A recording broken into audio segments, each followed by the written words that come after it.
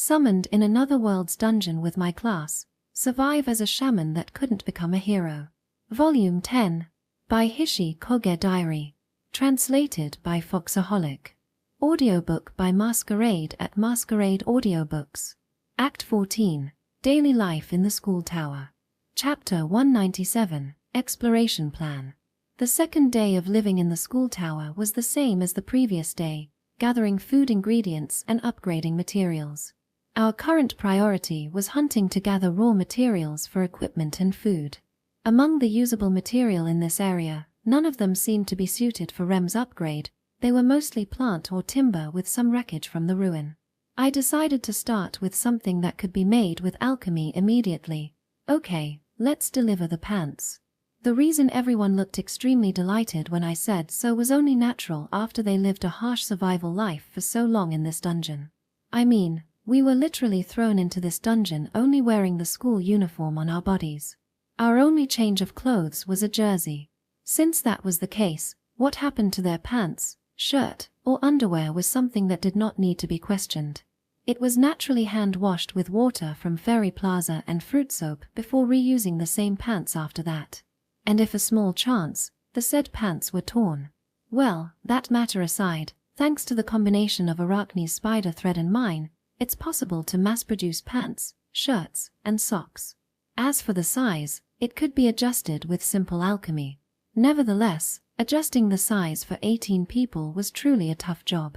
Yeah, as the one responsible for measuring the underwear size of the girls too, I noted down their 3 sizes too. Since Takanasha-san was responsible to adjust the size, I gave the ready-made huge underwear to her along with the adjustment. In regard to bras, I had the experience of making one for Mei-chan before. Thus, I was wondering if I should give a few ungrateful bitches, who looked at me with cold piercing gazes when they saw a perfectly made bra in my hand, a sarasha instead. Note: the sarasha is a long cloth wrapped around woman's breasts. Nothing can beat a new item. We can finally wear socks again. Now, we don't have to wear Goma's used clothes anymore. The totem pole trio, who had experienced harsh survival life, was truly delighted to wear brand new underwear. And yes, socks were prone to get dirty easily, after all. Even the US Army suffered a lot during the Vietnam War when they had to walk in muddy marshland with soppy wet socks. Thank you very much, Momokawa. Both are a perfect fit. From the way Jurameri Kombi spoke, it seemed they had 2 pairs of underwear from the very beginning. As for why they had 2 pairs of underwear with them, well, it was for an emergency situation, I guess. However, since Randu-san entrusted her leopard print underwear to Rem, it meant that she wasn't going commando since she still kept another piece of underwear. Wait a minute, since she lent me her black underwear last night, could it be that currently Randu-san was? I see. So that is the reason she is wearing a jersey today. Hey Momokawa, can you make a leopard print design? It should be possible with simple alchemy, but do you by chance favor underwear with a leopard print design? What about you, Momokawa? The design is up to your preference.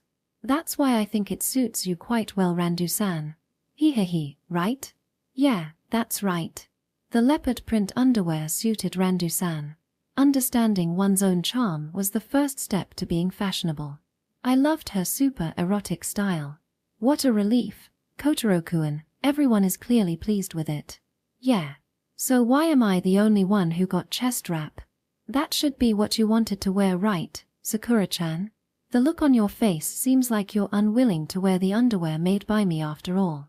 Well then, all that was left to tune was the size of the distributed underwear at the end of the second day.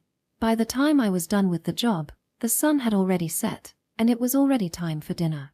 Mei-chan, the person in charge of meals, started to lead the girls who got appointed as her assistant to mass-produce preserved food. That's why, for today's dinner, aside from eating the usual menu, we're also sampling the first result of sun-dried meat and air-dried meat. I felt some sense of obsession when Mei-chan presented dry fruit too. Nonetheless, the ability to instantly pickle and air-dry the preserved food wasn't simple in alchemy, it was thanks to Witch's Kettle. Honestly, I was really glad to see that my skill had such an advantage.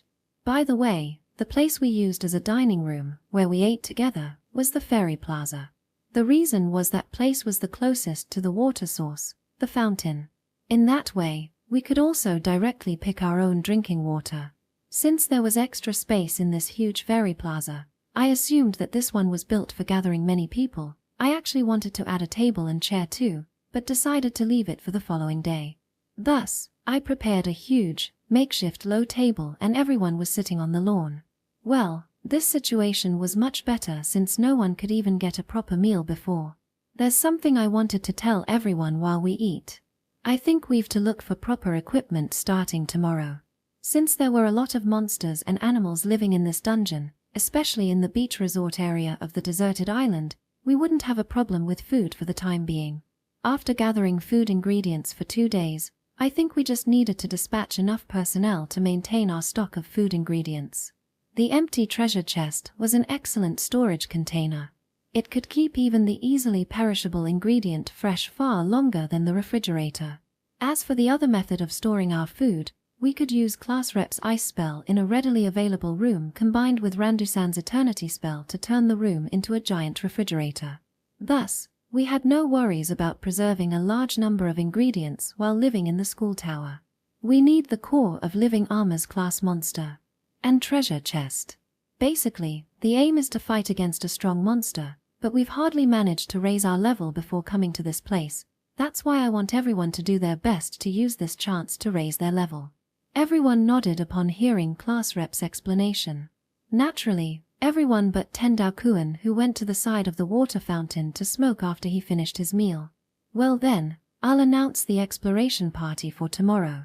Thus, I jotted down the party composition on the blackboard that had already been prepared beforehand. Naturally, the blackboard was made with alchemy. It was one size smaller than the one we used in the school but big enough for everyone to see. And the only one who could make a blackboard of this size was Takanashi Kotori. It was made from the black rock scattered in the wasteland. It was a simple lithograph called blackboard, not a real blackboard, just dark enough to be called blackboard. The material for chalk was a pumice-like stone that was also scattered in the wasteland. For some reason, I remembered the scene of a painter picking up a stone from the road from a long time ago in Japan. Even more important was the party composition that Class Rep and I racked our brains over. First Exploration Party. Captain Hirosoma Yuto. Vice Captain Hiloheim no Hairi. Warrior no Kai Shouter. Heavy Warrior Yamada Genki. Warrior Yoshizaki Maria. Rem the Third. Second Exploration Party. Captain Cryomancer Kisaragi Ryuko. Vice Captain Saint Soma Sakura. Twin Swordsman Kenzuki Asuna. Magic Swordsman Nakajima Haruma. Swordsman Ueda Yohei. Rem the First Black Knight. Rem the Fourth Minotaurs. Hunting Team. Captain Aquamancer Shimokoa Junasuke. Thief Natsakawa Minomi. Knight Nonamiya Julia. Rem the Second Arachne. That's the gist of it, but anybody has questions? Something about the balance seems to be off. Hey, are you sure about this party composition? No one literally raised their hands to question us about this party composition, but they were murmuring among themselves. Well, I expected this reaction. Truth was, we made this arrangement to separate people who were in the same party until now. That's why they felt insecure about this arrangement. As for the reason for this arrangement, Class Rep, it's your turn to explain to them. Okay everybody, be quiet. I understand your feeling of being separated from the party you're in until now, but please don't worry about it. Everyone who has arrived at this place has already proven their strength. Instead, the abilities were rather diverse. Don't you all want to move in a group? The one asking that question when everyone was busy murmuring to one another was Soma-kun. He was asking whether all 13 people mentioned above should just move as one party while the rest stayed in the school tower to finish their assigned job. In terms of efficiency, dividing the exploration team into 2 parties would be for the best, but it was traded with safety. Soma-kun, you think it'll be better for everyone to move together as a team, right? Nope, I don't mean it in that way. Then, I just noticed that you could be thinking that we shouldn't move in a large group. Exactly. Just as I expected from someone with hero vocation, his intuition was spot on. I don't have a sense of danger or crisis avoidance, but I could grasp the situation with reasoning. This dungeon, each area seems to have its own level of difficulty. I made this hypothesis in accordance with my own experience, Mei-chan's observation during the time she was separated from me, and the story of the other classmates. Whether it was the boss or the mobs, they became more and more powerful to the point of just right to be their opponent.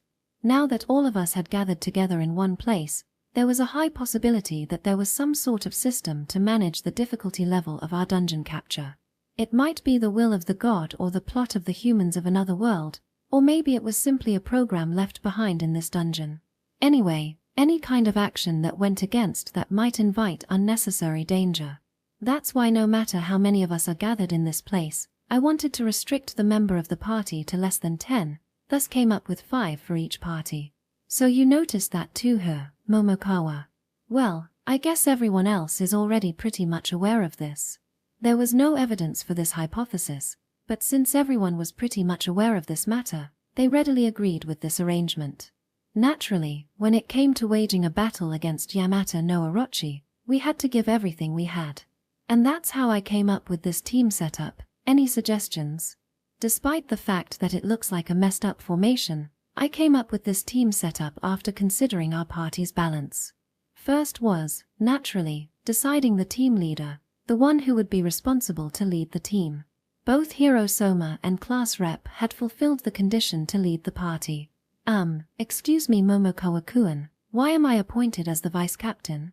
Why are you look like you're in heaven, Himeno-san? I reckon she could be thinking something along the lines of using her position as the vice captain of Soma-kun's party to get close to him. It's more like because I expect the vice captain to act as a healer rather than a team lead. Sakura and Himeno-san are our precious healers after all. Since each of them is going to be deployed as the rearguard of the exploration party in accordance with the degree of difficulties, I expect them to get a better view of the situation from behind. I wanted them to give the signal for retreat when they saw that the team was at a disadvantage situation. It would be better if they secured a path of retreat on top of that. Nevertheless, I had low expectations of both Sakura and Himeno-san to be able to deliver that though. But I can't use greater healing magic. That's why I put you in Soma-kun's team. Himeno-san's real vocation wasn't healer. I had been long since aware of that after my conversation with Yamajun. As a kin, she had almost zero possibility of learning an even greater healing spell. But still, it didn't change the fact that her initial skill, Lesser Heal, had an immediate effect. Himeno-san would have a thin presence as a healer, but that was exactly the reason I put her into Soma-kun's team. Don't worry, Himeno-san. I'll protect you. Thank you. Soma-kun. Attaboy, Soma-kun. The firepower of your rearguard might be lacking, but the formation of your vanguard is definitely top-notch. This should be enough to beat living armor class opponents. Excluding the super ace of the first team, Soma-kun, there were 3 warriors, Nokai, Yamada, and Marie. The second team had 3 swordsmen, Kenzuki, Ueda, and Nakajima. But even without Soma-kun, the 2 strongest versions of Rem, the Dark Knight and Minotaurs, would compensate. That should be enough to balance their war potential. Hey, are you sure about appointing me as the captain? Shimokawa-kun can at least lead the hunting team, right? Hey, that's too sloppy. Don't worry, Shimokawa-kun, I know that you have got the ability to lead, and your binding skill can show its true worth in hunting. Ah, is that so? Even Yamajun had the same evaluation as me, and he literally acted as the party leader after I left their party with Mei-chan. At least, he was the same as me in regards to his sensitivity to danger and knew when to retreat. Definitely a much better choice compared to Natsukawa-san and Nonomiya-san. In this way, I wanted to nurture Shimokawa's leadership skills too. There would be no growth if one were only awarded powerful skills. But are you really sure about this team setup? Being put in the same team as the one who you can't trust will literally put us in a predicament. Sakura-chan only said that since I didn't put her in the same team as her beloved Oni-chan, there's a limit to your selfishness, you know, Sakura-chan. I'm serious here, Momokawa. What the heck is wrong with this person? I went as far as admonishing you gently like a child. Even if you don't say THA. Can you please stop glaring daggers at me, class rep? Rather, it sounds like I'm selling a fight. I understand your sentiment, Sakura, but we're going to fight alongside them after this. They're our comrade in arms. It's not like he's asking you to get along in private, but all of us will be in danger if we can't cooperate with our comrades during the battle. One could never tell what would happen in the dungeon nor predict the boss behavior. And one couldn't always fight in the same team. Moreover, we've to split into a few teams when fighting Yamata no Orochi. And this team formation is exactly for that reason. You have to get used to it even if you're unwilling. Is Takanasha-san house-sitting also a part of that plan? What about Tendakuan who always lazes? Enough, Sakura. No matter how much you hate it, you still have to use your healing spell when we need it. Do you really think I'm such a petty person who will cut corners when someone else's life is in jeopardy? Bitch, you already have a record of not using your healing power even once when Mei-chan fought those Gogma. That's enough, Momokawa-kun. I have yet to say something. The only way to nurture mutual trust is by fighting together as much as possible. Whatever. It's just as Ryoko had said, we won't understand unless we show it via action. Is this what you call a karma? I mean, Sakura-chan's evaluation of me is really that low. Momokawa-kun. I have nothing to say. Could it be that class rep had secretly learnt telepathic skills? Sending only a warning isn't that romantic though. Anyhow, we'll try to fight with this team setup for the time being. Since this isn't a fixed thing, I might make some changes along the way, but the point is, everyone has to try to get along with each other. Chapter 198, Clandestine Meeting Room. Well then, we began the exploration and raising everyone's level starting today. The third day after the start of cohabitation in the school tower was the first step toward the subjugation of Yamata no Orochi. Well, everything starts with trial and error, after all. Good grief, when people gathered, troublesome matters tend to increase. But humans are the kind of beings that show their greatest potential when acting in a group. The only way to defeat the raid boss, Yamata no Orochi, was by combining the power of our vocation. To achieve that, some major adjustments and fine-tuning were needed, right? Could it be that Yamata no Orochi is born because of a bug in the difficulty adjustment system? Okay, that's it. Let's set that matter aside for now.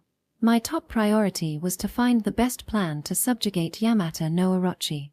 But, the problem is, I can't think of any effective plan.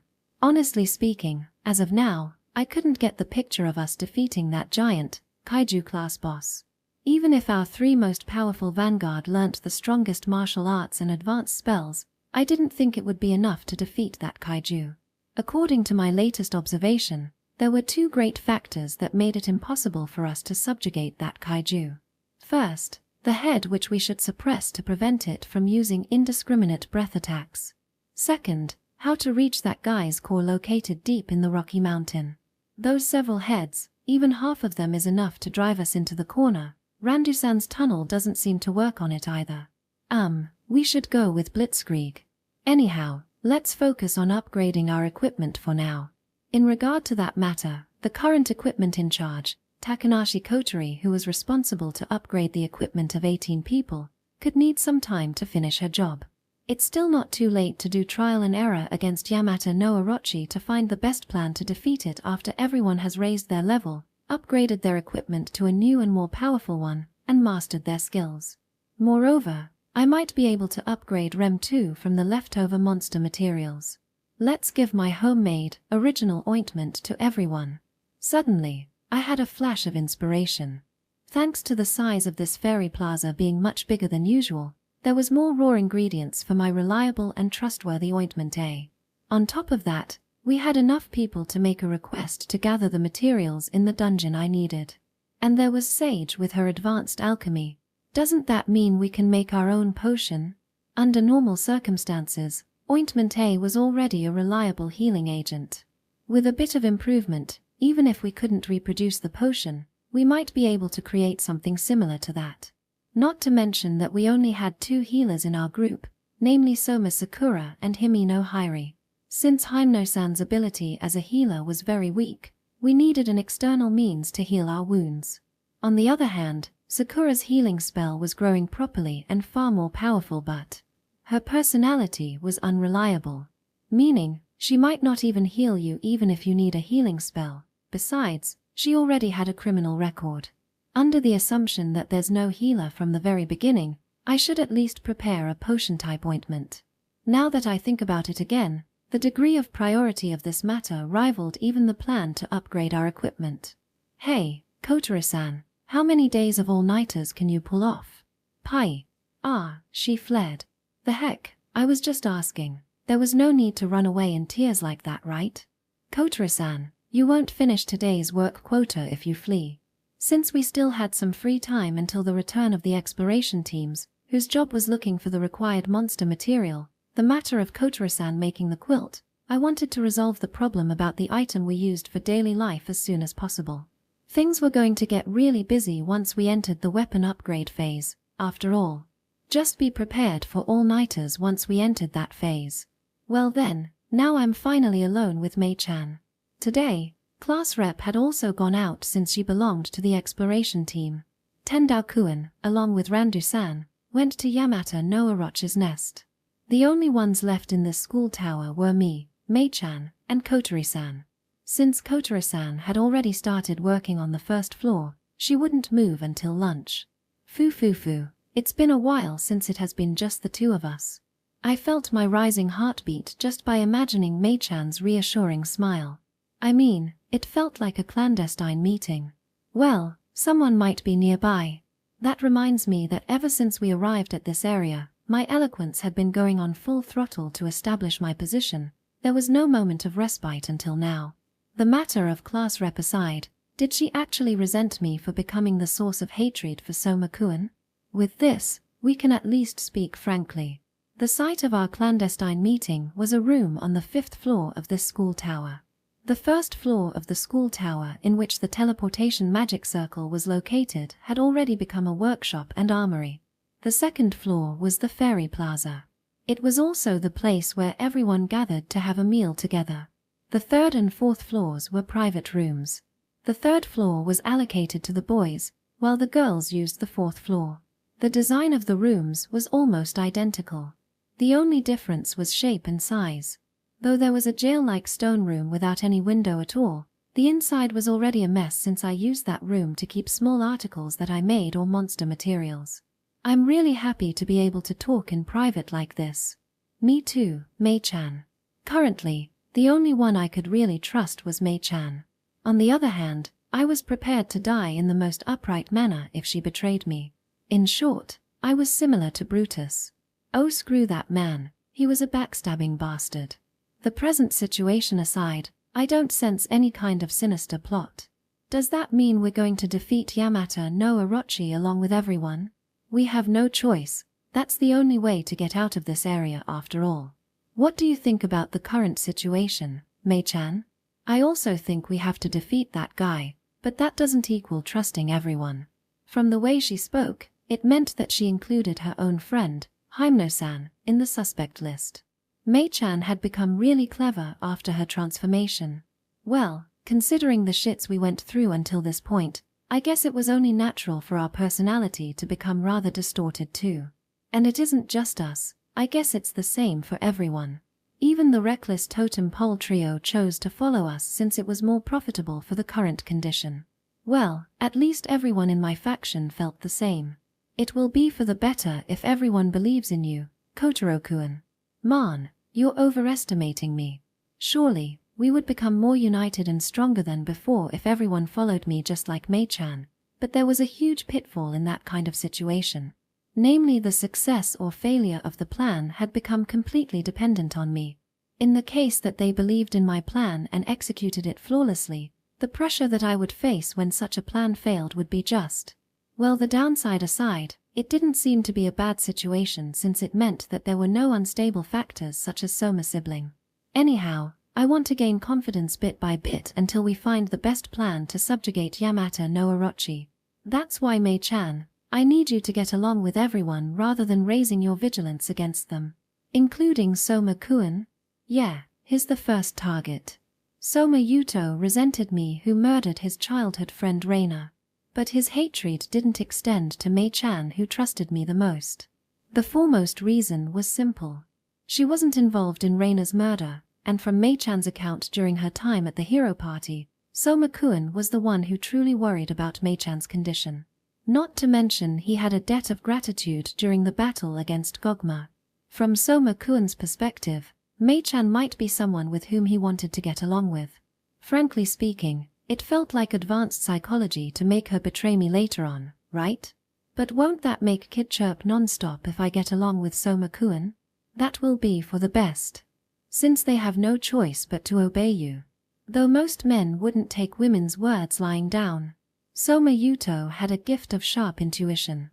If someone was jealous of Mei-chan who wanted to get along with Soma-kun, the latter would definitely notice the malice in the former's remark and behavior. And the proof of that was his act of entrusting the droplet of life to Mei-chan, ignoring his little sister, Sakura's opposition. Meaning that Soma-kun wasn't a yes-man who would do the bidding of women or Sakura. Though he had a strong sense of justice, tenacity, and willpower to carry it on befitting his vocation as the hero, Soma-kun didn't get swayed by fake and baseless rumors. He simply wanted to get along with Mei-chan. I see, that's really the case.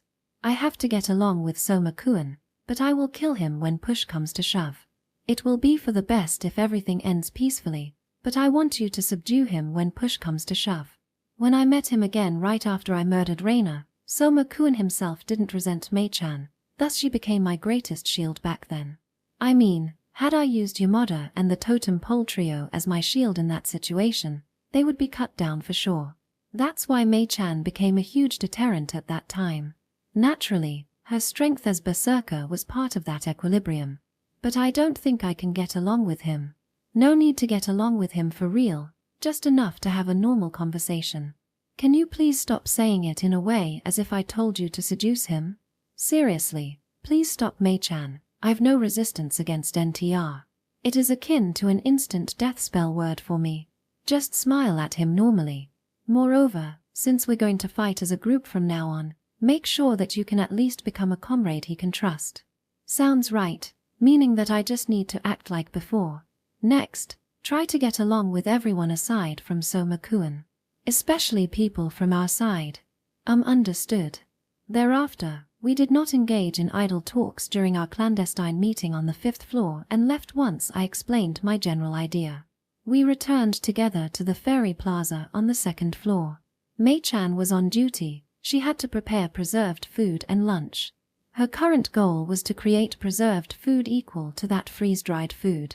Since the path toward the desolate island had already been opened up, gathering food ingredients became much easier, resulting in an increase in her cooking repertoire. Freeze-dry was different from fermentation or dried food since it literally sucked the water out of the dish itself. The dish could be enjoyed again simply by adding hot water. If she succeeded, we would be able to preserve literally all dishes. Considering the future, after we subjugated Yamata no Orochi, there was nothing wrong with mastering the complete method to preserve food. That's why I wanted Mei-chan to succeed in her experiment. I, on the other hand, had to do my best on doing my job too. Well then, I'll sleep on the hammock over there. All REMs were currently out, but my safety was guaranteed since Mei-chan was nearby. Well then, good night. Yeah, good night. After looking at Mei-chan's smile, I entered the dream world from inside the hammock in the ferry plaza. Or not, my consciousness literally flew toward Yamata no Orochi's nest. Section. Morning, Randu-san. Uwa. Have you woken up, Momokawa? The first thing that I saw when I woke up was the hard soil of the wasteland. The comfort of sleeping was the worst, but the reason Randu-san stood in that place was simply that it was the best place to allow me to peek into her miniskirt. Ah, she wore the provided Arachne thread-made underwear. The white color was a perfect match. Well then, let's continue our construction job. Oh you. It looked like she was as listless as ever to start another day of work. But the fact that Randu-san was still using her earth spell so diligently like this made her an ideal working partner. This place was right at the edge of the mortar-shaped valley with Yamata no Orochi's nest at its center. That fella barely reacted to our presence at this distance. My main job currently involved the daily observation of Yamata no Orochi with Twin Shadow that I had left behind. Randu-san had just arrived at this location by riding Alpha from the school tower. She went along with Tendakuan too, but it seemed he didn't feel like challenging Yamata no Orochi today. He just sat nearby, took out a cigarette, and started smoking. I wonder why he came then. Momokawa, building is just impossible. Yeah, that seems to be the case. We steadily built the trenches, but the progress of building the bunker was stale. Currently, as per Randu-san's current skill in using the intermediate spell of Earth attribute, Terror Wall Defense, she could instantly conjure 3 meters tall and 10 meters long wall, but that's it. The building aside, not just the wall on 4 sides, we couldn't even add a ceiling. What's more, the ease of use aside, we also needed entrance. Nevertheless, even if we could conjure a wall, creating a box that allowed people to freely come in and out was a challenge. Is it because the image isn't clear enough? Or else, it simply relates to the scope of the ability. There's a saying that women have low spatial awareness. It isn't solid enough. Ah, did you just make fun of me? Say, Randu-san, did you love playing with building blocks during your childhood? Since I had the habit of eating small things in childhood, my parents never allowed me to play it. Have you ever played with a plastic model? Why do I get this feeling that you're enjoying this? I did my job properly.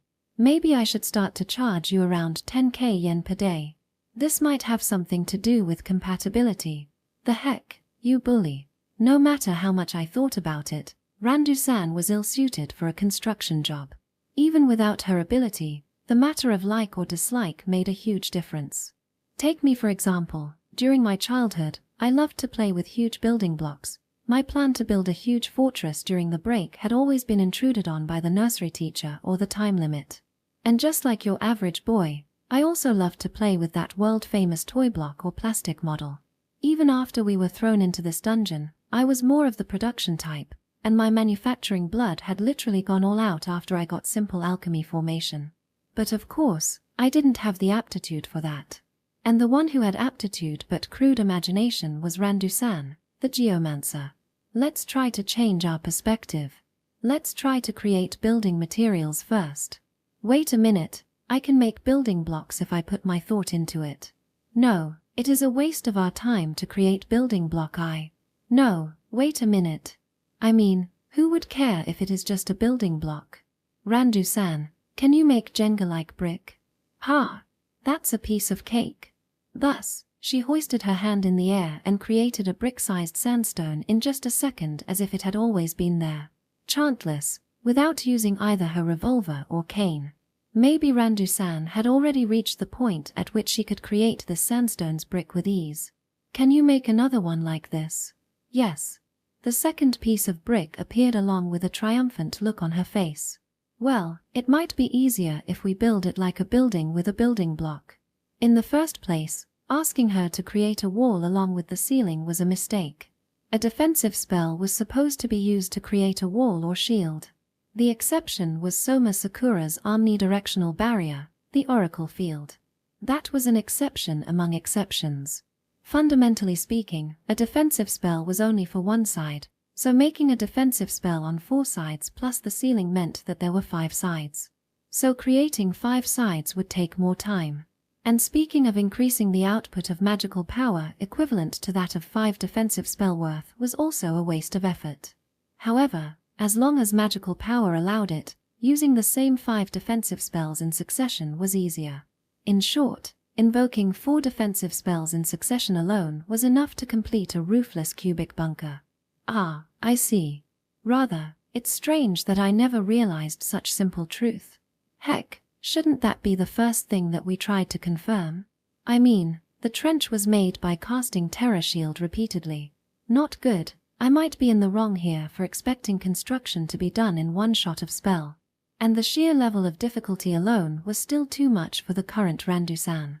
Well then, let's start with making coupling construction for pillar and wall.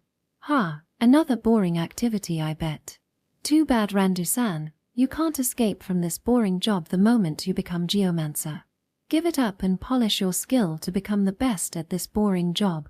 Chapter 199, Exploration Team. The first exploration team led by Soma Yuto had arrived at the Underworld area. Man, This place is dark and gloomy for sure. Yeah, it's always dark here, and the mist makes it even harder to see the surroundings. Let's advance and be wary about a surprise attack. In contrast to the vice leader Himeno, who tried to show her weak and frail side, the leader Soma reminded everyone to be careful as they advanced. I am really scared, Soma-kun. CA, can I grab your hand? I'll be the vanguard since I'm the only one who is familiar with this area. Nokai, Yamada, and Himeno-san will follow while Yoshizaki-san will bring up the rear guard. Well, it's a reasonable tactic, I guess. Boo. Let's go, young man. In a plain tone, Soma Yuto doled out those instructions. But it didn't mean that he had completely ignored Hairi's remark. Himeno-san, I know that you're scared, but you'll be a hindrance during the battle if we join hands. This place isn't a haunted house. You shouldn't make such kind of jokes in this dangerous place.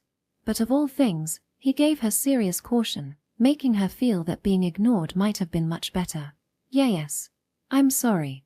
Hairi was seriously going to cry since Yuto was literally scolding her like a father his daughter. It's good that you understand.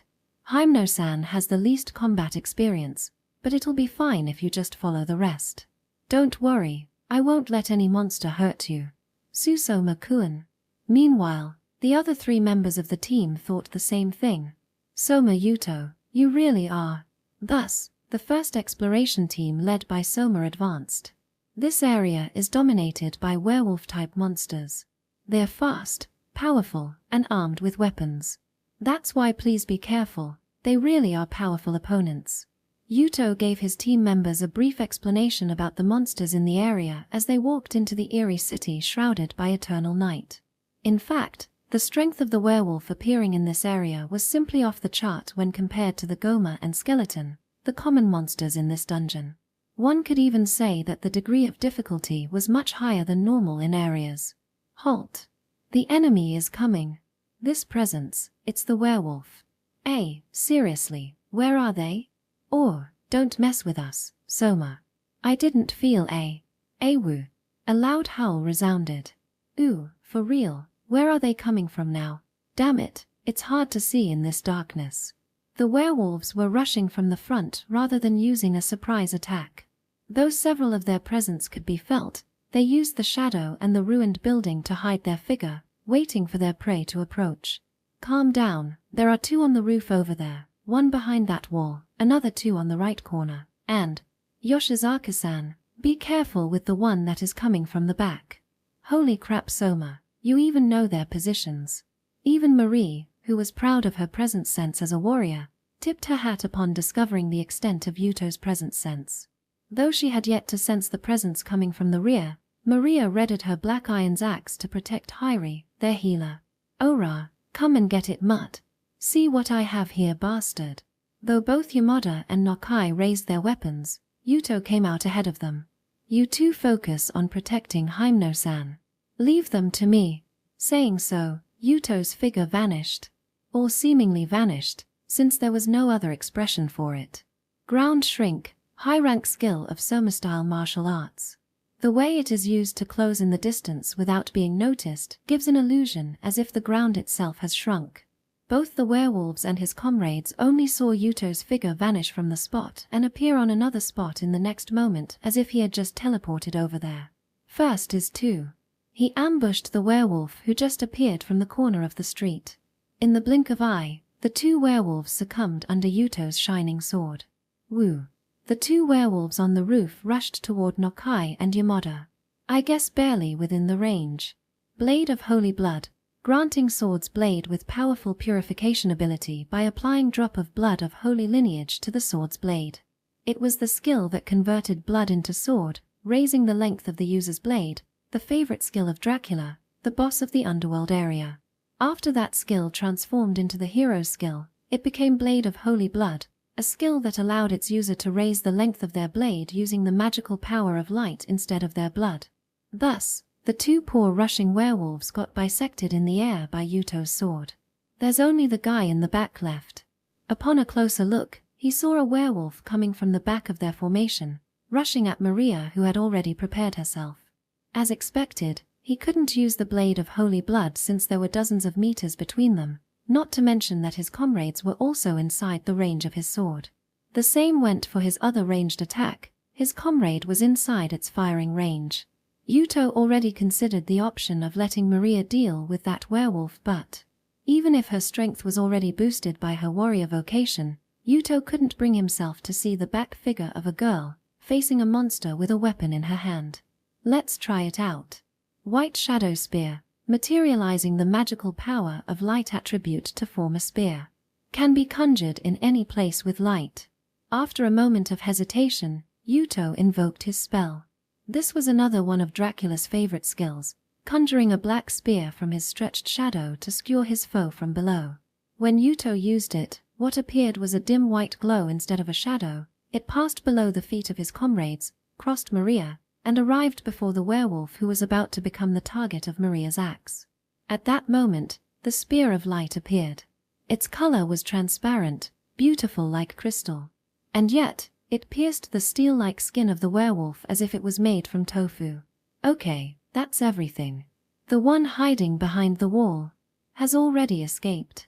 He knew from his previous experience of traversing this area that despite their brutal nature, the werewolf wouldn't fight a battle with no chance of victory. Thus, Yuto just let the last werewolf escape. Thus, the first battle ended with the group's landslide victory. Awesome, Soma-kun. You killed all of them by yourself. Be quiet and stay in your place, Himeno-san. We don't know when another monster is going to ambush us. Yuto calmly called out to Hairi, stopping the latter from rushing at him. And seeing Yuto's cold, piercing gaze, Hairi had no choice but to obey him. Or rather, she felt depressed after receiving another reminder from him. I got no chance, at all. It's not a bad thing, right? Something like this does happen sometimes. Despite waiting for the incoming monster with a weapon in their hands, both Yamada and Nokai ended up not even getting a chance to swing their weapon and lowered their weapon again with a rather disappointed looks on their faces. Is this just me or we're actually useless here? Grumbling, Maria also lowered her weapon. Well, let's retrieve the core. Though the werewolf in this area was under the category of mob, they would be quite a formidable monster had they appeared outside of this area, making their core quite precious too. Kotaro asked the group to collect as much core as possible, even the smallest bits of it, since they could be used as a source of magical power. At this point, they were already used to dismantling jobs, thus they could retrieve the monster's cores with ease and continued on, looking for an even more powerful monster. Section. Well then, we will go over there. Shimokawa-kun, Nonomiya-san, please take care of Minoma-san. Care to explain why I'm the only one receiving this childlike treatment? The second exploration team led by the class rep and Shimokawa's hunting team had arrived in the desolate island area. The exploration team, whose main job was to collect monster materials, was advancing following the route drawn by Kotaro. On the other hand, the hunting team's main task was to scout a new area, looking for a new kind of prey. As such, they were moving in the opposite direction of the second exploration team.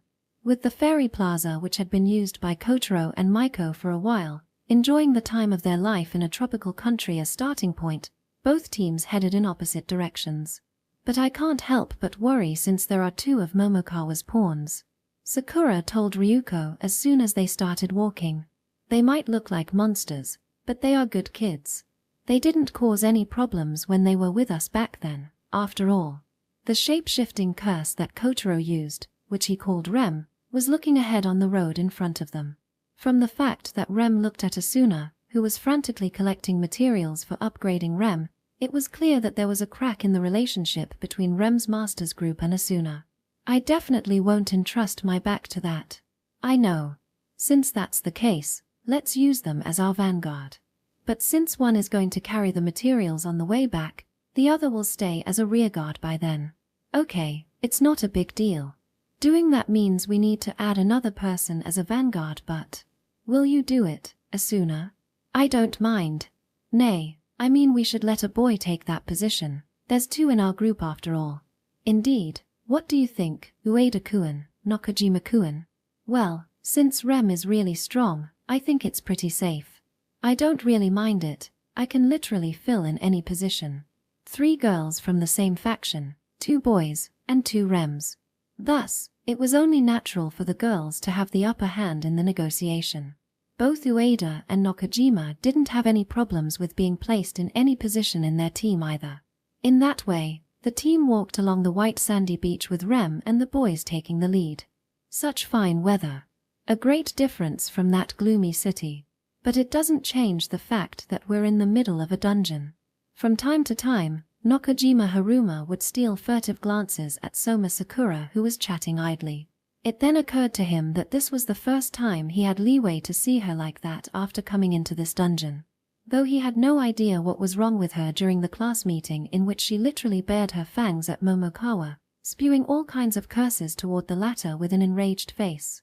The aloof figure of Sakura walking along the white sandy beach under the sunlight was truly a sight to behold. Compared to Himino Hairi, it was akin to a frog in the moon. Or rather, it was still Hairi's devastating defeat if she was to be compared to any other girl in this place. Well, we ain't dreaming, she's the real thing. Ueda, who muttered those remarks, had also shot glances at Sakura from time to time. What kind of dream are you talking about? Somehow, Haruma couldn't help but ask when his eyes met Ueda. Ah, well, have you seen a trap that lets out pink smoke before? Nope, I don't think I have seen one. That's a relief then. That trap makes you see a nice dream, but it will also make you see the worst nightmare once you wake up. Wow, that's a terrifying trap for sure. But if I suffered from that trap again, please tell Momokawa to wake me up 3 hours later. Why Momokawa-kun though?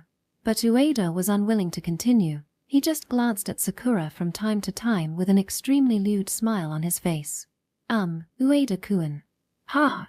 For some reason, I get this feeling that everyone seems to be involved with Momokawa-kun at one point, but what really happened back then? Haruma used to think that Momokawa Kotaro was someone with an insignificant presence like him, not standing out and only staying in the corner of the class. However, after many classmates gathered together in the school tower, the one who became the center of everyone's attention was undoubtedly Momokawa Kotaro.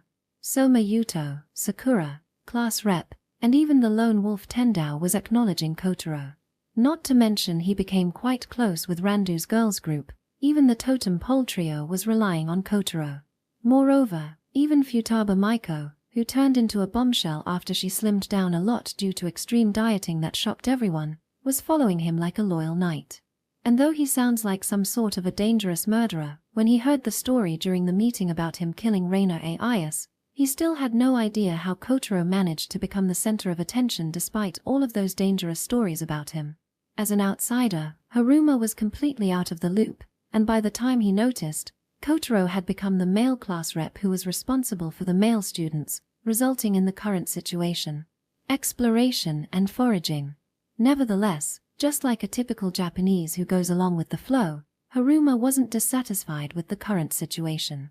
But then, he still wanted to know the details of how Momokawa Kotaro reached his current position. Come to think of it, you left us before we reunited with Momokawa. Ah, come to think of it, you're right. Though he didn't fall in love with Hairi, he fled since he couldn't stand the feeling of something along the lines of being NT-red and had yet to recover from his trauma. I have never expected you would go back with Himino again though.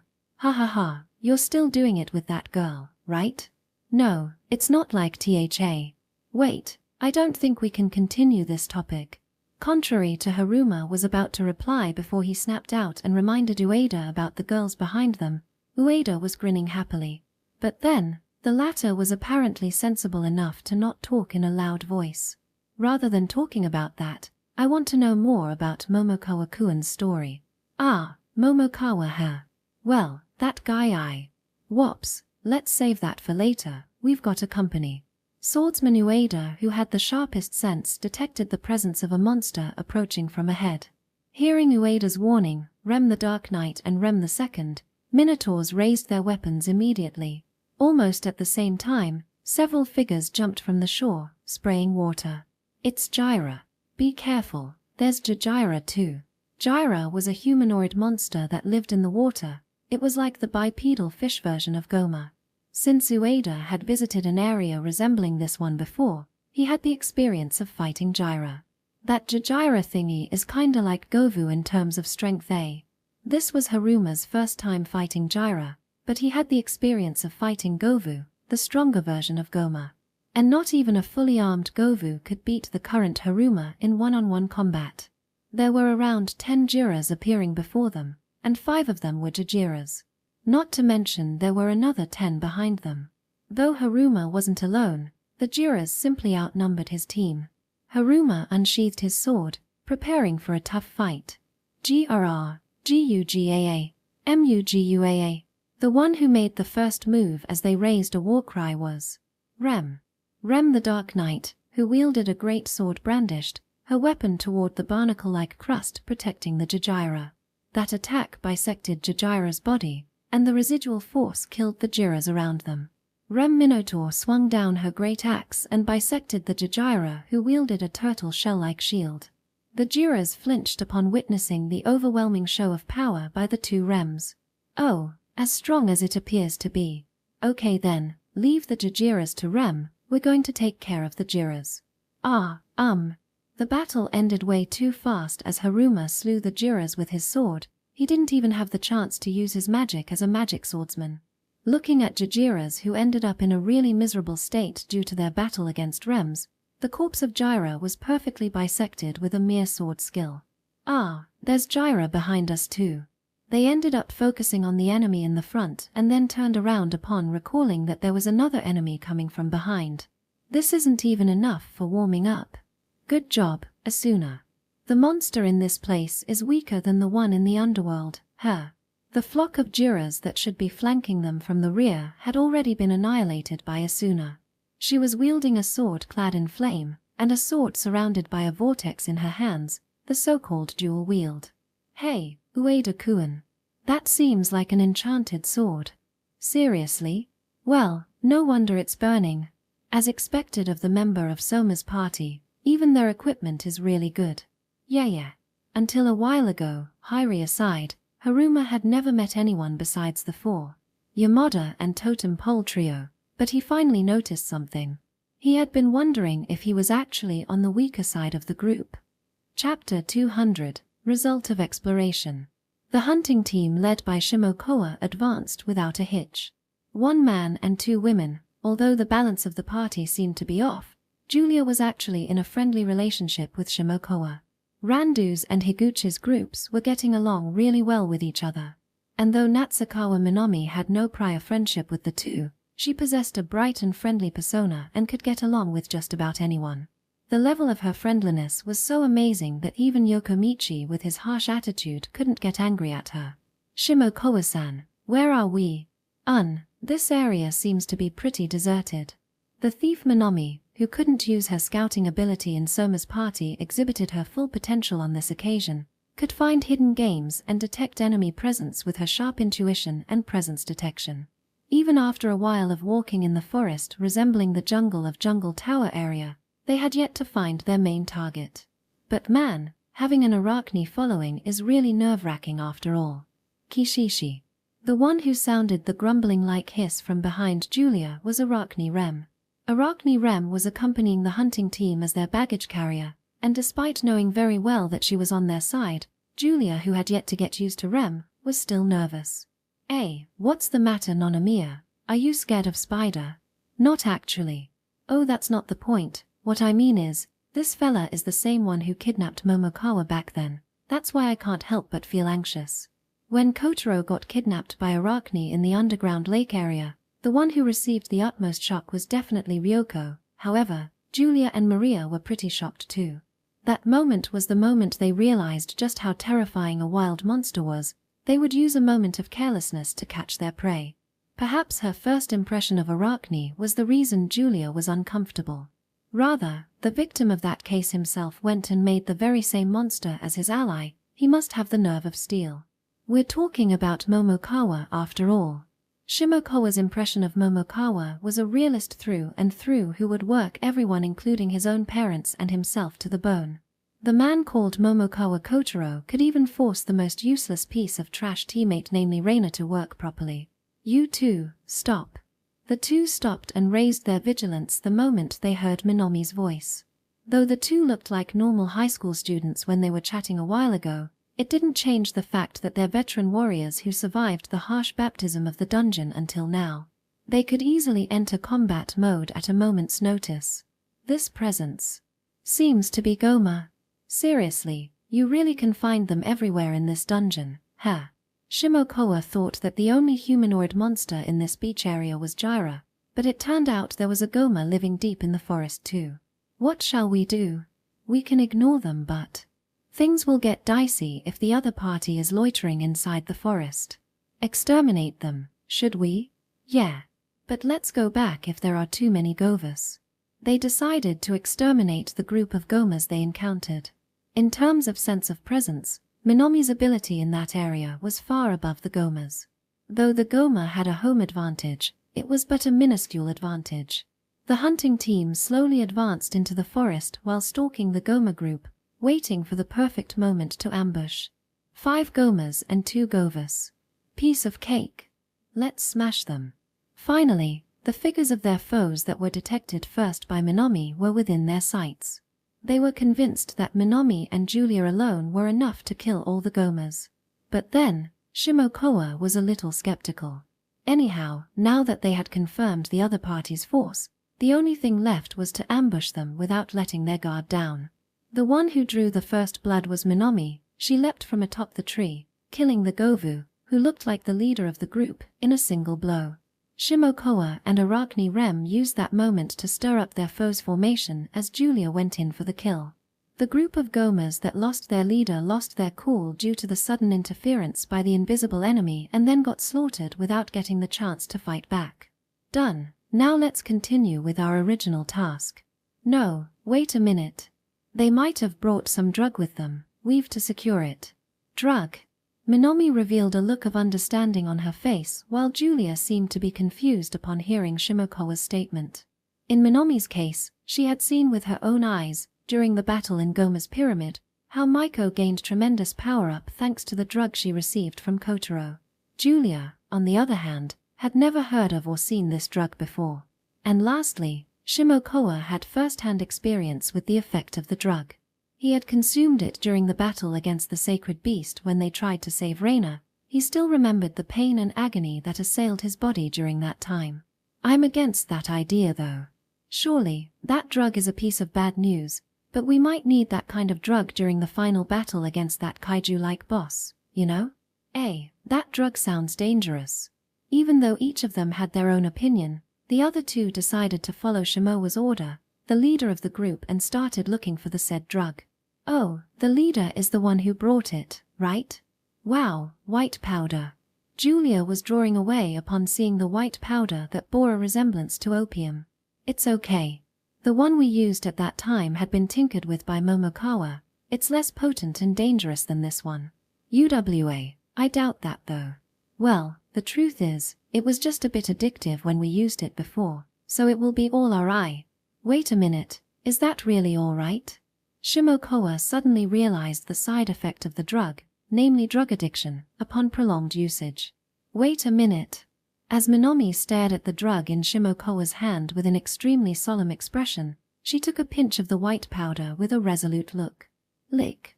This must be section. Before sunset, both the hunting team and the exploration team returned safely to the Academy Tower. Thank you for the hard work, everyone. Despite that, no one seemed to be tired. Since the main objective was foraging, the mental pressure was much lighter than capturing the area. Though you enjoyed the bath ahead of everyone else, your real job is about to begin, Takanashi. Well then, everyone, show me the results of today's exploration. You. Kotori wants to bathe too.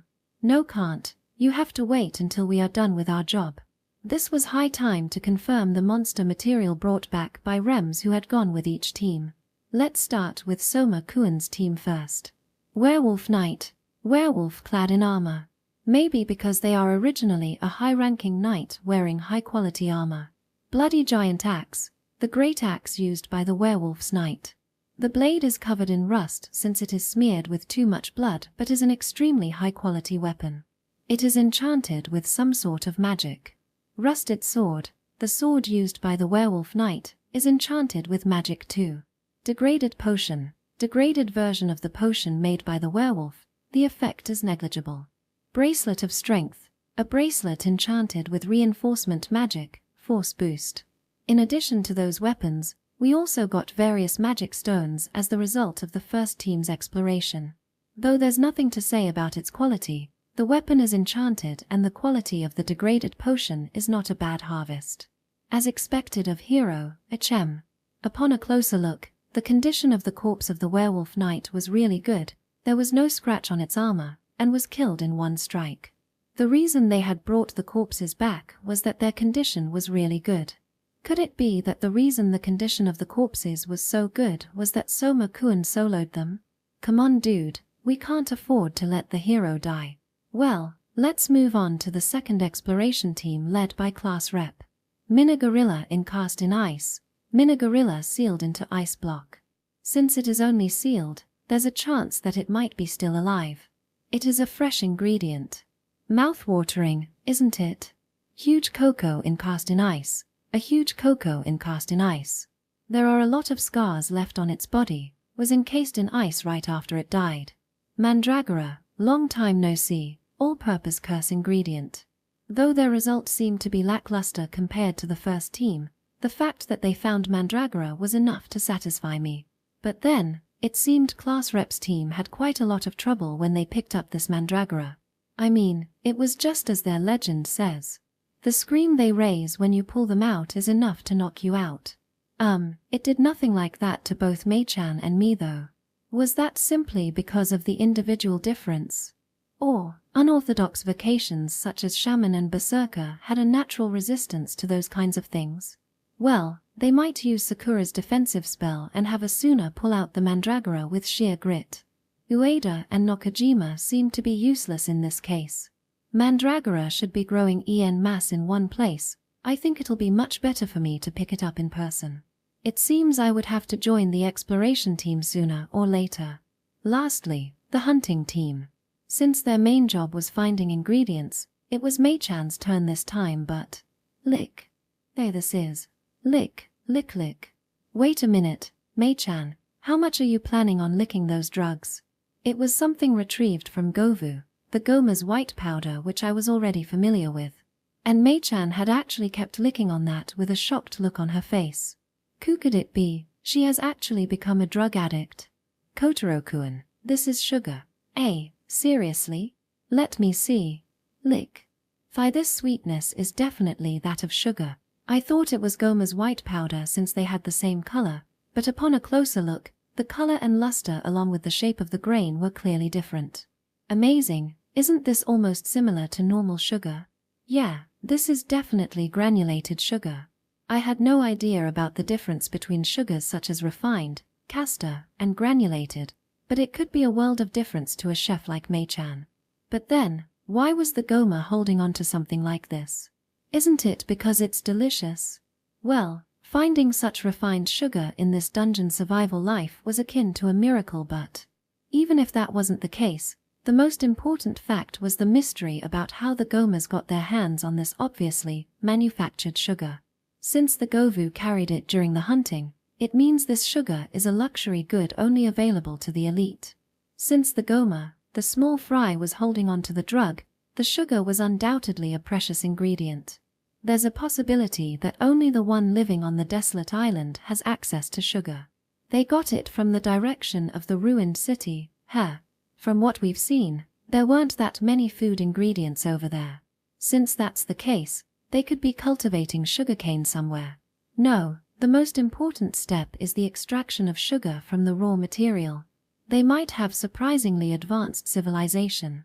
And yet, the Gomas who got defeated by the hunting team was no different from the ones we had defeated so far.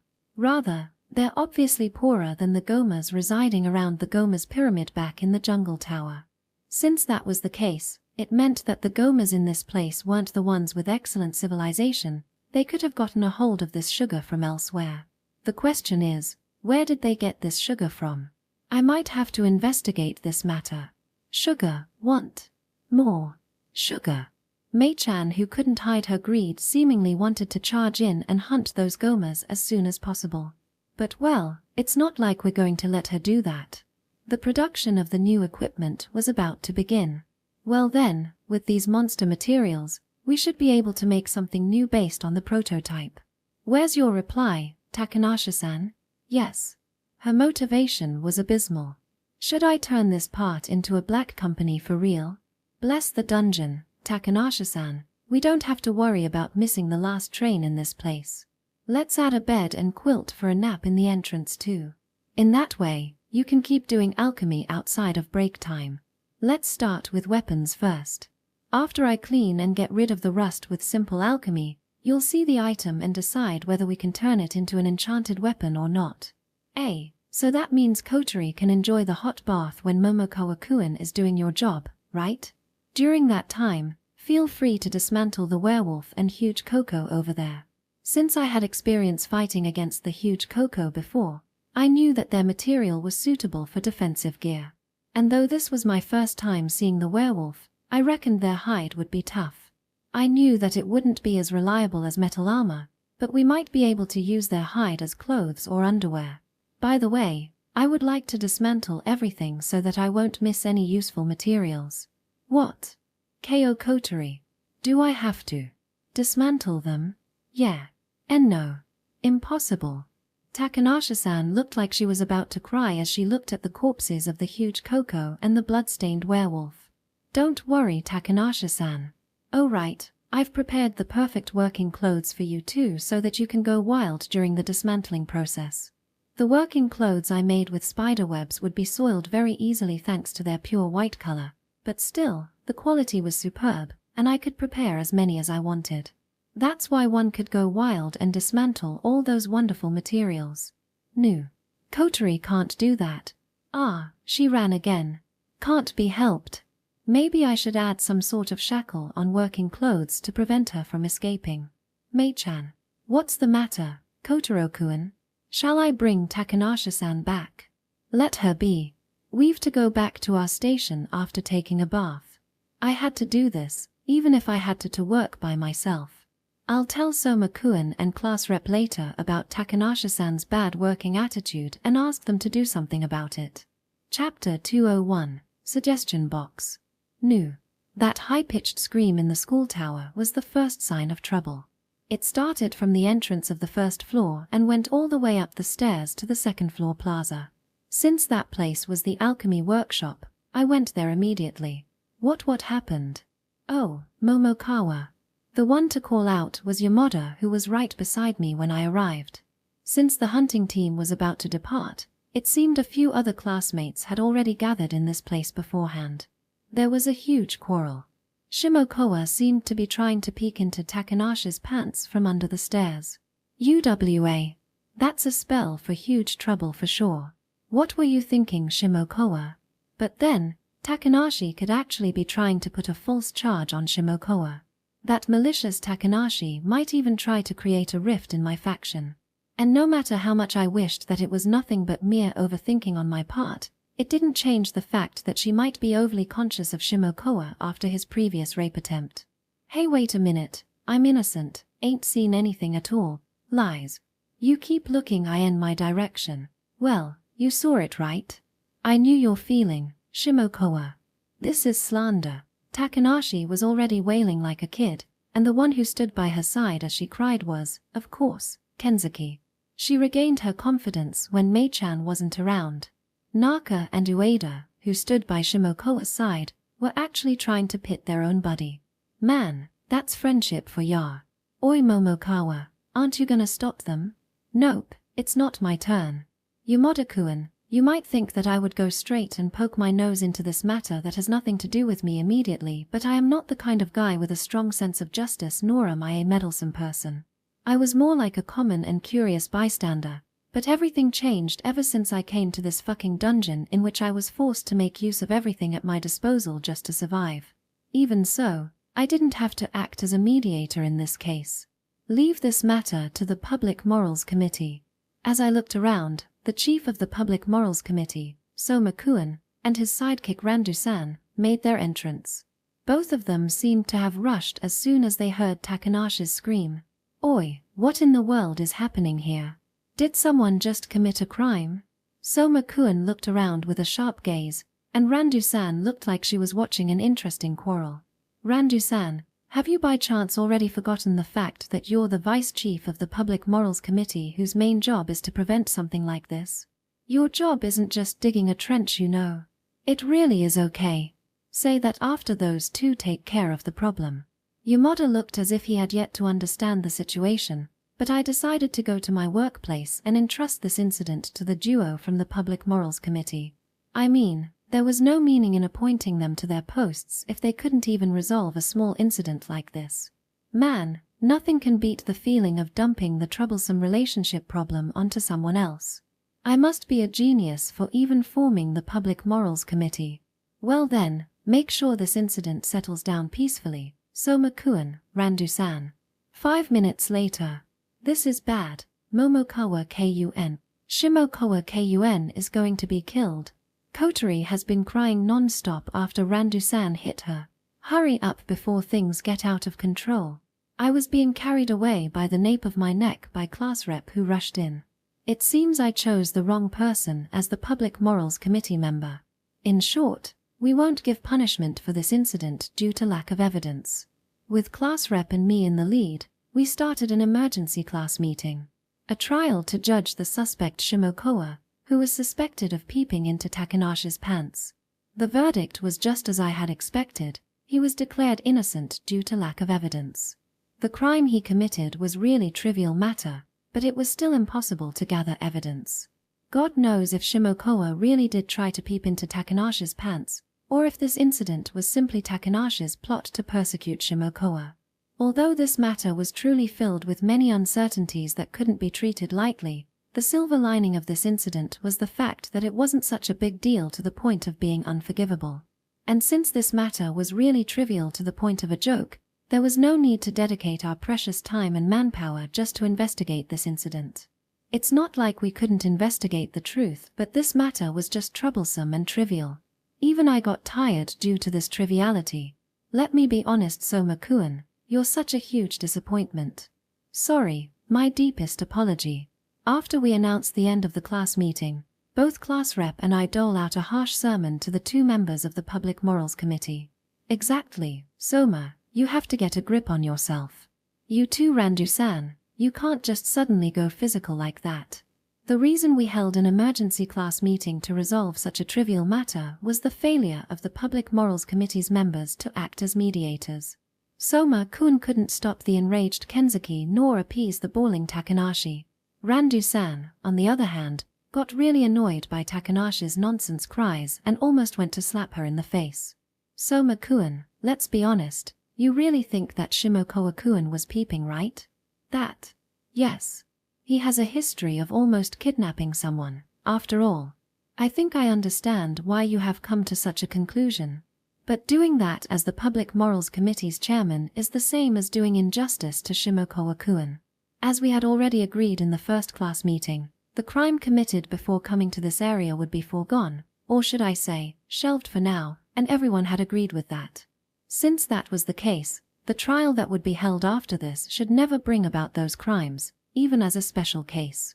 If we did that for today's case, it was only natural for Shimokawa to be a criminal considering his previous rape attempt on Takanashi. Doing that was equal to destroying a new relationship of trust which had formed after such a compromise. The loss of mutual trust would lead to a loss of morale. Now that many of our classmates had gathered together, we had to at least trust each other. We were equal under school regulations. You just betrayed Shimokawa's trust. The one thing the Public Morals Committee needs is trust to be impartial when giving the judgment. If not for that, everyone will become unruly. Yeah, I understand. Make sure you apologize properly to Shimokawa-kun later.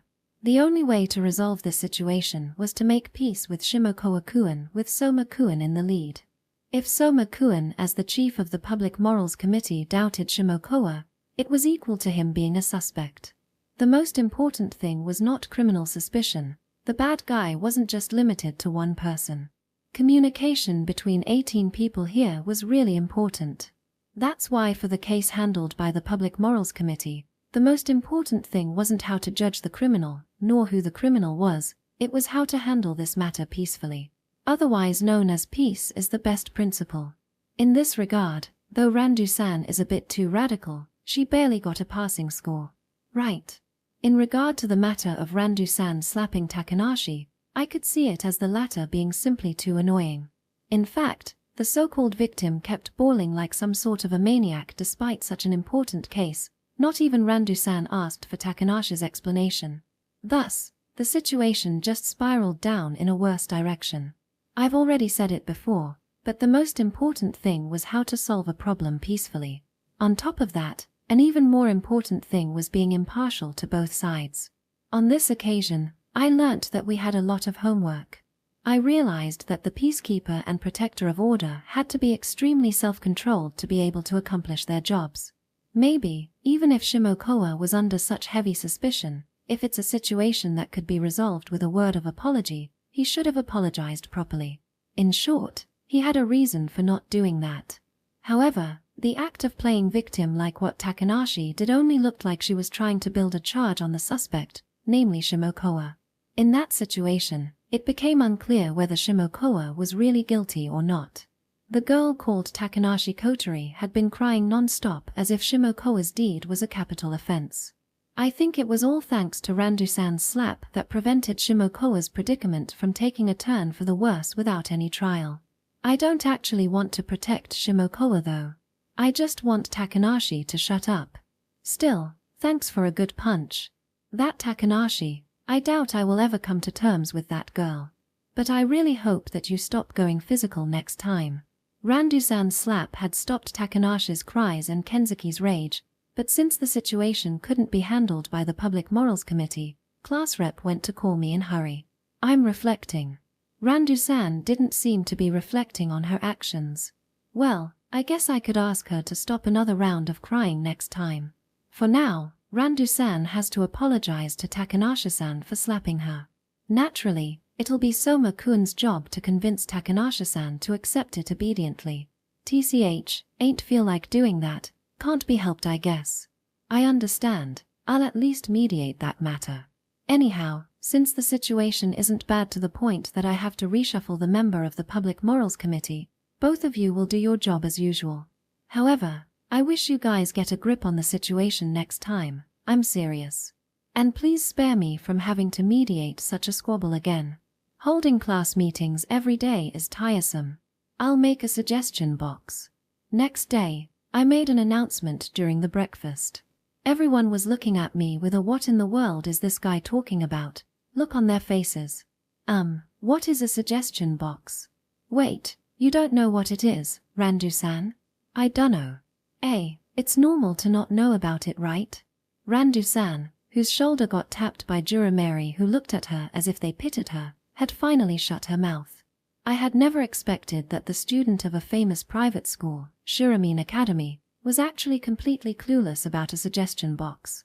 It made me curious about how Randu-san managed to get accepted into such a prestigious school. She didn't use the back door, right? Although it is a suggestion box, it doesn't mean that we'll put a real box. You can contact Momokoa-kun or me if you have a suggestion or request. Yes, it wasn't a real suggestion box, it was your average mailbox. Yesterday's incident hadn't been resolved properly, but after a short consultation between class rep and me, we decided to make this suggestion box to know of their discontent. I thought the problem could be resolved far more easily as long as we talked to the related party, but the related party would have a hard time speaking about what was on their mind if seen by others.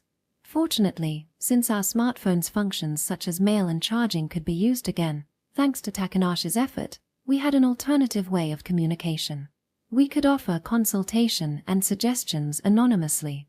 Class rep and I vowed to keep the identity of the one who gave the suggestion or consultation anonymous unless the other party wished otherwise. If not, the suggestion box wouldn't serve its purpose. That's just using your smartphone normally, right? So it's just like using DM for a private chat. Yeah, what's wrong with that?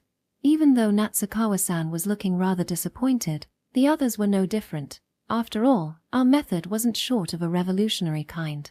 It was just as class rep had said, the truth was everybody's use of smartphones was limited. They had all been kept in the same place to prevent them from messing with the setting. In short, none shall use a smartphone inside the school tower. But then, the smartphone was an indispensable means of communication during the exploration. At the end of the day, once we were done with the exploration, our smartphones would be returned to safekeeping. Even though we were in the school tower, there wouldn't be useless conversations without smartphones. And as for the reason we were implementing this rule despite having the means to recharge our smartphones, was simply to maintain public order. Having a communication tool in this kind of situation would only bring in more demerits. If something were to go wrong, someone could use Sakura-chan's impatience as a cue to rebel and overthrow me. And the portable smartphone was an extremely convenient tool for secret maneuvers. Even if I were mistaken, I definitely want to avoid changing this place into a hotbed for malicious gossip. Even if that slander was a trivial matter, as long as someone felt otherwise, it would turn into a cry for justice. Thereon it would turn into self-righteous conviction, topped by the feeling that everyone was in consensus with the victim. Well, the truth was, this policy was one of my plans to prevent anyone from poking too much into others' problems. Well, feel free to contact us if you have something on your mind. We'll do our best to settle the problem before it turns into a huge problem. Thus, we started the suggestion box. Oh, someone is sending a mail already. Quite a discerning eye you've got there, sending an email to me instead of class rep. Well then, the first person who asked for consultation was, "Don't screw with me, Momokawa. What the hell you're thinking about?" Jurameri Kombi dissed at me. They were the first two visitors. The details of the consultation had to wait until we met again at the designated place on the 5th floor of the school tower, but it turned into something akin to an extortion scene instead. What the heck is that in charge of Tendao-kun? Doesn't that mean class rep can hoard him by herself? Well, I had already pretty much guessed what they wanted to talk about from the content of their email. Oh, okay, calm down, you two. Calm down, is it? We're serious here. Being sandwiched between Futaba and Randu Shore is good. Hey, that's Abwo. I, who was surrounded by the two, had to endure their harassment until they calmed down. The women's grumbling should be coming out all at once, right? It was mentally exhausting. Then, give us your solution, Momokawa. You're not going to backstab us, right? After the irate duo had calmed down, I could finally explain the situation properly. I feel bad for you too, but I have no choice since Tendao-kun always acts on his own course. I mean, both of you should have been pretty much aware of class rep's feelings toward him, right? I made this decision since I know that class rep has been stressed out with a lot of responsibility, but she will surely break down if she doesn't have some sort of outlet for her stress. We couldn't afford class rep having a meltdown in our current situation. That would spell the end of Class 27. Class rep's job as a female student's class rep was the same as me, the male student's class rep, to control our classmates, especially the members of Soma faction. Perhaps they had no idea what kind of catastrophe would ensue if class rep was missing, meaning that the one who could soothe the discontent of the Soma faction would be gone too. I myself wasn't a charismatic leader either. I could come up with a method that could benefit everyone, but it didn't mean everyone would be willing to agree with me. This was the harsh truth I came to realize at this point. That's why class rep's reputation and track record would be useful in this situation. Not to mention that she had the talent and charisma to lead the others. She had the charm of someone who stood on top. And all those qualities were something that was missing in me. That's why class rep was an indispensable existence to unite our class. Ain't this service a little bit too much? What shall we do? Surely, Tendao-kun spent much more time with class rep than with Jurameri Kombi. But considering all that had happened until now since Jurameri was a member of the normal exploration party, they spent less time in the school tower. Well, there's no need to look that disappointed. For better or worse, Tendao-kun and class rep's relationship is still the same as when we were in Japan. In short, class rep's main job was to drag the uncooperative Tendao-kun to work with us. They have yet to step into lovers' territory, and it's impossible to reach that state in our current situation. Maybe because class rep was strangely lacking in that regard despite always poking her nose into others' business, their relationship had yet to enter that stage. Though their relationship was quite close to the point where they were literally on one page when we were still in Japan, they had no leeway to fall in love with each other in this dungeon survival life in which we had no idea when we would die. With class rep's strong feelings toward Tendao-kun, it wouldn't do any good if she couldn't shorten her distance from him. We had a law that prohibited love relationships though. But still, I knew that her strong feelings toward him couldn't be stopped with such a law. Their relationship is the same as before. Class rep won't take the next step, and Tendao-kun doesn't seem to care either. I see. Well, now that you remind us, that's why you can use that opening.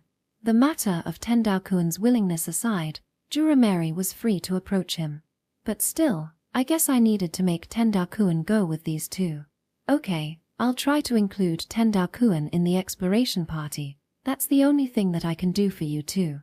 Really? At least arrange an even better opportunity. I don't think I can help you too much in that regard. We have a rule that prohibits love relationships after all. But I guess these two had yet to understand the situation. Perhaps I had to give them a bonus. But I understand your feelings. That's why I shall tell you this. I took a risk by telling them this.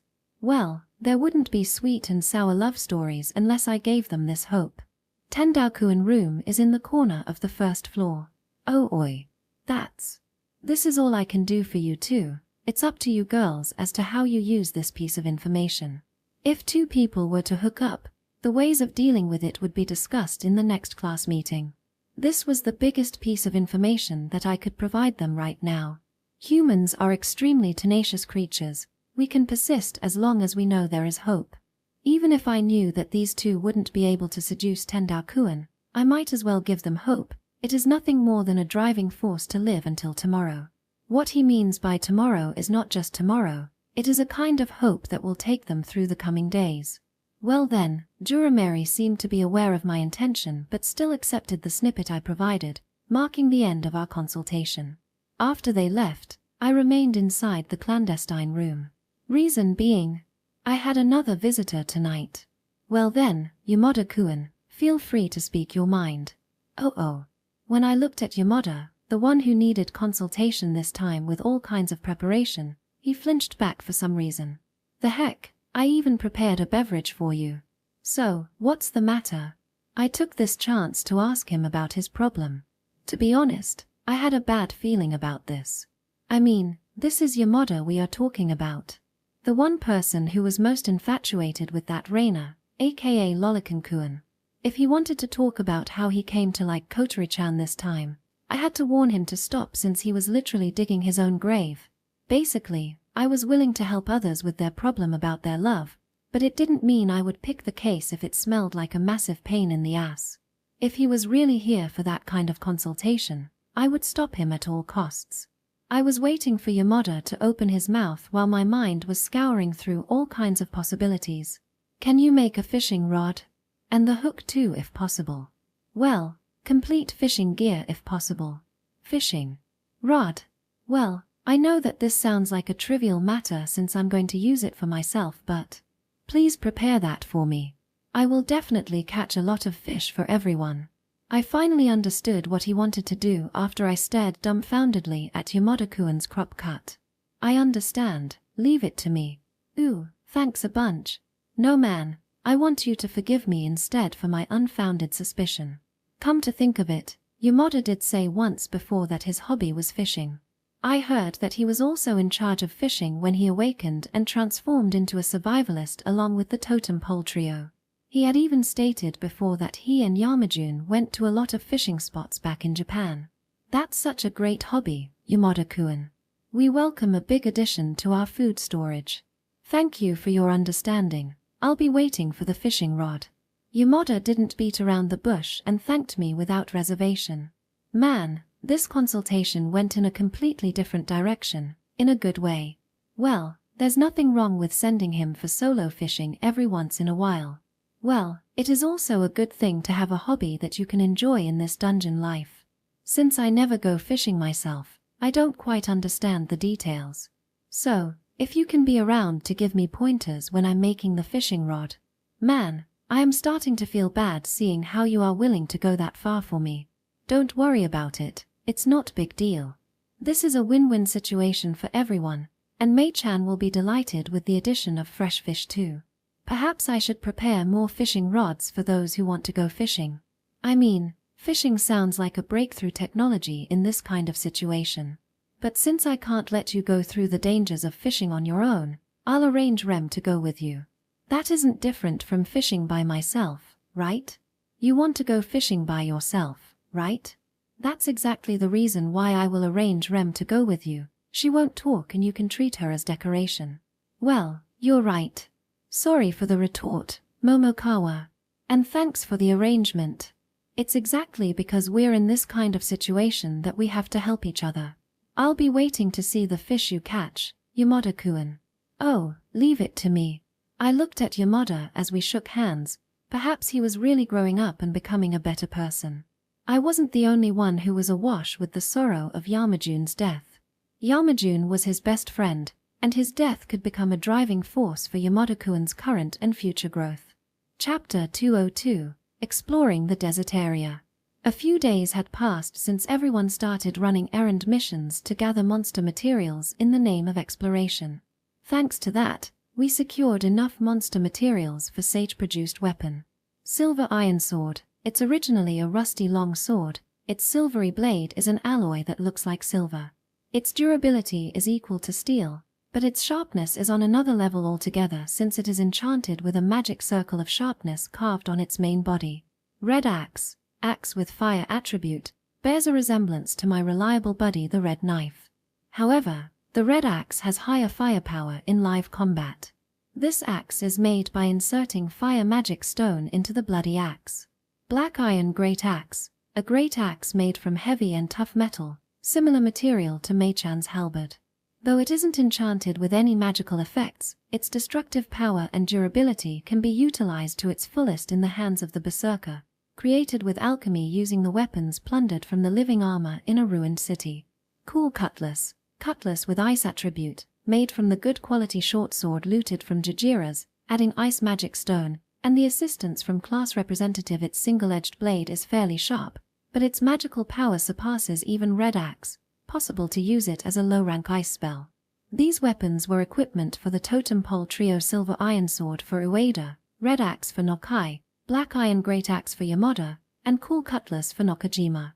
Since their weaponry was the worst among those gathered in the school tower, they were given priority for a weapon upgrade. Combat is a cruel world where the weak die. Not to mention they were weak to the point that they couldn't even be compared with Soma-kun. And thanks to their weakness, they might be the first ones to be killed by small fries if they kept using their poor quality weapon, just like how Red Raptor almost got me back then. After that, if we wanted to upgrade Soma-kun and company's weapons, which were already the best weapons created with alchemy at this stage, we needed to be even more careful and have a lot of cores. It would take a lot of time to upgrade their weapons. The matter of creating the specs of the updated weapon was easier and could be done faster. That's why upgrading the others' weapons first would speed up our progress in many areas, including Soma-kun and company's weapons. By the way, those 4 guys were really delighted when they received a much better weapon than their previous one. I could feel that my stock, in them, had shot through the roof. If there was something that I had to say in this matter, Takanashi didn't seem to be too pleased with it. Perhaps because I put aside the upgrade for her comrade's weapon or her beloved Soma-kun's weapon. In my opinion, if Takanashi was willing to go all out, she should be able to create the prototype of another magic item or potion with her current ability. Obviously, she was cutting the corner since it was the weapon of those 4. Oi Takanashi, I know that you still have some magical power left. Stop acting like you've already run out of magical power. Maybe I should make her work for real bit by bit. Oi, Momokawa. I want a wand though. Sorry Shimokawa-kun, we had a hard time gathering the magic stone of water, so your wand has to wait for a while. Yeah, I really mean it, sorry Shimokawa, there's nothing we can do about this situation. Not to mention that a wand is a rare drop on top of that. We might find a wand if there was an ultra-rare, sorcerer-type living armor, or from a treasure chest. The first exploration team led by Soma-kun discovered several treasure chests, but the contents were either an enchanted accessory or a potion. Not to mention that the effect of the enchanted item wasn't that great. But then, since we can make a wand with a lot of magic stones, it might be possible to create an Aquamancer's wand as long as we keep gathering materials. That is if Takanashi was willing to create it, of course. Everyone, attention please. Since we were in the middle of dinner, we were all eating together in the ferry plaza. Thanks to simple alchemy, I could prepare chairs and tables, even a huge round table that was placed beside the water fountain. Unfortunately, I couldn't make a turntable that could be enlarged like the one in a Chinese restaurant, but a low dining table was okay too. Anyhow, this setup felt like the infamous setting of the Knights of the Round Table. I think we have to start the exploration of the desert area from tomorrow. Up until now, we only focused on coastal areas or underworld areas. Considering the system of the dungeon, there should be a lot of captured areas, but exploring an unknown area was almost accompanied by danger. Between coastal and underworld areas, the degree of difficulty was absolutely higher for the underworld. With such a difference, I could reckon that the desert area would be a much higher challenge than the underworld area. Since the situation in the school tower had yet to stabilize on the first day, we put the exploration of the unknown desert on hold. However, now, I think it would be much better for us to explore that area slowly here on. There was a chance that we might be able to snag a useful treasure for the fight against Yamato no Orochi. Yeah, sounds good to me. Which team is going to explore that area? Class rep agreed, and Soma-kun also asked about the composition of the exploration team for the underworld. Now we could start planning the exploration for real. When I looked around, just to be sure, no one seemed to be against this idea. I mean, the ones who could oppose my opinion were Soma-kun and Tendao-kun. Since we were all educated students, everyone naturally agreed with democracy. That's how this situation looked like to me. But since my faction had the majority votes, we were almost guaranteed to win if we did vote to decide upon this policy. As long as I laid the groundwork beforehand, the result would be almost decided before the class meeting. Yeah, all hail democracy. Since the desert area is an unknown area, we naturally have to send our most powerful combat force. Meaning that it would be the dream team composition of my imagination. Desert Area Exploration Team. Leader, Shaman Momokawa Kotaro. Vice Leader, Cryomancer Kisaragi Ryuko. Hero Soma Yuto. King Tendao Ryuichi. Berserker Futaba Maiko. Thief Natsukawa Minomi. These 6 will go to investigate the desert area. Wait a minute, why am I not a part of the team? Wasn't that because including Sakura would increase the degree of difficulties of the exploration? I mean, I was almost convinced of that fact due to her troublesome personality. The Saint Vocation's healing capabilities did increase our chance of survival, but since the Saint's personality was a huge minus, there was a high chance that she would turn into a brain-dead character which would potentially cause a disaster. Since it's an unknown area, we can't exclude Thief Natsukawa-san as the only one who can disarm a trap and has the greatest enemy sense among us. If we go with 7 people in one team, I'm afraid it'll make it easier for powerful monsters to detect us. In short, there ain't any seat left for you. Don't worry, Sakura, we're only doing a simple investigation. Well then, I'll leave the rest to you, Soma-kun. Since Momokawa-kun is participating, can't you make an exception and allow me to participate too? Without class rep, Tendao-kun won't participate. Ryuichi, shut up and stop glaring at me. I'll go today. Tendao-kun might have had a bored look on his face, but I was really glad to know that he was willingly participating in this exploration. If he really was unwilling, he would refuse to cooperate for a super selfish reason. That's why I couldn't really force him to participate if he really was unwilling. Hey, is there any meaning in Momokawa's participation? Randu-san, I'm obviously the biggest baggage among these members. That's why I'm worrying. Ah, you're right. Thank you for worrying about me. I mean, it was obviously meaningless for a super-duper baggage character like me to explore an unknown area along with a powerful lineup. And I was aware of that. I want to make sure that there's something useful in the new area with my own eyes. Else, how does replacing me with Takanashi, who has magical power analysis, sound to you? What? Takanashi closed her ears, pretending to be deaf. Well, that was the reason I gave Randu-san. But the real reason for my participation was to lead by example, since I couldn't just rest on my lapel in our base when I ordered everyone to go out on dangerous missions. No one was voicing their dissatisfaction for now though. It sounds absurd, but the stingy woman was a vengeful creature. The situation would worsen if the other party had a really bad personality. Even if nothing happened, a certain bitch almost made someone into a scoundrel without being able to provide proof. Moreover, if push came to shove someday, I could use the entrance transfer magic circle. This was my counterplan if someday Takanashi decided to dispose of me. Well, since the members of the team have already been decided, we will start the exploration tomorrow. The other exploration team will take a break. As for the hunting team, Randu-san will join the hunting team as a temporary member. Since we had a lot of jobs to do, Takanashi-san had to keep doing her job, and don't you dare to skip your work when I'm not here. The next morning, the 6 members of the desert area exploration team departed for the desert for the first time. It's desert no matter how I look at it. The sea of sand spans endlessly until the horizon, the sunlight that shines upon it. Definitely the template scenery of the desert no matter how you looked at it. I could even see the silhouette of the pyramid look alike from afar. Hey, this is definitely outdoor, right? Or are we actually still inside the dungeon? It seems we're still inside the dungeon. Agreed. This place seems to be really vast though. The vastest area we've visited until now. Since Mei-chan, Soma-kun, and Natsukawa-san, who had sharp sense, said so, this place was undoubtedly inside the dungeon.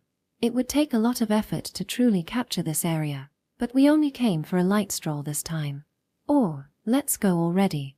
Wait, Ryuichi, don't go by yourself. As expected of the in charge of Tendao-kun, bringing her was the right decision. Shall we start from that pyramid-like building over there? That building was sticking like a sore thumb, but there was a possibility we would find nothing in there. We departed from the ferry plaza of the desert, which looked like a small shrine, walking straight toward the pyramid. Our formation placed Natsukawa-san as our vanguard, and right behind was Soma-kun and Tendao-kun, the strongest duo. Then, you had Class Rep and I as Rigard, and at the end of the formation were Rem the Dark Knight and Mei-chan. I mean, wow, this formation was truly the strongest and safest. Definitely the safest formation.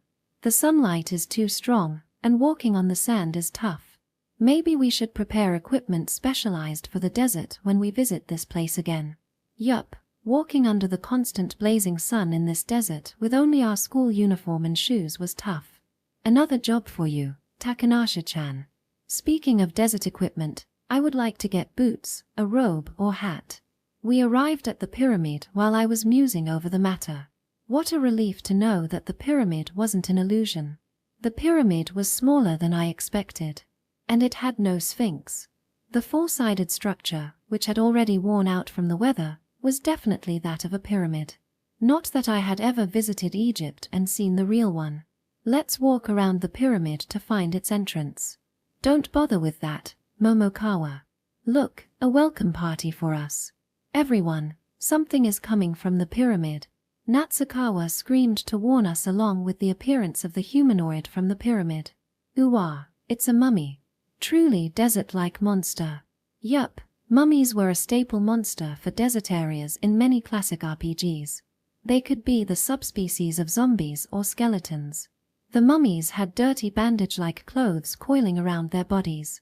Although their appearance barely reached the passing mark as horror movie props, they would become sitting ducks upon entering combat due to the lack of a protector. Not to mention that they were barehanded too. I could pretty much tell from their figure and movement that they were just your average Joe. Their only merit was their superior numbers. TCH, troublesome fella. Tendao-kun raised his hand and fired 3 huge fireballs. The explosion blasted away the mummies. The heck, you seem to be all fired up, Ryuichi. I'm not. Oi Natsukawa, the entrance is around this side, right? Let's get going already. Whyish. Owing to the fact that I had some leeway in giving orders, the mummies were defeated from the moment they showed up until finding the entrance. The entire process was very smooth. That's why a party with strong members was truly the best party. On the other hand, it felt like I had nothing to do at this kind of party. Let's get going. The discovered entrance opened to the outside. It wasn't a gate or door and was already open from the very beginning, more like one of the stone slabs that acted as a gate was already gone. It felt as if there was no intention to hide the entrance. It was a pyramid and yet didn't prohibit any intruder from entering the building. It feels like there's nothing inside. Natsukawa-san, who went inside and used all her senses to detect traps or ambush, reported back with a rather disappointed look on her face. When we followed her lead and went inside, there really was nothing. It was just a vast space lacking the air of the tomb of a king. This pyramid was just for show. This might be just the entrance. The real deal might be hidden underground, right? The entrance of the magnificent temple-like pyramid was a letdown, but there was a huge staircase on both sides of the entrance hall leading underground. The real thing might start after we stepped underground. Which stairs shall we choose? Natsukawa-san, your call. That's too much expectation. As a result of pointless worrying while strangely having a sense of responsibility, Natsukawa-san chose the stair on the right side of the entrance from our perspective. There really is nothing. But don't you think it feels like a cave? After confirming the safety of the stairs, we went down the long staircase. This place felt like the combination of both a natural cave and a stone dungeon. This place kinda reminds me of an insect cave. There's a place like that. I kinda missed it. We had fought at Rock Spider Boss, Yokomichi's, disgusting entrance before getting caught inside a monster house-like trap. Our party would have been annihilated for sure had Soma-kun not come to save us back then, but my impression of those events was rather unimpressive because Asuna had pushed me out of the teleportation ring. But there are a lot of traces in this place suggesting that it is not entirely a natural cave. It seems to have been dug out by a monster. It feels like a tunnel. Maybe they even mined coal. I bet they're mining fantasy-esque metal such as mithril. Well, whether it was a mithril mine or some other, we would know the answer once we got in there. The natural stone pillars had obvious traces of being reinforced all over the place. There was also a small, shining white panel every once in a while. And just as we advanced slowly into the man-made dungeon tunnel, the first one to notice something unusual was Natsukawa-san. There might be a monster ahead. There's only one but it's huge and seems to be OP too. Natsukawa then looked silently at us as if seeking our opinion. Not as big as Yamata no Orochi, right? Well, that one is a special case. Then let's go. This party composition is the strongest. Natsukawa-san looked at me as if asking me if it was really okay to go with a seemingly easygoing decision. However, if that fella was an extremely dangerous one that could insta-kill all of us, none would survive fighting that guy anyway. Let's go, Natsukawa-san. Don't worry, we will win this fight. Leave it to me, Soma-kun. Mei-chan then whispered to me as we saw Natsukawa-san getting all fired up thanks to Soma-kun's refreshing hunk smile. When push comes to shove, I'll carry you to escape. Yup, never forget to prepare an escape route. Mei-chan truly understands me the most. Well, now that there is no problem with my self-protection measure, let's follow Natsukawa-san to see the so-called OP monster. After walking for a while, I could finally feel the presence of that monster. Crunch crunch crunch bam bam bam. There was an ominous noise akin to breaking something tough. We will be arriving at a spacious hall at the end of this tunnel. The monster has been waiting in there. Natsukawa-san whispered. I had already confirmed the direction with a compass magic circle note. The area ahead of us wasn't the boss room. It was just a venue that kept a powerful monster, something like an extra boss. Leave the timing for rushing to me. She might have already been prepared. Natsukawa-san spoke to Soma-kun and then went toward the plaza. Unexpectedly, the battle had yet to begin when we entered the venue. The said monster kept eating without even noticing our arrival. Kotaro-kun, what kind of thing is that guy eating right now? I knew the reason Mei-chan asked that question. None of us knew what kind of thing the monster was chomping right now. The monster who was standing by in the plaza was a glowing minotaur. It had a pair of splendid horns and a physique rivaling that of a gogma. Its behind that was facing toward us looked like a cow's behind no matter how you looked at it. Welp, that tail looks so delicious. And upon a closer look, it was not that its flesh was glowing. The glow came from the crystalline shell covering its entire body. Overall, it looked like a huge neon light in this plaza. The crystal minotaur, abbreviated as Crystal, was shoving its head onto the wall. Yes, that guy didn't eat grass or meat, it was eating the frigging wall. Is that wall a delicacy for them? How does it taste? I see, this fella ate magic stone. Welp, I had gotten too captivated by the crystal I forgot that upon a closer look, the surface of the rock was filled with glowing light akin to a starry night sky. The ensemble of red, blue, and yellow was definitely stone containing magical power, otherwise known as magic stone, which we became familiar with recently. And the thing that Christosaur ate was none other than the magic stone on the wall. Oi, are you done observing that monster already? Ah, my bad Tendao-kun, please wait for a while. Finish it quickly. Tendao-kun drew his king's sword from the golden magic circle. A thick magical power overflowed from his body. It was very obvious that he was itching to fight the Christosaur. At that moment, the Christosaur, which was completely engrossed in its meal until now, had finally snapped. Hero, king, and berserker assembled together. When such an assembly emitted its killing intent, even the dullest monster would notice them. Fu. Grr, moo. The Christosaur then raised a war cry that shook the entire room, its ruber-like eyes glowing with ominous color. And thus, the battle began. Chapter 203, Lightstone. The Christosaur was really powerful. In short, it was an extremely tough opponent with a tough and shiny outer shell, which might be a result of eating the crystals. The combination of tough body and hard armor made it an even more troublesome enemy than the armor bear. However, its true forte came from the fact that it could use 3 attributes: fire, ice, and thunder. It could breathe fire from its mouth, conjure icicles from the ceiling and drop them down on us, or unleash a punch with sparks around its fists. And depending on the situation, it could also conjure defensive spells such as creating a wall of ice or fire. This fella's combat prowess was definitely even higher than the boss monster I had met so far. And that OP Christosaur was currently rolling around on the floor in an extremely miserable condition. There you go, Kotaro-kun. One glowing beef has been defeated. Yup, it had been defeated. It literally became a living punching bag for our strongest trio. Even I couldn't help but pity the poor fella. As expected, Ryuichi and Futaba-san's combi can reduce such an OP monster to such a miserable state. Well, ain't that bad for a mere sandbag. Such was the nonchalant conversation between our great king and the hero-sama. This Christosaur was obviously a mid-boss-like monster whose strength surpassed your average boss monster.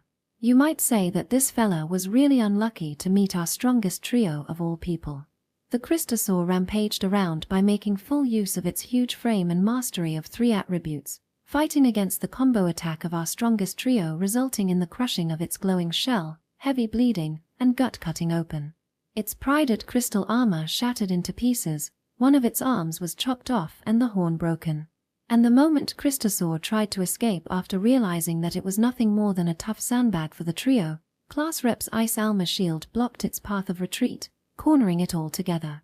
Thanks to its overflowing life force, the poor guy ended up having to spend the last moment of his life in such a miserable state. Looking from the side, it looked like a scene of bullying. Or rather, what did I do in this battle against Christosaur? You're with me, right, Natsukawa-san? I am scouting properly. Well, I get your feeling, girl. The result of those 3 working together was a miserable end for our foe. It didn't mean that I doubted Natsukawa-san's combat capabilities, but if she was to be compared with the strongest trio, the difference was simply hopeless. I guess everyone's growth rate is different from each other, and that difference only widened the further we went into the dungeon. By the way, thank you for the hard work. This fella will be a good material. I mean, finding a premium item right off the bat was kinda like a good omen. Tough flesh, durable crystal shell that contained magical power, and huge core. This Christosaur was definitely a walking treasure chest. Previously, my tension soared to a whole new level upon seeing the premium 4-armed minotaurs, and yet, it turned out there was an even more premium existence. I guess we could just go back as it was after inspecting the Christosaur. However, this guy aside, The thing that I was most worried about was the magic stone that the fella ate like a snack. Maybe this place is the place to mine magic stone. You can say that. There's a lot of magic stone buried inside the wall. After all, there must be a vein somewhere in this area. Since there was a magic stone vein, it might be produced naturally inside the dungeon, or else it got purified by the dungeon. Well, honestly speaking, I didn't care what it was. The most important matter was the fact that we could mine a lot of magic stones in this area. Let's continue a bit more. Be careful, if my hunch is right, we will meet flocks of Christosaurs. At worst, we would stumble into their dining hall. But if we could mine a large amount of magic stone, an experiment in the creation of magic tools was akin to a dream come true. Congrats Kotori-chan, your workload just got increased. I won't let you to sleep tonight, baby. Magic stone, it is just light stone. Humph. Well then, the glowing stone that got eaten by the monster and got enhanced inside its body, let's call it crystallate. I see. When we brought back the corpse of Christosaur as the haul from today's exploration, all of a sudden, Takanashi spoke about the option for using our harvest. Suddenly, I felt that she was similar to an NPC who would give you additional information after you met certain conditions in many famous RPG games, but it seems she just recalled the information mail a while ago. Thanks to her vocation, Sage, Takanashi seems to receive a lot of emails. Maybe we should write that down. So, this is the natural magic stone that we picked up from the mining area, or should I call it lightstone instead? I showed the multicolored light stones which we picked up randomly from the mine. Their color, luster, and shine were clearly inferior compared with the one we got from killing monsters. It felt like they were mere ore. But then, as long as it was usable, I had no problem with using it though. The shine is too weak, almost no shine at all, but it might be possible to use alchemy to process them if we have a lot more. Well then, I'll leave the matter of processing the light or with alchemy to you then. But, Kotori doesn't think that Kotori can do that. No problem, let's raise your mastery with a special training menu. How does morning training sound to you? Kotori will do the alchemy process. This bitch, you should have said that you can do that from the very beginning. We ended up wasting a lot of time. Let's give Kotori these light stones a sample. I still had a lot of things to do. Crystallate, her. This is a rare one. This Christosaur was undoubtedly a minotaur with crystallate. Since it literally ate light stone, it used the magical power inside the light stone and purified the light stone to create a hard outer shell in the form of crystallate on its body. It's a nice haul but far from enough to upgrade the fourth. It was mainly because of me. My goal was for Rem to have overwhelming power. Currently, the Minotaurs and the Dark Knight were the two most powerful incarnations of Rem. I should be able to exhibit more power if I focus the upgrade on these two. Using Arachne, Alpha, Gargoyle, and the others at the same time was kinda a bit too much for the current me. But well, since Rem was created to adapt to any kind of situation, there was a low possibility of them getting annihilated in the battle. But then, I shouldn't let my guard down despite the low possibility and do my best to upgrade Rem for any unforeseen circumstances. But if I keep using all of them at this pace, I guess I'll be able to have enough power to control all of them at the same time. If possible, I wanted all the current Rems to grow up and become even stronger for the time when we had to face Yamata no Orochi. Even a steady step, one at a time, would be welcome. So, there was no need to hurry for now. Let's strengthen the fourth again this time. The thing we need the most right now is mining. Knowing the importance of mining the light stone under the pyramid, I had to make sure that the mining went according to the plan. However, I doubt the boys could be used as miners. It was a boring and tedious job. I was afraid it would drop their morale instead.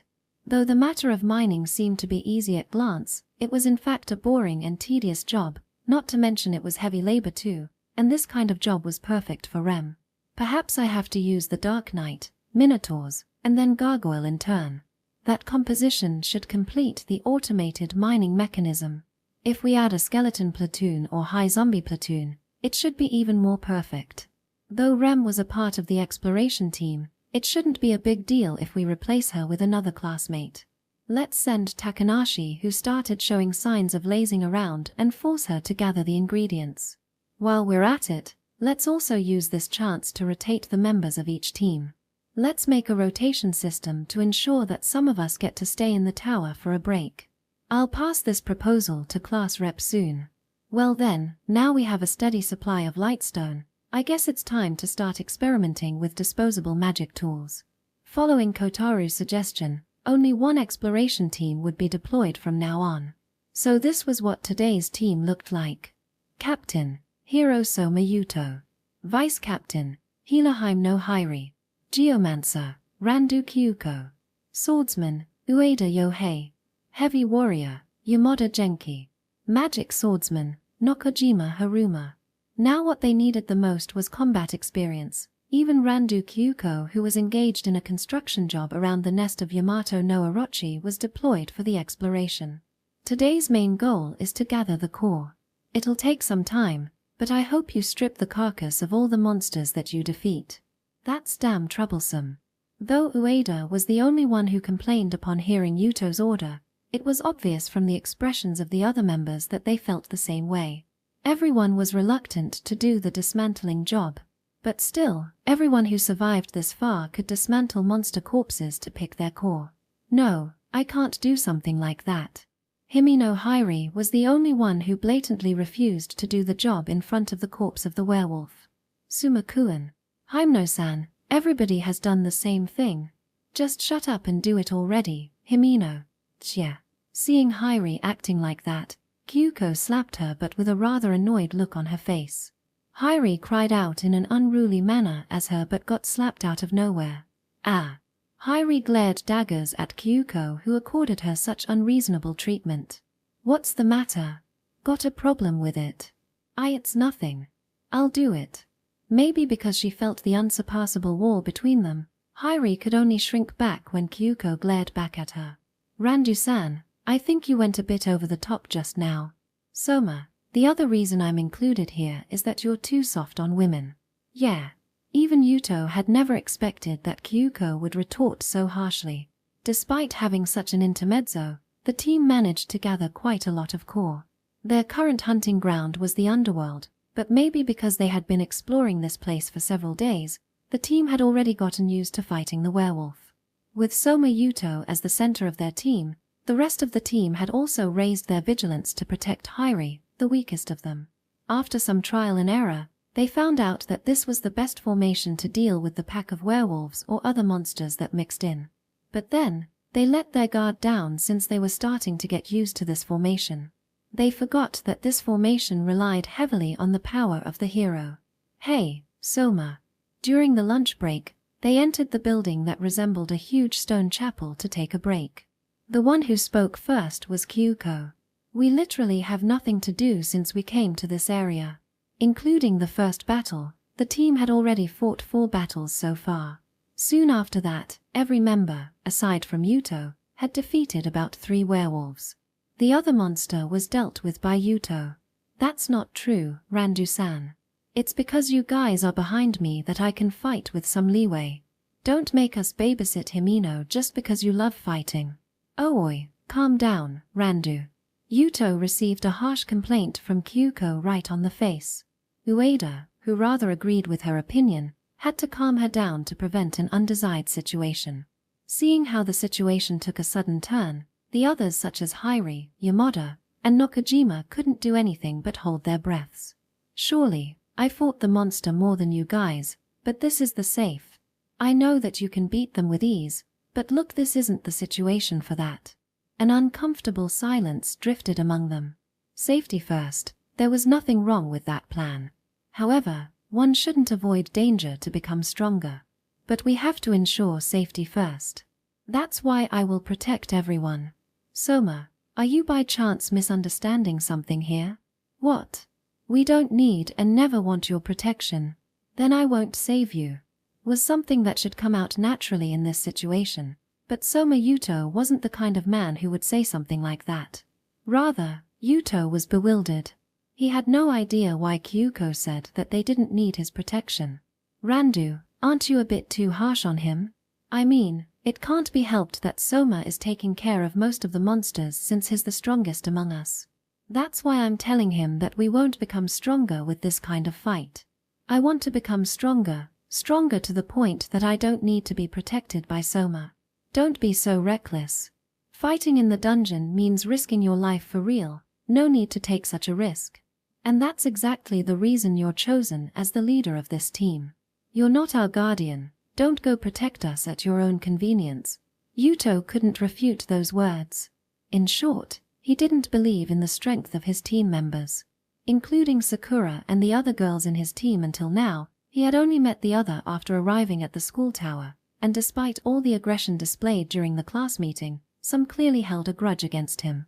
So when he had to lead a party comprising of such a member, deep inside his heart, Yuto didn't trust his comrade.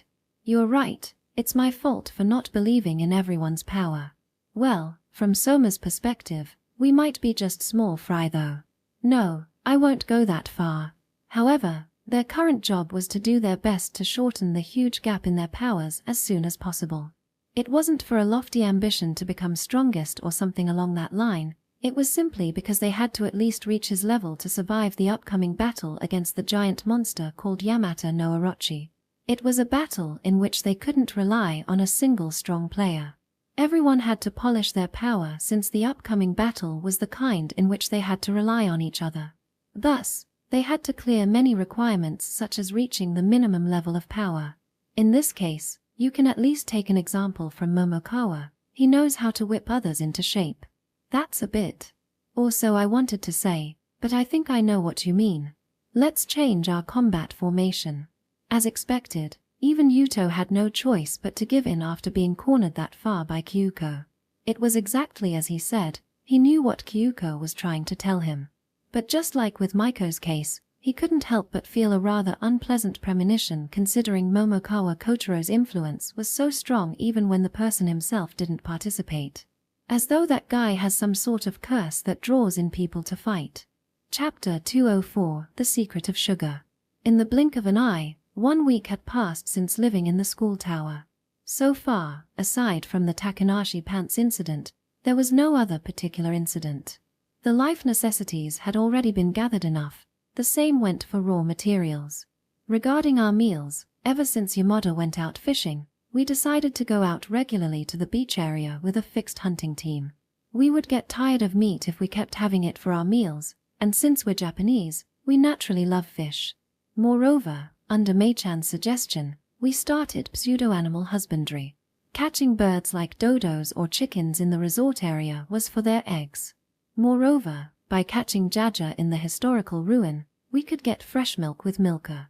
The ferry plaza of the resort area was surrounded by a man-made fortress. It was a perfect place for us to keep the jaja and sea chicken. Chairman of Animal Husbandry, Futaba Maiko. Vice Chairman of Animal Husbandry, Yamada Genki. The job of the newly formed Animal Husbandry Committee was to look after the livestock.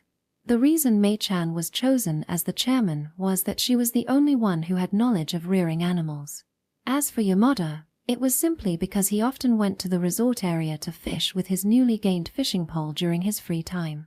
And while I was wondering if it was okay to leave this matter to Yamada, he turned out to be quite enthusiastic about it. Since we were only using one exploration team now, we could divide the manpower for the other jobs properly to further increase the quality of our life in the school tower while at the same time getting proper rest. After various twists and turns, everyone finally started to get used to this life of cohabitation. And speaking of our real problem at hand, it would be researching the safest way to subjugate Yamata no Orochi, and the fact that Takanashi's work was progressing at snail's pace. Regarding Yamata no Orochi, I stationed my twin shadow to keep a watch on it 24/7, but surprisingly enough, it didn't move at all from its place. It kept itself shut inside its nest 24/7 and never came out at all, not even for a stroll. It seemed it wouldn't come out of its nest unless a foreign enemy like us approached it.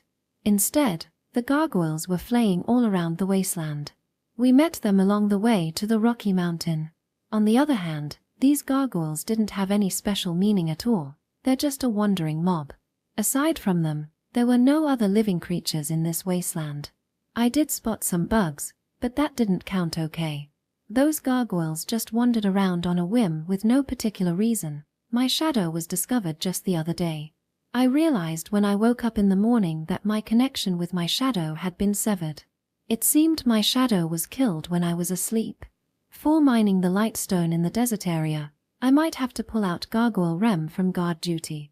The gargoyle I left over there might get discovered sooner or later.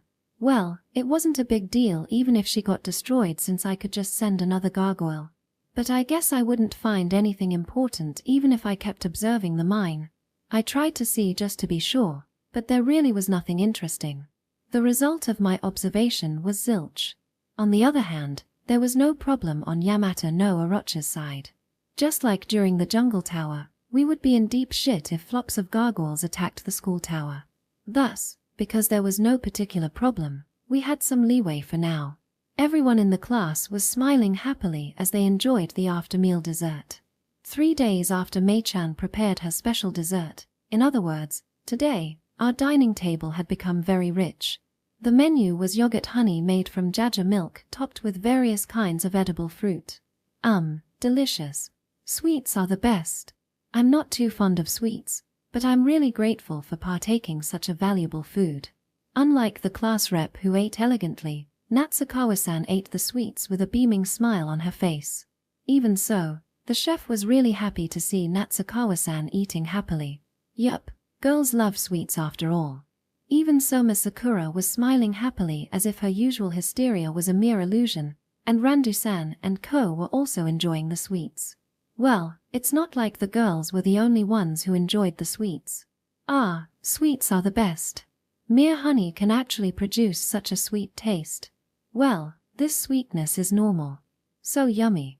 The totem pole trio was chattering as they enjoyed the dessert. Yamato was completely focused on the dessert. It was such a warm sight. Even Tendao-kun was sitting properly to eat along with us. Man, the power of sweets united our hearts. The sweets tasted even sweeter than usual because of this harsh dungeon life. I had been eating the sweets since Mei-chan made them for the first time back in the resort area, but only now did I realize that it was quite a luxury in this kind of place. Phew, I guess this dessert was the perfect way to end the day. Amidst such euphoria, Kotaro-kun, come here. Mei-chan whispered to me with an extremely serious look on her face. Okay, let's go out for now. Mei-chan's expression was like the one that she wore whenever a monster raided our camp, or when fighting against powerful foes. In short, this was no joking matter, an emergency beyond an emergency. I braced myself, preparing for the worst situation as I followed Mei-chan to leave the dining room. What's the matter, Mei-chan? We are running out of honey. I had literally prepared for the worst when Mei-chan called me, and yet, the situation turned out to be far more serious than I expected. Unsweetened dessert wasn't dessert, and the only thing that could satisfy our sweet tooth was the honey. We needed something sweet which was different from fruits. How much is left? Not enough to make enough desserts for everyone.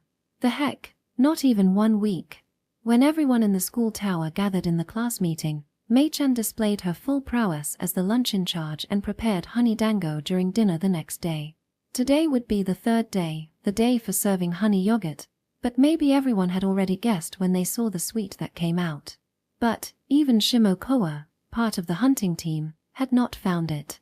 He and his team had yet to find a beehive since the start of the hunt. In short, the honey we used now was the one I had stocked up before. Rather, the one I found long before arriving in this area. Just in case, I can prepare just mine and Kotaro-kun's portion. What a bad girl you are, Futaba. Not as bad as you, Shaman-sama. Currently, Mei-chan had hidden the honey using the potion bottle and placed it inside the treasure box which had always been carried by Arachne Rem. In the worst situation, it would only last for half a month for both of us. Anyhow, everyone is enjoying the dessert, so let's start a full-blown exploration of Beehive from tomorrow. And don't forget to gather the fruits whose sweetness is on par with honey. When it came to the hunting team, I reckoned we should send 2 teams for foraging the fruit. Naturally, Takanashi had a mountain of alchemy-related jobs waiting for her. But the sweets couldn't wait until we stocked enough.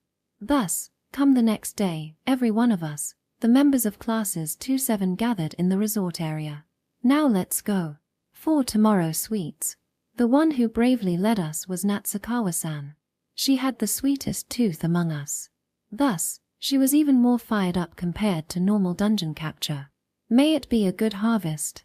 Yeah, it's more comfortable than the usual hunting. The fruit hunt was left to Shimokawa's hunting team.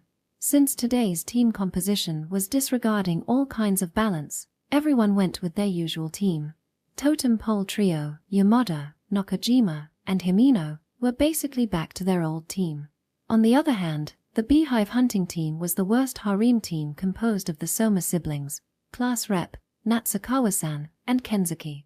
Mei-chan and my twin shadow were also a part of this team. Well, I don't think 100's life would be enough if I really joined that lineup in the flesh.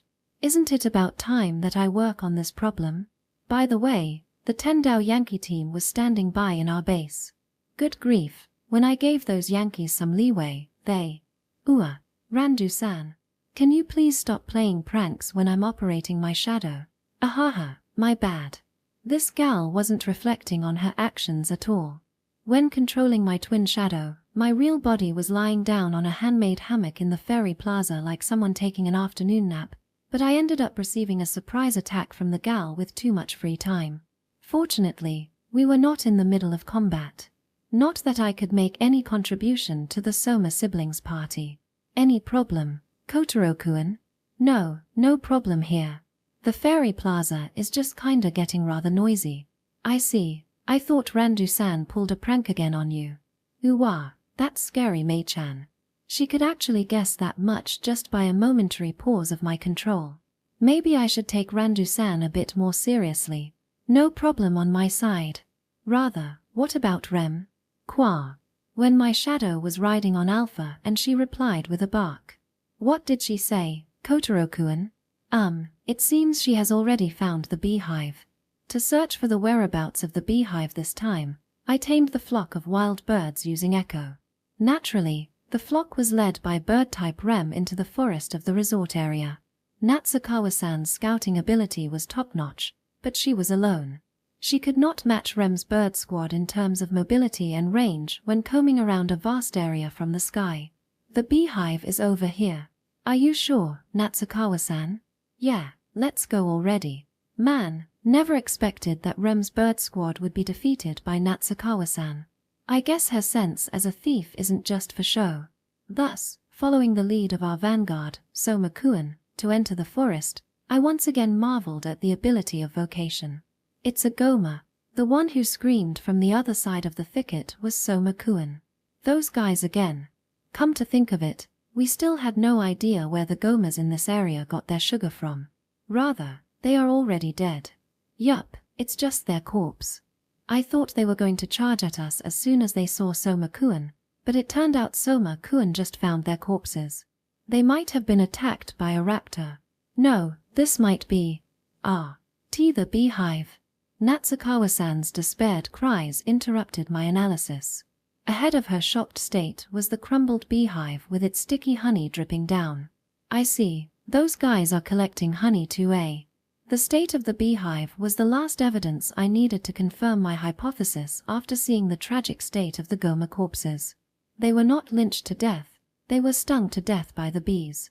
It showed that the Goma Society had low awareness of Goma rights.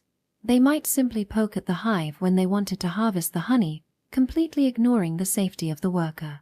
The hive did have honeybees guarding it, but it boasted a size comparable to a true hornet. Thus, they could easily kill the Gomas. Judging from the state of the corpse, the attack happened no longer than yesterday. Since the corpse had yet to rot, the attack might have taken place last morning. Though more than half of the nest had collapsed, the queen was alive, and that's why the bees kept flying around happily. However, I didn't think we could harvest a lot of honey from the remaining half of the hive. Damn it. Those fucking Gomas. This is the first time I heard Natsukawa-san cursing under her breath. She must be very pissed off right now. How dare they do this to my honey? It's my honey to be exact.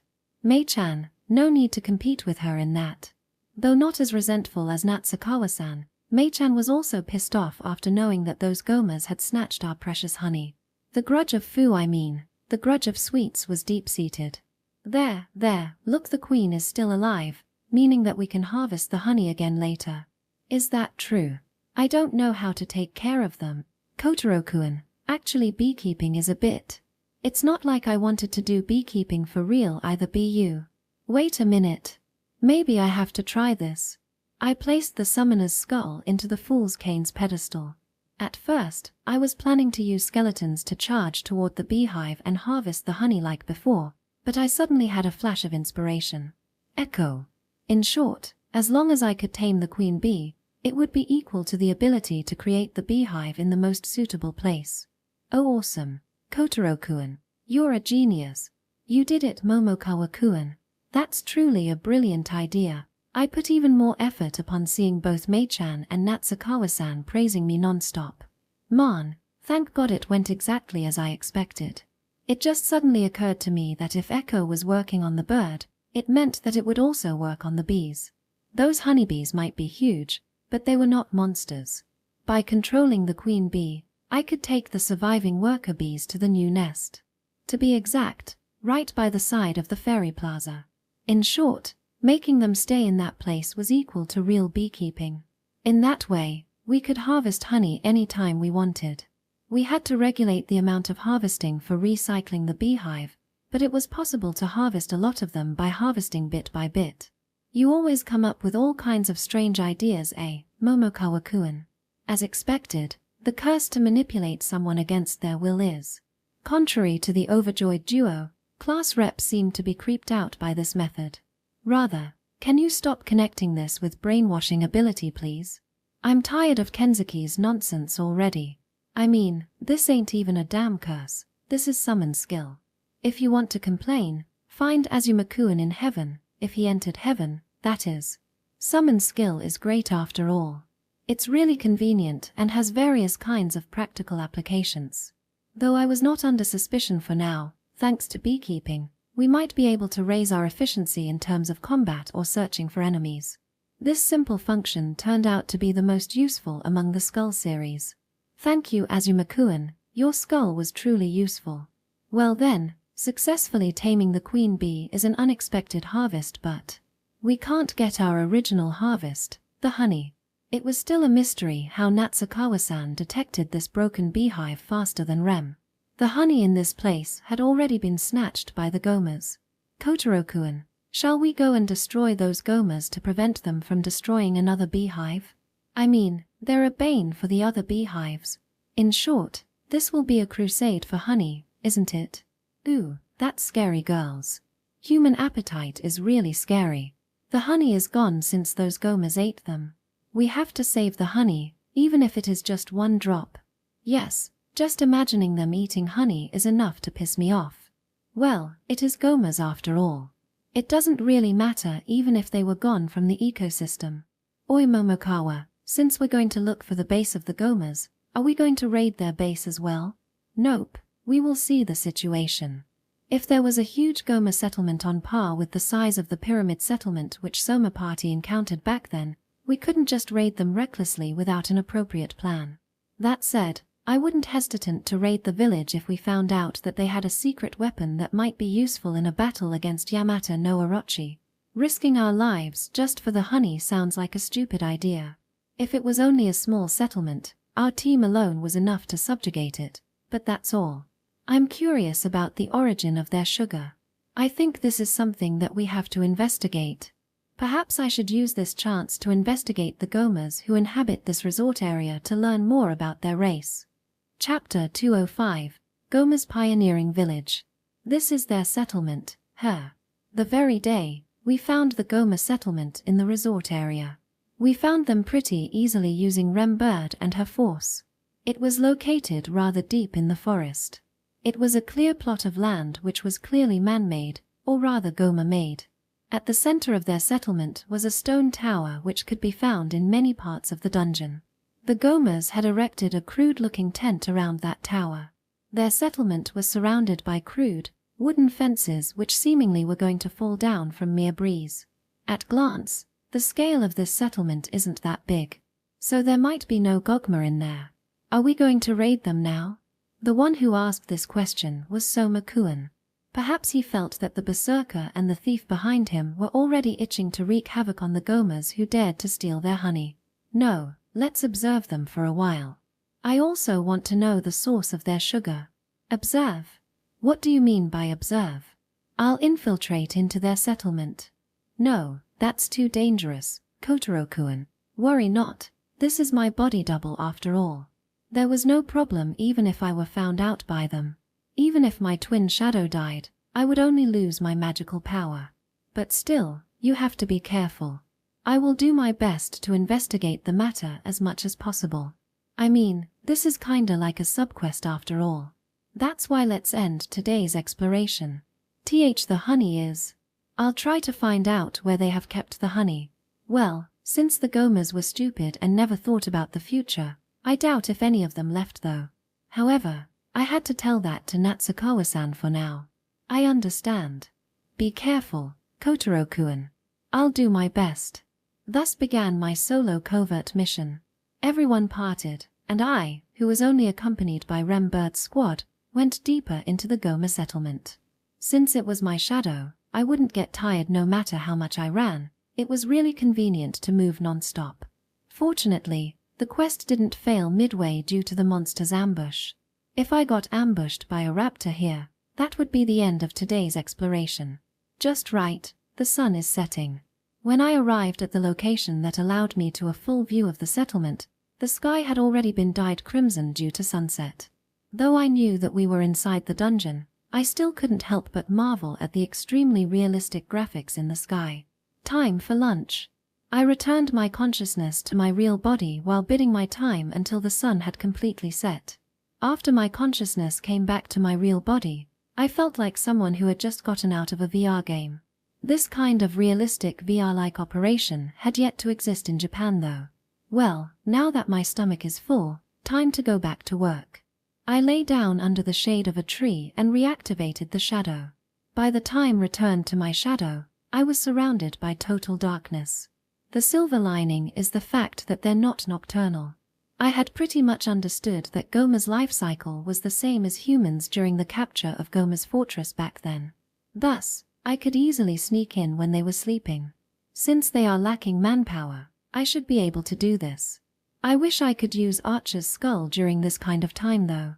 But I couldn't afford the possibility of losing that cane. It was one-of-a-kind item with a lot of possibilities thanks to my skull collection. Well, let's give up on using that for now. Do your guard job properly.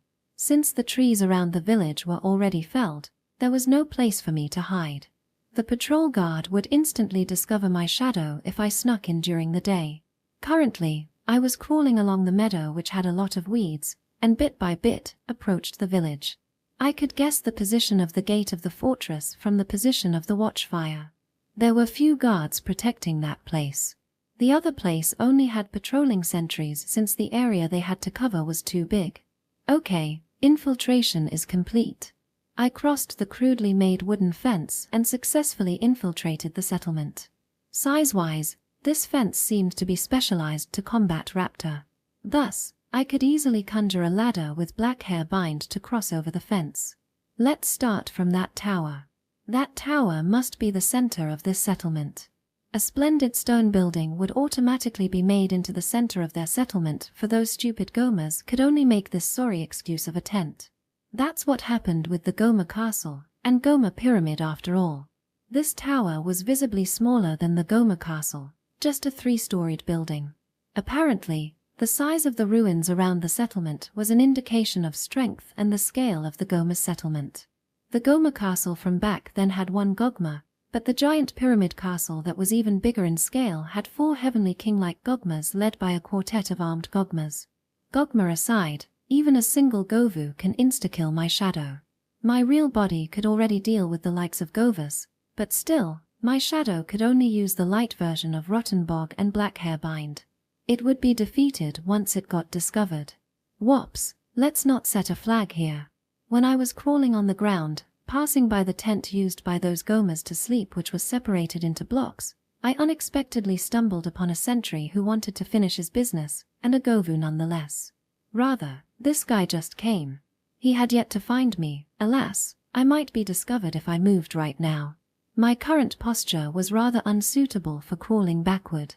I had to take shelter before he found me. Whoops, is this the end of Shadow Agent Momokawa Kotaro? Rem, please. Chirp chirp chirp. In the end, I asked Rem to create a diversion. Rem bird took off.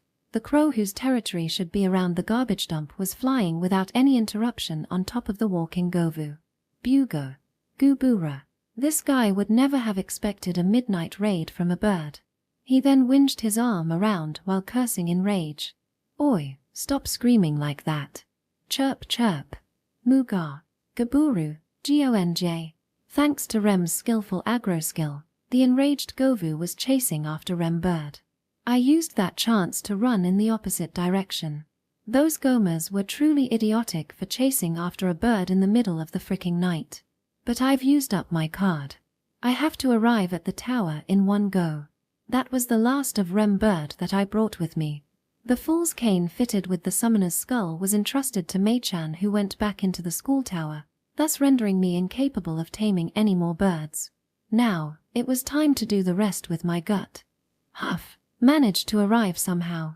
The door of the tower was wide open, or rather, it didn't even have a door, to begin with. And since those stupid Gomas had no technology to allow them to create a door, there was no door for their houses either. There was only one torch at the entrance, and no guards were stationed around it. What a lucky coincidence. I entered the tower expecting the Gomas to have set up some sort of trap near the entrance. Alas, the raid into the tower went without a hitch. Well then, the inside of the tower is... I see, it's an altar. It looked the same as a normal fairy plaza. Instead of a water fountain, there was a stone pedestal at its center. The pedestal had a huge tombstone-like lithograph in the middle. On the altar was a magic circle, a really complicated one with worm-like writing on it. Though a circular shape was the basis for a magic circle, this one's shape was closer to an ellipse. In addition, this magic circle was glowing with an ominous, crimson color. It isn't the ancient language, and the shape is completely different from our compass note. This might be Goma's magic circle. Considering the fact that the magical power made the magic circle glow, there must be a set of conditions to activate the magic circle. Nevertheless, since this was the first time I had seen this kind of magic circle, this must be the Goma's original magic circle. Naturally, I had no idea about the function of this magic circle or its effect since I had no skills to decipher it. Something could happen if I tried to touch it, so let's not act hastily. The glow makes it easier for me to see the inside of the tower. I expected the inside of the tower to be covered in total darkness, but there was enough illumination thanks to the glowing lithograph. The illumination was equal to a small light bulb. It's a mess. They might use this tower for their storage too. Inside the 4 rooms in the tower were various kinds of pots and craters of various sizes. With the exception of the altar, the goods literally kept inside these 4 rooms were a perfect hiding place for me. Anyway, let's see what I can find here for now. It's filled with junk. Well, just as expected, there was nothing in there. Even the content of the box was a junk item. Monster bones or crudely made leather. They might have dispatched their troops to the ruined city to gather these materials, thus this room ended up being filled with useless items. And aside from junk items, they made preserved food too. I found a lot of dried fruit in this room too. Oh, is this the honey?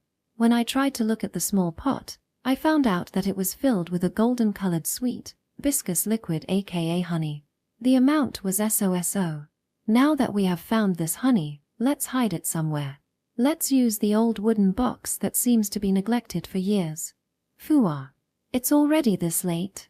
A while after exploring the inside of the tower and regaining the honey, I felt that it was about time to take a break.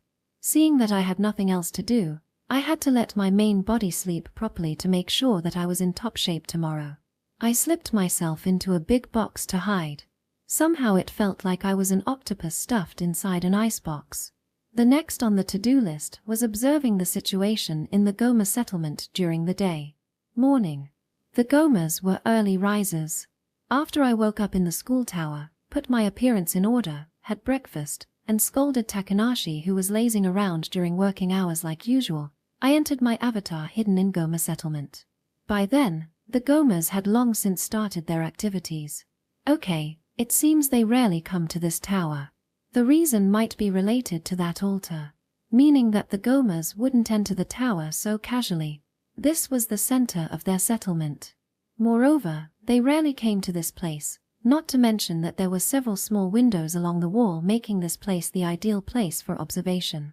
I began moving carefully inside the tower, which became brighter after dawn in order to not rouse any suspicion from the Gomas outside, and started observing the settlement from the windows. It's been a while since I did this kind of ecological survey, since before soloing the Basilisk. One could say that Gomas were the most familiar monsters to us. Though there was a slight difference between the small fry monster that each classmate encountered during our opening battle, everyone had at least encountered Gomas once before. And despite being present in almost every part of the dungeon, there was very little information known about Gomas. For us, Gomas were small fries that we could kill on the spot upon encounter, thus no one had actually bothered about learning more about them. However, despite being treated like the weakest small fry akin to goblins in the RPG game, they were still native creatures of this world. In short, they had their own lifestyle. They are unexpectedly living normally. The Gomas in the settlement were shouting an unknown onomatopoeia as they passed around. There was a parent Goma, and children Gomas as well. There was a place similar to a joint kitchen in a few locations of the settlement. Several female Gomas were gathered in there, cooking something. The little Gomas around them could be their children. They were either frolicking with each other or playing something like a game of tag. So that's what their females look like. The difference between the male and female Goma was really obvious. The one who we always met and killed in the field was a male Goma. Going out and hunting outside of the village was the job of the male. In short, the reason we didn't see their female counterparts was simply because we never came to their settlement. That's why this was the first time I understood the difference between male and female. Simply put, the difference lay in their bellies. The beer belly really stood out. Some were so swollen that they were bigger than normal. Though it could happen if they were pregnant, their bellies were obviously bigger than their male counterparts even outside of the pregnant state. Aside from that, their face, chest, and butt weren't that different from the male. However, it was easy to tell them apart just by taking a glance at their belly. Does that mean they're using the size of the belly as a standard of beauty? I saw their male counterparts every now and then walking gleefully while touching the belly of the female Goma. I kinda understand their reason though. I mean, the faces of those Gomas were fugly. The male Goma's action might be equal to a human male when playing with woman's tits. But man, they look even more uglier than usual when doing that. Instead of chest or butt, the female belly was the symbol of sex appeal. Well, that might be their instinct telling them that a bigger belly meant that the female could give birth to more children in the future. So it means that the female boss is the one with the biggest belly. Upon looking outside from the entrance of the tower, I saw the male Gomas lining up near the gate, prepared to go hunting. There were 3 Govas in that team, the one in the middle being the one with the biggest head and clad in metal armor. It was really obvious from his equipment that the guy was the leader of this settlement. Around that guy were a couple of female Gomas who were cuddling up to him.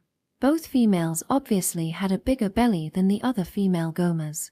Converted to tit size, they were akin to a woman with G-cup and above, a transcendence beauty. And that armored Govu then rubbed at those 2 G-cup bellies with a lecherous face.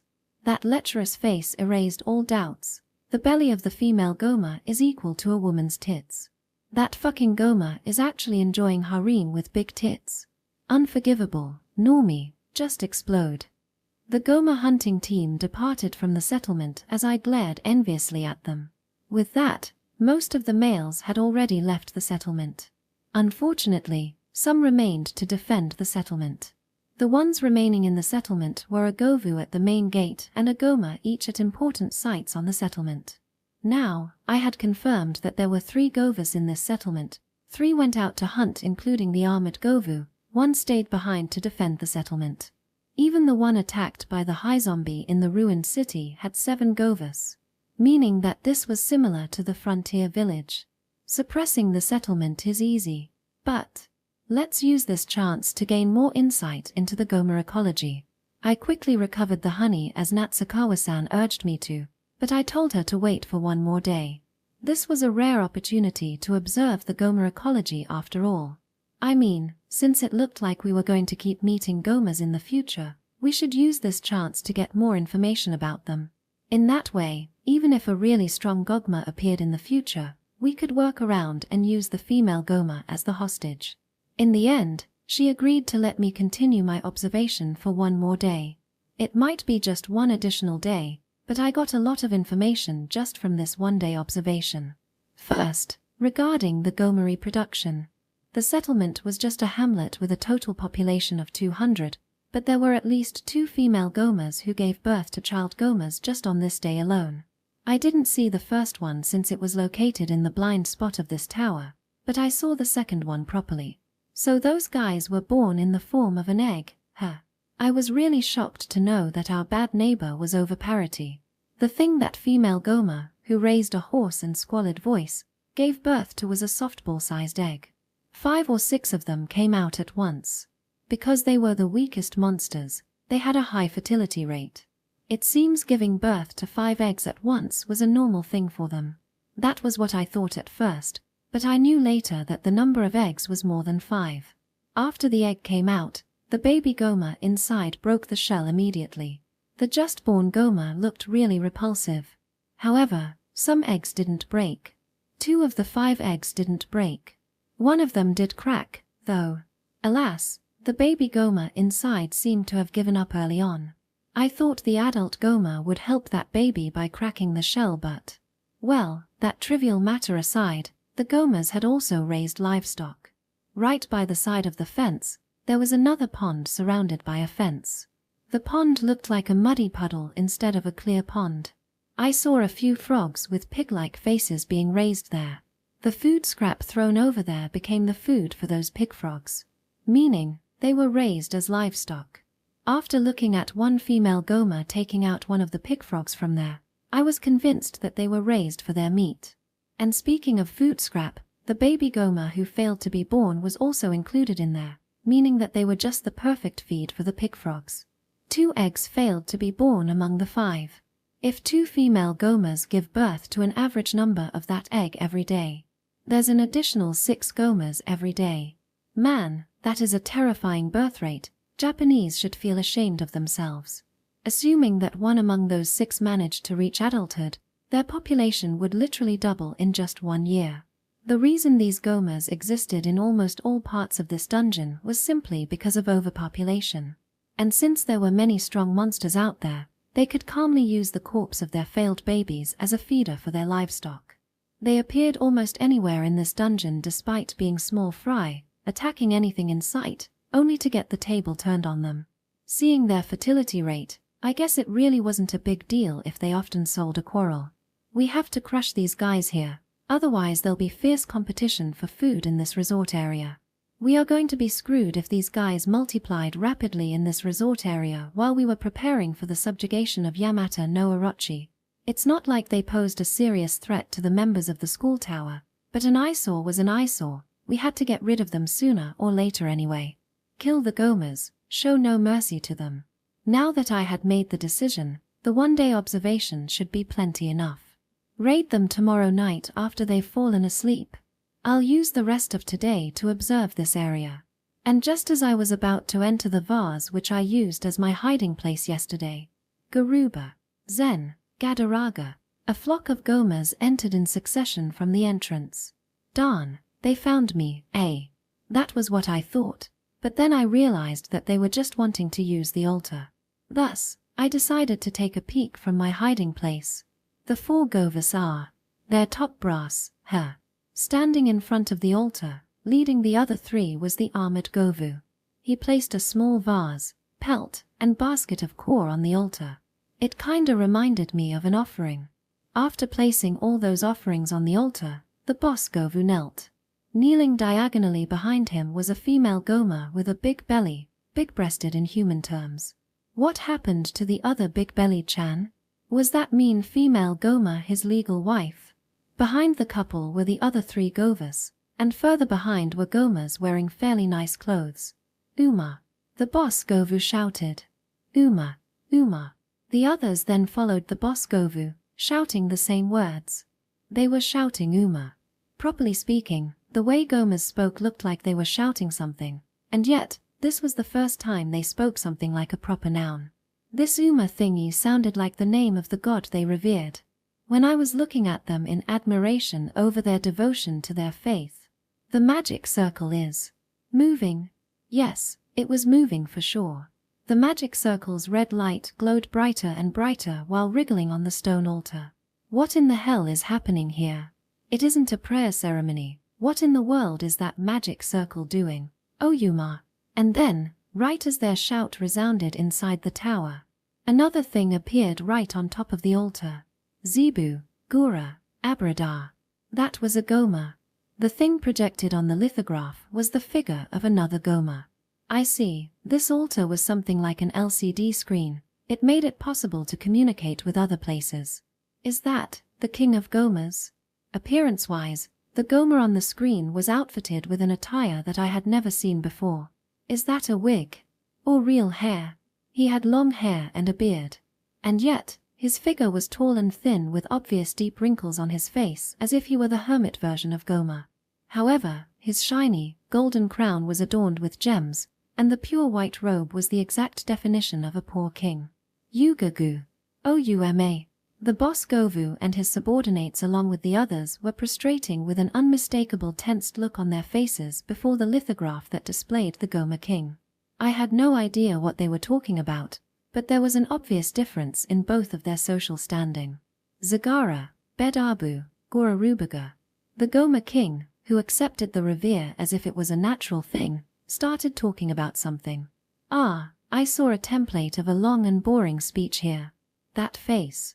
It was similar to the face of the chairman of Shiromine Academy when he gave a long-winded and boring speech in front of us, the elite students.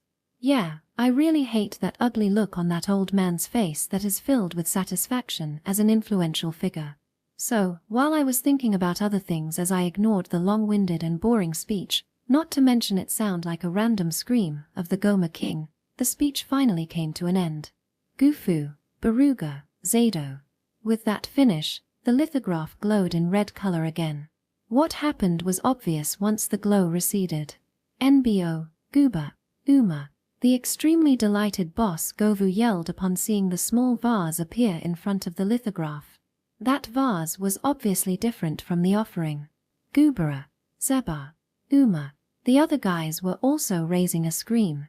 The offering before the lithograph had vanished, replaced by a white vase. I see, it's some sort of transaction, huh?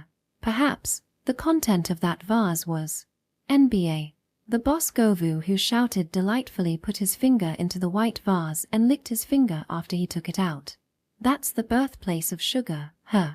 With my last question answered, the valuable observation of Goma ecology had come to an end. Thank you very much. This is truly a nice settlement. That's why we will wipe it out from the map. Chapter 206, Tragedy. Phew, this village is finally on the right track. I muttered calmly as I looked across the tiny yet lively village. At first, there were only a few dozen people, but now the number had already increased by over 10 times. The men were valiant and energetic. The women were raising and protecting the children, the village, and the house with a smile on their faces. This village was built by us, the young and energetic generation. I was right, this forest was rich, with an abundance of resources, and there was a huge ruin too. It was a land filled with possibilities. Naturally, there was a reason such a place was entrusted to me. Thank you, I've managed to come this far because of you. What are you talking about, honey? You're the one who did the hard lifting. Hearing my wife say those words with an affectionate smile on her face made me feel like the luckiest husband in the world. As you see, she was a transcendence beauty who was wasted on me, not to mention that her stomach was huge. Whether it was now or before, the figure of her bulging stomach swaying around as she walked was a feast for sore eyes for many men. However, that beauty had already become my wife. I'll kill anyone who dared to make a move in her and feed them to the pig frogs. Good grief, I had a lot of worries ever since I married the most beautiful woman in the capital. No, it isn't just me, everybody did their best to build this village too. The pioneering went according to the plan. In addition to its abundance, this area had no such thing as a demon, dragon, or powerful beast. The Jiras seemed to claim the seashore as their territory, but, well, a clash with them had to wait until after we conquered the forest. We didn't have to go to the sea for the time being, so the battle against Jiras had to be set aside for now. The most important thing was to cherish our current happiness. Fu. The ability to lead everyone is exactly what a chief needs. If Umasama's daughter herself said so, I can't help but feel proud. In fact, she was the daughter of the king of Gomas who ruled this kingdom. That's why there was no way to hide her regal air, beauty, and grace which literally overflowed from her. I was nothing more than a warrior in the royal castle of our capital, and yet, fate had me falling in love with her. Though various things happened after that, Umasama had finally given his blessing and ordered me to start pioneering a village in this new area. The current me is nothing more than the boss of a small turf, but soon I'll conquer the forest and become its big boss. Yes, it should be a simple matter for you. Knowing that she trusted my ability was the best thing I could hope for. Though she had to abandon the glamorous life in the capital to live in a destitute pioneering village like this, she never complained to me. Perhaps there was no other woman like her in this world. I love you. I love you too. Coo, she is so adorable. It's decided, I'll definitely fertilize the egg in her huge stomach tonight. Hey, you two don't just flirt around. Gare, you're back, huh? And just when a good atmosphere had been created between us, my second wife appeared. What's the matter? Don't want me to come? Nope, I won't go that far. Humph, since it's a woman's duty to give birth to a lot of eggs, you better be prepared for that. Good grief, you have no elegance at all. She had an inseparable relationship with me since we were childhood friends. Half of my brothers became feeds for pig frogs, the other half was either killed by beast or died in battle with the other race. Thus, she was the only one who got along with me for a really long time. Moreover, she loved me so much, to the point that she was willing to follow me to come to this pioneering village. Alas, I was really grateful since her becoming my second wife had, in fact, increased the prestige of an upstart like me. Despite her rough, male-like personality, her huge stomach rivaled my first wife's. Many men respected me who was waited upon by these two beauties with huge stomachs. Well, even if she had a small stomach, I would still take her as my wife. I mean, I really couldn't think of a life without her by my side, and there was no way I could see her by the side of other men. Honey, I'm your number one, you know. Humph, I'll give birth to more eggs than you. They pulled each of my arms while having such a quarrel and made me rub their huge stomach. What a pair of hopeless girls you are. Good grief, it seems both of them wouldn't let me sleep tonight. The moment I thought so. Enemy attack. Enemy attack. Those shouts broke the serene evening of the village. Who the hell is attacking at this kind of time? I grabbed my weapon immediately. Both my wives had also started moving in a hurry and equipped me with my armor and arm gear. Both of you, be prepared to take the children to escape. Yes. Well then, I'm off. I jumped out of the tent as I said my farewell. Those assholes set the village on fire. The moment I left the tent, I noticed that the village was as bright as day. The tents in the village had already been set on fire at several places, the screams of the residents resounding along the huge flames. They even ambushed us as we tried to escape. The most important facility of the village was the tower that was situated right at the center. Even its entrance had been set ablaze. Though the solid ruin made of stone wouldn't be affected by the flames, the fire made it impossible for us to take refuge in it. Oh, where's the enemy? Boss. Over there. The guys nearby gathered around as soon as they saw me. It seemed the battle had begun right at the entrance gate of the village. In addition to the bellowing roar, I also felt the presence of a strong man in the air. I led my subordinates, rushing towards the entrance gate. Just as I had expected, our enemy was Budge Gegage. Goma Bigago Buru, ahahaha. Kill those Goma vermins. The human. The one who let out the atrocious laugh along with incomprehensible words was a human.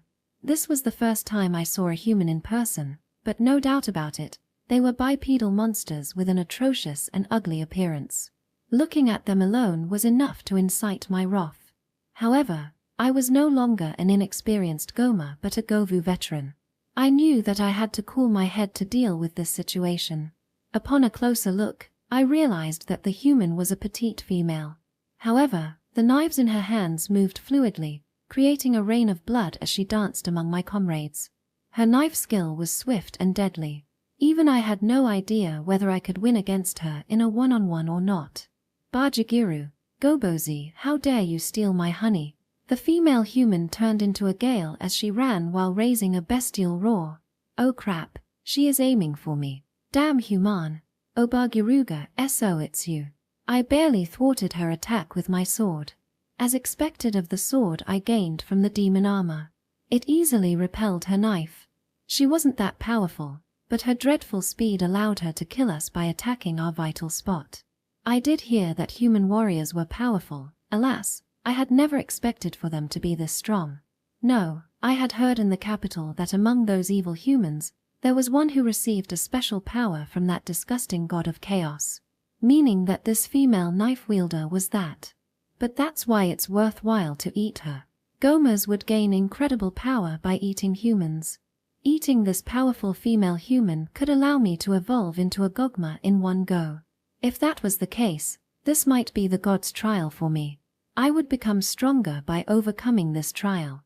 We've advantage in terms of number. Surround her, don't let her escape. Dover, UNBA, out of my way, you small fries.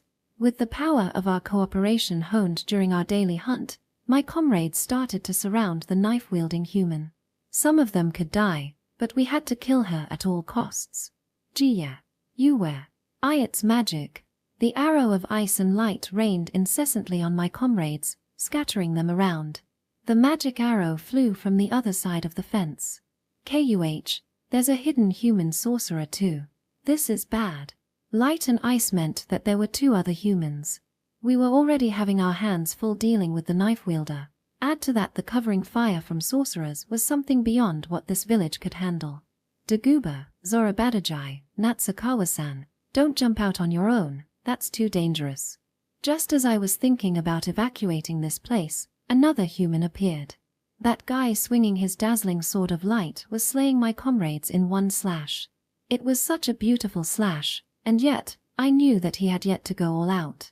This guy was a monster. Govu elite of the capital, no, maybe not even a Gogma general could hope to match him. I, who was still a Govu, couldn't even hope to see the bottom of his power. NBA, Zoma, Somakuen, Baju, Gaguba, Momo, Digaruga, rest assured, Momokawa has already secured the honey. He was talking carefreely to the knife wielder. Perhaps because he was in a really advantageous situation and strong on top of that he hadn't even unleashed his killing intent on me as if to say that he could easily kill me with a simple swing of his sword. Damn it, just how much are these filthy humans going to look down upon me? Boss, use this chance to escape from this place. When I was about to rush at them in anger, a Govu stood before me. He was my best friend who had accompanied me all the way from the capital. Except for my childhood friend, he was the one who knew me the longest. In fact, he was the vice chief of this village. Are you telling me, a chief to escape first? It's exactly because you're the chief that you have to escape first. And you're entrusted with Umasama's daughter on top of that. Ku. You have to protect her no matter what. That's your mission. But you guys will. Don't worry about us. We will try to buy time before following you. You idiot. Stop trying to spit such lies to me. Quit acting tough. Ain't your hand trembling from fear already? Sorry, we will survive and restore this village. Yeah, I'll leave the rest to you, buddy. I turned around and ran as I held back my tears. Booga, Bagudogura, the boss-like guy has escaped. Baduda, Momo, Zogara, leave that one to Momokawa. I heard my comrades' war cries amidst the human's bored voice. Even so, I didn't look back. I still had my mission. As a chief, no, as a man, I should never waste their sacrifice. Guys, are you okay? Honey, what happened outside? Has the enemy already been defeated? Upon returning to my tent, both my wives asked me anxiously while carrying our kids. They had already brought a minimum amount of luggage, ready to escape from this place. Terrifying human raid. We have to escape. We can't defeat them. Human. But, where are we escape to? Anywhere. We have to at least leave this village first. It was a race against time. Alas, I definitely couldn't let go of one thing, namely the pot of sugar that I received from Umasama a few days ago. I tied it onto my waist. Okay, the preparation is complete. Okay, let's go. The first thing we had to do after we left our tent was look for an escape route. Those humans had already occupied the main gate, but there was a second entrance to this village. So we were heading to that place, but Duba, Garuzia, Orioreora, Diadiadi, Bigu, Zabaragua, kill them all. Garugibara, Momo, Jainduga, man, this is already a genocide. Momokawa ain't joking. The humans with sword, axe, and water magic entered from the second entrance. Around them were the corpses of the armed men who got slaughtered by them. Moreover, the corpses of women and children who tried to escape were also scattered around them. Coo, that human went that far, huh? That's. Though I got flustered upon seeing another 3 humans raid the village from another direction, my children and wives were both despaired by this situation. Naturally, they would have never imagined such a cruel spectacle to exist. I mean, our peaceful village had suddenly turned into hell on earth. Now listen to me, grit your teeth and run as fast as you can, don't let them catch you. Though crying, my wives nodded gallantly. The same went for my children. What brave children they are. They gritted their teeth in response. Let's go, we're going to the back entrance. The only escape route left was the small back door that wouldn't normally be used normally. I led my family to that place. Gia, help. I don't want to die. Stoop. Spare my Sildi. Such maddening screams resounded throughout the village. There seemed to be more humans than I met. All of them were equipped with the finest weapons on par with the ones used by the elite of the capital. They slaughtered every single Goma they met, sparing none. Whether it was the fighting male or the escaping female, even the innocent children were not spared from their cruelty. They killed everything in sight like a cold-blooded killer. We did it. There's no human at the backdoor entrance. The backdoor entrance was made right next to the marshland we used to breed pigfrog. Since it was located in a rather desolate place, those humans might have thought that no one would use this place as an escape route. Or anyone who tried to use this way had already been slain long before they arrived. Now, listen carefully. You must never let go of my hands. We're going to traverse animal trails in the forest right after this. You mustn't stray from the trail if you don't want to get lost in the forest. After leaving from the backdoor entrance, we who managed to escape from the village that had already turned into hell on earth forced our way through the dark forest. I used Cantella magic, which I learnt after retiring from my post as a warrior in the capital, to light our path as we ran in the forest. The forest was wrapped in an eerie silence, as if the commotion in the village a while ago was an illusion. If only all of this was a mere nightmare. Gujiga, they really came. Something akin to a spectre had already been waiting for us ahead of the animal trail. It was a small human. Perhaps a child. Obviously much shorter compared to the other humans who attacked the village. Though every human who raided the village released terrifying pressure, I couldn't feel such pressure from the human child before me. Gayaba, Gonjarua, as expected, they used this route to escape. I'll kill that human. We will run as fast as we can after I kill this human. There was only one human here. I just had to kill that guy and escape before the other humans caught up to us. Calm down, no need to worry, there's still hope. Honey. Don't worry, that short human won't be able to defeat me. I placed the cantella on my hips and drew my sword. That shorty only had a cane with a skull on its tip and didn't even take a stance. How dare that human underestimate me, feeling elated because the raid in the village succeeded, right? That vanity will cost your life. I rushed forward, closing in the distance at once. I raised my sword overhead and loaded my magical power into it. I swung my sword down, unleashing martial arts while raising a walker. My leg. Something caught my leg. The moment I noticed that my body that had rushed at full speed lost its balance and tumbled straight to the ground. The martial arts that I was about to unleash had also gotten cancelled. The The moment I fell forward, I came to a realization. This human had already set a trap in this dark forest. The thing that tripped my foot was long, hard, and black. Similar to human hair. Damn it. Pugia, Pugia. When I tried to stand up to regain my stance, the short human sneered while pointing at me. The next moment, I felt heaven and earth get overturned. FUDG. My body stumbled again, not falling like before. Rather, the ground got away from me. Did my feet got pulled up? An arachne. I finally noticed it after I got suspended in the air. The thing that coiled around my body was solid, white spider thread. And the owner of that thread had already been waiting atop the tree. They had the lower body of a spider and upper half of human. The arachne. Let go of me. Why did an arachne appear now of all time? No, there should be no arachne in this forest.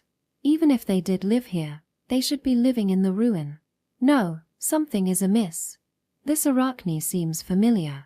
I see that the shorty isn't a mere child, he is a monster user. Zorubu, Remu, Dudabava, Rem, catch this guy.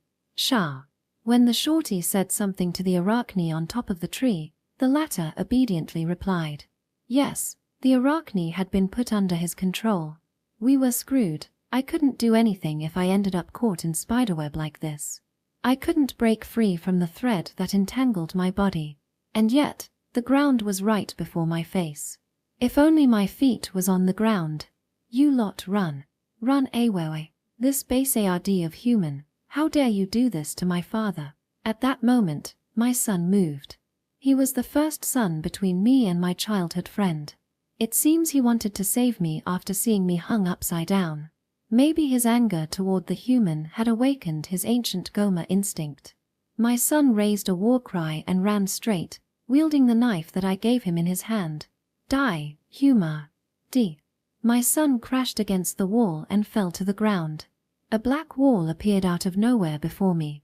Or not, that was an axe. A huge axe with a black blade. My son crashed right onto it. Momo, Bazabujaruda, be careful, Kotaro-kun. What the heck? That big human was the owner of that black axe. Their physique resembled that of a Govu, but the powerful presence emanating from them rivaled that of a Gogma. They were a monster, like that human who wielded the Sword of Light. The reason they were standing by right beside the shorty was by no means a trap. This was a carefully planned ambush. Zongoro Bajido, just kill those Goma brats.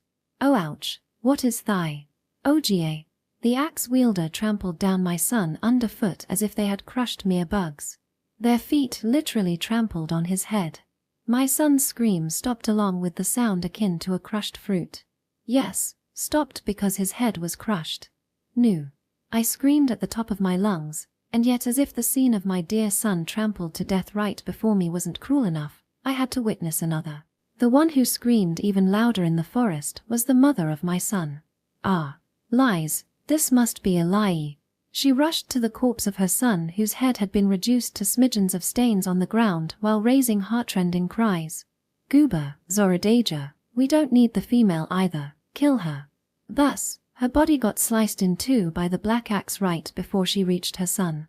Since it wasn't a strike with the body of the axe blade, the axe's sharpness added to its massive weight, raised its killing power, and bisected my childhood friend in half vertically. I was at a loss for words. I lost both my wife and son in just a moment. Everything happened so fast as if I was witnessing a nightmare. However, I snapped out of my daze the moment the bisected body of my wife rolled in front of me. Mixed with dark red entrails there was a round, buge, Dabagujazudo, gare, that egg is gross. That was the fruit of love between me and her. They were the new life that should have been born after this. The egg rolled out from her cleaved stomach. Zobabigo.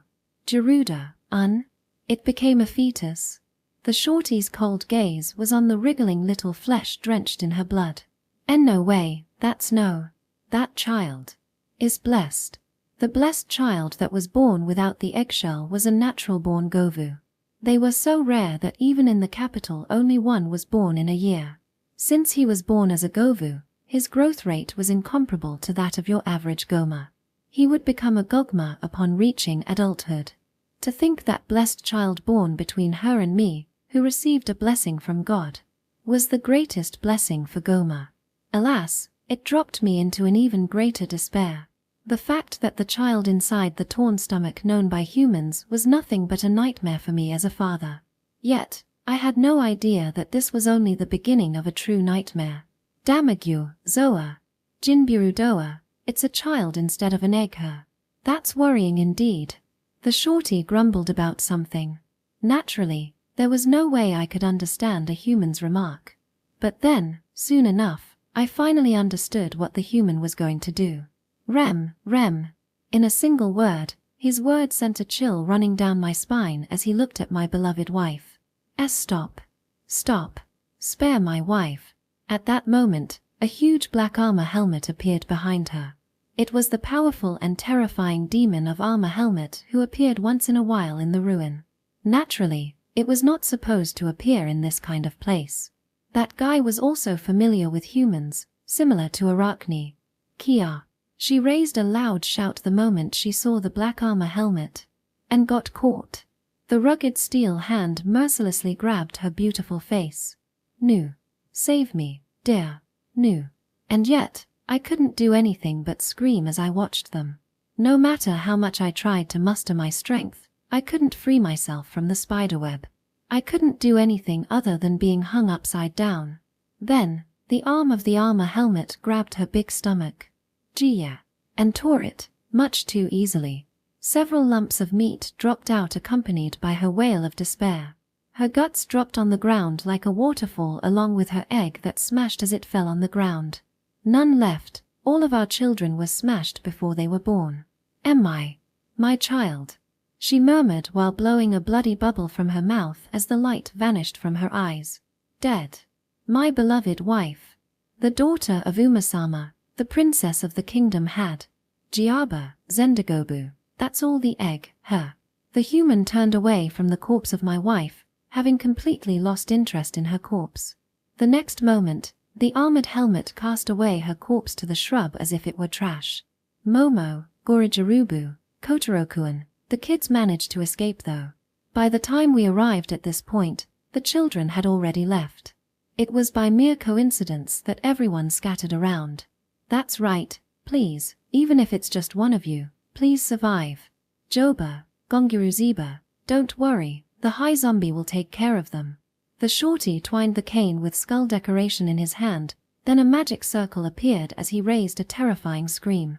Then, from within the magic circle came the repulsive demonic corpse. There were 7 of them. The exact number of my kids who managed to escape from this place. Kyoa. Oa.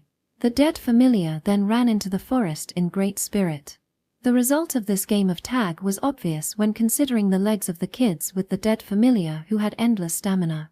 The cries of my children reverberated inside the forest along with the roar of the dead familiar.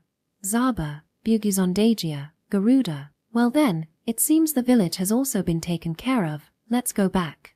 Juba, Govu, Gizuda, what are you going to do to that Govu? This is too much.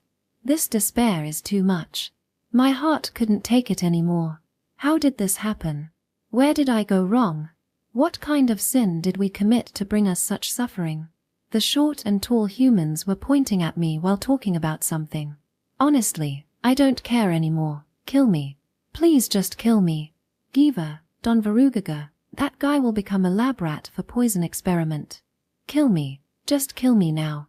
Chapter 207, Snatched Item. Natsukawa-san, is the honey that was snatched after massacring the Goma delicious? It's sweet. Natsukawa Minomi, who ate fairy nuts soaked in the honey that we got from slaughtering the entire Goma village, replied with a face full of smiles.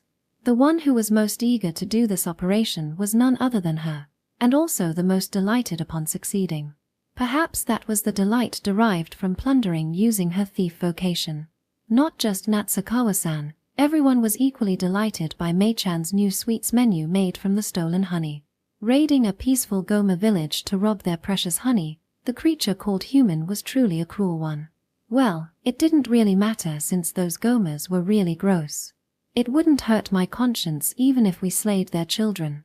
But, They might be similar to humans in some regard. I had predicted that the boss would escape by himself from the village. That was why I had no idea where he would run to if we completely blockaded their escape route. I had grasped the structure of the village after observing from the tower.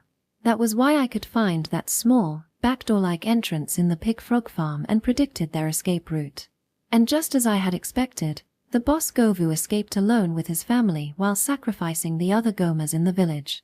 I asked Remarachni to catch him and forced him to watch his wives and children get slain right before his eyes. The female Goma raised a strange scream when Mei-chan crushed the head of the first Goma kid that rushed toward us. From her reaction, I could guess that Gomas had a deep sense of affection for their family. But of course, why should I care about that? They were just humanoid monsters, pests that should be eliminated, and we were lucky since we secured materials. We could literally plunder without care while laughing like a mob from the end of the century if the target was Goma. Well, that was good training. Today's raid could serve as rehearsal for the subjugation of Yamato no Orochi. Everyone had gotten used to exploration, but today was the first time everybody truly cooperated with each other. Mobilizing all 18 students to combat Yamato no Orochi without any rehearsal was a literal suicide. We had to get used to raid battles, not party battles. And since everyone's coordination was better than my initial expectation, we managed to kill all the Gomas in that village. Since everybody was already used to combat, the Gomas in that village were literally sitting ducks. My biggest concern did not materialize, but I discovered another problem instead. We need a way to communicate with each other. The teamwork in one party was good, but we had a problem with coordination between parties. During today's raid, the first party was spearheaded by Natsukawa-san, who rushed straight to the village gate. The second party was led by Shimokawa, who blocked the other entrance. And I led the third party to ambush anyone who came out from the secret passage. In short, we used 3 teams in today's operation. However, there was next to no communication between the first, second, and third parties. Though it was possible to contact them using our smartphones, we couldn't do that during the combat. Since today's operation went without a hitch, we proceeded in accordance with our main plan. But things could easily go south if that Goma King would send his troop through teleportation. Naturally, my double was keeping a watch on the Goma altar in case something unexpected happened so that I could tell everyone to retreat at once. Fortunately, my worries ended up as mere worries, but I really wanted to gather more information about the other party. I mean, literally, anything could happen during the subjugation of Yamato no Orochi. But still, none of us has something like telepathy ability here. Smartphones were much better, but we should prepare a better communication method. Anyway, the next step was to devise a much better and faster communication line between different teams in real time. Well, we had no other harvest from today's raid other than honey and sugar. Sakura-chan, Himeno-san, you two come with me after this. What are you scheming this time? Why me? Momokawa-kun? Stop making that disgusted face. You two are the only ones in our group. They were blatantly showing their wariness. And their expression was just like the one they showed when they saw the student from Shiromine High while walking in the city. If you think I'm doing something suspicious, feel free to bring along your beloved big brother or your boyfriend. Today was a holiday, after all, so no one went out for exploration. That was why I let them bring along someone. Not that I was trying to hide this. Can't be helped then, I'll go with you. Yes, big brother, please do so. It's much safer if Soma-kun is with us. Would you be really okay if Nakajima-kun isn't coming with us, Himeno-san? I mean, she has the same face as the dull protagonist of rom-com manga when flirting with another man. Oh, whatever. If Nakajima-kun himself didn't say anything, it means that only the 3 of them would go with me. Let's get going. By the way, we were going from the ferry plaza of the school tower to the ferry plaza of the resort area. It was the place we used as the starting point for yesterday's raid. We had already looted everything from the Goma village and brought them back to the school tower. That was why there was nothing left in this place. But we had left behind our most important catch in this place. There we go, lab rat number 1, until lab rat number 3. We had held the boss Govu and 2 Gomas in this place. They were confined within a pseudo-jail that was created with Randusan's earth magic. This is... It was obvious at a glance that the Goma inside was already in a half-dead state. Even the Govu who had the most stamina among them looked dead tired. Naturally, they weren't just exhausted, they were bleeding too. Most of the blood was simply because they had vomited blood rather than from their wound. Why? Are you doing such an inhuman thing? Goma isn't a human, to begin with, so it's not inhuman. But now that you show us this, it's honestly making me feel awful. It's not like I'm doing this because I like it either. We had no choice but to conduct experiments using monsters. Since this wasn't a game, we couldn't confirm the effect and damage with numbers. Even the explanation about our skill was in the form of flavor text, a wacky one in my case. I don't care about what you want to say, but I want you to use healing magic on these fellas. Why should I do that? That was a natural question, I guess. Why should she use healing on a monster? So that we can use them again after we have healed them. I won't do such a repulsive act. Me too. Well, I'm not doing this for myself, I'm doing this for you too. That was what I wanted to say, but both of them were unwilling to hear me anymore. Soma-kun. Got it. Let me hear your reason for doing this.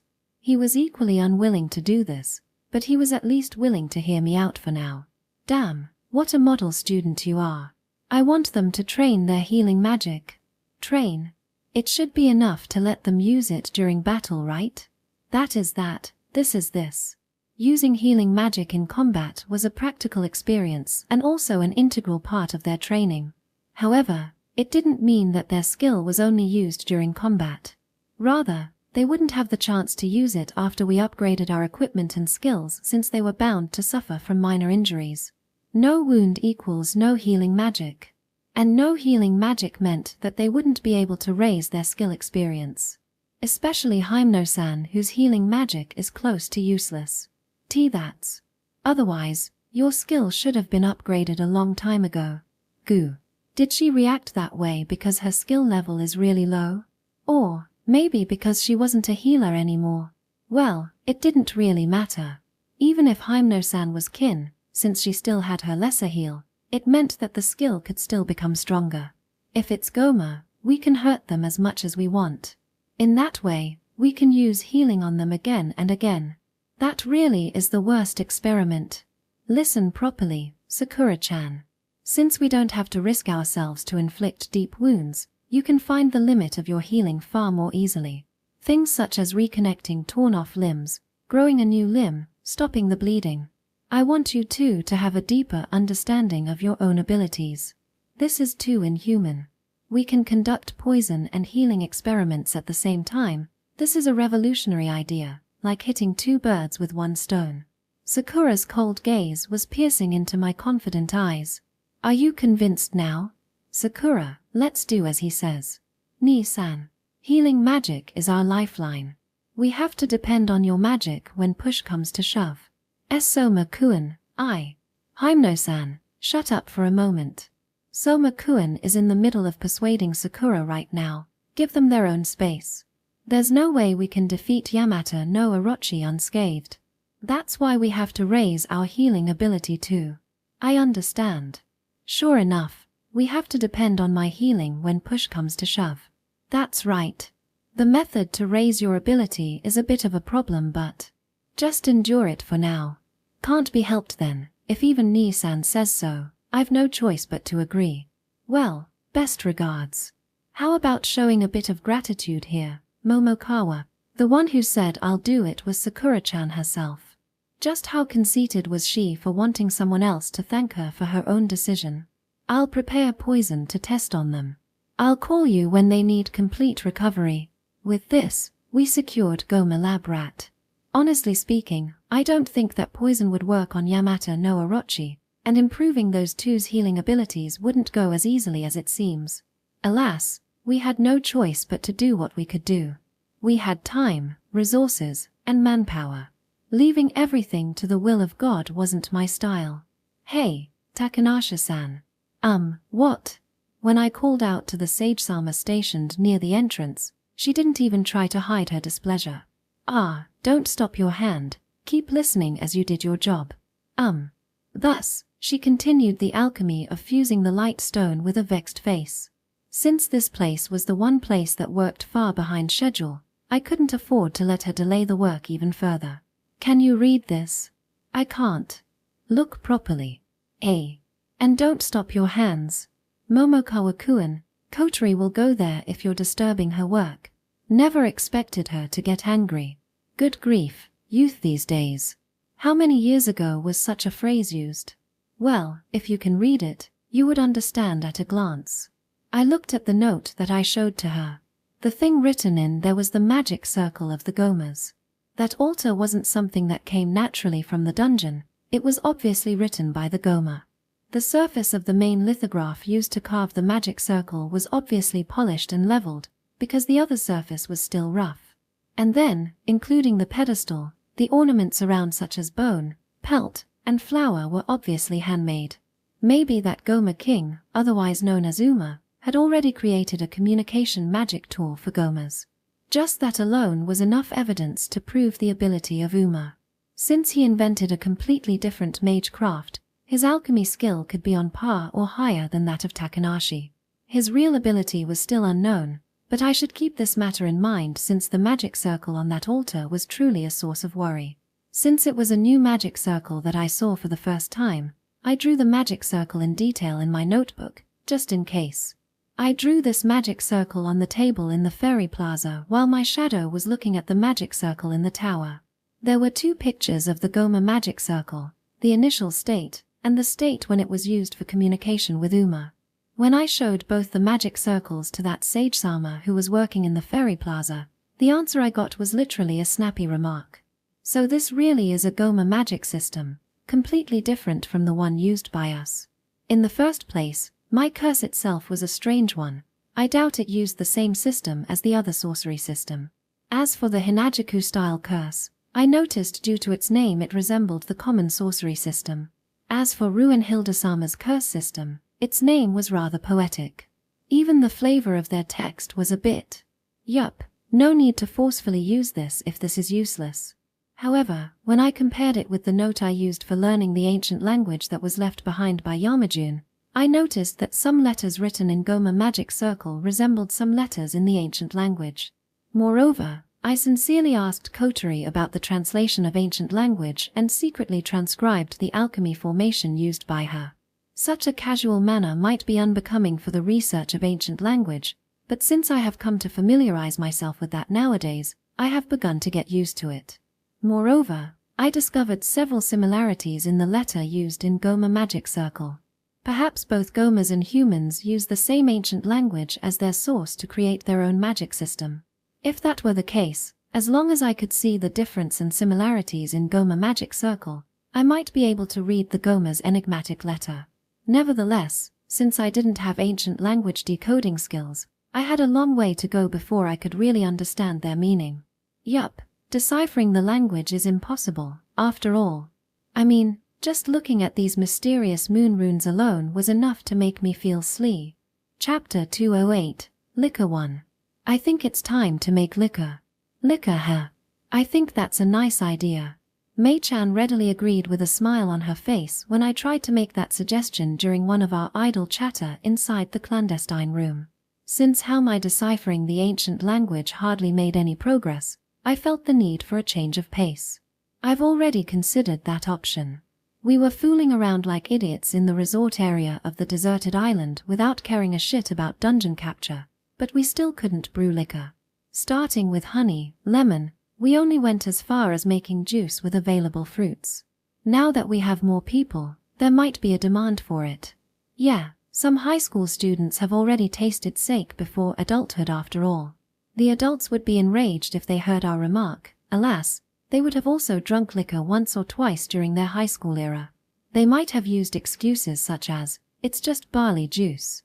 As for me, I've unfortunately never drunk any liquor.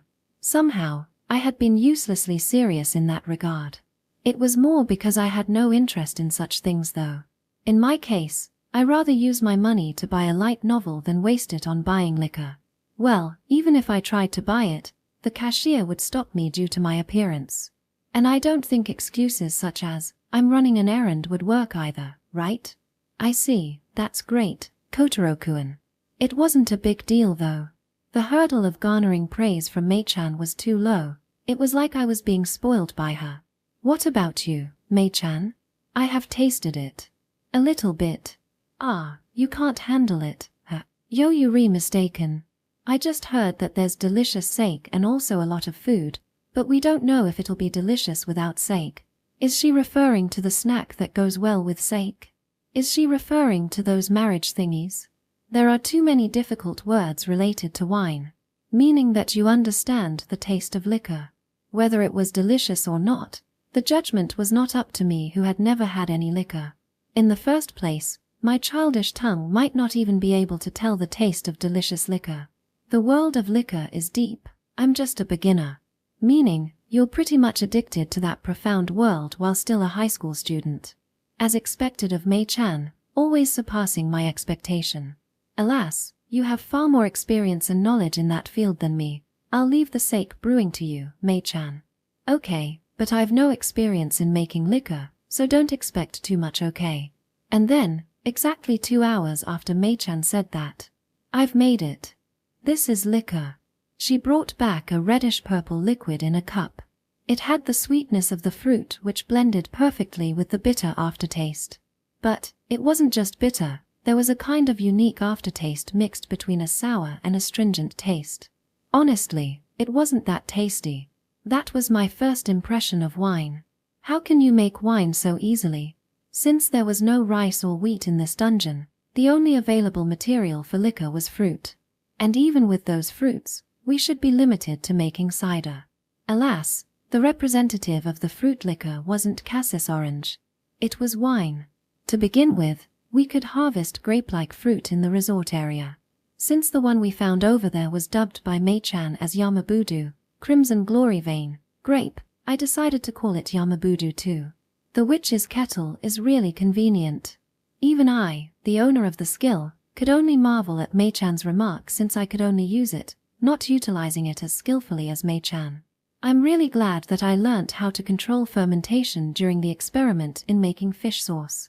I had no idea it could be used like that though. Fermentation is a phenomenon that won't happen without yeast, and yet it was possible to accelerate fermentation by making the yeast more active. Honestly, I had no idea if I could replicate such a feat. I guess this was the huge difference between Mei-chan, who understood the fermentation process word by word, and me, who only knew how to make simple stew or grilled dish. I couldn't replicate her feat without proper understanding. In short, it was similar to magic. This is it, the fermentation might be enough.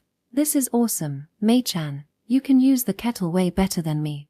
Mei-chan was in a good mood since her liquor brewing turned out pretty well. Okay then, it's not like I'm going to get drunk from wine tasting anyway. Next is white wine, sweet and salty flavor. And cider made from apple-like fruit. Since Mei-chan had already turned into prolica maker mode, I quickly made another new kettle for her. This was the only thing I could do for her. Futaba Liquor Maker was open for business. The night quickly turned into a tasting assembly. Come in, 3 drunken musketeers. 3 drunken musketeers. Self-proclaimed as one of the thugs in the school. Since you smoke you surely drink too. Tendao Ryuichi. Oh, shut up already, Momokawa. Tendao-kun was properly perched in his seat, albeit fed up. One of the girls has surely tasted liquor before, Randu Kyuko. How did I end up in this place too? Momokawa, are you by chance drunk? I'm not drunk. I've a skill called Vessel of Poison that negates the effects of poison. Too bad, I'm not dead drunk. Woo, this guy is drunk for sure.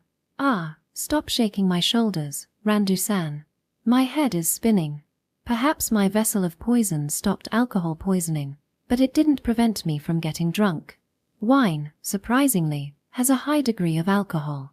Since Mei-chan and I had sampled all the prototypes that we were going to drink tonight, the total amount sampled was quite a lot. And since you two have a boyfriend in college, you naturally would have had a taste of liquor too, right, Juromari? You're starting to spout nonsense now. I've told you, right? Are they just making an appeal to Tendao-kun? Trying to impress him as innocent girls who have never associated with men before? What's with that look?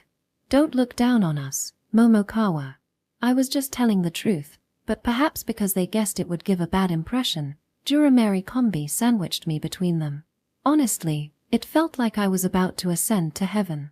Ah, please stop, dear customer. Please stop. Ah, dear customer. Shut up. This drunkard. Let go of him slowly. Who do you think will look after him if he vomits? Worry not. I shall not stoop to a disgrace such as vomiting during my first time drinking liquor. It was so close just now, but that was absolutely just my imagination. Anyhow, call the 3 drunken musketeers. The 3 is actually 4 though. Why are they called 3 instead of 4 then? D'Artagnan, the protagonist isn't a part of the 3 musketeers. I see. That was embarrassing since I only vaguely remember the content of the movie I saw in my childhood. It's something like the 4 Heavenly Kings is actually composed of 5 people. It was a rare event, but it did exist. Anyway, the 4 I called this time were members of Tendao Yankee team. It was only for a short time, but they did take good care of me during that time. That's why I wanted to keep a good relationship with them after this and chose them as the first ones to taste the finished product. Looking at the current Momokawa, he's definitely drunk right now. Well, since that's the case, Toriyazu Nama, note, that is a catchphrase when drinking in izakaya, means, beer please, cassis orange for me, fuzzy navel for me. Mei-chan, 4 orders for red wine. I ignored the orders of our dear customers to finish the sampling quickly. Since we had prepared everything, we treated our quartet of 3 musketeers with a lot of red wine made from Yamabudu. And by the way, we were not in the dining room but the clandestine room on the 5th floor of the school tower. We kept the fact that we were brewing liquor a secret for the time being. The Public Moral Committee would definitely make a ruckus about this, not to mention that the vice president of the said committee was a member of the quartet of 3 musketeers too. Don't expect too much from its taste, this is a trial product after all. After giving them a reminder, the 4 of them then tasted the wine in their cup. Ah, Tendao-kun was the only one who sniffed before drinking it. Yeah, it's not that delicious. Alas, being able to make it this far under this condition is amazing in its own way, right? I heaved a sigh of relief upon hearing Tendao-kun's praise. It seems he did have the experience of wine tasting. Well, you would all have different opinions, right? Yeah, it's been a long time since I have had liquor. Jurameri Kombi had also given their best review. Rather, they normally drank liquor. Uva, this is unappetizing. Sorry, maybe this isn't up to Randu-san's palate. This is the first time I have had liquor though. It's okay. There's no need to make such clumsy appeal just because you're the vice rep of Public Morals Committee. This is really my first time drinking liquor. Whoops, sorry Randu-san. I thought you'd tasted liquor before just because you're a gal. Sorry for judging you by appearance. The other 3 are really proper examples of Traunt though. Since there's a sweet version, try it too. There are many types of liquors. The sweet kinds were made so that even people who couldn't handle the taste of liquor could drink them. Randu-san perhaps belonged to those kinds of people. Since it was a long-awaited liquor time, there might exist liquor that fit Randu-san's taste. Our available liquors didn't have that much option yet. Ah, this one is tasty. I like this one. I prefer this one. Wine with salty flavor. Jurameri Kombi, who kept sampling the wine, had finally found the one that suited their palate. Since their figure was tall and well developed, they could be mistaken as an OL or college student as long as they didn't wear their jersey. What about you, Tendao-kun? Is this up to your palate? This? A brandy, huh? You can make this 2A, not bad Futaba.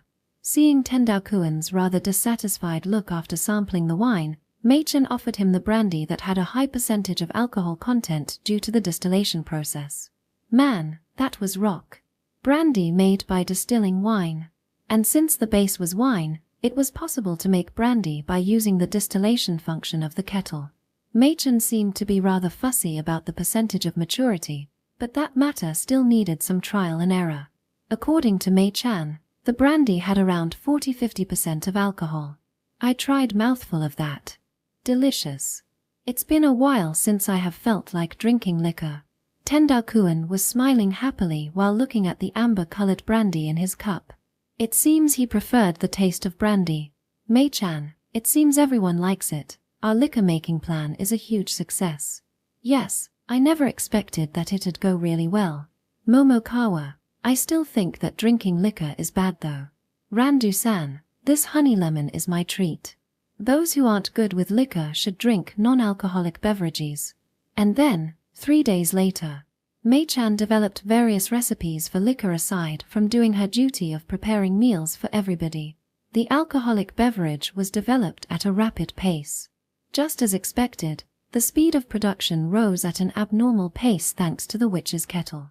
In fact, even the part that would take the most time could be reduced to less than 1 second.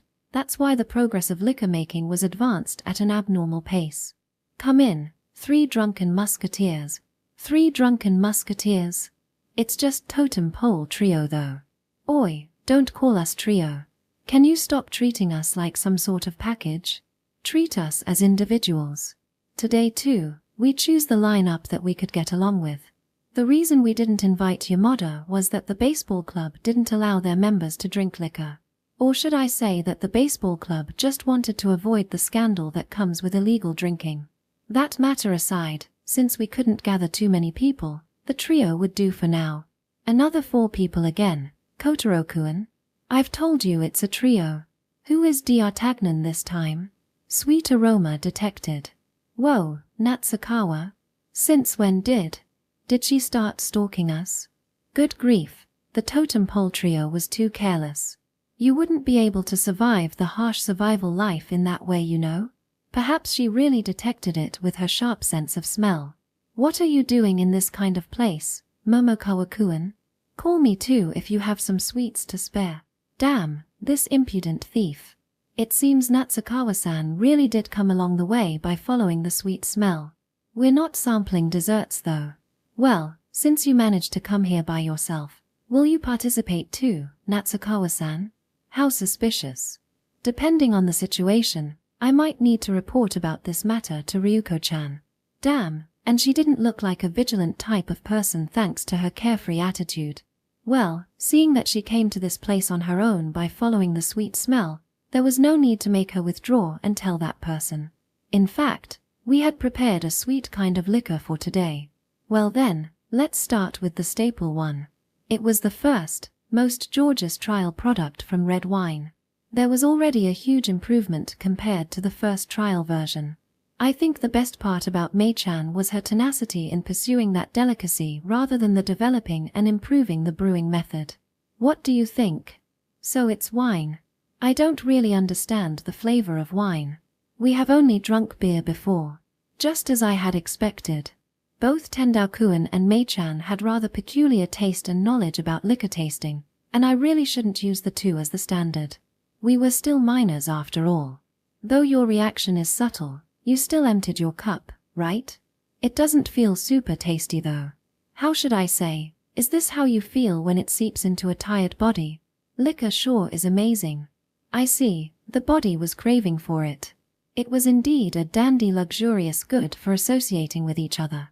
One thing led to another. The trio was forced to fight against the monster in the dungeon with their lives on the line.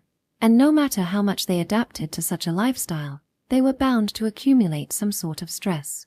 And liquor was just the right thing for them to vent. Rather, this is definitely liquor. We can't drink liquor. Whoops, someone raised their voice amid this merry atmosphere. And that person turned out to be our thief. She was an unexpectedly straightforward one despite being a thief. Well, calm down now, Natsukawa-san. But we are minors. I know that. Still, look at those 3. There, I saw the bombshell beauty. Mei-chan was pouring liquor to the trio who was drinking happily and asked for a second helping with a smile on her face.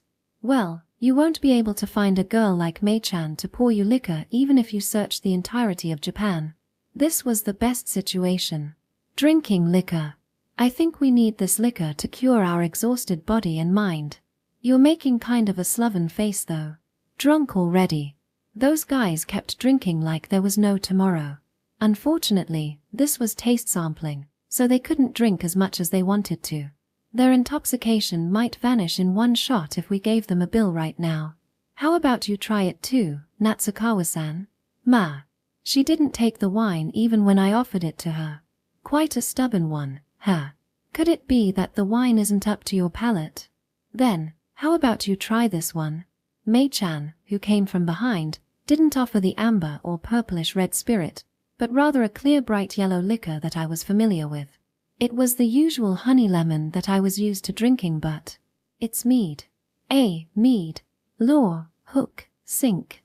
Well, the smell that Natsukawa-san followed might be the sweet smell of the mead. This was truly a sweet liquor that even my childish tongue could drink easily. Well, since it's something that was painstakingly made by Futaba-san, I guess it wouldn't hurt to sample a sip or two. Hell yeah, she fell for our trick. As expected, Natsukawa-san, with her sweet tooth, wouldn't be able to refuse this. Okay, here you go. Let's dig in. Natsukawa-san was about to take a sip of mead with a mixed expression of anxiety and hope, but right at that very moment. Stop right there, Momokawa-kun. Chapter 209, Liquor 2. Stop right there, Momokawa-kun. Crap, the police are coming. Everyone run for your life. Can you stop messing around and explain the situation instead? Said class rep, literally told me to cut the chit-chat and get to the point. This smell, is it liquor? Good grief, drinking liquor secretly? Oops, Soma-kun is coming too. This guy was a real police. Just for your information, it's not like we're trying to drink in secret, you know? I intend to announce to everyone about the liquor by tomorrow. It took Mei-chan a few days to complete all the preparations. It was going to be introduced as the next luxurious good after sweets. Yes, this wasn't drinking in secret, this was the last sampling event. You should have consulted about this matter beforehand. I had the feeling that this would be stopped at the development stage if I were to consult. I've no idea what were you talking about just now, but do you have something else to say? I'm sorry. I was really sorry for advancing my plan without prior consultation. But I think something like liquor is still okay, right? In fact, there was already some demand for it. Both class rep and I were looking at the totem pole trio who were drinking wine as we proceeded with our negotiation. Ah, they dragged Soma-kun too. Some want to drink it. The problem is we're still minors, we shouldn't drink liquor. I'm against this plan too. This might become a cause for trouble. Oops, Soma-kun, you speak as if you've experienced the trouble caused by liquor already. Has he already had liquor before too? Well, various things are bound to happen when I'm hanging out with Ryuichi. Wait a minute, I've never heard about that. See, calm down class rep, that's an old story. And you should stop too, Momokawa. Do you think you can still drink in this kind of situation? Man, nothing beats watching a person in trouble while enjoying the taste of liquor. Mei-chan's homemade mead was the best. Anyway, I can't allow the act of drinking liquor. And Minomi, put down your cup, please. My sweets. In the end, Natsukawa-san, who didn't even get the chance to taste the mead, placed back the cup on the table looking extremely mortified. Good grief, even you are trying to drink. Easy now, Natsukawa-san did try to stop us. At first, she had no intention of drinking. But then, your devil's whisper dragged her into participating in your little party. That's mean, Ryoko-chan. You make it sound like I'm a victim of swindling. Yeah, stop making me look like a swindler. You guys, stop drinking already. Class rep pointed at the trio who were drinking with the mood of watching the unfolding police drama. This much should be fine, aight. This is necessary solace for us. Yeah, drinking liquor is just fine. In spite of their rebellious remark, they did place their cups back on the table. It looked like they were overpowered by class rep's aura. Everyone feels the same fatigue and stress. You shouldn't rely on something like liquor as escapism. Since no adult is going to stop you guys in this place, you have no choice but to make the best decision by yourself. You will easily lose control of yourself under the influence of alcohol. Class rep and Soma-kun vehemently opposed the drinking liquor faction. Well then, the fight has only just begun. And ended immediately. The matter of increasing the members of the pro-liquor faction was going well, I reckoned it should be all right to bring this matter to the class meeting, but I had no choice but to convince these two first. If it was these two, they would at least lend their ears. The reason for my conviction was simple. Class rep didn't bring Sakura-chan to raid this place. But still, we have already made the liquor, and there is demand for it, not to mention that some already know about this matter. I don't think the ones who already know will back down after knowing that you guys banned liquor. That's why I am telling you to stop at once. Yes, it's still not too late. I think that's pretty much impossible. For your information, this isn't a nasty tasting liquor. It's sweet and tasty, making you want more. No, it's dangerous. I've no intention of going all the way till we're dead drunk. It's going to be a huge trouble if we're dead drunk, after all. So you have limited the amount of liquor, is it? But still, it's up to our own self-restraint. We will thoroughly control the amount of liquor. I want everyone to drink at least 1 cup. But still, both of us argued, and we both had some logic behind our stand. That's why I wanted us to keep voicing our reason while probing the other's bottom line. Hey, how about class rep and Soma-kun try a cup instead? And then, Mei-chan, with an angelic smile on her face, entered the fray as if reading the air. Futaba-san, we'll be putting the cart before the horse if we try it now. We'll be setting a bad example if we drink liquor. Liquor isn't poison. It's a tool to get along with each other. Since I've made delicious ones, I want everyone to taste them, said Mei-chan with a pure, angelic smile devoid of any ill will. A smile that I couldn't make anymore. Even class rep and Soma-kun were starting to look troubled once Mei-chan begged them to try with such a pure-hearted smile. Since I would be put in a disadvantageous situation if I kept arguing with them, let's bet on Mei-chan's skill this time. I want you two to try it out first. As for whether you're going to allow it or not, I'll leave that matter to your judgment. Momokawa-kun, do you really mean it? In short, I gave up trying to convince the two. I let them drink. If they felt the liquor was tasty, that would be enough to at least soften them a little bit. But still, I trusted Mei-chan. Although it was only a few days, I knew that she did her best to enhance the quality of the liquor in the last few days. Thus, I want her to succeed. I understand, I'll drink it. Are you with me, class rep? Yes, I'm willing to do this. The die was cast. Both of them received the cups containing wine from Mei-chan and took a sip from them. I see, this is definitely a tasty one. It's a good wine, said Soma-kun after properly drinking a mouthful. But, I still can't give my permission. Even if you manage to make it this far, drinking this every day is a bit. Gimme another cup. The one who interrupted Soma-kun midway was none other than class rep herself. She even raised her cup, asking for a second helping. Class rep. Futaba-san, another cup, please. Class rep, what are you saying? Okay, here you go. Thanks. And then, class rep drank the second cup heartily. How she drank reminded me of an old man drinking a cold beer after showering. It was wine instead of beer in this case though. Poo-ha, it's delicious. Class rep said loudly with a flushed face. She was drunk. Class rep turned out to have a poor alcohol tolerance. Another one. Class rep, that's enough. You're already drunk. Ha! Shut your mouth, Yuto. Even Soma-kun was at a loss for words upon seeing class rep's sudden change of attitude. Honestly, I also couldn't say anything upon seeing her sudden change. Okay, here you go. Mei-chan, who was seemingly the only one who understood what happened to class rep, just smiled kindly without a hint of surprise.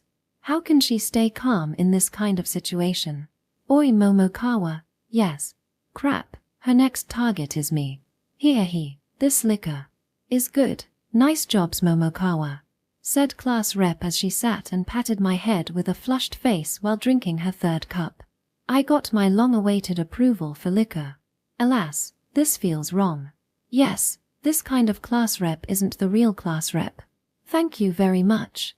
Still, you're talking a bit too much. You know what I mean, right? Right.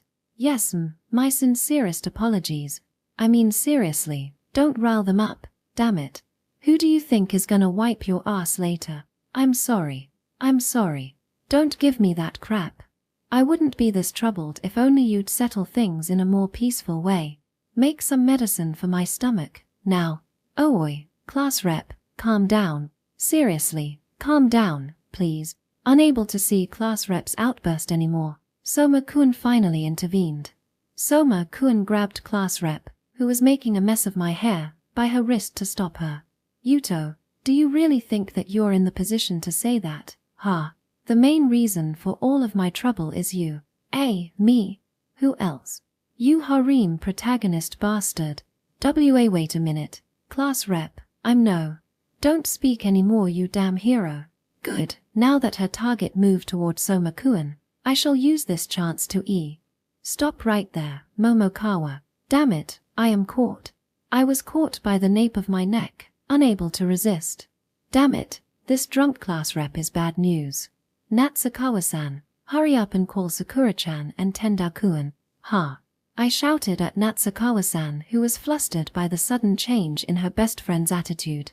Make it fast. Only those two can stop this drunk class rep. Ah, you're right. Natsukawa-san dashed out of the room like a certain blue hedgehog as soon as she snapped from her confusion. The current me was too powerless to stop class representative, that's why I should at least stop the rampaging class rep along with Soma-kun. When I glanced at Soma-kun, he nodded in agreement.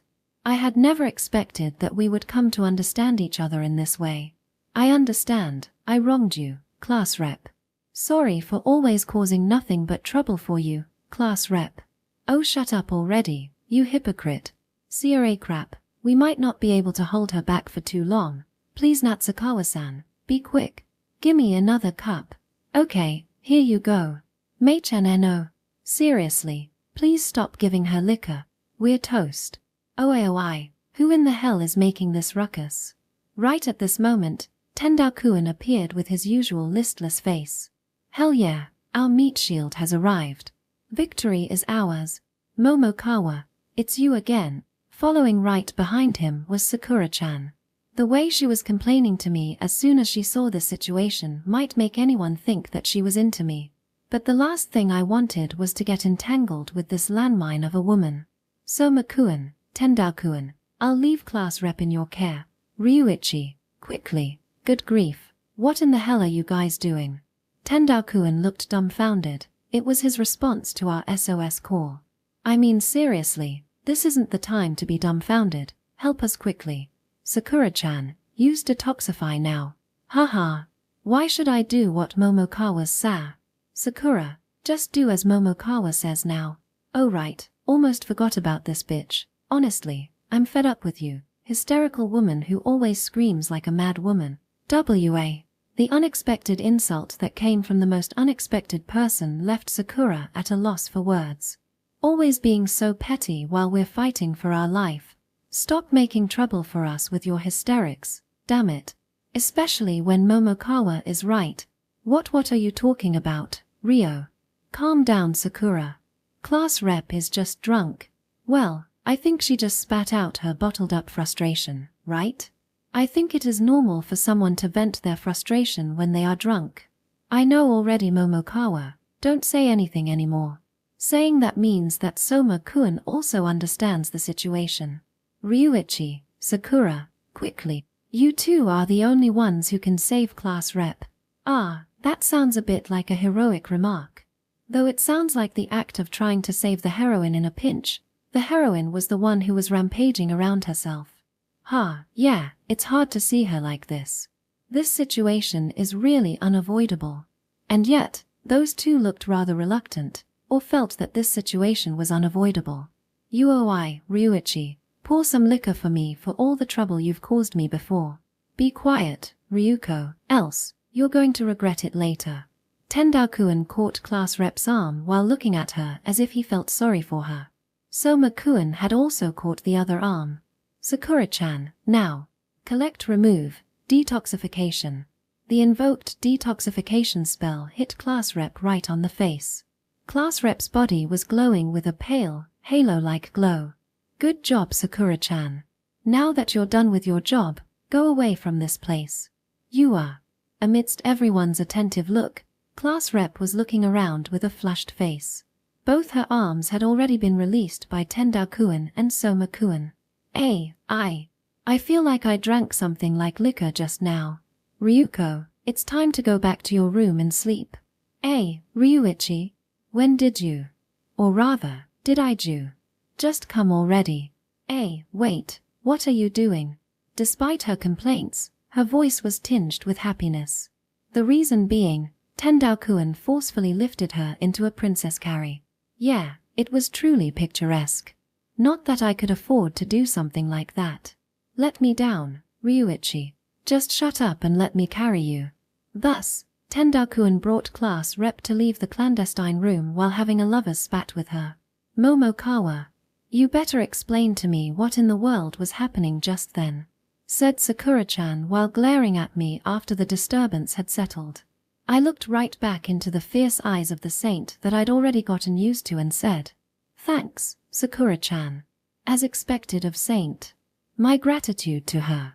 Honestly, it was truly dangerous this time. That's just how much I got cornered. Yeah, Sakura, you really saved our skin just now, thanks a lot. Thanks, Sakura-chan. Thank you for saving Kyuko-chan. Thanks, Soma-san, said Natsukawa-san right after Soma-kun, who had also barely crossed the dangerous bridge along with us. And Mei-chan followed after me. Thanks. Thanks. Thanks. The totem pole trio also thanked her in turn.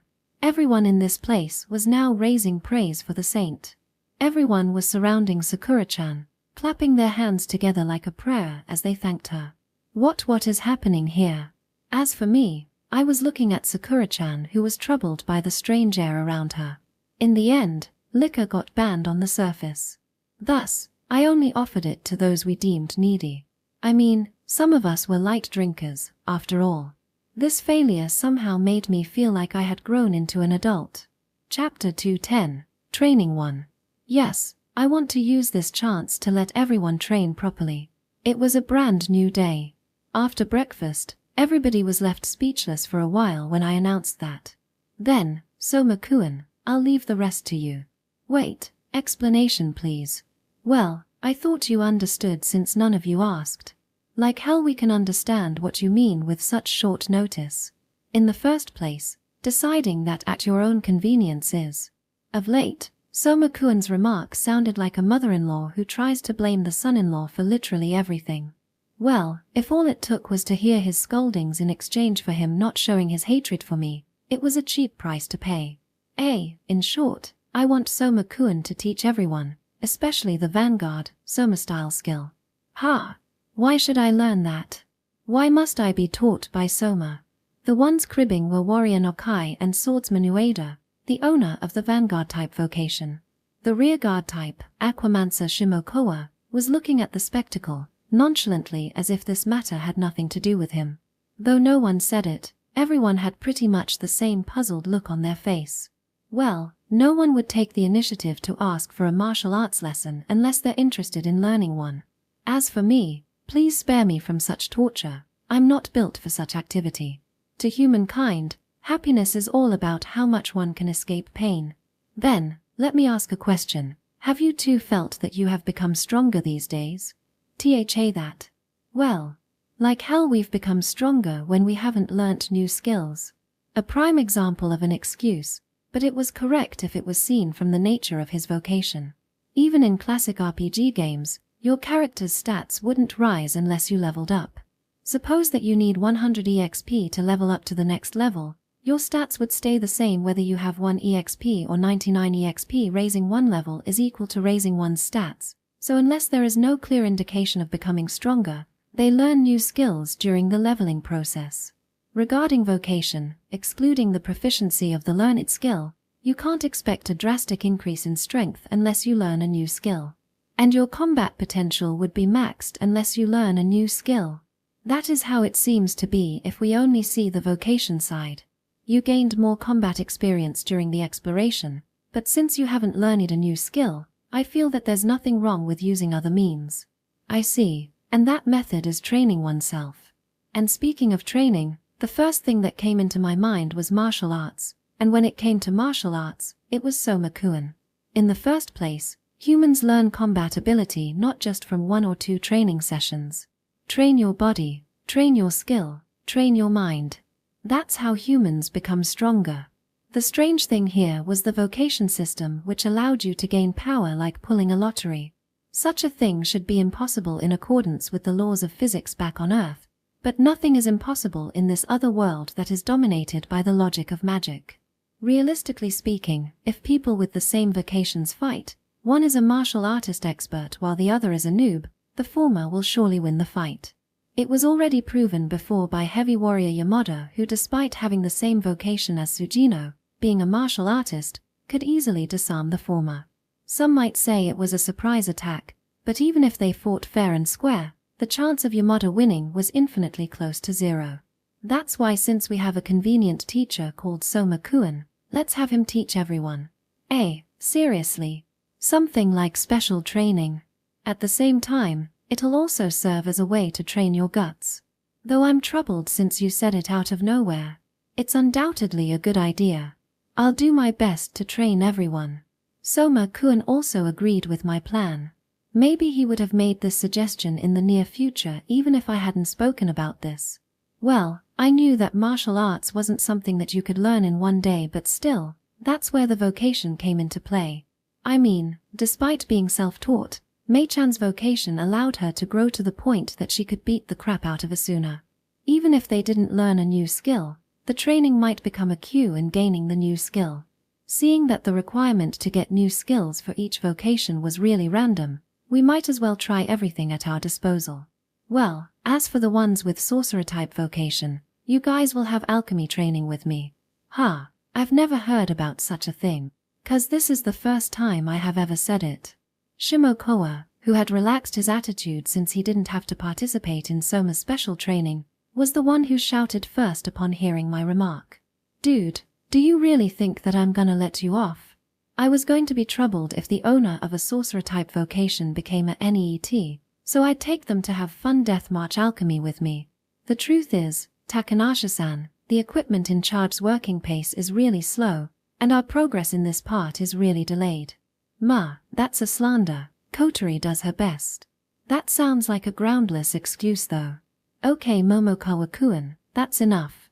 Good grief, I would have made her spit the truth if not for class rep's sudden interruption. Kotori's working speed aside, we are undoubtedly lacking people who can use alchemy. Preparing weapons for all of us by herself will undoubtedly take a lot of time. I want the efficiency in alchemy to be raised a bit, and even if it doesn't happen, being able to use alchemy alone is already quite useful. That's why thank you very much, Hinajuku-san. The shaman's skull was definitely the best one of the fool's cane. The second best was owned by the summoner's skull. Dude, I don't have alchemy magic. That's why we have to have everyone try to see who can learn it. Since it was a sorcerer-type vocation, there was prejudice that all they could learn was magic-type skill, but it wasn't like the possibility was 0 for them to learn the other kind of skill. Moreover, though it was a little bit different, I used other non-shaman-like skills too. In short, it was fundamentally possible to use abilities outside one's vocation in this world. I mean, this kind of stuff wasn't a rarity in RPG games either. Warrior types often learn buff magic, right? That's why I want to use this chance to find out if there's someone among our sorcerer-type members who can learn alchemy or healing magic. I think that's impossible though. I don't think I have the confidence either. Both Himino and Shimokoa were equally unwilling to do this. Well, I already knew that things wouldn't go as I wanted from the very beginning, but don't think you're going to be spared just because you can't learn anything. I don't think it'll be smooth sailing either, but we can at least gain some sort of result from that. And since we're still a far cry from being able to safely subjugate Yamata no Orochi, I want our group to have as much skill as possible before that. Yeah, I agree with Momokawa-kun. The only thing we can do right now is try as many things as possible.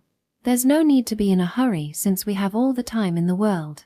Thus, after everyone consented, we started our special training and experiment immediately. Section. For the time being, let's start with 500 times. That much? Are you telling us to persevere with our willpower? I think the first thing to do is beat that rotten nature of yours. No way, I still can't beat Tendakuin in that regard. And so, I looked at everyone who had started their practice swing, albeit reluctantly, while engaging in a light banter with Master Soma. Soma Dojo student were Berserker Mei-chan, Thief Natsukawa, Swordsman Ueda, Warrior Nakaim Heavy Warrior Yamoda, Magic Swordsman Nakajima, Knight Nonomiya, and Warrior Yoshizaki. For some reason, I got included as the 9th one. Basic is important, especially in martial arts. I know. I'll also confirm the routine ability by swinging the sword periodically. Thus, I started swinging my wooden sword as well. My poorly built, thin arms already felt that the light wooden sword weighed a ton after swinging it a few dozen times, but, as expected, my twin shadow had unlimited stamina. The reason I participated in this training was by no means to learn Soma-style sword art. It was to see if I could master the control of twin shadow by doing this. Since my offshoot couldn't feel tired or pain, I tried to raise my agility in controlling it with this kind of training. Yup, a simple action can be executed more easily. After all, I don't think there'll be a problem even if the consciousness switched. Momokawa-kun, are you sure that you're really alright?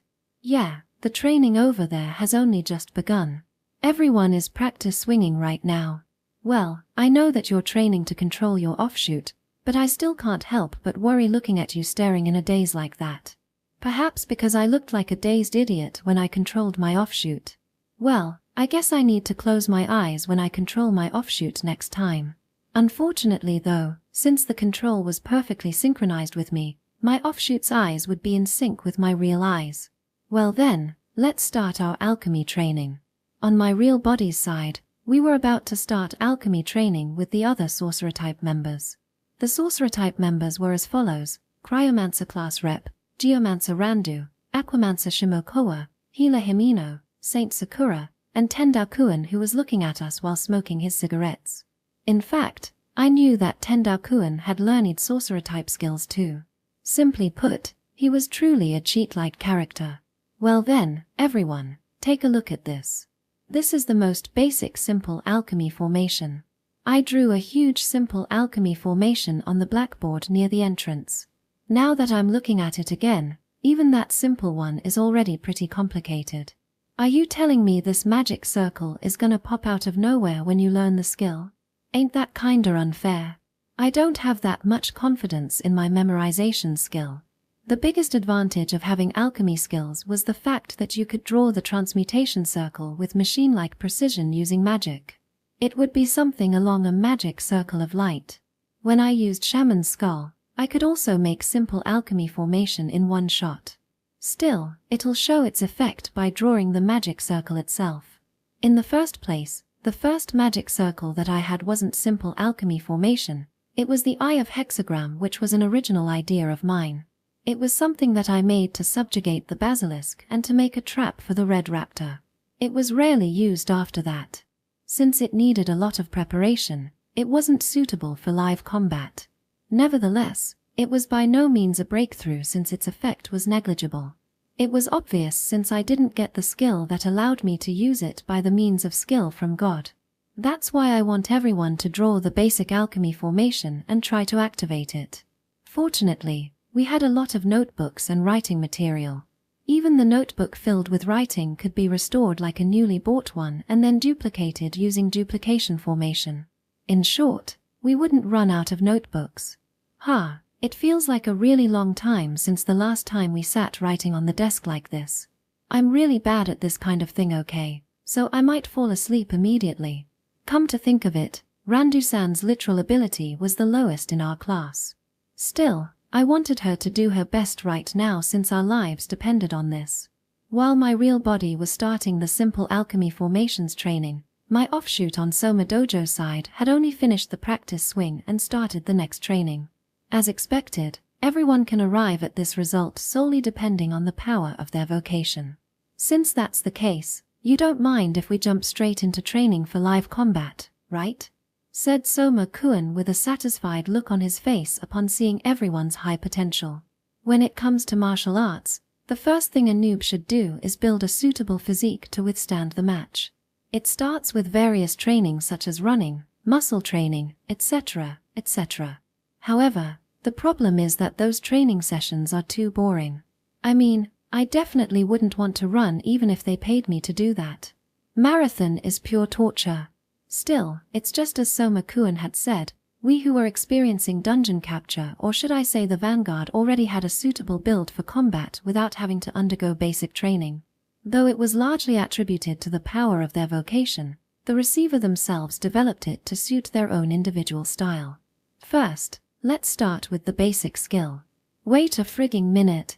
The one who interrupted wasn't me but Ueda. Is Soma's swordcraft really that better than us? What do you mean? You're strong, no doubt about that. Still, that strength must be coming from your hero vocation. We can also become as strong as you if we can use that sword of light of yours. I see. Though it looked like a remark of a template, the small fry villain who was jealous of the power of vocation and irritated due to false charges, seemingly went to get his ass kicked on the next page. Ueda's statement was quite rational. In short, Soma-kun's strength might not purely come from Soma-style sword art, but from his hero vocation. I mean, it's not like the Soma-style's secret sword in Japan was something that allowed you to create a literal beam saber. Since you say that, I only need to prove that by winning against you with pure sword skill, Ueda. My swordsman vocation isn't just for show. It seems he has something like pride as a swordsman. Ueda, turns out you have such a romantic side. Well, sure enough. If it's a match using a wooden sword, even if we can't defeat you, you won't be able to defeat us that easily either, said Nokai as he rode on the wave created by Ueda. What are you going to do, Soma-kun? You should say something like I'm gonna beat your asses with cross caliber to such cheeky small fries, right? Like hell I'm going to do that. I'm not such a petty person. Someone who will use his full power to kill a weak opponent when pissed off. Goo. Momokawa, you had to say that now? Yup, I was the one who experienced it firsthand after all. The experience of you trying to kill this small and weak me with everything you got. Please be quiet for a moment, Momokawa, said Soma-kun as he faced Ueda and Co. while massaging the bridge of his nose, apparently trying his best to suppress his rage. Ueda, I understand your feelings. Someone who takes up the sword will naturally have that kind of feeling. Trying to put some air, Since that's the case, let's have a match. A pure swordsmanship match without using the power of vocation. Whatever the result, if you feel that learning martial arts isn't worth your time, I won't force you to participate. Ooh, good choice, Soma. Now show me the extent of your skill. Ooh, what an interesting development. A bit like shonen manga, if I must say. With things turning like this, Ueda had no choice but to grit his teeth. Soma style and swordsman vocation's skill. I wonder who'd win the match if the two different sides clashed. Despite my curiosity, Soma-kun and Ueda had different base statuses from the very beginning. Even without reinforcement-type martial arts or reinforcement spells, Soma-kun, who had undergone martial arts training, had a higher physical strength. Since both sides already had different base stats, this match wouldn't be a match of pure skill. If there is anyone else who has doubts about my skill, you're free to challenge me, declared Soma-kun. Perhaps he felt it was his duty to prove his skill to everyone as their master. Man, what a serious person. On the other hand, Mei-chan, who was watching the exchange from the corner, didn't seem to be interested in this particular matter. Even so, she still looked in my direction. It was just an eye contact. The translation was as follows. What should I do, Kotaro-kun? Should I kick his ass? Maybe she got all fired up upon hearing the word match since it made her recall her duel with Asuna. What a belligerent girl. No, just follow Soma-kun's teaching in this situation. Mei-chan's style was the rampaging kind with the overwhelming physical strength she had gained from being a berserker. So, learning Soma style might allow her to make an even sharper and more sophisticated move, enhancing her combat prowess even further. You've said it. I'll go first then. Sure. Come at me, I'm ready. Thus began a swordsmanship match with the master seat on the line. Chapter 211, Training 2. Well then, the swordsmanship match between the hero Soma Yuto and the swordsman Ueda had begun. Both sides were facing each other, setting their sword in front of them. It was the moment of truth. UWA, Soma-kun is Stroom. And ended in a matter of seconds. The match went as follows. Ueda rushed first. As one would expect from the owner of Swordsman Vocation, his downward swing was sharp. Soma-kun, who saw through his opponent's aim, retreated half-step, or not. He just leaned back a bit and dodged Ueda's slash by a paper-thin margin. However, Ueda's experience couldn't be underestimated either. He quickly switched his move from slash to thrust. His thrust aiming for Soma-kun's abdomen hit the air. That moment, Soma-kun unleashed his counter. Soma-kun's wooden sword stopped right before hitting Ueda's forehead.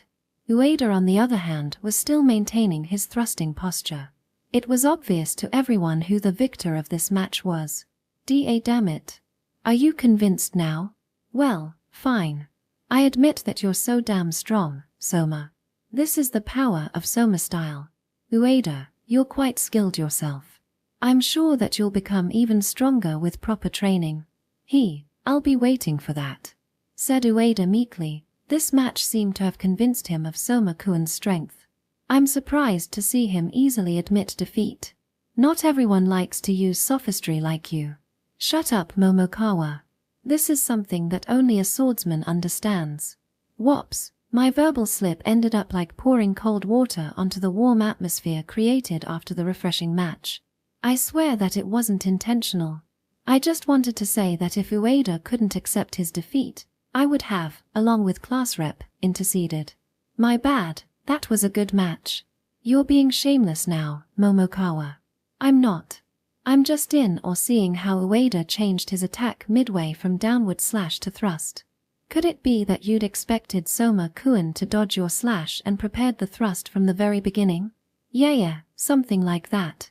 Unexpectedly, Momokawa has sharp observation her. Here, praise me. I really love this part of Soma-kun. If he were to praise someone, he would really mean it. It was something that I wanted his little sister to learn. Well then, anyone else who wants a match with me? I think everyone should take a go. Agreed. I've been itching to try the technique of Soma style since a while ago. Okay. I'm next. Mei-chan, no. Yeah, let's stop it, Futaba-san. Why though? 'Cause I have a really bad feeling about this. The one thing that everyone had to understand now was how powerful Soma style was in the absence of skill. In Mei-chan's case, she might overcome the skill gap with her brute force. Can't be helped then, I'm next. The one who offered himself next was Ueda's buddy, Nokai. Perhaps because Mei-chan really wanted to fight Soma-kun, she looked rather reluctant when she handed over the chance to challenge Soma-kun to Nokai. Sure. Come what may, I'm ready. Don't underestimate warrior. We can use the sword just as fine as a swordsman. In this way, the match against Soma style had begun. Naturally, almost everyone got one-shotted. I see. This kind of unexpected development happened. On one side was Master Soma, who trained his pupils with zealed passion. On the other was my real body that I led to learn alchemy. Everybody was finally done with drawing perfect simple alchemy formation and ready to invoke it. Now the problem would be when activating that alchemy formation. But well, this can be considered as half successful, right? Maybe. In regard to alchemy, it seems the effect depends on each individual's attribute. This was one of the rarest moments where I agreed with Sakura-chan's opinion. Well, considering the result, everyone would most likely agree with her. The result was, everyone succeeded in activating the formation. No one gave the reaction I wanted to see. The reason? Well, maybe because everyone had their own attribute. The result of the invoked alchemy was varied. It was completely dependent on their own attribute. Freezing alchemy formation, alchemy for ice attribute. Water alchemy formation, alchemy for water attribute. Iron or alchemy formation, alchemy for earth attribute, increased effect of alchemy when used on minerals. Light alchemy formation, alchemy for light attribute, can add tiny bits of light spirit.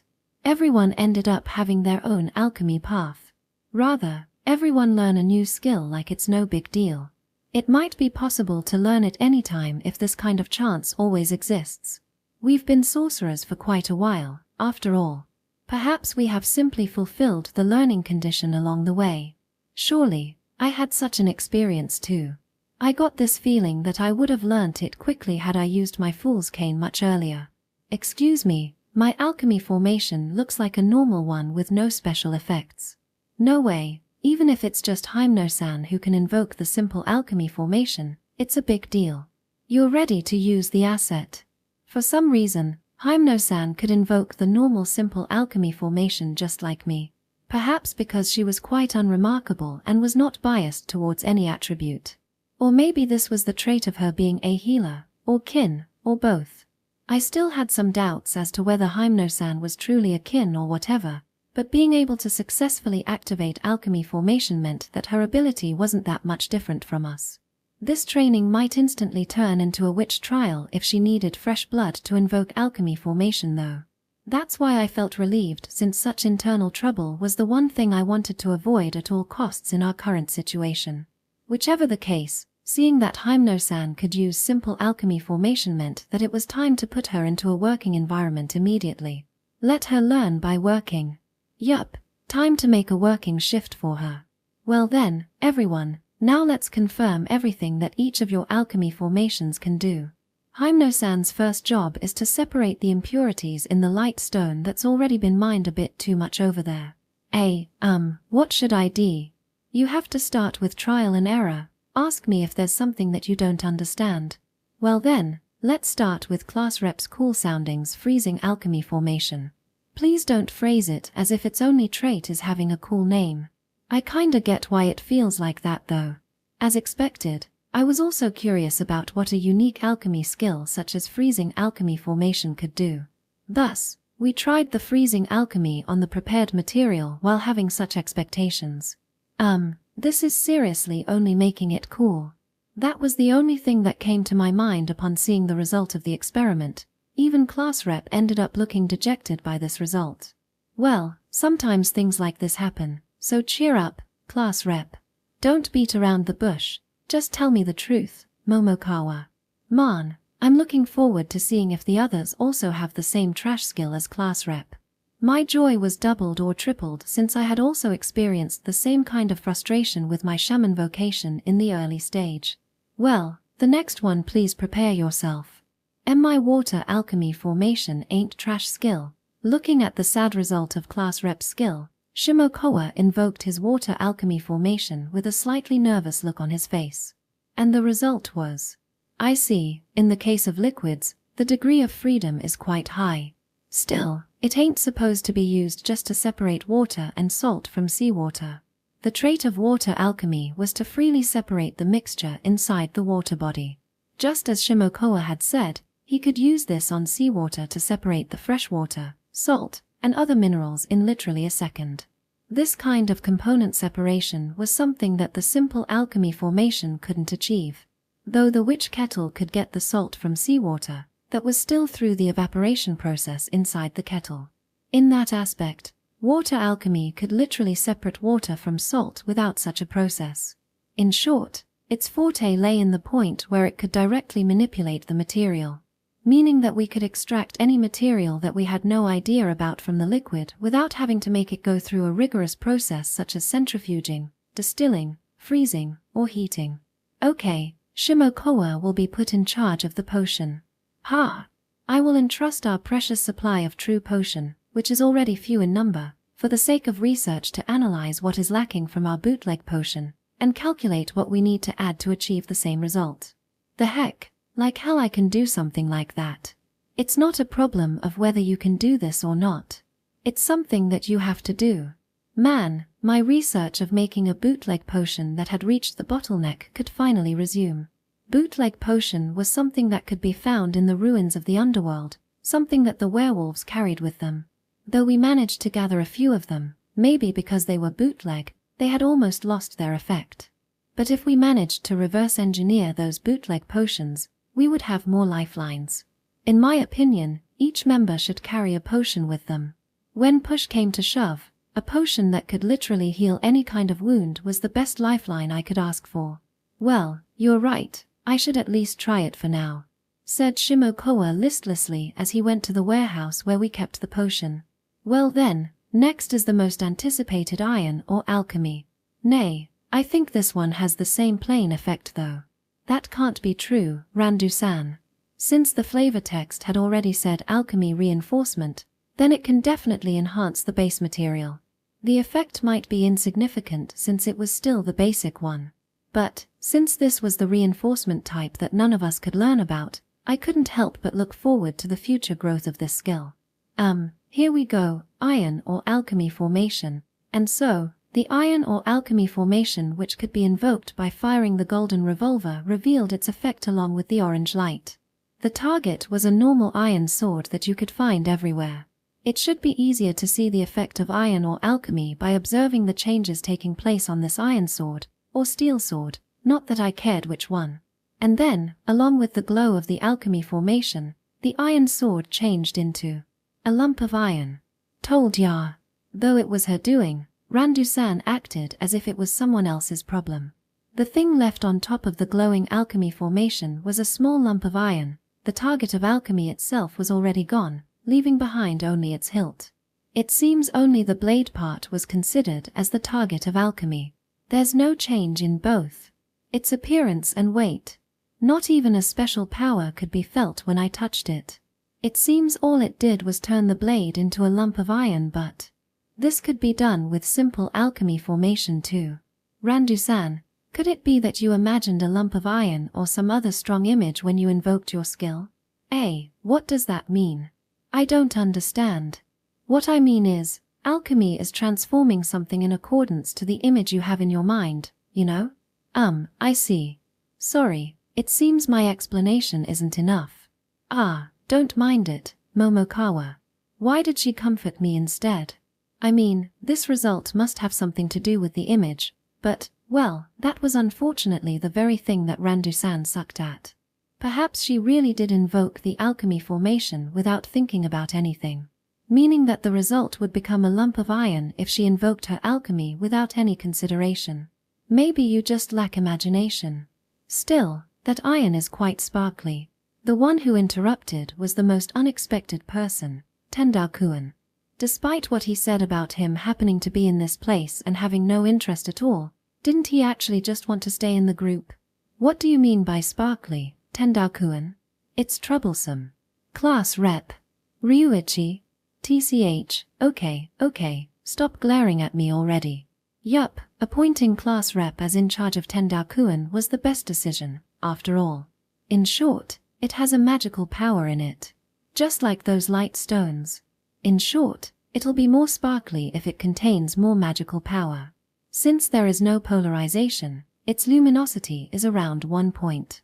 Wait a minute, the difference between attribute and attributeless magical power aside, do you mean there's a way to measure the amount of magical power? Spare me from explaining the details, you can ask Takanashi for that. Takanashi. Class rep barely managed to stop me who was about to scold the sloppy employee who couldn't even perform the standard operation of report contact and consultant. She actually had the gall to not give me such information and even sought Takanashi for the necessary information instead of me. At this point, I had finally come to appreciate the importance middle management played in an organization. By the way, after everyone learned their own, unique alchemy, the number of staff stationed in the alchemy workshop at the entrance of the Academy Tower suddenly rose to unprecedented numbers, meaning that we needed to restructure the entire organization. Well then, let me hear the report, Managing Director. Who's Managing Director? Oops, I suddenly got carried away and started to talk like the president of a company from a certain gambling manga. For the time being, everything goes as per your expectation, Momokawa-kun. In this world, you could find many minerals that resembled the one you found on Earth, such as the previous iron ore. On the other hand, this world had special minerals that didn't exist on Earth, namely materials that contained magical powers such as the light ore. Though iron ore itself didn't contain magical power, it would contain magical power after being refined into steel. In short, it was possible to load magical power into iron ore by adding lightstone when using alchemy on iron ore. Since you normally used lightstone to enchant iron ore so that it contains magical power, the degree of the magical power contained within was graded with luminosity. In addition, The metal containing magical power was called the universal name, light iron. Combining alchemy, iron ore, and lightstone to create light iron was the basic of the basic, and yet, Randusan's iron or alchemy formation could actually achieve the result without lightstone. In short, it's possible to create light iron without lightstone with earth magic. Yeah, to put it simply, can we hail it as a godly skill? I wonder about that. It might be versatile, but the amount of magical power inside the ore itself isn't that much. This might be related to the quality of the metal, but even at best, it'll only reach luminosity 2. Luminosity level was graded from 1 to 5. Luminosity 1 was enough to catalyze the invocation of low-tier spells. When it comes to luminosity 2, it can be used to shoot low-tier spells as it was. A mid-tier spell in level 3, and an advanced tier spell in level 4, in accordance to the amount of magical power in them. As for level 5, since there was no upper limit for the magical power contained within, it was assumed to have enough magical power to cast a non-stop advanced tier spell or Yamata no Orochi's breath. In short, any amount that surpassed level 4 was included in level 5. But if we train this gal, luminosity 3 or 4 isn't a pipe dream. It seems to be extremely convenient magic since it can endow magical power, has some effect in smithing, and can normally alchemize light stone. Hey, why do I feel that both of you seem to know my magic better than me? That's because there was the result of various experiments with iron or alchemy formation right before us. We had confirmed the result, but still, Randusan really should have more self-assertion about her own power. Intelligence isn't my forte, after all, teach me please, Momokawa. Sure. Well, we all have our weaknesses. Leave the investigation about the effect of the spell to class rep and me. I'll think of a way to enhance her area of expertise instead. Lastly, I'll check the light alchemy formation, which seemingly is only capable of glowing, just to be sure, okay? It seems you always try to piss me off at every opportunity. Thus, the effect of Sakura-chan's light alchemy formation that she invoked with throbbing vein on her temple was, look, it is glowing. Why, this isn't mere glow, it seems there's Lux elemental, light spirit, dwelling within this glow. Calm down, Sakura. It doesn't really matter even if your aptitude in alchemy is low. Their iffy ability aside, this would definitely raise the production rate of our workshop. With this, we were finally on the right track to prepare the equipment to subjugate Yamata no Orochi. Now then, Sakura-chan, go to that corner to make an electric torch. Chapter 212. The Effect of Training 1. 3 days after the start of the training. Today too, the voices of high-spirited pupils resounded in Soma Dojo. Guha, ouch. Giyu, uwu. Damn, monster. Both Ueda and Nokai were rolling on the dry wasteland. Yeah, that's cruel. Well, the one who made them end up in that state was our berserker, Mei-chan. Fuhahaha, Mei-chan is strong. Yeah, even those two are getting stronger at breakneck speed. Master Soma had also deduced that both Ueda and Nokai had become much stronger in just 3 days after taking lessons in Soma Dojo. That might be the effect of their vocation rather than their talent. In fact, the other disciples such as Yamada or Natsukawa-san's abilities were growing normally. By the way, the said 2 persons weren't here right now. Yamada was currently taking care of Jaja in the resort area as the Animal Husbandry Committee. Natsukawa-san went out to look for the new honey. Though I couldn't deny the importance of training, we couldn't neglect the job of maintaining our standard of living either. Anyway, everybody who was in the middle of learning Soma-style skill to the level where it could be used in actual combat was definitely much stronger than 3 days ago. But Master Soma seemed to have mixed feelings since Mei-chan didn't use the Soma-style technique. Yup, the berserker's power is truly exceptional after all. Don't you feel like the situation isn't enough to force Mei-chan to use the technique? Yeah, and that's what makes her even more terrifying. Mei-chan taking the training course wasn't for show either. In the dojo, everybody received basic lessons on Soma style, or should I say basic lessons for all martial arts. Everything from the way to hold your sword, move your body, even the way to adjust your breathing, and much more. Such teachings could only exist due to the long history of Soma style. Previously, everybody moved around by relying entirely on their vocation, but their movements had vastly improved now after having learnt the proper basic. It was only 3 days and yet, Mei-chan had learnt every basic she could learn from Master Soma. However, she didn't use any of those techniques while sparring with Ueda and Nokai. Well, Futaba-san was already strong to begin with. But even if her strength is special, the others are by no means weak. Yeah, it's a really good thing that the fruit of their training has become apparent immediately. Yeah, and the one who grows the most is Futaba-san. Let me be your opponent. Ha! Sure. Mei-chan was currently wearing her jersey and wielding a made-to-order great sword-sized wooden sword. The one who challenged her was a dual-wielding wooden sword, Nakajima Haruma. A match against Nakajima, interesting. It's going to be a short game. The one who showed tremendous growth under Soma-kun's tutelage was none other than the magic swordsman Nakajima.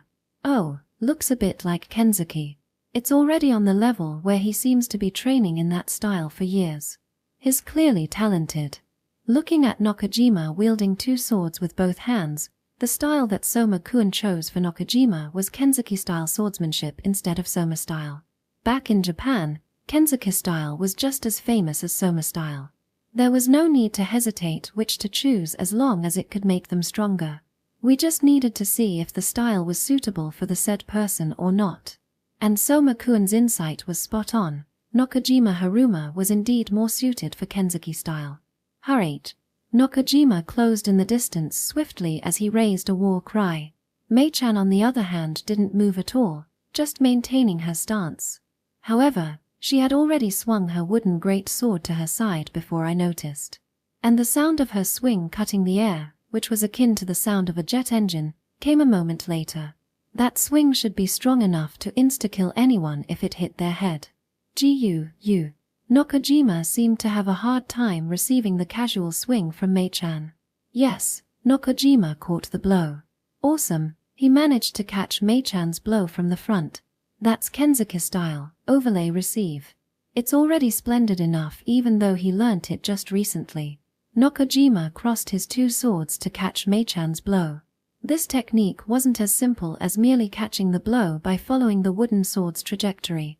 If it were that simple, he would be sent flying like Ueda and Nokai due to Mei-chan's overwhelming power. Perhaps it was defensive arts that warded off the power too. I had heard that in a dual wield that used tachi, long sword, and kodachi, short sword, the latter was used mainly for defense. And when it came to dual wield, the one thing I was most familiar with was the setting in action game which allowed its user to have a faster attack rate. Alas, in reality, it might be a style that puts a strong emphasis on defense. Still, it seems he can't completely defend against it. That's a really high requirement. Being able to stop a blow is already good enough. The thing is, the overlay receive was a defensive skill of Kenzuki style that catches the blow, and then using that moment unleashes a counter. And yet, Nakajima seemed to have already done his best just by maintaining his stance. He managed to stop Mei-chan's blow. Alas, he was put in a condition in which he couldn't unleash a counter. After exposing his weakness like that, Nakajima had no choice but to make a hasty retreat. Mei-chan, who should be able to chase after him to unleash another blow, stayed still. It seemed she chose to ignore him. Well, this was a mock combat after all. It would be better if both sides were pulling out each other's potential. Her power is simply off the charts. So this is the berserker her. Amazing, Nakajima-kun. I'd not expected that you'd manage to catch the blow. Ha ha ha, this might be the fruit of our training. I'll use more power in the next blow, said Mei-chan carefree while raising her wooden sword overhead. Futaba-san is taking a stance. Are you sure about this, Nakajima-kun? You'll die if you fail to receive this, you know? It seems the person himself who was facing the berserker understood the situation best. Nakajima's face paled upon seeing Mei-chan raise her sword, albeit using only one hand. But I have to do this. Me too. He had a frightened look on his face, obviously feeling the danger for his life. However, that frightened look stayed only for a few seconds before being replaced with the resolute eyes of a swordsman. How is he going to attack? Maybe he can't receive another attack head-on. So his next choice could be dodging the swing from above and landing a counter. The upper stance that raised the sword straight above was meant to be swung down as it was. Since her next move was exceedingly simple, it gave Nakajima-kun a way to deal with her. But the one who raised her sword was preparing a literal killing move. Was this the reproduction of Satsuma's Jigen style, which said kill the enemy in the first strike? The person called Satsuma Hayato seemed to be a real berserker. Phew. After glaring at each other for a while, Nakajima made the first move after he let out a breath. He closed in quickly. His speed was so fast that it left an afterimage. Facing that, Mei-chan's sword had already swung down. He dodged it. The wooden sword swung down by Mei-chan hit the air. Nakajima tilted his body and managed to dodge the first strike, though it came with a crumbled stance. Mei-chan had already finished her swing. Nakajima, on the other hand, still held his swords aloof even though his body was slanting to the side. Nakajima still had enough time to land 2 blows on Mei-chan's body before collapsing from bad posture. Did Nakajima just win? Gee where? The next moment, Nakajima's body was blown away. Rather, the ground literally split open. So, Soma style has a skill that can create a shockwave by striking the ground with a sword. There's no such skill. Yes, there's no such skill, but such a feat might be possible with a boost from vocation, said Master Soma with a troubled face. To be honest, I too had never expected Mei-chan could send Nakajima flying with a shockwave created by the strike of her sword. Shockwave generated from martial arts does exist. No, she isn't using martial arts. She created that shockwave with brute force. A feat that is achieved when one attains extreme strength. Maybe, Mei-chan had no intention of hitting Nakajima-kun from the very beginning. Thus, she hit the ground to create a shockwave to disturb Nakajima's balance. So, it didn't really matter even if he managed to dodge the attack. Goo. It's my loss. Thank you for the match, I think. After expressing her gratitude for the match, Mei-chan returned to us. Kotaro-kun, I won. Yeah, the gap in the abilities is way too much to the point that it can't even be called practice anymore. I did my best though. Yeah, Mei-chan did her best. Alas, our priority was to let everyone's power grow by leaps and bounds. But, seeing that no one was heavily injured in this match, this might also be a good learning experience for her. As for me, I was happy that Nakajima's talent was blossoming. Alas, it also meant that Kenzuki's leadership ability wasn't something to be trifled with. In the first place, Kenzuki came from a family that taught swordsmanship for a long time like Soma-kun, meaning that she used to teach her junior. Upon a closer look, Kenzuki went over to Nakajima right after the match and patted his shoulder, giving him praise for his hard work. Though she looked at me as if I were trash, the current her was looking at Nakajima with the eyes of a teacher trying to protect the growth of her disciple. Nevertheless, why are you blushing like a maiden in love, Nakajima-kun? We banned love relationships, you know? You should be satisfied with Himeno-san alone. Kotaro-kun. Yeah, I'm really happy that Mei-chan is becoming stronger too. She called out to me who was looking at Nakajima, maybe because she wanted to be pampered. For some reason, it felt as if she was a huge, adorable dog. Okay then, it's my turn. Shall I become your opponent? Spare me from someone who might kill me by accident during a match, please. I had tried to participate in a match yesterday and got my twin shadow annihilated in one blow. My bad, I still can't control the urge in my heart. You don't seem to reflect at all, you know? The essence of Soma style was to not let one's heart be swayed by hatred and anger. Yeah, it seemed to be a little bit too much for the current Soma-kun. The crime of killing Reina was heavy. But still, I think our relationship had gotten much better than before since we only exchanged some banter every now and then. Ooh, it's Momokawa, huh? Then I'll be his opponent. Fu, sure, Ueda-kun. Swordsman Ueda got beaten black and blue by Mei-chan, but he recovered fairly quickly. He was in high spirits upon seeing an opponent whom he could easily win. You can hardly lose against Momokawa. I wonder about that. I readied the short sword in both of my hands. Among those who learnt Soma style, I was the only one allowed to wield a dual short sword. Well, this was a dual wield, and not at the same time. Yes, These short swords were the most suitable weapons to be used with black hair bind. I'll show you the power of Momokawa's flying sword style.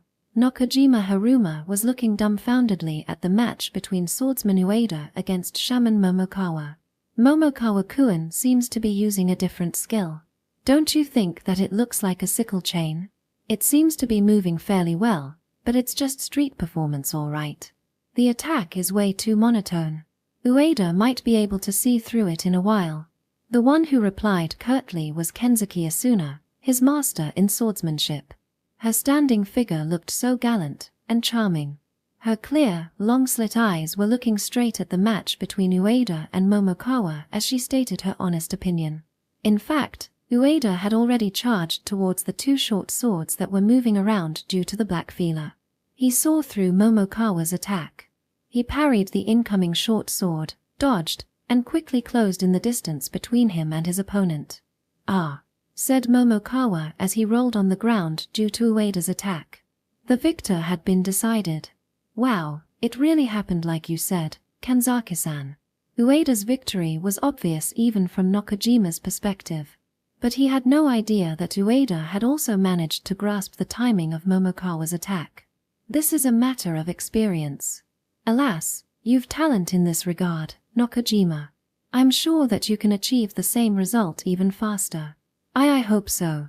Nakajima was trying to hide his embarrassment. Or not, he was clearly embarrassed.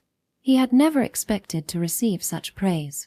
Not to mention the one who did that was a beauty like Kensuke Asuna. Thus his cheeks were blushing.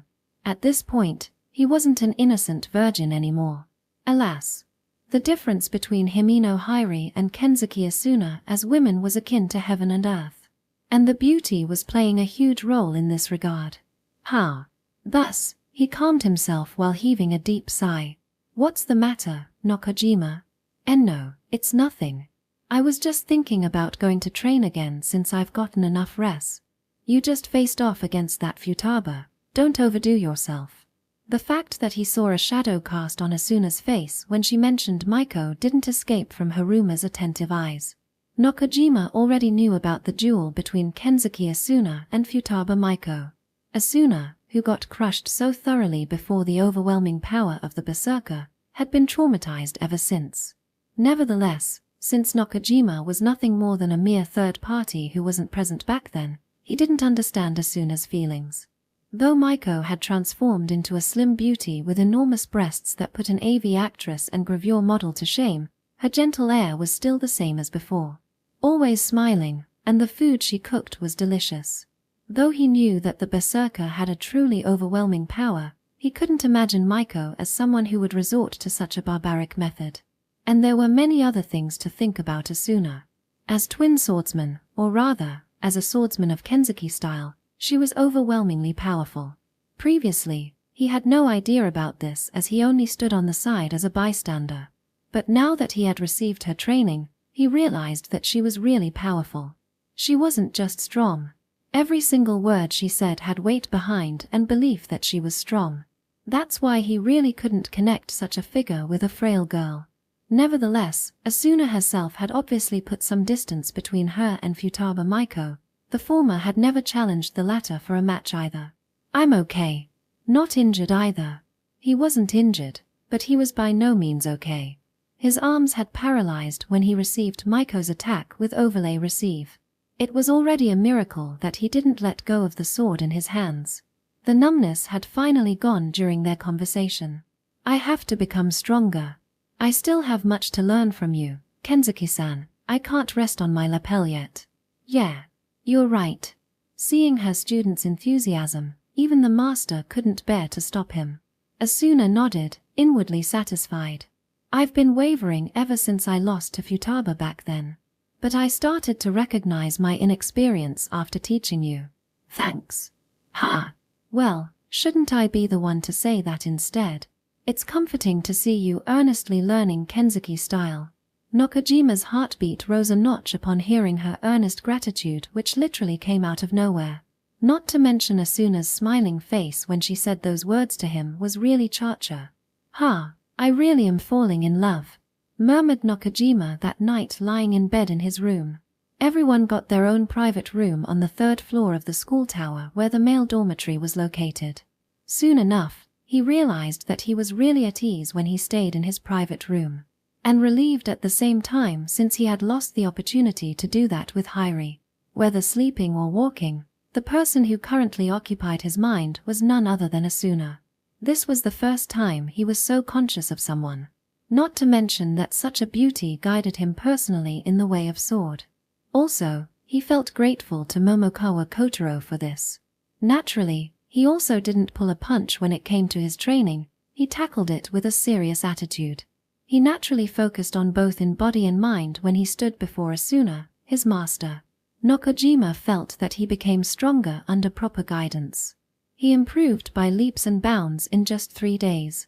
Though part of it was due to his talent, he realized that his magic swordsman vocation played a role in this regard too. Nevertheless, becoming stronger by training had become a new source of motivation for Nakajima.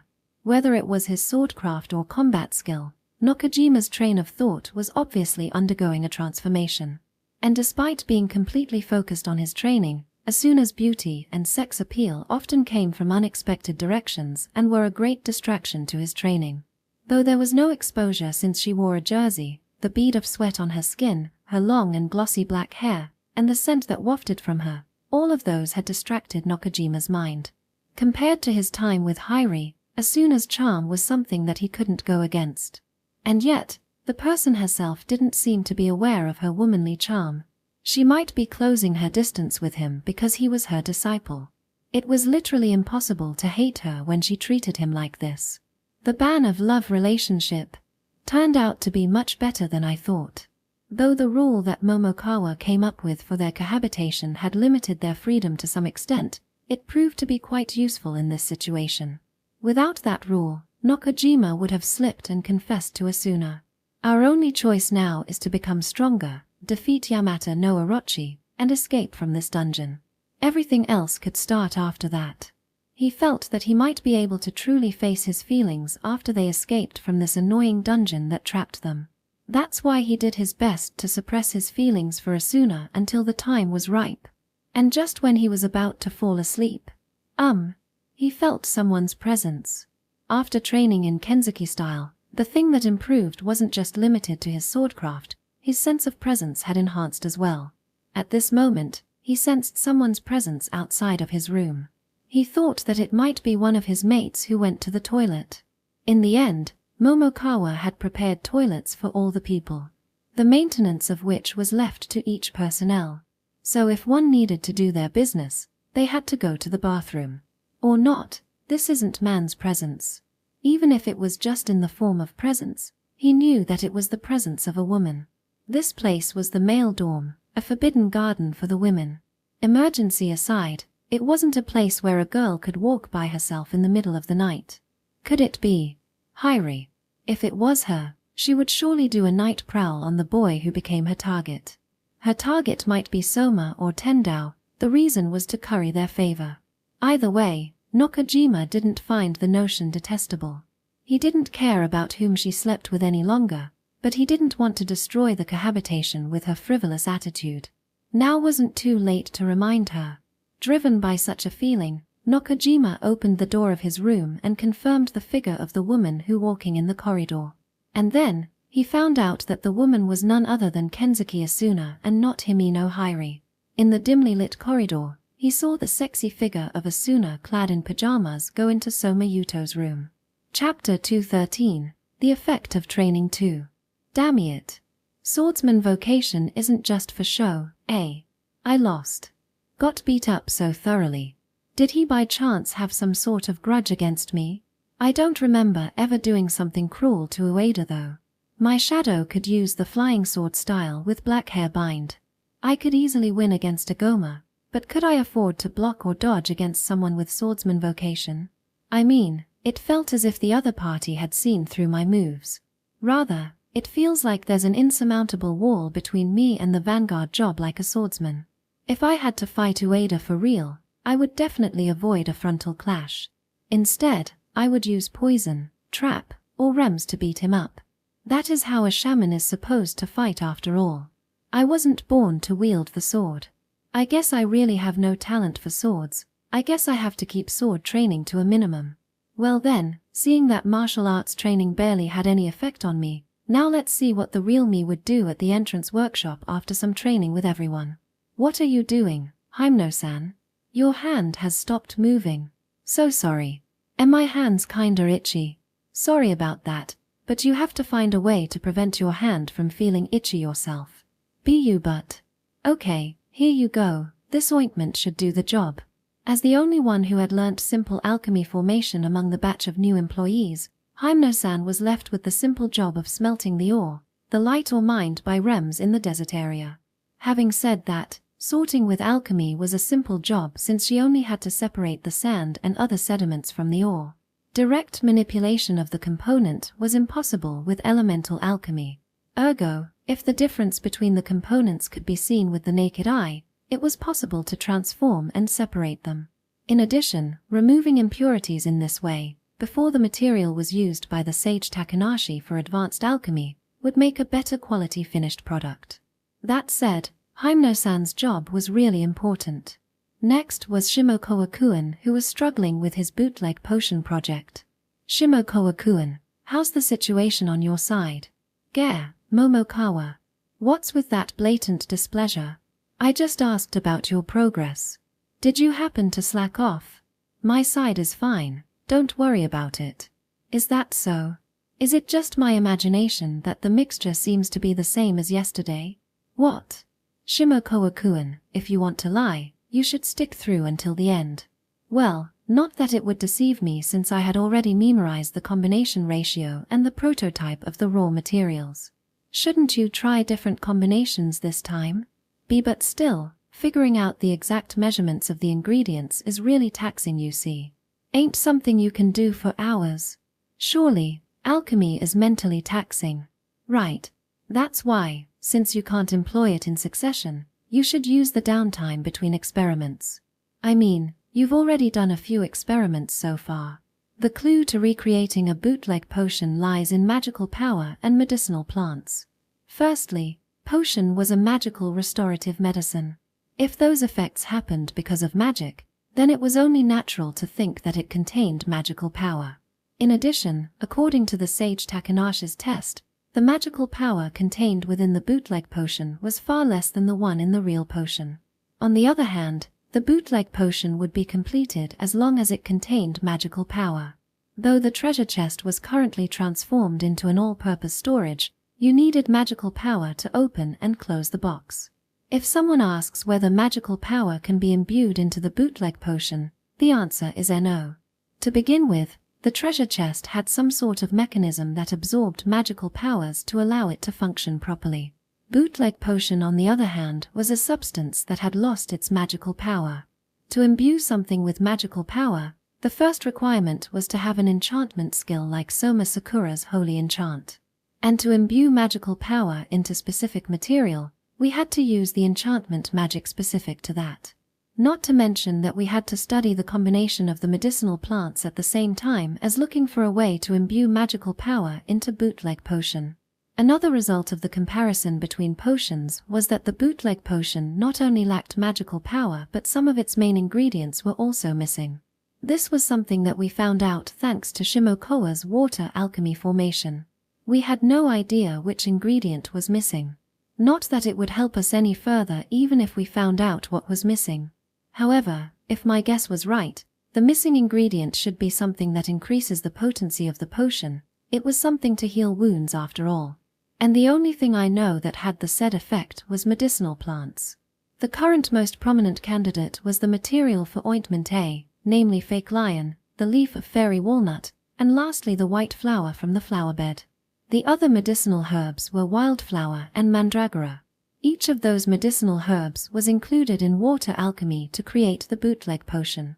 We kept experimenting by combining those ingredients, using trial and error until the ratios of the ingredients were as close as possible to the real potion. That's why even if the combination with water alchemy was the same as yesterday, it wasn't a meaningless effort. Have you tried other combinations? What about the report of the result of your experiment? That's the thing we need right now. Sorry. Shimokawa-kun, You know that this isn't the kind of job where just doing it is enough, right? Especially when it comes to research-related jobs like this, it'll be meaningless unless you have a result. Yes, you're right, I'm reflecting on that. Then I'll be expecting the report of today's experiment by noon. Noon is just around the corner though. Finish it after lunch. I'll tell Mei-chan to pick it up. No way. Good grief, our lunch was actually delayed due to a single person's mistake. Did he think that the person in charge of our meal had that kind of leeway? Better let him learn from this mistake. Well, looking at the overall result, Shimokawa's research did advance. In the first place, recreating a perfect potion with a bootleg potion was pretty much impossible with our current skill. Alas, I got this feeling that it was possible to achieve the same level as my handmade ointment. Though the final effect might be inferior to ointment A, being able to achieve an instant effect was enough for this bootleg potion. Well, do your best, you just need a bit more Shimokawa. Though you look like you're about to die, please do that after you've completed your research. Momokawa. Ah, Randu-san. Randu-san called out to me just when I was thinking about the situation in the next post. I've too much free time, said Randu-san as she slumped on top of piles of white pelt. Though her pose allowed me to see her panties had she worn her school uniform, she was, unfortunately, wearing her jersey in the workshop. Alas, even the jersey wasn't enough to hide her sexy curves. Sorry, the new batch of materials will arrive soon. I want it faster. All right, my bad for that. I'll contact the merchant to deliver it as fast as possible. Geez, they can actually take their time though. Though I had no idea what she really wanted, I had no choice but to offer my apologies since it was my fault that she ended up having too much free time. Randu-san's job was, naturally, purifying light iron using iron or alchemy formation. The product of her job was fine material that could be used to upgrade our weapon. As against a simple plate created using just iron, the one made with iron imbued with magical power was much more powerful and durable. Thus, we, naturally, needed light iron that was imbued with magical power to create an enchanted weapon. As such, a part of Randu-san's research room was filled with mined light iron and junk weapons we got from humanoid monsters such as werewolves or govas. Alas, Randu-san used up her stock of light ore pretty quickly. Around her were heaps of light iron material that was waiting to be delivered to the manufacturer. In terms of job speed, Randu-san is really fast. Ain't this pretty normal? If this was the normal speed, then Takanashi wasn't working at all. My bad, I'll think about your next job. Gimme a call if you need my help. I felt a sense of defeat upon listening to her languid voice. She was simply too talented in this line of job. Rather, shouldn't I just appoint her as the maker of our equipment? No, let's not forget that she lacked the imagination to do that. She could struggle to no end if I entrusted her that job. There must be a more suitable job for her. Well, let's stow this matter for later. How's the situation on class rep's side? Well, it took me 3 days to understand this ability of mine. Her reply was completely different from Himino and Shimokawa's. As expected of a diligent person, she wouldn't flinch even if her superior asked about the progress of her job. Rather, the current me might only be able to produce the density of ice crystal with freezing alchemy formation. This looks like the crystallization of magical power. The thing that class rep showed me was a palm-sized crystal. The colorless and transparent crystal was glowing with a pale blue light. Maybe because it was made with alchemy formation, the appearance and shape of the crystal were really splendid and trendy. Ice crystal, that was the name of the crystallization of ice magical power. So, what can this thing be used for? I still have no idea at this stage. We might know after a few more experiments. At first, I thought that freezing alchemy formation could only be used to flash freeze something. Alas, it could actually be used to make this crystal. Perhaps we could make this crystal by gathering a lot of light stones. Even though it had a higher density of magical power than the natural light stone, it turned out that the density was even higher than the one produced with Takanashi's alchemy. Just as I had expected, when it was made by someone who specialized in that attribute, the quality seemed to be higher than the one made by the sage. It was as if she had shown her worth as a cryomancer by creating the ice crystal. However, She had yet to learn what it was for. The only one who could extract magical power from this crystal was Class Rep, its creator. Nothing happened when I rasped the ice crystal and shouted Ice Sagitta. It wasn't an all-purpose item that allowed anyone who held it to use ice magic. However, it didn't change the fact that it was a high-quality crystal of magical power. I wanted to think of another way to use it aside from using it for ice attribute equipment. Rather, even if it was useless, we might need to make a crystal of water attribute from Shimokoa's water alchemy formation, and a crystal of light attribute from Sakura's light alchemy formation. I would try to verify this matter after they were done with their jobs. Well then, I'll be working on trying to find out the way to use the ice crystal. Man, I prefer Class Rep supervising our employees though. Employee is a bit. Be it an employee or laborer, it won't change the fact that they're working in the entrance workshop. Surely, we do look like employees. After having distributed the jobs, everybody had been already, pretty much, allocated to their own job. Now then, let me introduce the member I arranged to work on the entrance workshop. Sage Takanashi Kotori, in charge of the production of all equipment, the most senior employee. Though her alchemy skill was the highest, the person herself always had low motivation to do her job properly. Healer Himino Hairi, though she could only use simple alchemy formation, she did her best during the initial manufacturing process of the ore. However, I wish she could do more. I hope she'd learnt about various things since I had high expectations for this new employee. Aquamancer Shimokoa Junasuke. It was nice to have a male employee since I could scold him without having to hold back. I had to use the carrot and stick method since the person loves to play truant for the effect of water alchemy formation was too important for us. His job was to create potions. Geomancer Randu Kyuko. Though she wasn't too motivated, she ended up being the first one to finish her assigned job. She must be a humble genius. I had heard that such cases often happened in Japan where a competent worker received the same treatment as the incompetent one. They did 3 times the workload compared to the other workers yet were paid the same salary. Naturally, such cases wouldn't happen in our company. Your job ends as long as you finish the daily quota, and you can spend the rest of the day lazing around. The only problem was the fact that they got no salary, competent or not. Maybe I should prepare a bonus for such a diligent worker. Cryomancer Kisaragi Ryuko. Though we still had no idea of how to use freezing alchemy formation, further research might prove it was an important material. Yet, I rather have her supervise the 4 workers in the workshop over her research so that they could work more efficiently. I couldn't supervise everyone. The Saint Soma Sakura. Well, honestly I almost forgot about this one. For now, I entrusted her with the development of a lighting tool with her light alchemy formation. Since the core plan to defeat Yamata no Orochi was in the giant cave beneath that huge rocky mountain, we might need illumination magic tools when we launched an attack straight into its core. Well, the lighting wouldn't be a problem as long as Sakura used a light spirit when inside that cave though. The priority for the lighting tool wasn't that high, as such, I tended to avoid her. In this situation, Class Rep could do a better job than me. And then, there was my loyal servant, Claydol Rem who mined the light or non-stop. After the founding of Soma Dojo, the hunting unit whose main job was to gather monster material was suspended. That's why the Rem Dark Knight, Rem Arachne, and Rem Minyo had replaced the hunting team for now. With the addition of skeletons and high zombies, their hunting team became much bigger. It was thanks to Rem and company that we got a steady supply of light all while staying cooped up inside the school tower. And lastly, there was me, Shaman Momokawa Kotaru, the self-proclaimed CEO who decided the policy of the workshop.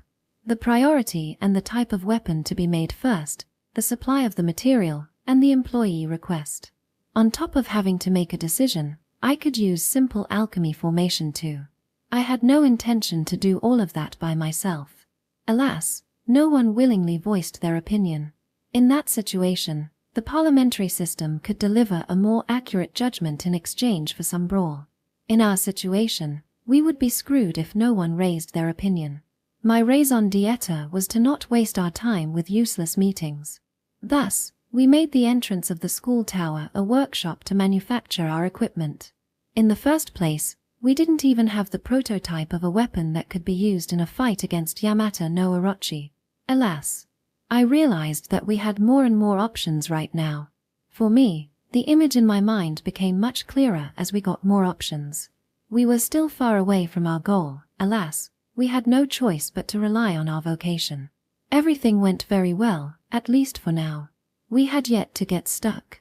Though the subjugation of Yamata no Orochi was still far away, everyone was currently doing everything they could to increase our chances. In the first place, the fact that there was not a single quarrel so far was a wonderful thing. The reason for that might be because everyone had grown up after so many ups and downs in the dungeon, or the effect of their vocation on their mental state. Naturally, there was also the fact that they were Japanese, so they had a sense of mission to work together to achieve our goal, various aspects coming together, allowing our cohabitation to continue without a hitch. It felt as if the gears were meshing together quite nicely. Thus, I thought that this environment would continue. Alas, I might have ended up flagging myself. On the evening of that day, a problem occurred. Oi Kanzaki, are you really sleeping with Soma? Gimme a break already, Shimokoa.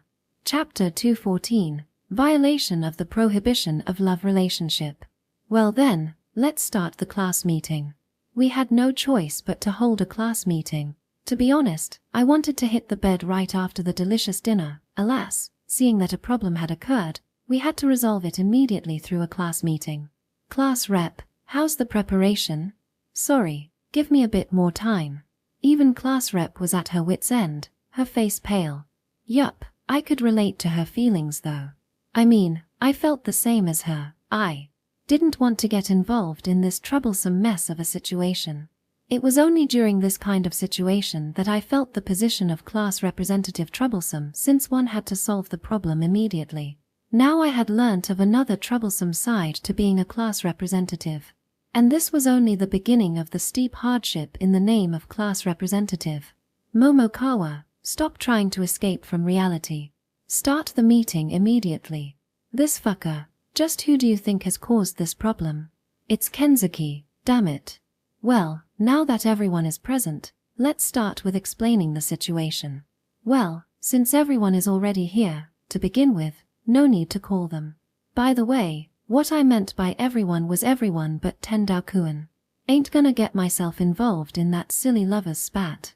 I'm hitting the bed. He straight out voiced his rejection of participating in the class meeting. Tendao-kun, you've made the wisest decision in this class. The reason for today's class meeting is that we have a report about someone violating the school regulations. So, what's the topic? Last night, Kenzuki Asuna was caught red-handed visiting Soma Yuto's room. Seriously? Humph. Soma turned out to be that kind of person too. Rather, Kenzuki was the one visiting him, right? Perhaps because this was the first time Randu-san and co had heard about this matter, they discussed the topic with a curious look on their face. Yup, this was the kind of topic gals loved. Well, the gals team, who was purely curious about this matter, was actually among the best reactions. I mean, they were only interested in this matter as a topic for conversation and nothing more than that. The real problem was lies. Where's the proof for THA? Okay, be quiet please. Calm down Sakura-chan, we are about to unveil the truth. We have an eyewitness. Now please tell us the details, Nakajima-kun. Oops, there you go. Class rep is finally kicking up the high gear. I thought she would dump this troublesome matter onto someone else and watch from the side as the judgment was made. Alas, since she wore an expression like the model from a headache medicine commercial, I guess it was against her nature not to follow this case until the end. It happened last night when I was about to go to the toilet. Thus, the eyewitness, Nakajima Haruma, gave his testimony. Albeit, his testimony could be rounded up in a single sentence. I saw Kenzuki-san enter Soma's room. Yup, guilty. The defendant, Kenzuki Asuna, would be banished for breaking the love ban rule. It's decided, the adjourning court will. Also I wanted to say, I hoped things would proceed as easily as that, but sneaking into a man's room during the night ain't equal to night crawling. Why, it's just this bastard Soma. So this is the true face of our Public Moral Committee's chief. Can you please stop labeling him as some sort of scumbag? Jeering at every chance you get. Shame on you. Asuna-chan isn't bad. I've never said you do bad things. The totem pole trio said what I wanted to say. Sakura and Takanashi followed after as if reminding me that they were buddies. Be quiet. I understand the feelings of each side, but please get over this useless quarrel already. Depending on the situation, I could kick you guys out for interrupting our deliberation. And Sakura-chan would be the first one to get kicked out. Nakajima-kun is still in the middle of giving his testimony. Please don't interrupt him. No need to hear his testimony anymore. Oh, I should at least look as if I am listening to his full testimony seriously. Do you remember the exact time back then? Nope, I don't. But considering everyone had already returned to their room and hit the bed, I think it happened around an hour after everyone usually goes back to their room. Meaning that she had waited until around the time everyone went to sleep. At least, excuses such as I forgot to say something wouldn't work if she visited during that time frame. Does that mean we've confirmed it really was Kanzaki-san and not another male? The passage might be dim, but it isn't dark to the point that you can mistake a boy for a girl. It's pretty easy to tell, after all. How easy was it? It's her pajamas, but she's lightly dressed. At that moment, the totem pole trio and Yamada made a gulping sound. Are you really sure that it's Soma-kun's room? I can hardly mistake it since it's the room in the corner. But of course, things were going to be even more chaotic had she entered the wrong room. Had Kanzaki entered my room by mistake, I would have screamed assassin and deployed Rem, who I had assigned as my bodyguard, while Mei-chan would come to my rescue around 5 minutes later, ready to slaughter Kanzaki. I had already attached Ladybug Rem to Mei-chan for this kind of emergency situation. She was undetected since it was a tiny ladybug and could warn Mei-chan in case my life was in danger. From Nakajima-kun's perspective, he does have a reason for accusing the two of breaking the rule. Thank you for the testimony, Nakajima-kun. And no, I don't think it's such a big deal. It's a big deal. Like hell I'm gonna think otherwise after hearing your testimony. Have you conveyed that to Shimokoa already? I just wanted to ask for his opinion in this regard. If you spoke of such a sensitive matter to Shimokoa, it would naturally spread in the blink of an eye. I knew at least that much. Or was it because I understood Shimokoa's personality?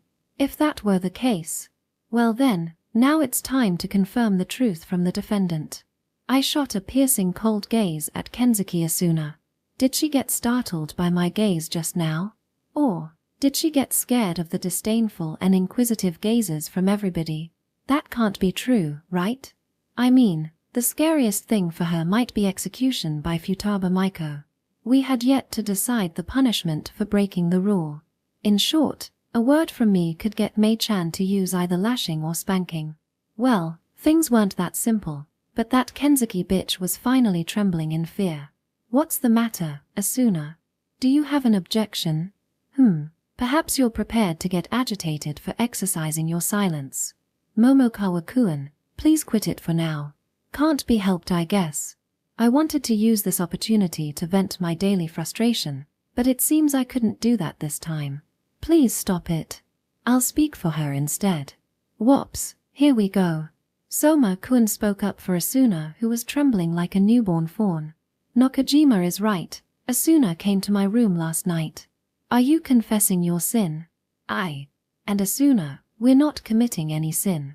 But you slept with her, right?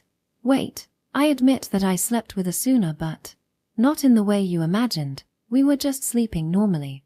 That's all. So that means Kenzuki-san will sleep with the other boys starting today. But hey, there's no problem since they won't do anything hanky-panky, right? Momokawa, well, we can use that as punishment for this kind of situation. Momokawa, you really are the worst. And just as I had expected, Sakura-chan was mad. However, from another point of view, this was fair judgment, from the boys' side, that is. Soma-kun, I really think that you should choose your words more carefully if you want to protect Kenzuki-san. I mean, you're also violating the rule. He might have been able to salvage the situation had he said that he had admonished Kenzuki when she came to his room and sent her back to hers. And yet, Soma-kun didn't do that. Stop screwing around. I won't forgive nonsense slander of my dear big brother. I don't care. In fact, it should not be just between the two of us. It should be up to everyone to decide, right? If you want to defend these two, you have to convince everyone that they're innocent. Yes, this wasn't like back then when we had just arrived in this area. Currently, there are 18 people in this area including you and I. And my faction has more votes. Be it violence or speech, Sakura, you won't be able to control the situation by yourself anymore. All hail democracy. Calm down, Sakura. In this regard, even Yuto-kun's explanation won't do justice. And no one's gonna heed you either just because you're being hysteric. Are you defending her now, class rep? TCH, the fact that class rep would keep her cool was something that I didn't take into account too. Well, it was not that I wanted to harass the Soma sibling and Kenzuki in this kind of situation either. It would be unbearable if everything that had been on track for the last few days were to crumble just because of this. In the first place, we finally had the chance to subjugate Yamata no Orochi after 18 of us gathered in this place. I had no intention of letting them die, even if it was Sakura, my most vehement opposition. That's why I planned to settle this night-crawling case peacefully. Asuna is at fault for saying that she has been sleeping with Yuto-kun since a while ago. I mean, there's the whole thing about sleeping together. The heck, what kind of service is that? You can't blame the third party who heard those words for having some sort of misunderstanding. Does it have any other meaning aside from doing lewd things? If that's the case, can I sleep with Kenzuki too? Just fess up already. Mocked Ueda and Nokai, who had one-sided love towards Asuna, were filled with anger and jealousy. And Randu-san, please stop looking like you're enjoying afternoon drama. As I've explained before, Asuna lost the duel against Futaba-san a while ago. Ah, the one when she had a dispute with Momokawa? Yeah. So Momokawa caused a problem too. Oh, shut up already, Shimokawa. I'll make you suffer with 4 hours of overtime tomorrow, using my authority as male class rep. Even after she lost, the duel didn't end with mere surrender or stopping right before hitting. Asuna suffered grievous injuries back then. Yup, even I backed away since she was literally left in an extremely ragged state, with a face that barely maintained her dignified appearance due to all the bumps and bruises on it. The reason her face was back to normal with no scars left was simply because I had applied my ointment immediately. Thinking about it now, I should have left a scar or two back then. That event has left a deep-seated trauma in Asuna's heart. Yuto-kun is the only one who can cure her anxiety. Is that equal to giving them permission to sleep together? Jijiji. Soma Yuto. Crap, it felt like I could see killing intent leaking out of Nokai. If he did his best to become stronger, he should be able to clad himself in a red aura like Mei-chan. That's why I'm telling you that we just slept together without any ulterior motive. It's something that Asuna needs right now. Otherwise, Sakura-chan wouldn't even give her permission. In addition, I tipped my hat on Soma-kun, who really managed to rein himself from trying to do anything funny to Kenzuki in such a situation. Hey Kenzuki, you really didn't hope for something to happen, right? It's just as he said. That sounds like a lame excuse. Well, you remember that we have the love ban rule, right? And aren't there other people around? Shouldn't they refrain from doing such a thing? It's up to you whether you want to lend a helping hand to the extremely traumatized Asuna-chan, isn't it? If it was a friend, they would accept the fact that she slept with Soma-kun. However, they would be merciless if it was someone else. Please, Asuna is going to break down unless I do this. Seeing everyone's negative response, class rep pleaded sincerely. But, that's it. This was the limit of what the honest and good-natured class rep. Class rep, the first thing you need to realize when asking something of someone isn't to leave it at the mercy of the human heart. You have to offer benefits. Well then, since everyone has pretty much gotten the gist of the situation, I think we have to make a wise decision in regard to the punishment of the first offender of the school law. It's definitely not something that can be decided on the spur. The one thing we needed the most was time. Forgiving Asuna under these circumstances was impossible. In fact, there was no way she would be forgiven. Both her trauma and sleeping together were her fault, to begin with. Since the time is just right, let's conclude the meeting for today. I want everyone to cool themselves first and think about what's best to do in this kind of situation. This will become a precedence for the next violator, after all. Thus, I closed the class meeting after I gave them an appropriate reason that everyone could accept. In fact, this was the right time when one usually hit the bed. There was no nonsense in idle chat until midnight since there was still a mountain of jobs to be done in the entrance workshop. In this way, since the nature of their crime had been cleared up, everyone could at least accept it for the time being and disperse without a fuss. Since I was already tired of this nonsense too, the one thing I wanted the most right now was to hit the bed right away. But, let's say one last thing before that. Class Rep, Sumakuen. I called them secretly. Only 3 of us were in this place now. I'll persuade everyone, one by one tomorrow. Class Rep didn't seem to see this coming. And Soma-kun looked like he had just accepted a wicked punishment. In negotiation, we would be at a disadvantaged situation if we faced them all at once. They might agree much more easily if we persuaded them one by one and switch sides, with a little benefit added of course. Those who agreed to punish Asuna were the Totem Pole Trio and people from my faction. Persuading them was my job, not Class Rep and Soma-kuen's. I want to ask you a favor. Chapter 215, Individual Interview. The place was the 5th floor of the school tower. The spacious and vacant room was the perfect place for having secret talks. By the way, I want to talk to you about the item we discussed before, Shimokawa-kun. I have a bad feeling about this. This was the persuasion phase for the people who insisted on punishing Asuna in the matter of her night crawling to make them willing to go easy with her punishment. The first person was Shimokawa. As long as I managed to cajole him first, he wouldn't be able to cause disturbance later. I had no idea if he understood my intention or not, but his face when I called out to him the first thing in the morning was definitely not a cheery one.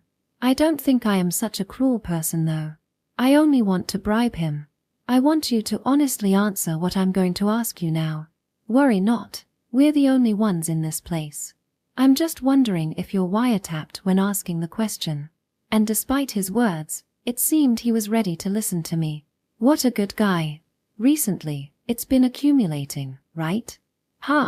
You know, the pervy things. He looked dumbfounded by the sudden change of topic. The heck, ain't that a literal bullseye? Frankly speaking, it's harder to hold it back when you're partying with some babes than when you're partying only with men, right? Well, can't deny that. It seems that Shimokawa and Co. had been enjoying a happy survival life with his group after we got separated until we reunited in this area.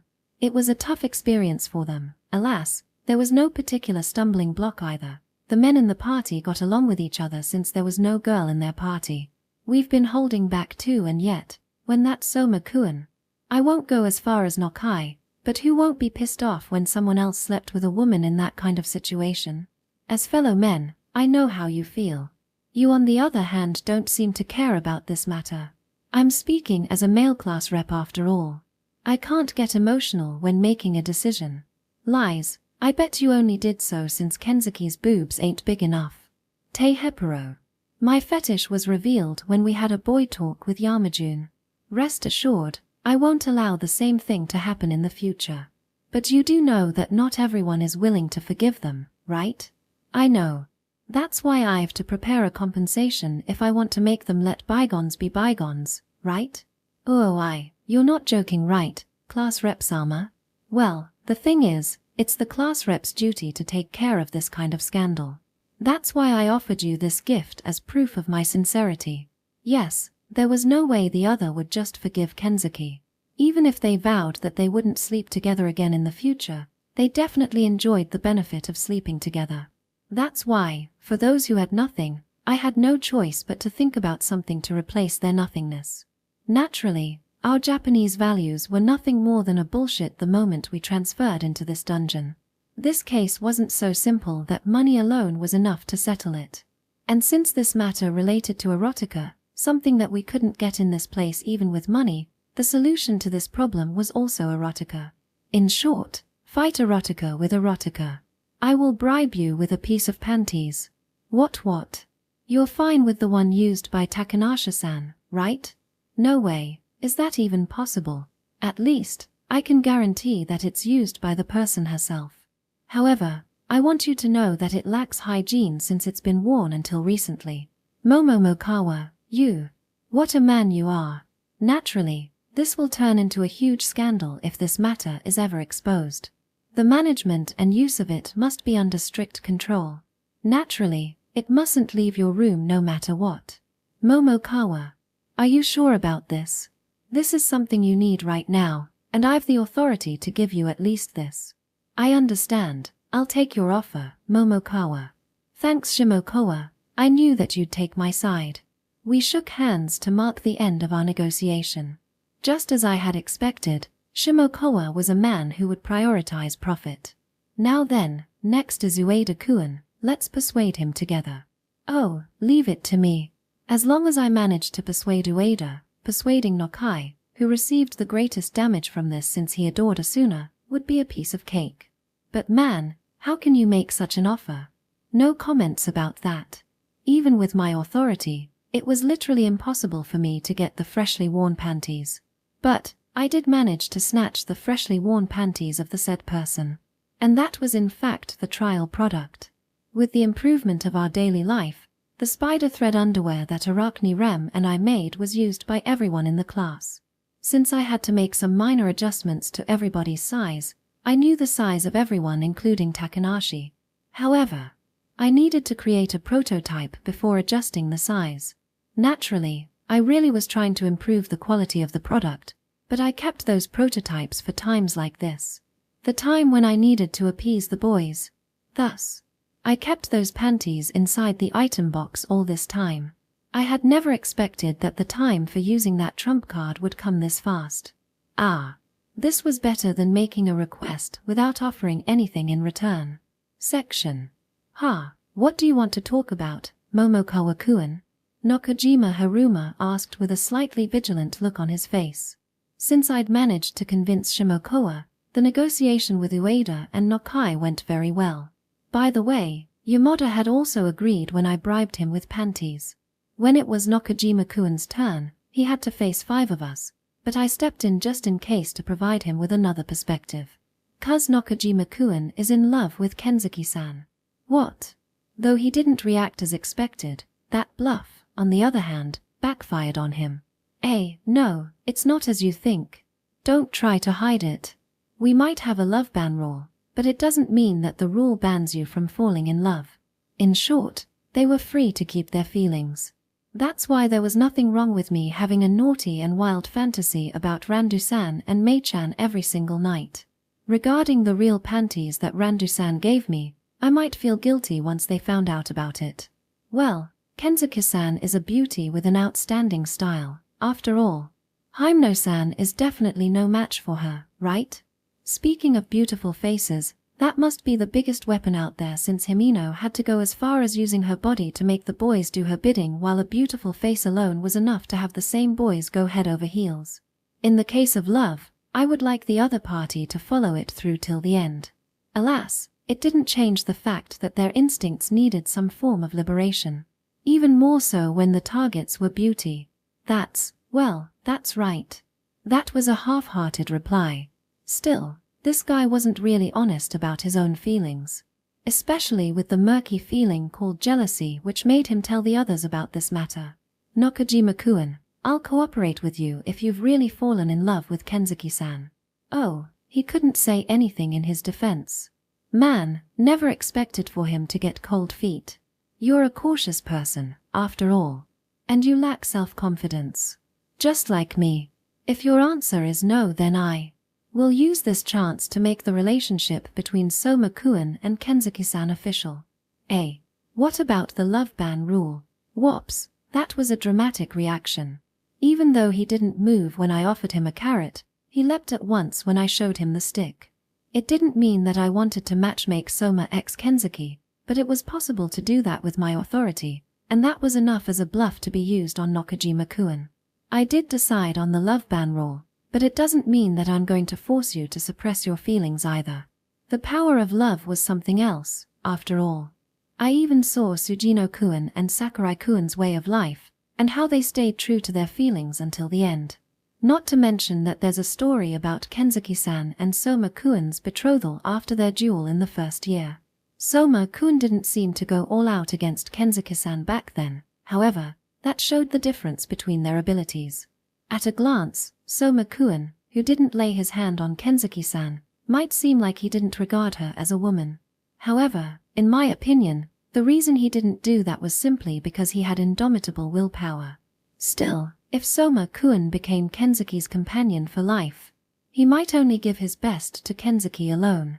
But if Nakajima-kun is really in love with Kenzuki, my plan of marrying her off to Soma-kun might become a huge scar in your heart. I mean, I wanted to make sure that no one is scarred because of this incident. That's why I'm asking you, Nakajima. Right now, at this very moment, you're going to decide whether you want to make Kenzuki yours or forget about her forever. If you keep your silence even after I said that, it means that your desire for her was only so much. Such incomplete desire was the most troublesome thing. You had no courage to reach out to her, yet you didn't want to give up on her either. In the end, what was left for you in that situation was dissatisfaction, and such a negative emotion wasn't a good thing in a stable environment like a school tower. That's why you had to make a decision in this place. Will he decide to get Kenzuki? Will he decide to make her his woman? Please, Kenzuki, I'm betting on your charms to make sure that there's a flag of love for Nakajima. Momokawa-kun, are you really going to give your full cooperation? Within possible range. I can at least put you in the same party as Kenzuki, and make sure that she doesn't get into the same party as Soma-kun. Love was something that you had to have together. Long-distance relationship. Can you even eat that? I'll do my best to make sure you and Kenzuki-san are placed in the same party. As for how to use that opportunity, it's up to you. In the worst situation, I could go as far as threatening Kenzuki, but I wouldn't cross the bottom line just for Nakajima. Nor did I have the responsibility to do that. All I could do was use barely legal means, including giving him her panties. How is it? If you're not in for this, I will call Soma-kun and Kenzuki-san after this.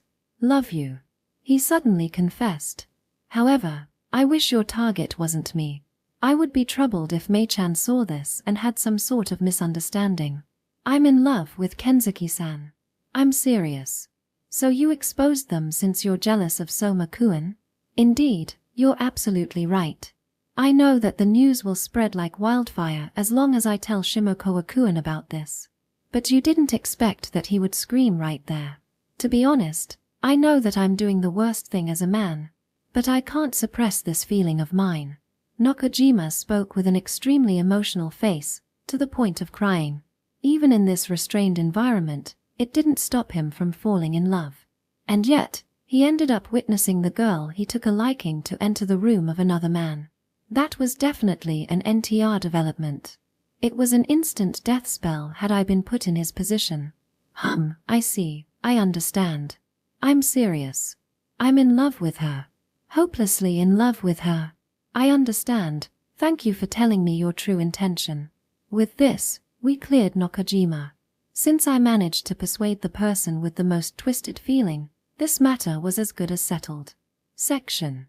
Well then, following everyone's agreement in this matter, the defendant of this case, Kenzuki Asuna, will be pardoned. I declared during the class meeting to put an end to this stupid case as soon as possible. Instantly, the crowd dissipated into a heated discussion, but the backdoor deal had been made so that Kenzuki would be pardoned in the end.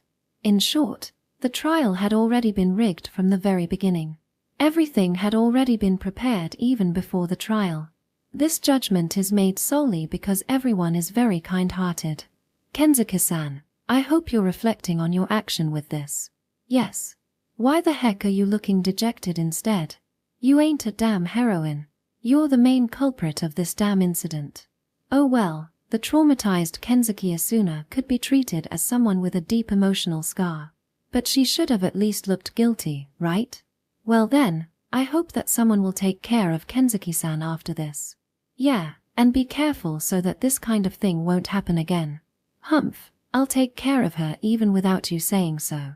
Since I didn't have even an ounce of hope that Kenzuki would reflect on her mistake, let's dump the whole trouble onto her own friend. And since we had no idea when that bitch Kenzuki would do night calling again, let's observe her more carefully this time.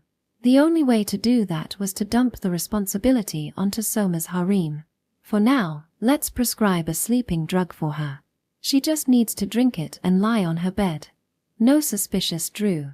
Thank you, Momokawa-kun. I'll have to ask you to create the drug. Sakura-chan was trying to argue with me again. Alas, class rep readily accepted my idea. This sleeping drug was made from the light purple flower growing in the fairy plaza. Though it wasn't so potent to the point that one would collapse immediately with a sniff, it was a pretty good sleeping inducer. I mean, if there was such powerful sleeping-inducing material, I would have used it a long time ago. I don't think this method would be of much help to Kenzuki though. Anyhow, Kenzuki would at least settle down once she drank the drug. And here is a medicine, or when you get stomach ache. Thanks, Momokawa-kun. I'll make the best use of it. Gulp. Class rep swigged the stomach medicine that I prescribed for her. The stomach medicine was an accidental product I created during one of my experiments. Natsukawa-san found a rare medicinal plant, and Shimokawa used another method of his water alchemy formation and completed the drug.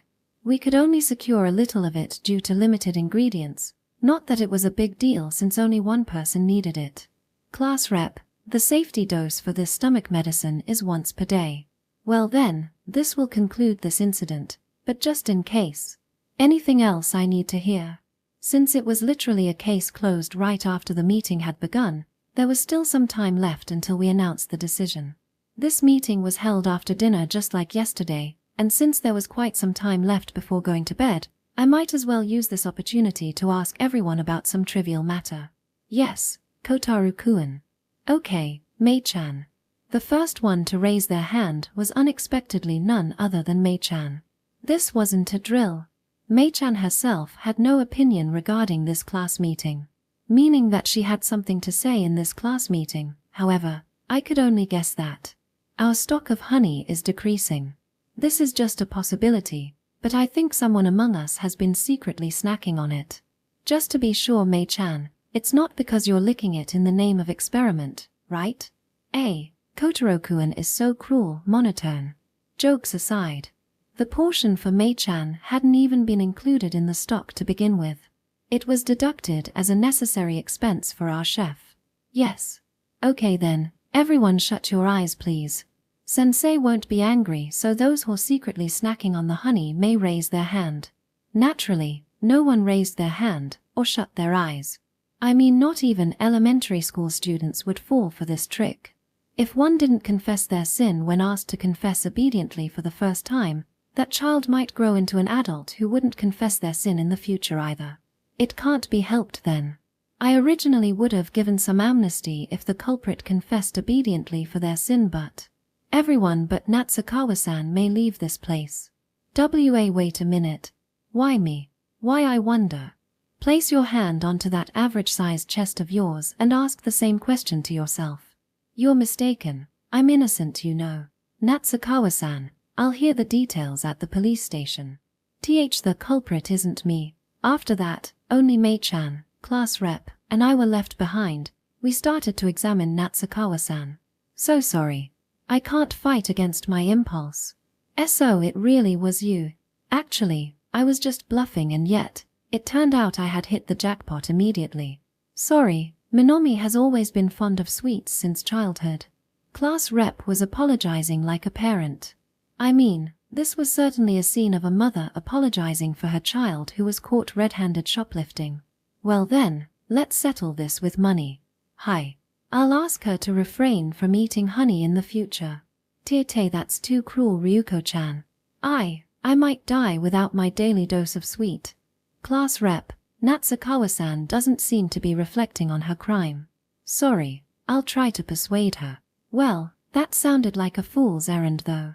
I mean, it was obvious even to an outsider like me that Natsukawa-san was truly a sweet love. Even so, I had no idea that she was, in fact, a sweets junkie. Forcefully cutting her off from sweets could backfire. I mean, I was sure that Natsukawa-san loved sweets as much as I loved big boobs. It was already her instinct, or should I say, identity. Well then, Natsukawa-san, I'll give you two choices. You either eat fewer sweets like class rep said, or eat more sweets than everyone by making a deal with me. No, don't be fooled by him, Minomi, that's a devil's contract. Momokawa-kun. Is that true? At the very least, I'll supply Minami-san with sweets to the point that she doesn't have to secretly snack on them. Don't listen to him, Minomi. That's devil whisper. Deal. Thank you for your patronage. Thus, I shook hands with Natsukawa-san as class rep looked on from the side with a perplexed face. As a result, I got an unexpected insider. Chapter 216, The Ability of Key Player. Come to think of it, this was my first time visiting the Underworld. Though it was everyone's first time visiting the desert area, for an area that had been captured, I simply had no reason to visit it. There were various preparations needed, however, I wasn't mainly focusing on dungeon capture in this case. Since this was my first debut in this underworld, I wanted to check the fruit of my training in Soma Dojo. Naturally, it wasn't just me, every pupil of the dojo came along as well. I saw it. Full thrust. Nonomiya-san's sharp spear pierced through the black werewolf. The sharp spearhead slipped past the werewolf's fangs and pierced into the latter's cranium. It was a critical hit. Too slow. Heavy smash. Yoshizaki-san on the other hand brandished her axe and chopped the werewolf's torso with ease. The werewolf's body was covered by a steel plate and yet, her attack pierced until more than half of its torso scattered its entrails and made the plate look like nothing more than a piece of paper. It was a fatal wound. Yeah, victory. Have we become stronger? It wasn't a self-praise, Yoshizaki-san had really become stronger. Even from an amateur perspective like mine, it was obvious that her moves had become sharper and deadlier than before. Both of you, good job. You've definitely become stronger. And, Master Soma had also recognized their growth. The black-haired werewolf knight we fought this time was stronger than a living armor.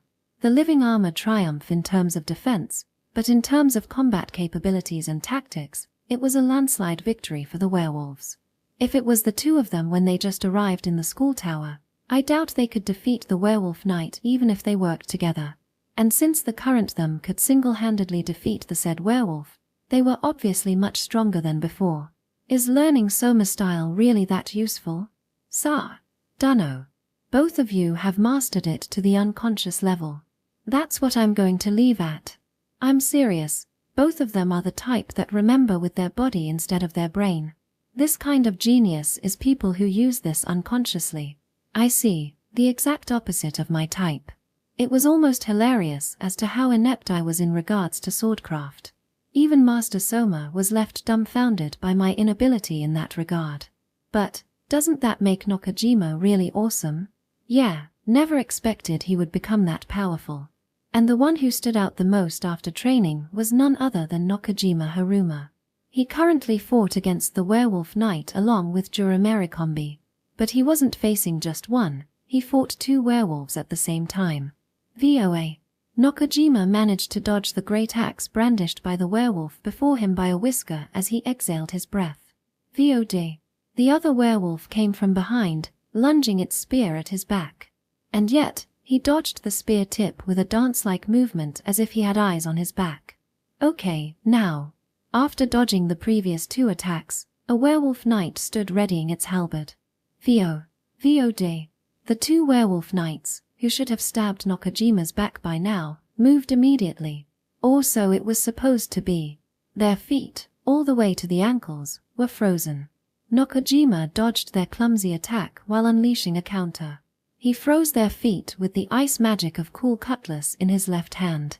His magical power was only enough to place it as a low-rank magical power, and it was only enough to freeze the feet of the werewolves, stopping them for a moment before they broke free with their brute force. However, that momentary gap was all Nakajima needed to turn the table against his foes. Kenzuki style. Wild cleaving, camellia. The glowing swords drew an arc in the air. The sword of silver iron in his right hand drew silver arcs, while the cool cutlass in his left hand light blue arcs. It was an attack akin to a storm of slashes. Gaba. The werewolf knights fell to the ground as their bodies got covered in slash wounds. The slash wounds might look trivial but were by no means your average slash. Upon a closer look, it was obvious that the slashes were only cutting the joints or the thin part of the armor. All of Nokojima's slashes were only aimed at their vital spots. Moreover, it was against an opponent who was equipped with a halberd that had superior reach, and a high-ranked one on top of that. And once he defeated the werewolf knight, the other two werewolves were just bonus. Nokojima easily slayed both of the werewolves at the same time. Splendid, Nokojima. Well, it's thanks to Asuna-san's teaching. That isn't true. The way you've been able to handle wild cleaving camellia so easily in such a short period of time is proof of your talent. Puff your chest proudly, you're already a splendid swordsman of Kenzuki style. Kenzuki-san, you're embarrassing me with your praise, but… thank you. There was no place for me to praise him since he had already received all the praise I wanted to express. Kenzuki Asuna didn't spare words when praising Nokojima with the face of a proper teacher as if her unsightly act from before had never happened. On the contrary, Nokojima, who caused the previous commotion, was smiling gleefully upon receiving the praise. Well, shall I pray for their happiness? I wouldn't care even if they get married immediately. After we left this dungeon, that is. Ah. So Makuen, I hear that Haru-Makuen has been treating me coldly lately. I see. Maybe. I can't say anything about it since it's a problem between you two. Looking from the side, Nokojima x Kenzuki coupling had created a nice air around them. Thus, Himino, who became impatient when her spare Kuen kept a distance from her, approached Soma-kun. Oi, Momokawa. Since Soma-kun is the leader and Himino-san the vice leader, I suggest that you two start your discussion. How cowardly of you for trying to rely on me only in this kind of situation, Soma-kun. Make sure that you treat her nicely regardless of what her face deviation index score is, okay? Well then, it's harvest time. Since we had defeated the werewolf knights, now it was the time to scavenge their corpses. This place was located on the outskirts of the underworld. Dracula's room, the boss who got defeated by Soma-kun, was in the center of the city. The stone building became rather sparse around this place, and continuing would lead us to the thick, overgrown forest. And despite being the outskirts, elite enemies such as werewolf knights would pop out from this place. If I had to pinpoint what stood out in this place, it would be the small fortress-like building. Maybe this place was a garrison, and that fortress was made for the werewolf knights. In most RPG games, we might be able to find something in such an area. Is that so? Seems to be an empty fortress though. I shot a sidelong glance at Juramerikombi, who replied lazily after finishing their duties and decided to go into the fortress along with Rem.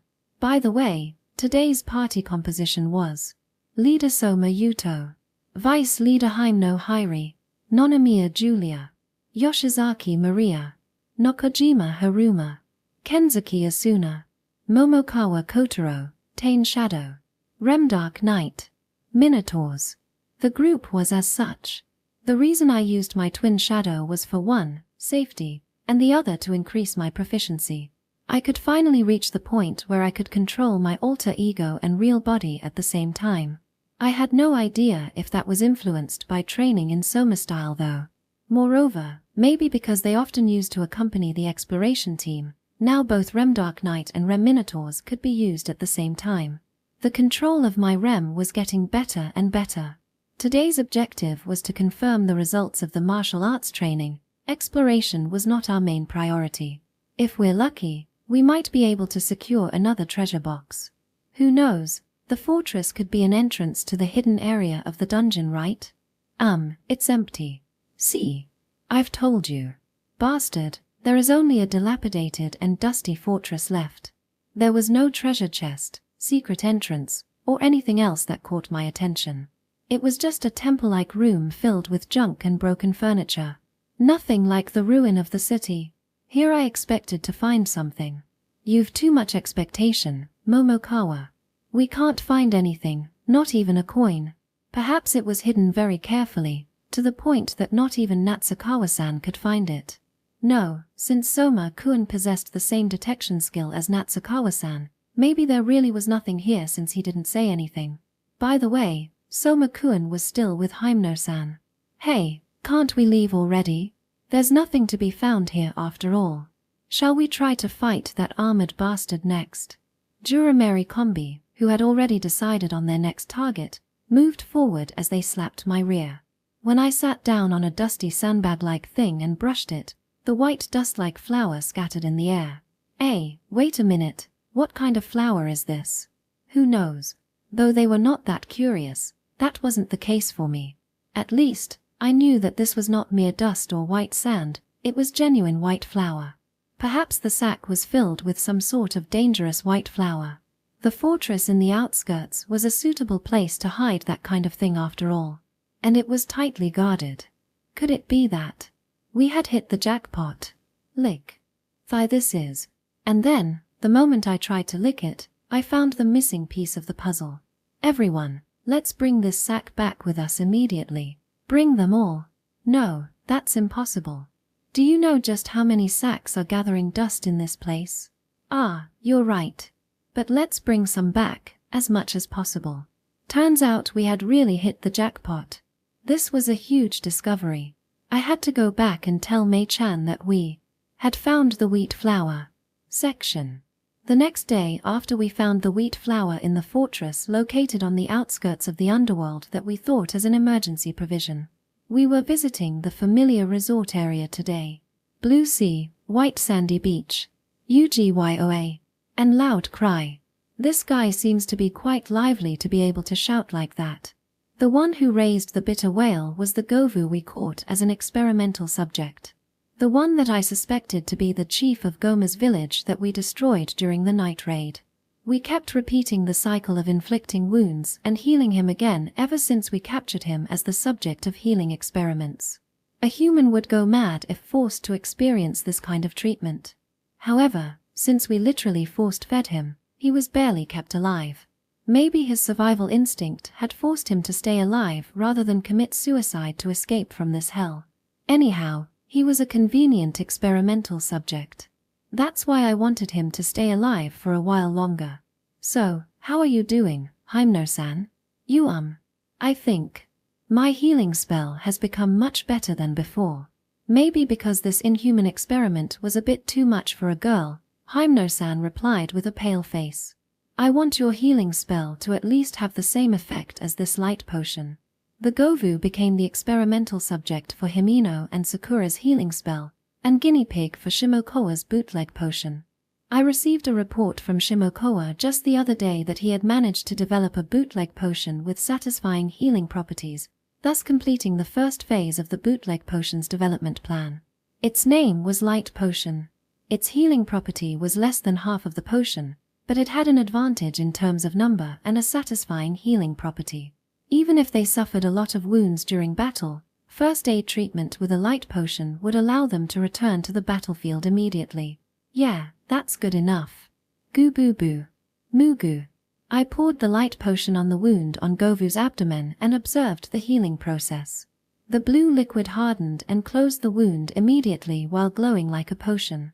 It was something like a magical power that covered the wound rather than turning it into clumps. It would stop the bleeding since it closed the wound with magical power, but the stopper would be gone once it ran out of magical power. That's why it had to be paired with a proper healing property to really heal the wound. Though the potion could heal the wound immediately, the light potion could only temporarily stop the bleeding. It was less efficient than ointment A, combining them might compensate for each other's weakness. The wound could be healed by using both ointment A and this light potion. The real potion had to be kept as the last resort. Well then, Hypno-san, do your best with this training. This guy's unpleasant scream keeps ringing in my head. If his scream is bothering you, just crush his throat. It would be restored to normal with your spell anyway. UWA, you really are a psychopath, Momokawa-kun. Cruel, is it? I just gave you the simplest solution for this guy's scream though. Hypno-san, your sympathy is wasted on this Goma. It's not sympathy, I just feel that we're going too far. It was a statement that ruined the mood. Surely, giving humanoid, albeit imperfect, treatment like this was a bit over the top. The said Govu already had one leg in the grave. We cast healing spells on him, but it didn't mean that it would completely heal his wound. If he were replaced with a human, This experiment would turn into the worst torture. Hypno-san, you won't think this is a cruel treatment had you witnessed this guy eating your classmate. Have you seen one of our classmates getting eaten by Goma? I am not sure if it's Seitu-san or Shinohara-san, but you'll certainly resent the Gomas once you witness how they ate her. Surely, the reason for my hatred for Gomas was because I saw what they did to Seitu-san's corpse. Although I still couldn't ascertain myself, it wasn't that far from that reason. They might be small fry, but it doesn't change the fact that they're humanoid monsters.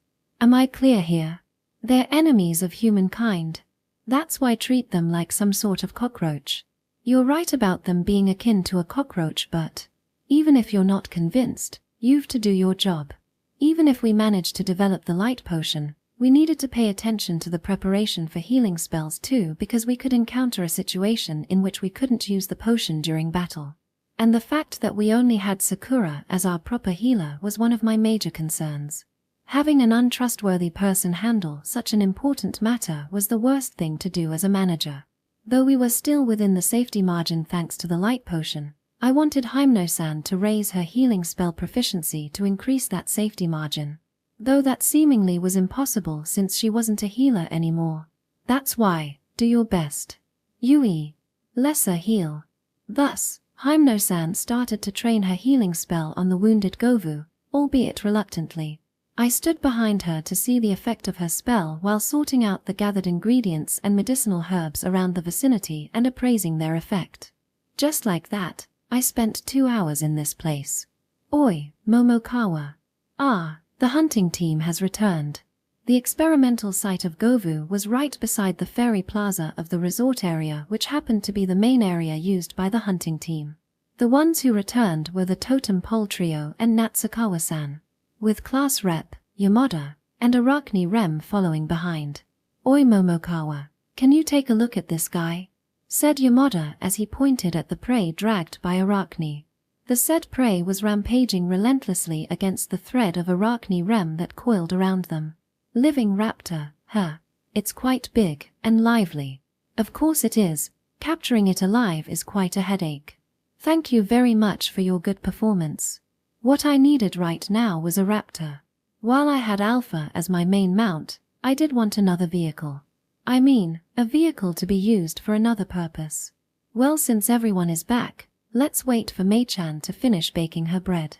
Chapter 217, Protector. An armored form. I muttered while looking at the helmet armor before me. The entire armor shone a silver color. Though it was not as rustic and huge as the living armor, the armor that protected the whole body was complete along with a helmet and gauntlet. This trial version of full body armor had finally been completed through everyone's hard work. The exploration team gathered the needed metals, Rem mined the light, or while Hypno-san did the preparation job for all those materials with the simple alchemy formation. Then both materials were combined with Randu-san's iron or alchemy, resulting in the silver iron. Then the completed materials were made into armor by Sage Takanashi under the strict supervision of class representative as expected. She couldn't play hooky under class rep's watch and managed to finish the set of armor. I mean, that bitch truly played hooky all this time, Phew, so tired, Kotori can't work anymore. Thank you for your hard work, Takanashi-san. You may enter the bath ahead of time. Really? Yari. 'Cause once you're done, we're going to work on improving the quality of this set of armor. Kotori is already tired. Kotori screeched and escaped, pretending to not hear my order. Not that it would save her, since I could ask class rep to drag her back later. I rather start by trying this armor than worrying about that shitty sage. Momokawa, your attitude towards Takanashi is even worse than your attitude towards Reina-chan. The hell you're talking about, Ueda? This kind of treatment is still within the category of white company, though she did often make me want to kill her off just like Reina. So, how do you feel after wearing it? After we completed the armor, the first thing to do was try the armor. It might be completed, but its ease of use had to be verified as well. And the one to get the honor to try this trial version was the swordsman Ueda. It's cool and comfortable, but a bit too heavy. It's natural for an armor to be heavy, right? To be honest, I felt that I might be better off without armor. I mean, this weight is slowing me down. I see, this armor did raise the defense of its wearer, but its weight was a huge minus. Shall we try to make a lightweight version? There's a limit to that too. To begin with, we're used to fighting with nothing but our uniform. That's why we're more used to dodging an attack than receiving it. I see, so you ended up getting used to that kind of combat style. Well, there's that fact too. But, won't it work better if you only make armor for our arms and legs? What if I add a helmet? That's fine too, but wearing a head protector hinders my ability to grasp presence for some reason. So your senses become keener in exchange for exposing your head. Something along that way. Apparently, the same goes for the others. Thanks for the good review. This will make it easier for us to make the upgraded version.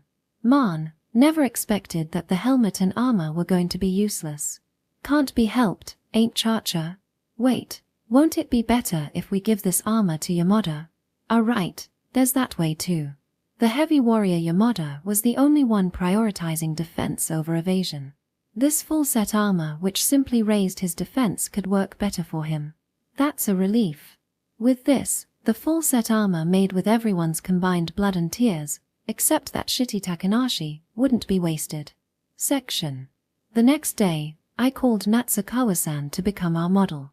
Thanks to our clear cooperative relationship which we had arranged before, I could ask her for something like this without hesitation. What do you think, Natsukawa-san? A bit too stiff. The one she wore right now wasn't metal armor, it was equipment made from the fur and pelt of a monster. The item I prepared was a coat that covered the entire body, a vest that protected the upper half of the body, gloves, socks, etc., etc.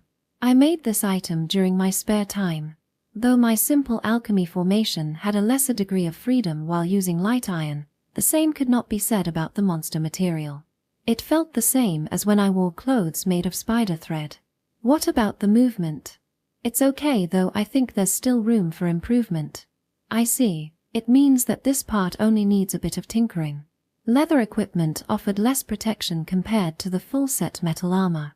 But the natural resistance of the monster left in their fur or pelt could reduce the damage from thunder or fire. So far, we had already confirmed that Yamata no Orochi could use fire, thunder, and ice breath. Though no one had said it until now, having one more resistance against those attributes was better than nothing. Maybe it'll be much better if the equipment has a cute design. I'll consult about that with Randu-san. Since I had made it, I put more emphasis on drawing out the best parts of the materials. To put it simply, it looked like barbarian attire. And Natsukawa-san, who wore a thick leather jacket with fire resistance properties, looked like a real thief. Then do something about this bad thief-like attire. Not that you can find a good thief to begin with. Like a good Yakuza, it was kind of a contradiction. Don't be an outlaw, don't seek justice, don't be naive. Anyhow, make it cuter for the next one. And the same goes for the innerwear.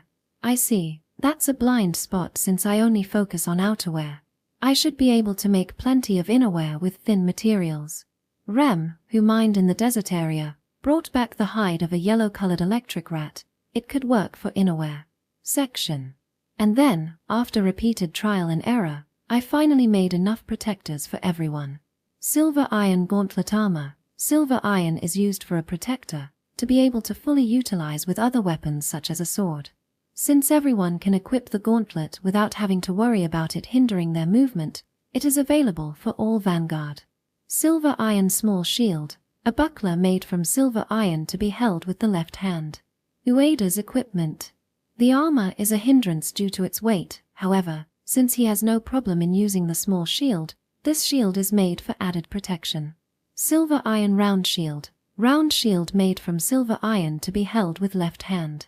Nokai's equipment. For the same reason as Ueda, this shield is made so he can use normal shields thanks to his strength.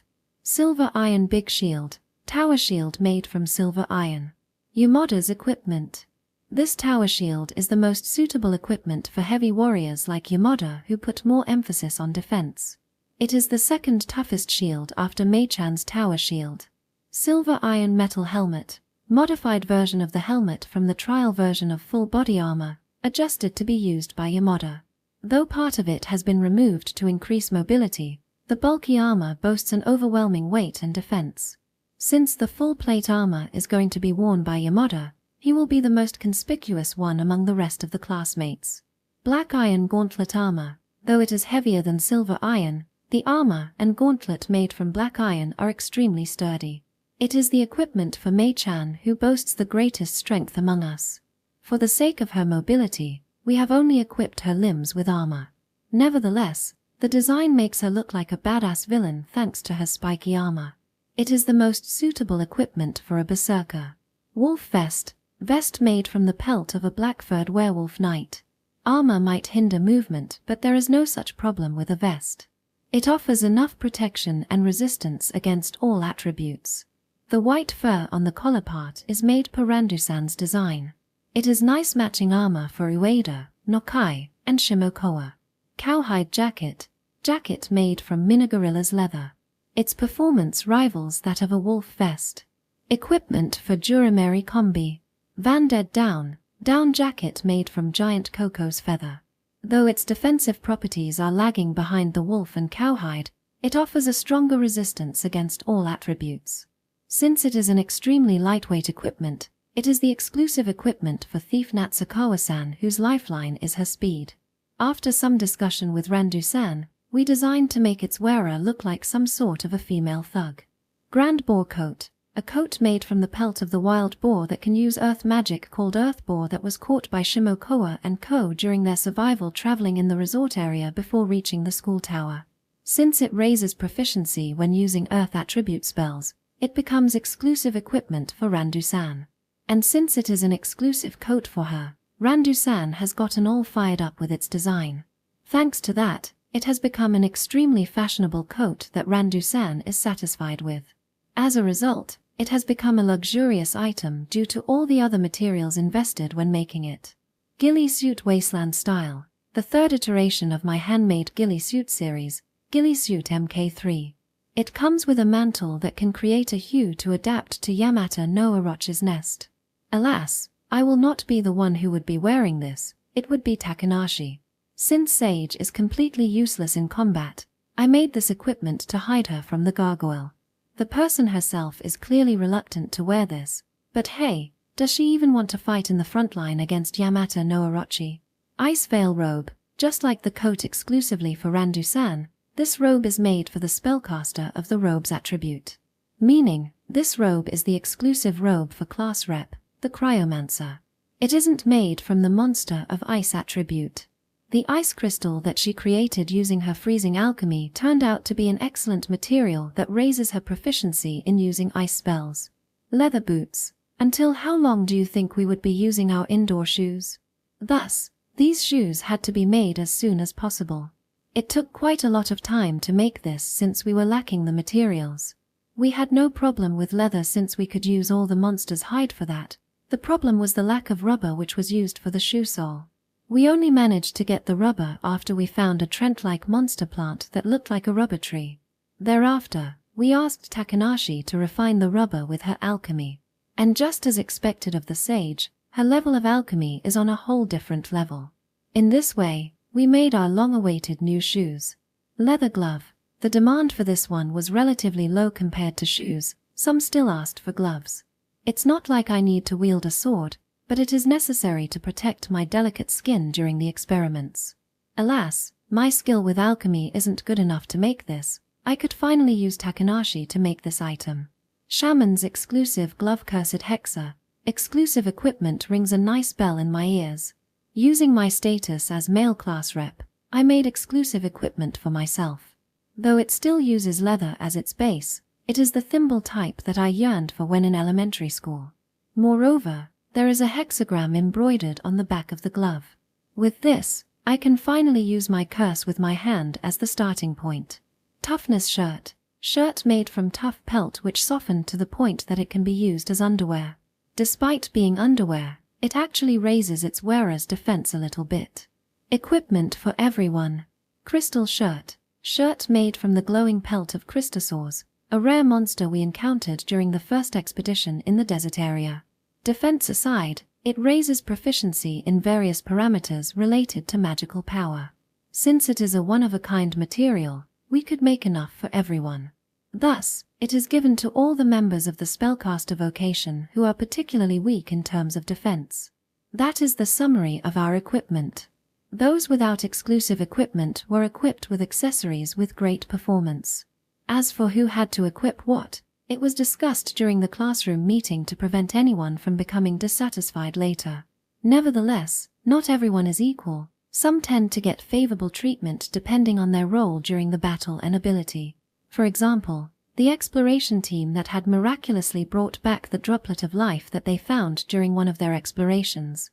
After a long discussion, we decided to give this magic item with cheat-like healing capabilities to Soma-kun. Well, that was only natural, I guess, since he was the core of our strategy. As for me, I wanted Mei-chan to keep that item, but that would be selfish. Anyway, now that everyone got their equipment, their combat potential was naturally raised to a new level. Maybe it's time to do the first trial challenge. It took quite a while, but we finally cleared the minimum clearance for challenging the Yamata no Orochi, raising everyone's combat potential. So it was the right time for trial and error. Is what I think. What do you all say? Bring it on. Yeah, I agree. This is the right moment for a trial challenge. Do as you like. The ones who agreed with me were class rep, Soma-kun, and Tendao-kun. This wasn't a class meeting, it was a private discussion between the four of us. I gathered the representatives of the group in the class beforehand to ask for their opinions before the real meeting. Since this was a private meeting, we naturally used the 5th floor of the school tower. From Soma-kun's perspective, can every vanguard in the class handle the head of Yamata no Orochi? Hardly, if they have to fight by themselves. Give 2 or more than 3 just to be safe. Great. When we tried to fight Yamata no Orochi after arriving in this area, everyone was overwhelmed at once. Meaning that we made some progress compared to back then. But that's only if they're facing just one head. When 2 or more heads appear, they have to shift their focus on avoiding the breath attack that's being fired randomly. Well, I guess 2 heads is an overkill.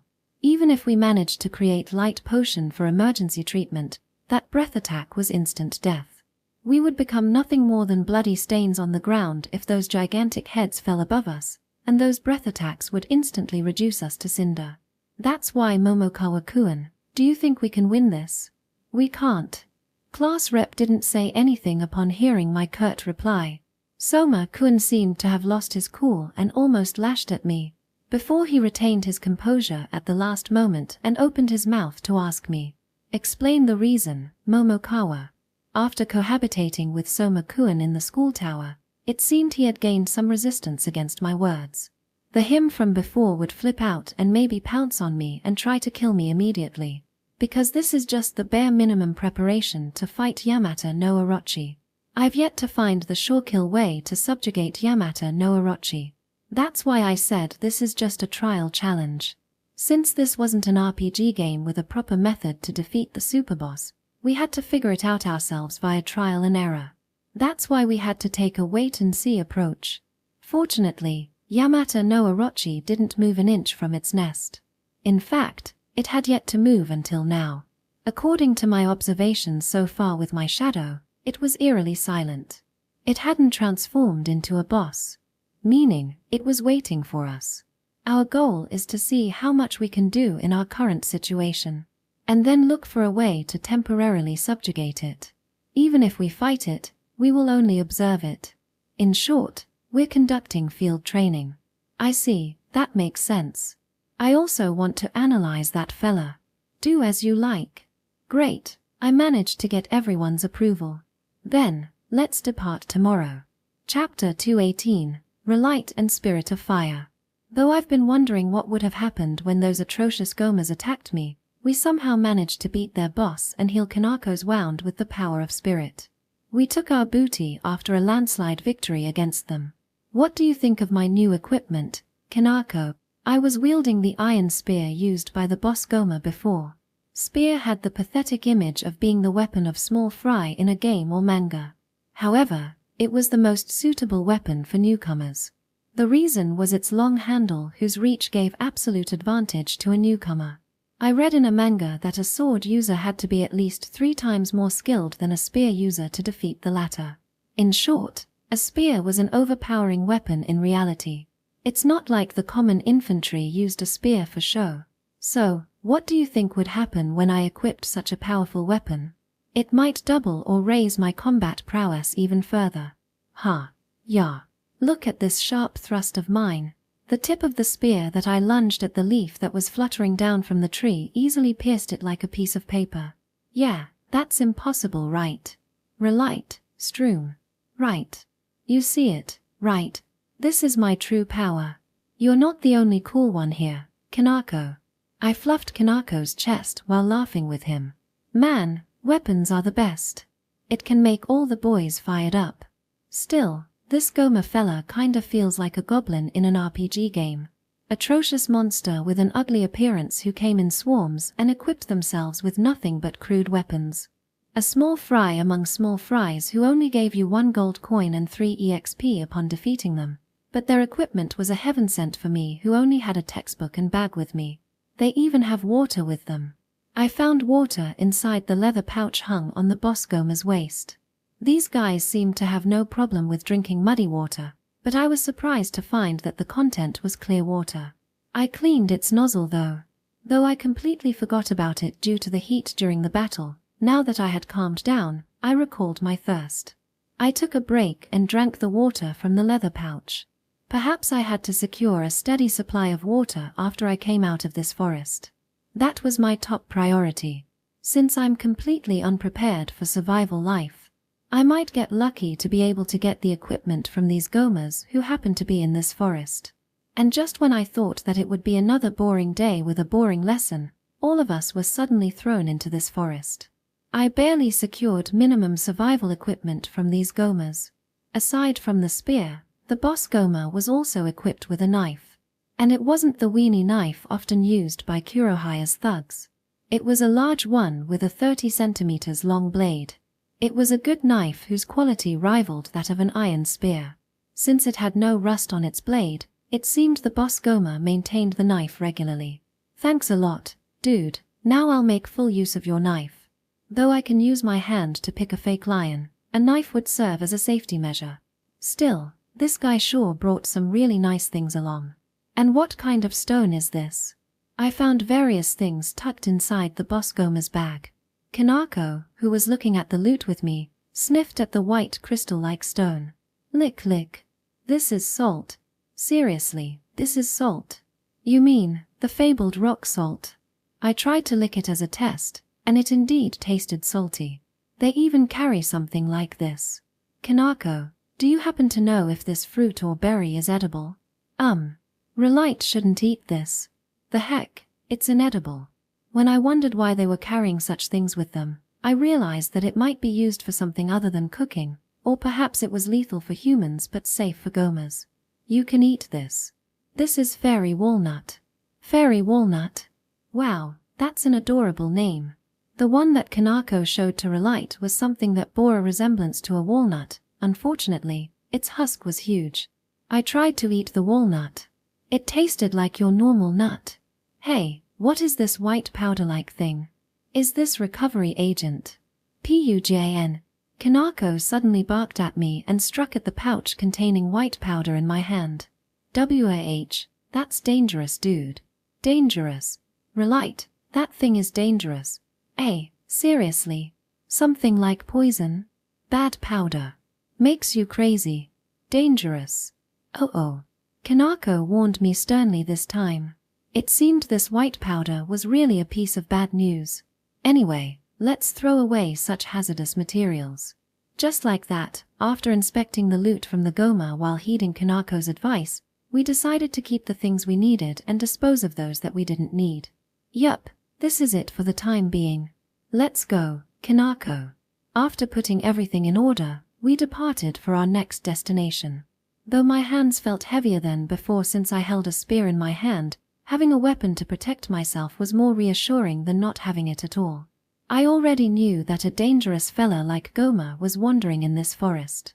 Thus, I cast aside the mood of walking in this forest as if it were mere hiking and raised my vigilance like that of a trained warrior.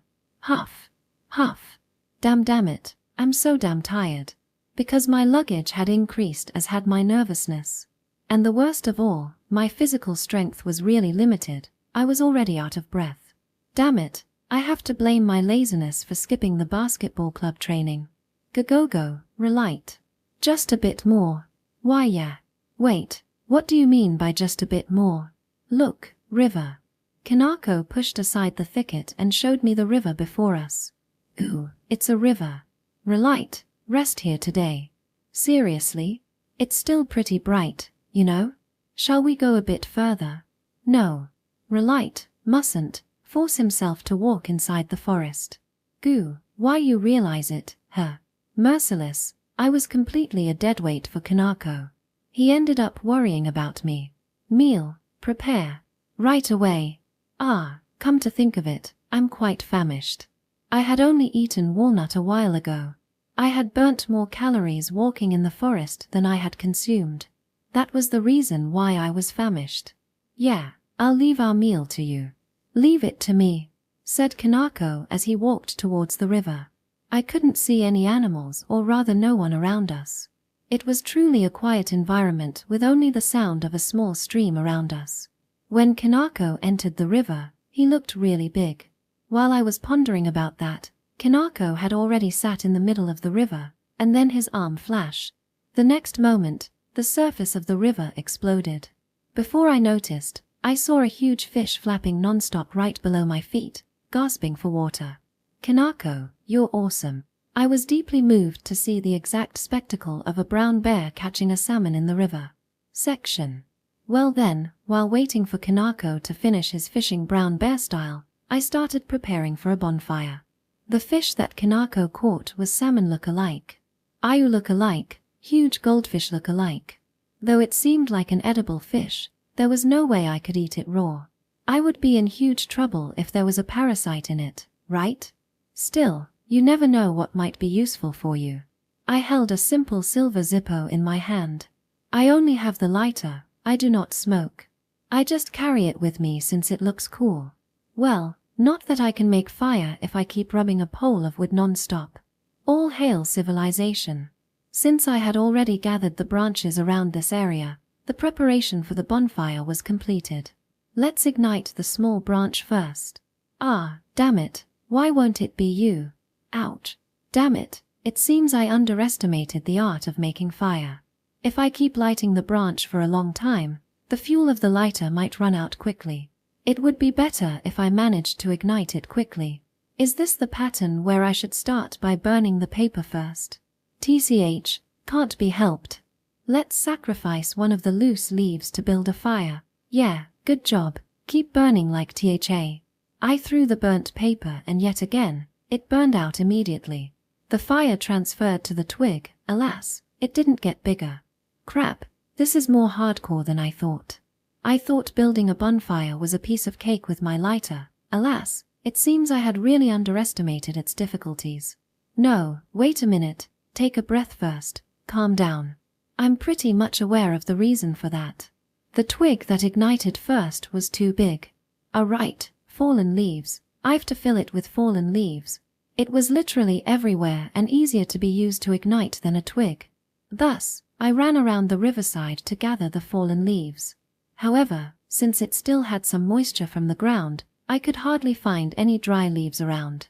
Damn it, ain't this already evening? Well, this much should be enough. I mean, the sun had already set by the time I gathered this much.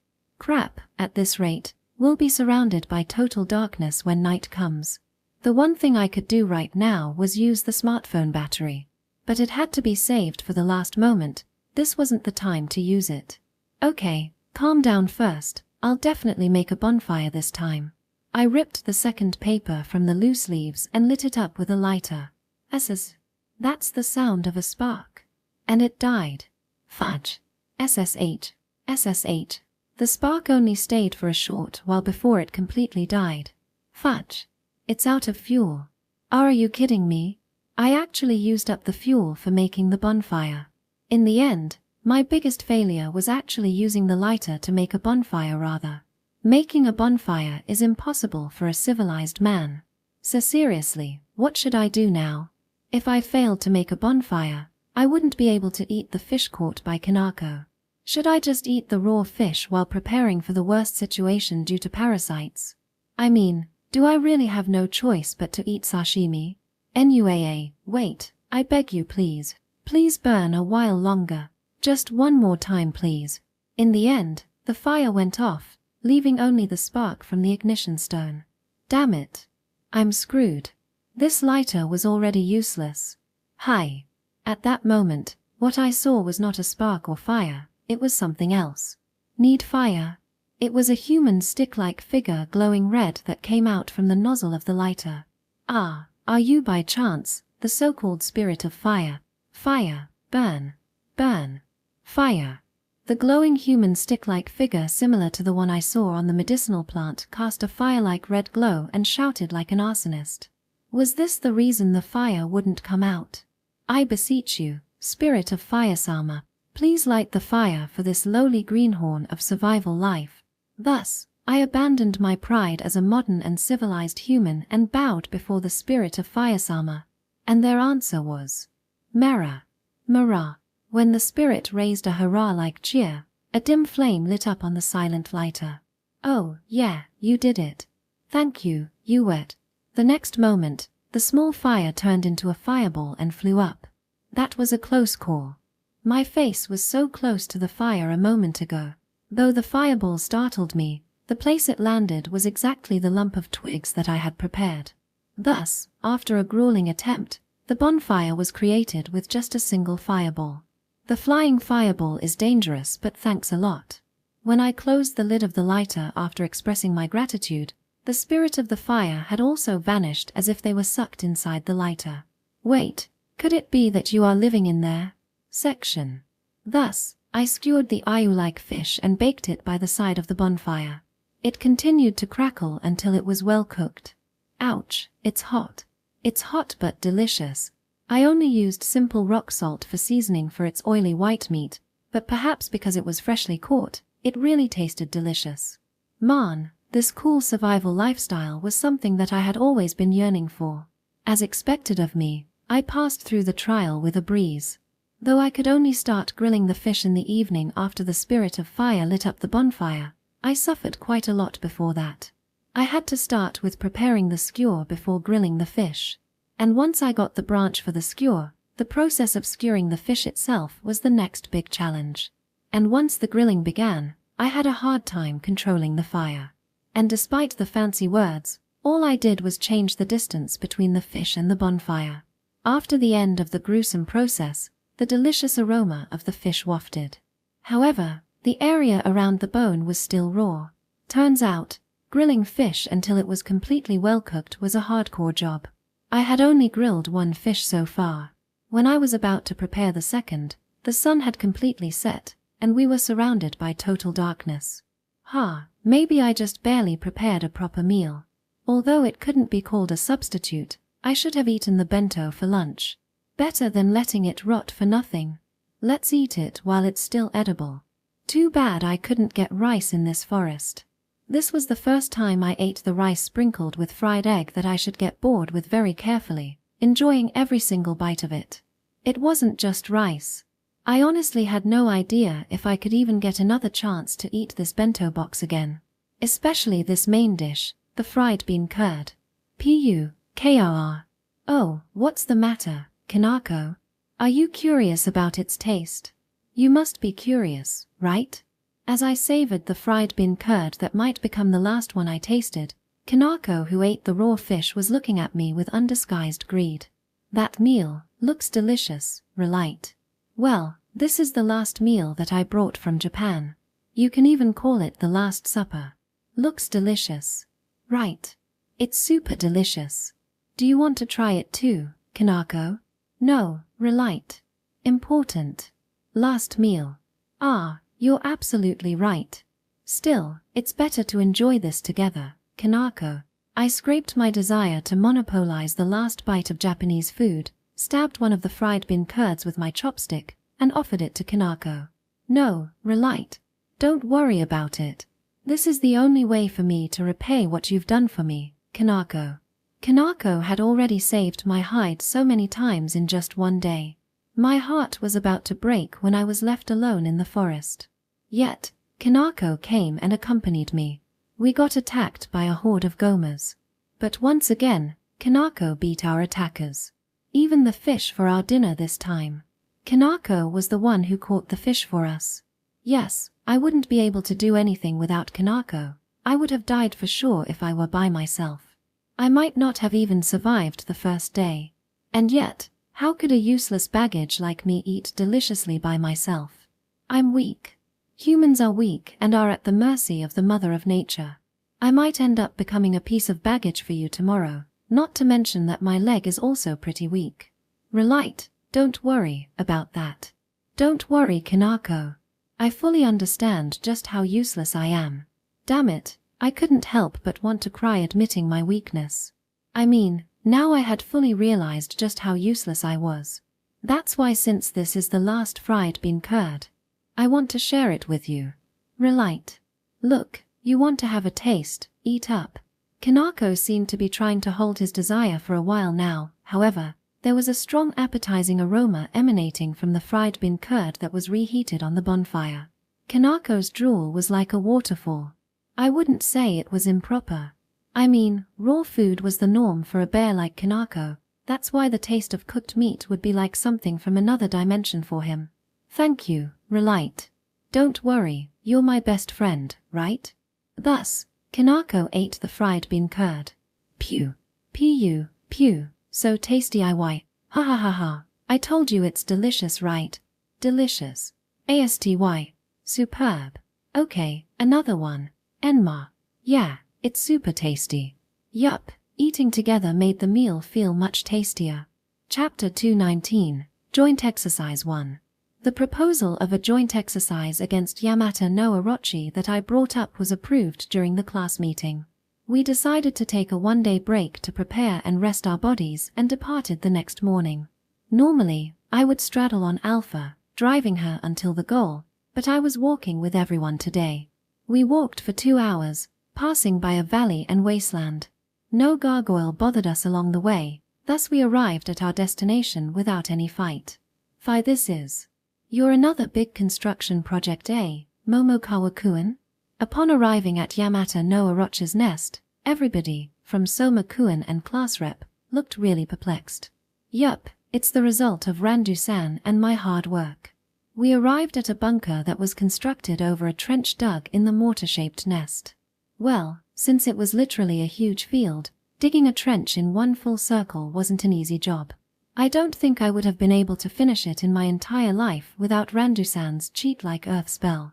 Honestly, I had no idea how much money would be needed to finish this large-scale construction job if it was done manually. Let's enter the base first. Once we left the ravine, we arrived at the biggest bunker of all that was big enough for everybody, providing an overview of the entire nest. Appearance-wise, it looked like a brown, one-floor bungalow-like structure. It was a new construction that would be hailed as a tofu building in a sandbox game. Though Randu-san had a good sense of fashion, the same couldn't be said for her sense of architecture. Oi Momokawa, what kind of national flag is this? As you can see, it's Japan's navy flag. Yes, our national flag, Japan's national flag, was good and simple. The soul of the Empire of Japan would burn your soul erected on top of the pole that stood on top of the bunker. Come on, that's over the top. So it's just a piece of art, said Soma-kun as he heaved a sigh. Thus, in the unartistic, tofu-shaped building which was only decorated with our national flag, I told everyone, in accordance with my observation until now, that the breath attack wouldn't be able to reach this place. This place would also provide us with a much-needed, solid barricade when avoiding the rush from the gargoyle. Naturally, since this place was a frontline base, it also served as a vault for food and spare weapons. It was also a temporary shelter for the injured members. Since the exploration team secured an empty treasure box, medical supplies such as light potion that had been made beforehand could be stored in the treasure box for an extended period of time. In addition, this place could also be used for briefings before the battle. I had prepared a blackboard and chair for that beforehand. Well then, I'll explain today's operation. The detailed content of today's operation would be explained in this place. They might forget if I explain during the class meeting. The reason I used this chance was to get the maximum attention from everyone. Firstly, without the 3 aces, a formation composed of vanguard and rearguard has to deal with one head. The hero Soma Yuto, the king Tendao Ryuichi, the berserker Futaba Maiko, we would confirm just how far our strongest trio could handle one head. If we suddenly challenged them with those 3, we would be in trouble if Yamata no Orochi suddenly turned the table against us. The vanguard will be assigned to the 3 parties, each responsible for protecting the rearguard. First party: Twin Swordsman Kenzuki Asuna, Magic Swordsman Nakajima Haruma, Saint Soma Sakura. Second party: Thief Natsukawa Minomi, Swordsman Ueda Yohei, Warrior Nokai Shouter, Aquamancer Shimokoa Junasuke. Third party: Knight Nonomiya Julia, Warrior Yoshizaki Maria, Heavy Warrior Yamoda Genki, Cryomancer Kisaragi Ryuko. That was the party composition. The first party only had 2 vanguards, Kenzuki whose strength was almost comparable to our ace, and Nakajima who showed growth by leap and bound during training. After that, there's the problematic Sakura-chan, but her skill was top-notch. She was Kenzuki's friend, and since she regarded Nakajima as a serious student, that girl would surely protect him properly. The second party had the trusted member of Totem Pole Trio, paired with Natsukawa-san who got along with them during the hunting and exploration. The third party had Jurameri Kombi. Although Yamoda looked a bit strange in this party, his combat potential was top-notch. As a tank, Yamoda, who was suitable for every party composition, had more value as a vanguard than Kenzuki. With class rep working as the rearguard, this party could easily become the best party.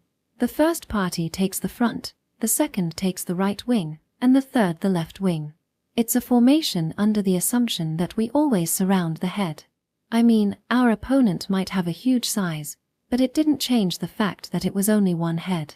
It would be left in a defenseless state if it tried to attack us by biting or butting its head. The problem was how much the party could handle the head's attack. In that regard, the heavy warrior Yamoda could handle the attack much better. That was the one thing that we had to be wary of the most in this operation. Retreat to the trench as soon as things go south. The trench was built right outside the reaction line of Yamata no Orochi and Gargoyle. The trench was dug full circle around the nest. From there, it was divided equally by 8 trenches in different directions that headed straight to the center of the nest. The rear line expanded, making this base a better choice for the starting line of the operation. That's why I had built it in a way that everyone would eventually reach this base point just by jumping into the trench. By the way, the depth of the trench is 2 meters. That's why it'll be safe from Yamata no Orochi's headbutt and mowing down attacks. And as long as it's not a direct hit from its breath attack, the trench is way safer than above the ground. However, since there was no roof along the trench, it was vulnerable to the gargoyle attack from the air. That's why it wasn't completely safe from the enemy's attack. And yet, the trench offered a much better protection than the open field. The spellcaster will act as rearguard and release their spell from the trench. Since the depth of the trench was around 2 meters, I had prepared solid scaffolding too. It was around 1.2 meters tall. The scaffolding used for the SDF firing squad was around that height. We used firing spells instead of rifles though. After that, as you can see, I've prepared bunkers at various locations. I built this bunker smaller than the one at the base, halfway through the 8-directional trench that connected the rear line from the front line. I've prepared medical supplies and spare weapons in those bunkers. Return to the bunker in case you need to resupply. Naturally, in case they couldn't run until the base, they could stay temporarily in the bunker. In that way, they had to wait for the rescue team to come and save them. Anyhow, this was the limit of the construction within the nest. Later on, I would use the result of today's operation to upgrade the functions of the trench and bunker. Any questions? Oi Momokawa, you ain't gonna use Rem? Shimokoa asked while raising his hand. Well, it makes sense since normally, I would assign 1 Rem to each team. Rem has another job today, that's why she won't participate in this operation. What kind of job? Don't worry about it for now, I'll explain it when we reach the 3rd phase of Yamata no Orochi's subjugation plan. No one would understand even if I told them at this point. I mean, knowing that our opponent wouldn't move from its place, we could return to this place which functioned as a frontline base. We had a lot of things to do. Hey, what should we do if things get dangerous? You either run towards Soma-kun and co. or retreat. Remember, this is just testing the waters, that's why don't act recklessly. Everyone was listening attentively, even Natsukawa-san asked fairly logical questions. She originally didn't really care about such trivial matters, but it seemed her intuition as a thief was working this time. What about me? What should I do? I also have nothing to do, said Himeno-san and Randu-san, who were not included in any party. Himeno-san will act as rear guard for the second party. Randu-san for the third. Speaking of Randu-san, she would play a big role in the third phase, that's why she wouldn't play a big role in today's operation. As for Himeno-san, well, it wouldn't change the situation no matter where I put her. Officially, I appointed her as the rear guard of the second party though. If there are no other questions, I'll continue the briefing. It seemed no one questioned my decision to not assign some people to other parties. But whatever. Let's defeat the first head for now. Once we defeat the first head, the second and third head will appear. That's why withdraw from the front line as soon as you defeat them. That fucker could regenerate its body like there's no tomorrow after all. Nothing good would come from consecutive boss battles. The one that was suitable as the sparring partner for our current lineup was the first head without its breath. We had to withdraw immediately once they entered their next phase. But I think it'll be much better if we collect the chopped up head to be used as material. Are you going to eat Yamata no Rochi? It's a material, Mei-chan, not an ingredient. I mean, even my pharmacy intuition was screaming absolutely inedible, you know. Since that head is something made with magic, isn't it supposed to disappear? As expected of Soma-kun, he asked the question that I had been waiting for. Soma-kun had already fought Yamata no Orochi twice and had managed to behead its head a few times in those two battles. Here the question was, where did those freshly severed gigantic snake heads go? That's right. It seems Yamata no Orochi's flesh is maintained with a gargantuan amount of magical power, and its severed body would vanish right away once it got separated from the main body. The decapitated body vanished after some time. The same case happened when Class Rep erected a huge ice wall. It would crumble very easily or melt immediately due to the atmospheric temperature when it got too far from her. Since this was a material created with magical power, it seems that it would collapse more easily in proportion to the magical power that formed it. That was the reason Yamata no Orochi's head vanished faster than the crumbling earth wall. However, there was a magic that could stop this collapse phenomenon. That's where we'll use Randu-san's Eternity section. The first field exercise ended up far too easily, which was a letdown. One of Yamata no Orochi's heads diligently welcomed us once we approached its nest, making it an easy job for our vanguard.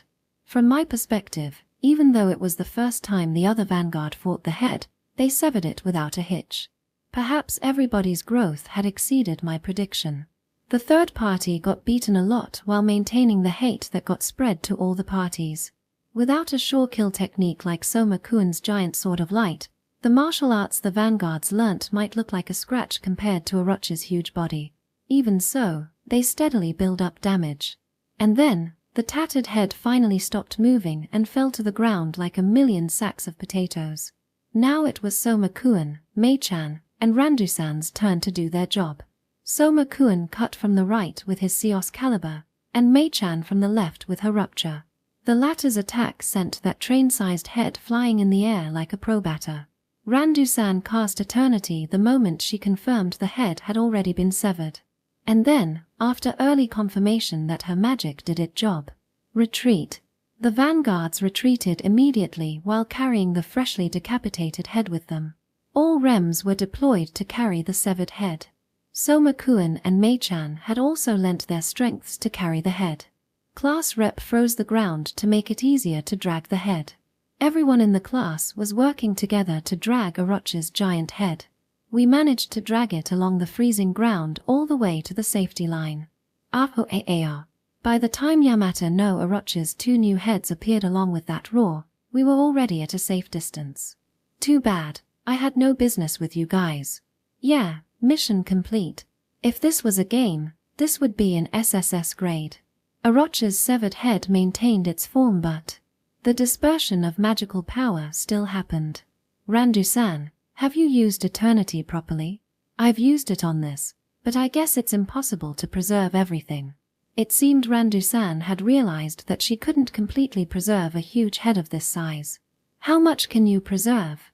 This has already shrunk a lot. Don't get your hopes up, Momokawa. It can't be helped. We have to make sure that we can preserve even a piece of scale. That's enough for now. I mean, Yamata no Orochi's severed head was kinda like a freebie. I just thought that it would be a nice idea to get an infinite source of boss monsters material, but the reality was harsh. Well then, we'll challenge it with 2 parties after a short break.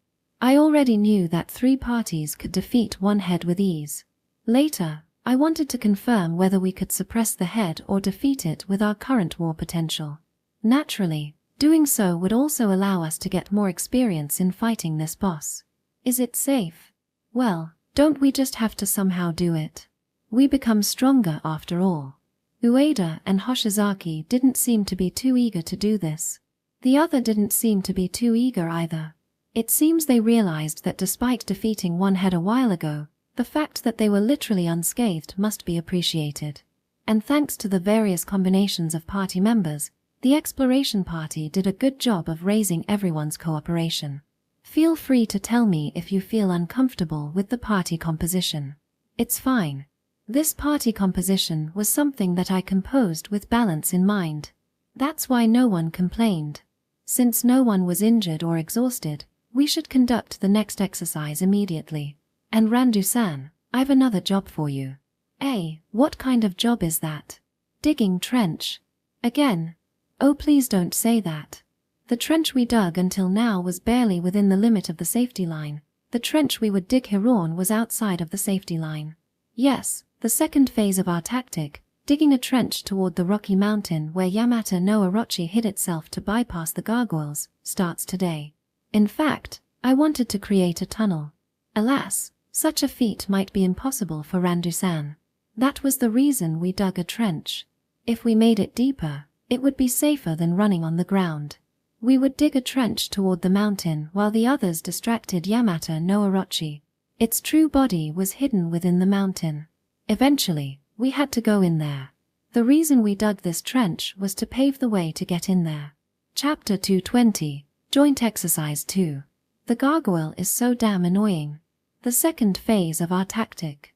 We tried to hit the head with 2 parties and build a trench all the way up to the mountain while Orochi was distracted and only scored 75 out of 100 points, with the first part being successful while the latter only half successful. As expected, the gargoyles started to rush at us as we dug the trench. Around 300 meters until the mountain. It is so close, yet feels so far. It was the distance that I could cross quickly with a sprint. We can't get any closer. I want to at least reach a distance of 50 meters. We could try this over and over until we were done. Well then, next is the combination of the first and third party. The second party will act as Randu-san's escort while she digs the trench. So, with my next iteration, we managed to crush the first head with ease, and when the second and third heads came out, they found out that we, the trespassers, had long since gone. This should reset the battle count. Esitidya. The gargoyles raised a piercing loud war cry. Currently, we reached around 230 meters from the mountain. Momokawa, those guys are coming. Shall we fight back? Keep digging, Randu-san. Hey, what are you doing? Shoot them down. This is our limit, Momokawa. There are too many of them. TCH, the escort Shimokawa, and even Natsukawa-san were already whining about the current situation. So this was the limit of stopping the army of gargoyles with this lineup. TCH, here I thought we could at least hit a distance of 200 meters. Thus, Mei-chan carried me back as we retreated. I cursed at our enemy while enjoying the supple sensation of her boobs. Oh whatever, we could do this again as long as our stamina and magical power remained. Now, it was time for the second and third party to fight the head. We dug the trench while the first party acted as our escort. Esitidya, We heard the war cry of the gargoyle. GUOA. Yamata no Orochi's dangerous low growl reached my ears. Oi Momokawa. That snake is heading to this place for some reason. Damn it. So that damn Orochi will react once we reach this distance. Everyone hurry up. We're leaving this place. The first party won't be able to stop the head on their OWN. Soma-kun, by time for everyone. Can't be helped. Ryuichi, gimme a hand. Oh, right when I've time to spare. That's our reliable trump card for you. Upon entering the 200-meter mark from the mountain, Yamata no Orochi, who engaged against the second and third party, changed its target to us who were closer to the mountain. Meaning that it was actually keeping a tab on our movement too. The second and third party couldn't cope with the sudden change of the situation. They couldn't deal with the onslaught of the head and the gargoyle at the same time. For this situation, Soma-kun and Tendao-kun would take care of the head while buying us time to retreat to a safe distance. Though there was no damage on our side, the same couldn't be said for the trench that we dug. Shall we try again, Momokawa-kun? No, that's enough for today. We managed to dig a trench until 190 meters away. It was already plenty of information that Orochi reacted to within 200 meters range. Moreover, the best harvest of this field exercise was the fact that all three parties could cope with the head regardless of the combination. Well, the fact that we needed two parties for that was homework for later though. We will take a break tomorrow and enter the third phase the day after tomorrow. Meaning that we would challenge Yamata no Orochi again after full recovery. The third phase is to have the three parties handle 3 heads at once. After crushing the first head, another 2 heads would come out for sure. Since the first head would recover with their cheat-like recovery ability, it meant that the 3 parties would have to fight 3 heads at the same time. The objective is to find a way to seal the recovery of the crushed head. For that, I'll have class rep seal the crushed head in the ice. Okay, I'll try. The recovery ability of the head resembled that of Hydra from Greek myth. The famous tactic to seal Hydra's recovery ability was by burning the cross-section with fire, alas. The same tactic wouldn't work for Yamata no Orochi. This had already been proven by Tendao-kun when he used the fire ability he got from a salamander to burn the cross-section. Since fire didn't work, let's freeze it, and that was the perfect job for class representative. Though I doubt this method would work, we still had to try it. Momokawa, do I have to dig again? No, Randu-san will cover the crushed head. Are you sure? Sure. What's with that strange gap? Ah, it seems I didn't explain my tactic properly. Well, not that I would explain to the last detail. In addition, the other objective of the third phase is to find another route to the mountain. It's a scouting job. Wait a minute, even if you call it a scouting job, you know that our life will be in danger the closer we get to the mountain. That's why do your best, Soma-kun, I know you can do it. Me. Who else then? You think our reliable scout, Natsukawa-san, can do that? Impossible. That's absolutely impossible. Momokawa, you should go. How cruel of you, Soma-kun, you're telling a weak shaman to go to enemy base. You have your twin shadow for that, right? Or Rem's spare body, right? Damn it, nothing flies past your observation. He was correct. My twin shadow and Rem, who could freely change her vessel with Claydol, were the best for this job. Since everyone had become stronger, we had a lot of living armor-grade material for her spare armor. Spec-wise, it wasn't that much different from Minotaur or Dark Knight, her main powerhouse avatar. We have to go looking for a cave or opening that leads all the way to its main body from that mountain. And the other objective is to find a clue to subjugate Orochi. Yeah, there's no way we can take everyone into its main body. I still had no idea whether we could aim for its main body from the mountain. Only an idiot would launch an all-out like suicide attack. But what if there is nothing in there? Then it's time to revise our tactic. It was already good enough as long as we could find a cave that went inside. Only then could we truly make a subjugation plan. In case we found nothing inside, then we had no choice but to think of another plan. Namely asking Randu-san to dig again. There's no problem with me going to the mountain, but everyone has to be careful too since the second and third heads are more vicious and brutal than the first head. Their safety was guaranteed by our 3 aces though. Our 3 aces had no problem dealing with the second phase of Orochi. Let's go. Section. Ready for sortie. Gugaga, Geo-ware. Upon a closer look, Rems, who replied vigorously, spare bodies were a truly splendid lineup of monsters. The first on the line was a spare Dark Knight. It was made with the same material as the original, namely the living armor. Since it was made with the same materials, it should have the same ability as the original model. However, perhaps because there were hidden parameters like proficiency, the original model of Dark Knight had a better performance during the field test. The original second form was the Arachne model, but we could hardly find an Arachne since they were pretty rare monsters. Now that the exploration party was composed of a strong lineup, perhaps not even an Arachne would dare to get close to us. Anyhow, since we couldn't prepare Arachne, I replaced it with Govu instead. The material came from the Govu that became our lab rat for testing healing magic or poison who died a while ago. By the way, the leader of Goma's village was still alive and kicking. As one would expect from a leader, that guy was a tough nut. Nevertheless, he was an important lab rat. We could even recycle his corpse. Truly an eco-friendly lab rat. It feels like looking at a lump of grudge. Creepy, said Takanashi upon seeing the spare Rem II. I felt nothing like that at all. Well, since this was my own shamanism skill, it was only natural that I, its caster, felt nothing like that. It's just a corpse. Now comes the third form, the ever-reliable raptor. Naturally, the normal raptor was no match for Alpha. But even a normal raptor was good enough for a mount. The slowest one, aka me, would ride them to increase my speed. The fourth spare was Minotaur. Since the base material for that, the Minogorilla, could be found every now and then, I could prepare a spare body for it.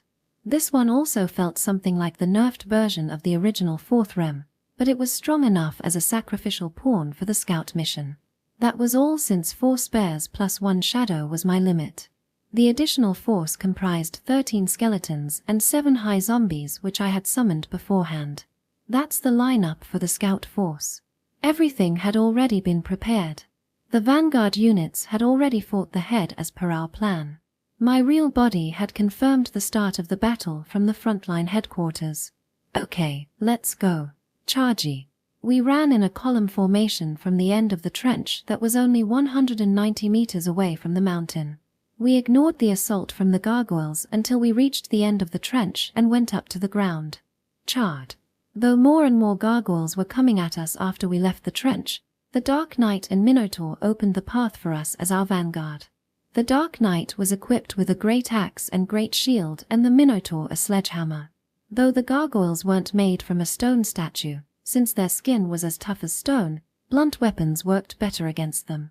That was the reason I equipped the skeleton with a hammer and axe too. The high zombies were more powerful than skeletons. Even so, I didn't give them any equipment since they were too stupid. Just a bit more. The rocky mountain was right before us. The skeletons and high zombies were quickly defeated one after another, before the relentless attack of the gargoyle. However, it wasn't a big deal. We could break through the siege as long as Yamatano Orochi's head wasn't aiming for us. Not that I want them to target us though. Since we sprinted as soon as the combat began, there was still one head. And since the plan was to breeze through the second phase of Orochi, the first head would be killed in no time. Since our aces would be on standby, as long as the 3 parties went all out, they could prevent the head from targeting us, the scout. Though the 2 heads would appear at once. We had already arrived on the mountain long before that. Okay, we've arrived. Thus, for the first time, I stepped on the enemy's home ground, the Rocky Mountain. The cliff was steep but not precipitous. We could still run on this kind of incline. From afar, the forest-like stone pillar was lining up neatly with the gargoyles perched on top of that like crows. Their attack intensified after we entered their home ground. Everyone, keep rushing forward. Our goal is the most conspicuous central pillar. Standing in the center of the Rocky Mountain was a giant stone pillar as if it was rising to heaven. It wasn't the ruin of a tower but a mere stone pillar that stood up like a giant tree. The first goal was moving forward until we reached that stone pillar. Not that we had any other landscape. Gugaga, Bumoa. Rem the 2ND, spare, kicked about the incoming gargoyle while raising a war cry. I didn't hesitate to use all my high zombies and skeletons to move forward even if it was just another step further. Damn it, I can't see anything at all. We just started to climb and yet, I couldn't find anything like an entrance or cave. It really was just a literal giant rock. Just to be sure, I wanted to look around if I had missed something but that was equally impossible. Damn it, there are too many of them. The gargoyles literally poured down like there was no tomorrow when we reached the halfway point of the mountain. Though Dark Knight and Minotaurs could take care of them with their power, the same couldn't be said for the weak skeletons. As for the high zombies, they were history. We're breaking in. Before I noticed, we were forced into a one-sided defense. We were besieged by the enemy from all sides. Gargoyles at the front gate, gargoyles at the back gate, gargoyles on all sides. Well, this kinda felt like the despairing scene in the game in which we were surrounded by countless small fries.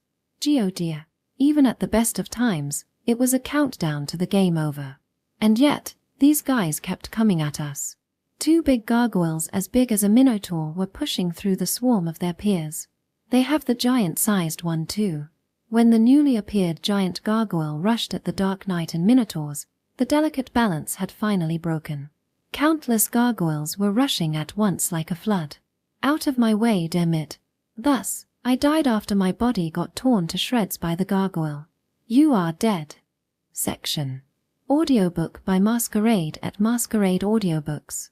Chapter 221. The Result of Field Exercise. After that, we kept dispatching the suicide squad for almost 1 week before deciding to end the field exercise. I actually wanted to try a bit longer. Unfortunately, we were running out of spare bodies for Rem. Alright then everyone, thank you for your participation in the field exercise. After the field exercise ended without anyone dying, we returned to the school tower and held a class meeting. Everyone replied lifelessly when I called out their name. It seems they were really exhausted. I mean, we had been fighting every day this week. We managed to fight Yamato no Orochi's head and at least got used to its pattern. At least her. It ain't that simple, Momokawa. Those guys are seriously bad news. Following class rep's lifeless remark were Ueda and Nonomiya-san. The other vanguard was also having the same look on their faces. Your so-called second phase, 3 heads are the limit, said Soma-kun succinctly. Even after the vanguard went all out, the second phase was their limit. Upon entering the third phase, the number of the heads would increase to 5, and their breath attack would be unlocked, making it even harder to cope with them. Well, I did see everyone running desperately toward the shelter from the breath attack when I was in the middle of scouting the path. Turns out that digging a trench was the right choice. It saved our vanguard's asses a number of times when they needed protection from breath attacks. What about your side, Momokawa-kun? Unfortunately, I couldn't find anything that resembled a cave. As if that wasn't bad enough, the gargoyles became more and more troublesome the closer we were to the center, not to mention that there was the gargoyle's giant variant. And though no one called for it, Yamato no Orochi's head was instantly moving its target to me. The mountain is tough.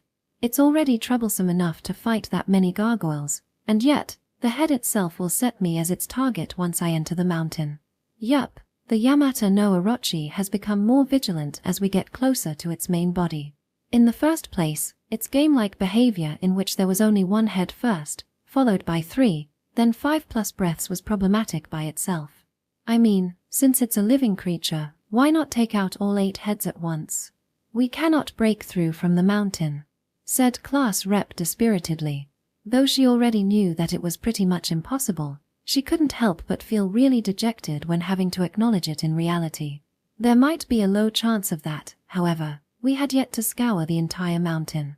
We had to prepare for the next field exercise and scouting again. How's the result of your analysis, Takanashi-san? I actually wanted to say it myself, but since I knew that bitch wouldn't say anything if I weren't the one asking, I left that job to Soma-kun. This was the result of my casual arrangement. Let's see. After looking at it from up close, I know the detailed position of its real body. Where's the exact location? I asked while drawing the entire mountain and Yamato no Orochi on the blackboard. right in the center of its body. I think it's right below the huge stone pillar on top of the mountain. I see. The position was a coincidence with my original assumption. Is there some sort of opening that leads to its real body somewhere in the mountain?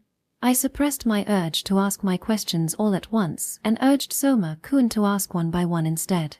Its real body is covered by a giant shell. That's why even if there's a cave or opening leading to it, it's a dead end.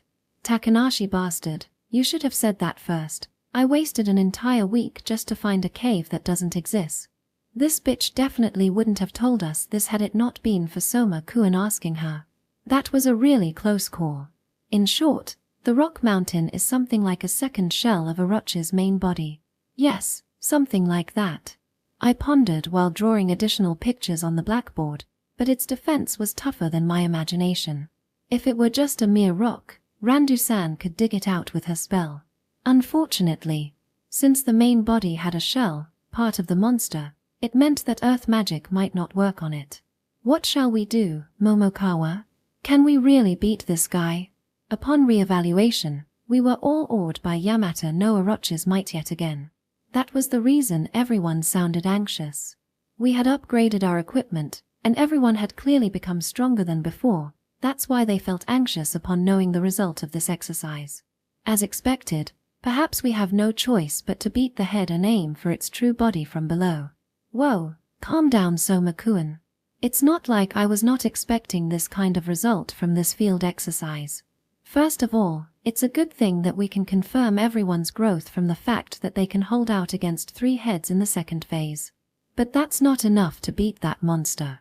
That's why we have to think of a subjugation method using the results of this exercise. Since everyone has been fighting for the last week, let's take a break tomorrow. Everyone was tired and depressed.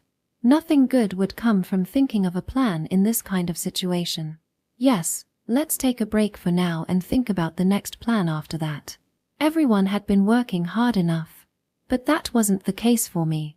Though it was a good thing that everyone had hope, it was all about keeping our morale high. I had to find a clue to subjugate Yamato no Orochi as soon as possible. The next day, I was working with clay in the corner of the entrance workshop. I mean the 1144 scale model of Yamato no Orochi. I had seen that monster's face every day during the field exercise, to the point that it was etched in my memory. The head aside, I even remembered the shape of the mountain. Though making a 3D model like this seemed like a waste of time since I remembered its appearance, I wanted some sort of change of pace for the time being. Working on making the clay model while making a subjugation plan based on the information from the first field exercise. I have loved playing with clay ever since I was a kid.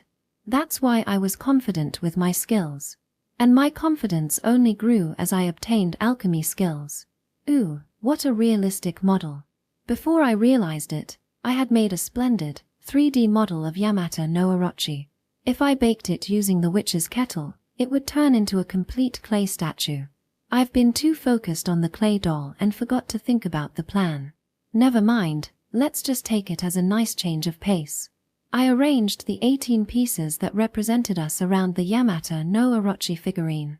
The pieces were made as freebies though. I modeled ourselves as chess pieces. The size of the pieces varied depending on the individual's strength. It's not the kind of opponent that we can fight head-on. And we can't find a breakthrough into the mountain either. We couldn't reach our enemy's weakness even if we gathered our war potential at one point. To reach our target, we had to fight that giant monster and pierce through its tough shell along with the bedrock formation of the rocky mountain. Perhaps not even Soma-kun's sword of light could pierce through that. Well, his power might be awakened in a pinch. Even if his attack managed to shave the bedrock, it wouldn't pierce the shell. A thick shell protected Yamato no Orochi. Well, there was no way the shell of such a giant creature would be as thin as paper. Its thickness might range from a few meters to dozens of meters. I looked at the huge, bluish-white scale on the palm of my hand in a sour mood. This scale was one of the materials we secured from the severed Orochi heads by using Eternity. In the end, all that was left from those huge, severed heads were a few pieces of this scale preserved with Eternity. I mean, this showed just how much that fella's body depended on magical power. However, The remaining Yamata no Orochi material was really tough. It was comparable to the toughness of a salamander's and thunder T-Rex's scale. It was excellent material, but the amount wasn't worth the effort that everyone put together. In addition, according to Takanashi's analysis, the toughness of the main body was comparable to its scale. The more I know about that monster, the harder it seems to defeat it. Well, it might not be as tough as its head. Currently, only our 3 aces can bisect Yamata no Orochi with ease. Perhaps we ought to find the weakest spot of its shi. No, how about finding the part that isn't protected by shell instead? But does that monster really have such a convenient weak point? If it did, Takanashi should have found it much earlier. Maybe we can smash this shell with dynamite. Simple brute force is the best. The value of Yamata no Orochi's armor couldn't be compared to the one in the movies. In short, maybe not even a barrage of missiles could leave a scratch on its shell. Damn it, at least give us a hint as to whether it's weak against ice or fire. Only shitty games would include useless elements such as invincible armor. At this rate, we had no choice but to strengthen our side to adapt our tactic against Orochi. It might even have a short invincible mode or a gimmick such as the ability to melt itself the moment it receives concentrated Phi. Wait a minute. Can I melt this? The attack using natural elements such as fire, thunder, or ice aside, what would happen if I tried to melt it with acid? Come to think of it, I hadn't tried that yet. Rotten bog. I tried to throw the scale into a mini bog that I made with my skill. A while later, the mini bog started bubbling like boiling water, as if telling me that it works. Does that mean we can melt the scale with this method? Even if acid can melt the scale, it couldn't be called as weak point. I mean, the regeneration of the scale seemed to be higher than its melting rate. This might be the most efficient way available for us to destroy the shell. It's just like when I'm making preparations to subjugate the basilisk, we just need to make the magic circle. And there's no problem with the offering either. This might be possible.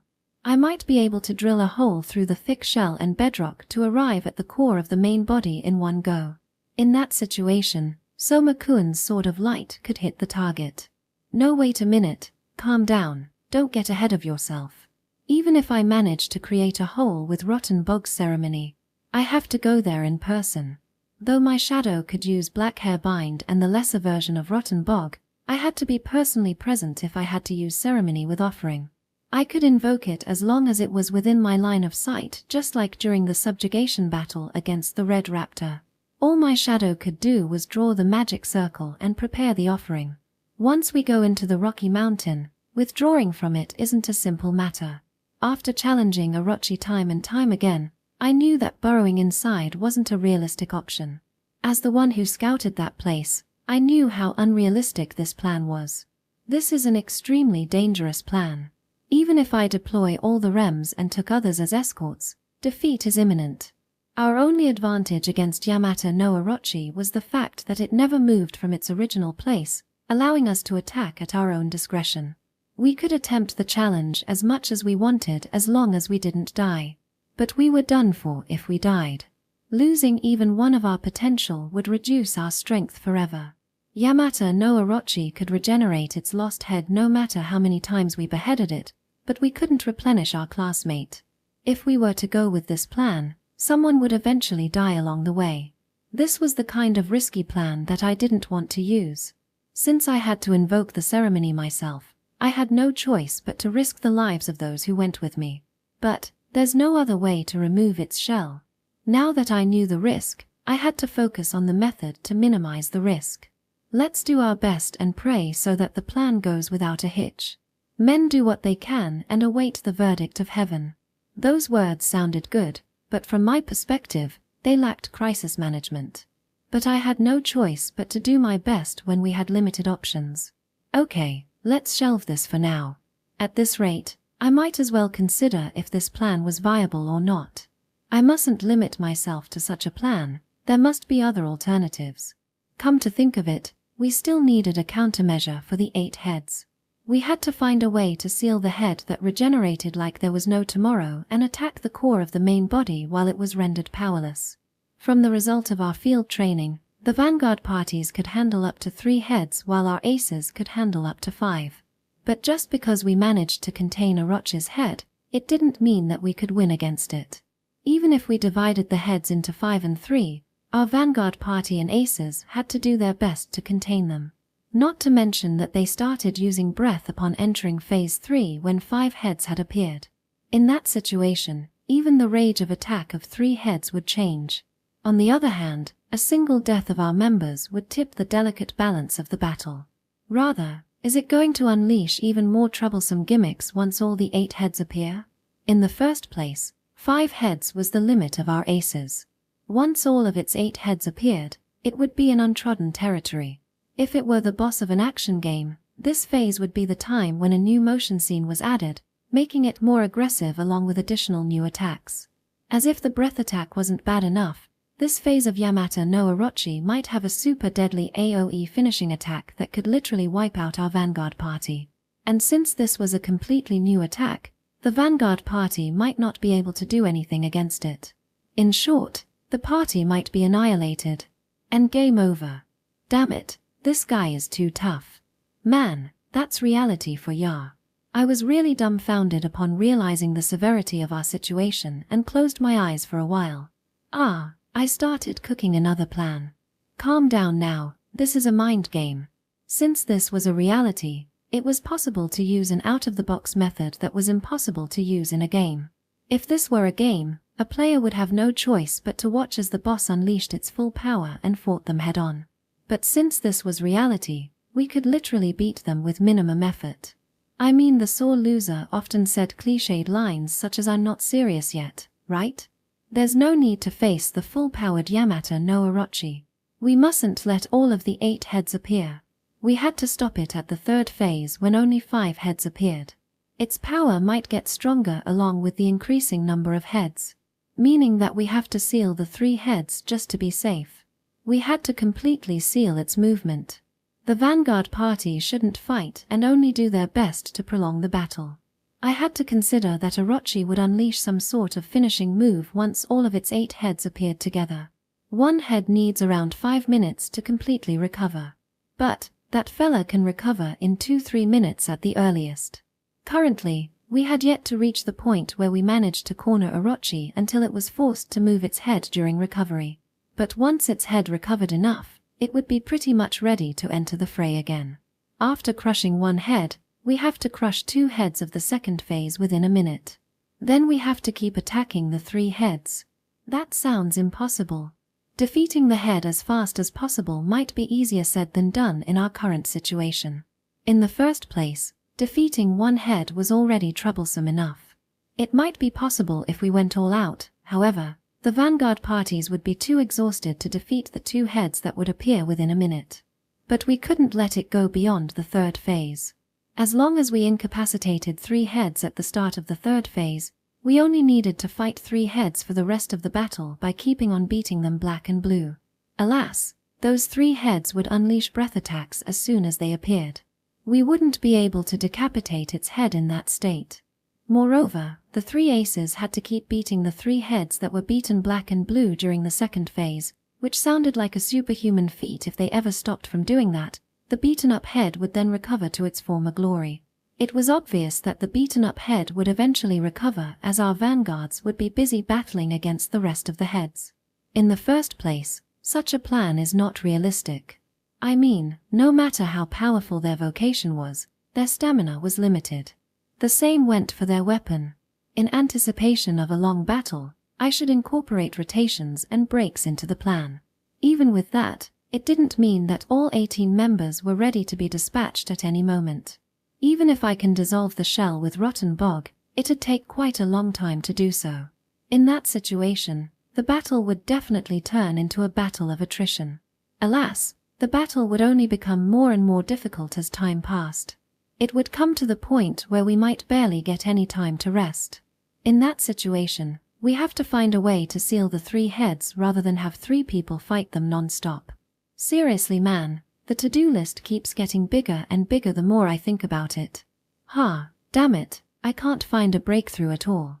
Should I create another distraction to escape from reality? How about adding colors to Yamata no Orochi? Or should I make an erotic figurine instead?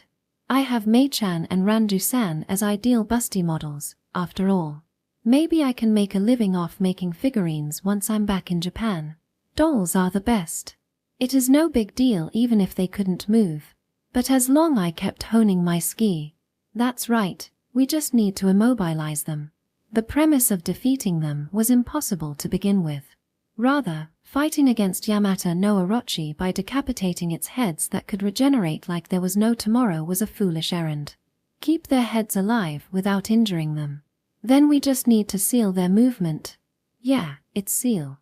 By seal, I naturally didn't mean something like a huge rock or jar. We just needed to make sure that they couldn't move. Even Yamata no Orochi, in Japanese myth, got its movement sealed after drinking too much sake. Naturally, I wouldn't use alcohol on this Yamato no Orochi, nor would it work on that monster.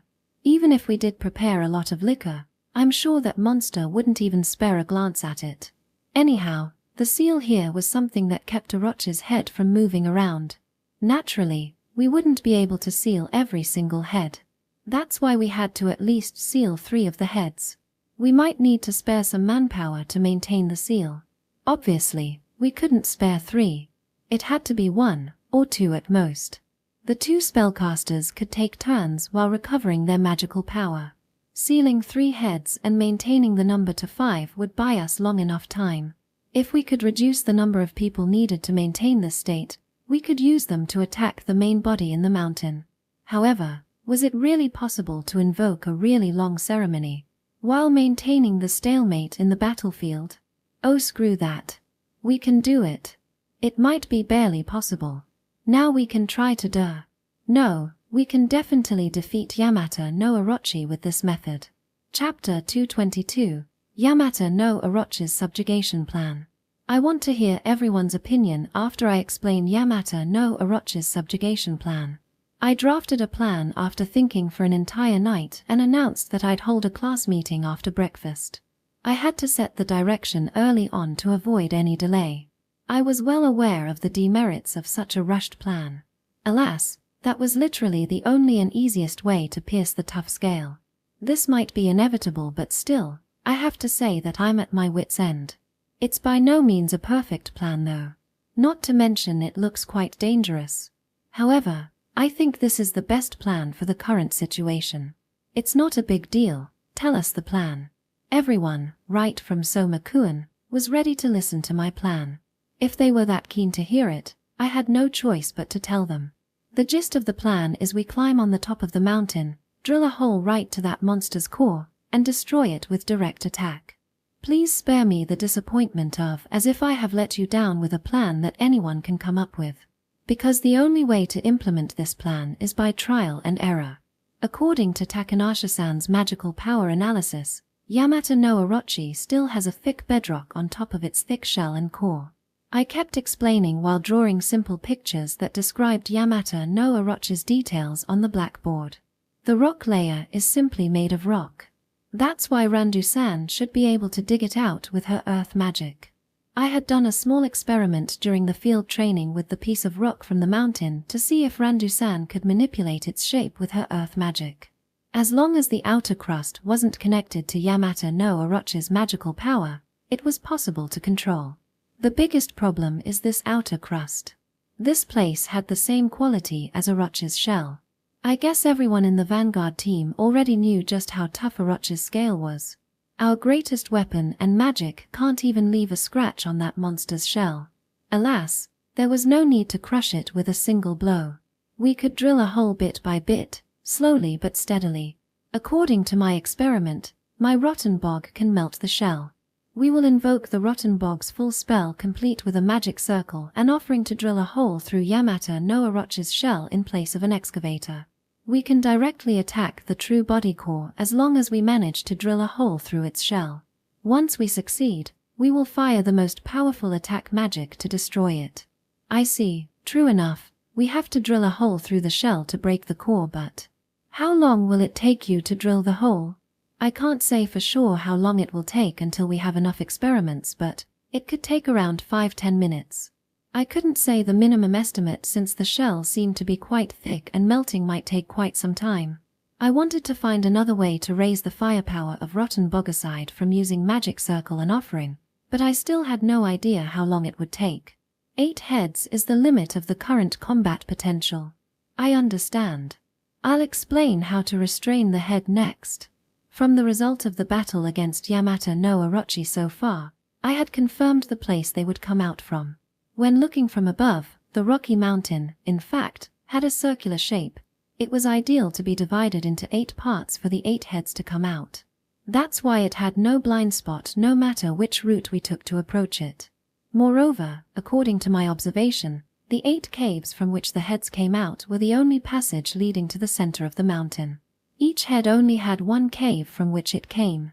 However, since its neck was super long, it had no problem reaching the battlefield on the opposite side of the mountain. That's why we had no choice but to fight all the 8 heads no matter which place we chose in the beginning. I think our defeat is inevitable once all the 8 heads appear together. When that happens, I get this feeling that they're going to use their ultimate attack. That's why we have to make sure all the 8 heads do not come out. Not that we could fight all the 8 heads even without their ultimate attack. We have to seal the movements of 3 heads. But the head will regenerate immediately even if we chop it off. Our goal isn't killing them, it's to stop them from moving around with minimal wounds. In short, restraining them. Is that even possible? I mean, such a huge monster. The heads keep growing forever no matter how much we cut them off. That's why I think we have to think of a way to seal its movement. Naturally, I understood Class Rep's worry. We were talking about stopping a train-sized giant serpent after all. It wasn't a simple matter of course. Realistically speaking, anyone who tried to stop a running train got sent to Isekai instead. Thanks to Yamato no Orochi's recovery ability, trying to give it damage is a fool's errand. That's why sealing its movement is the best choice we have. I see. Pinning it on the ground with my ice magic is much better than firing ice magic on it. Makes sense. You're correct. Class representative, this plan revolves around sealing the heads with Class Rep's ice magic.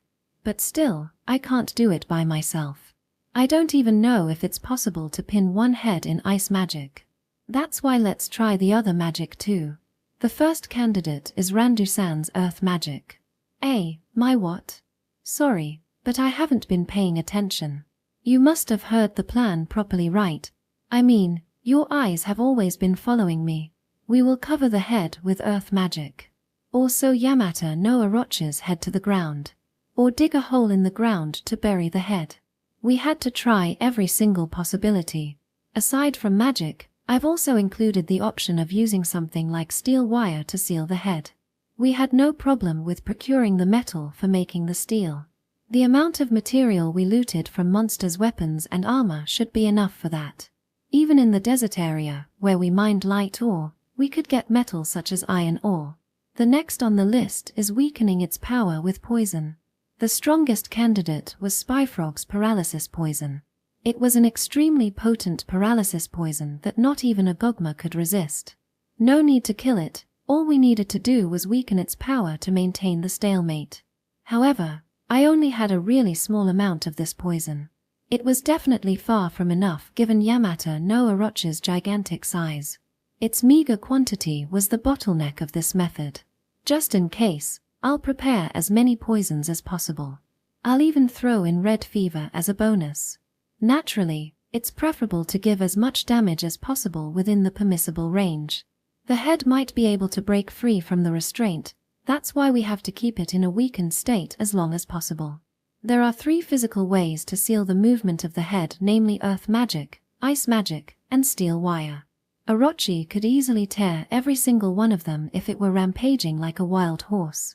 As long as we can seal 3 heads, we can buy the time with direct confrontation against 5 heads. We can barely do that with our current state. Oh, nice idea, Momokawa. Shall we try this method immediately? Finally a possibility. Though the totem pole trio was as optimistic as ever, some people didn't feel the same way. I highly doubt it'll be as easy as you say. We might even have a hard time with just sealing 1 head due to its enormous size. Yes, sealing 3 heads is still a pipe dream for now. Both Nakajima and Kenzuki were of the same opinion. Behind them, Himino was hatefully glaring at the latter. But still, they were right about that. That's why we had no choice but to do trial and error in that regard to raise our proficiency. Kotaro-kun. Mei-chan showed the most dissatisfied expression. At this point, Kotaro-kun, you'll enter directly into the mountain, right? Correct. I had to invoke the ceremony, after all. I'm against this plan. This plan is way too dangerous. The same goes for everyone who participates in this plan. Once you get in there, you won't be able to escape.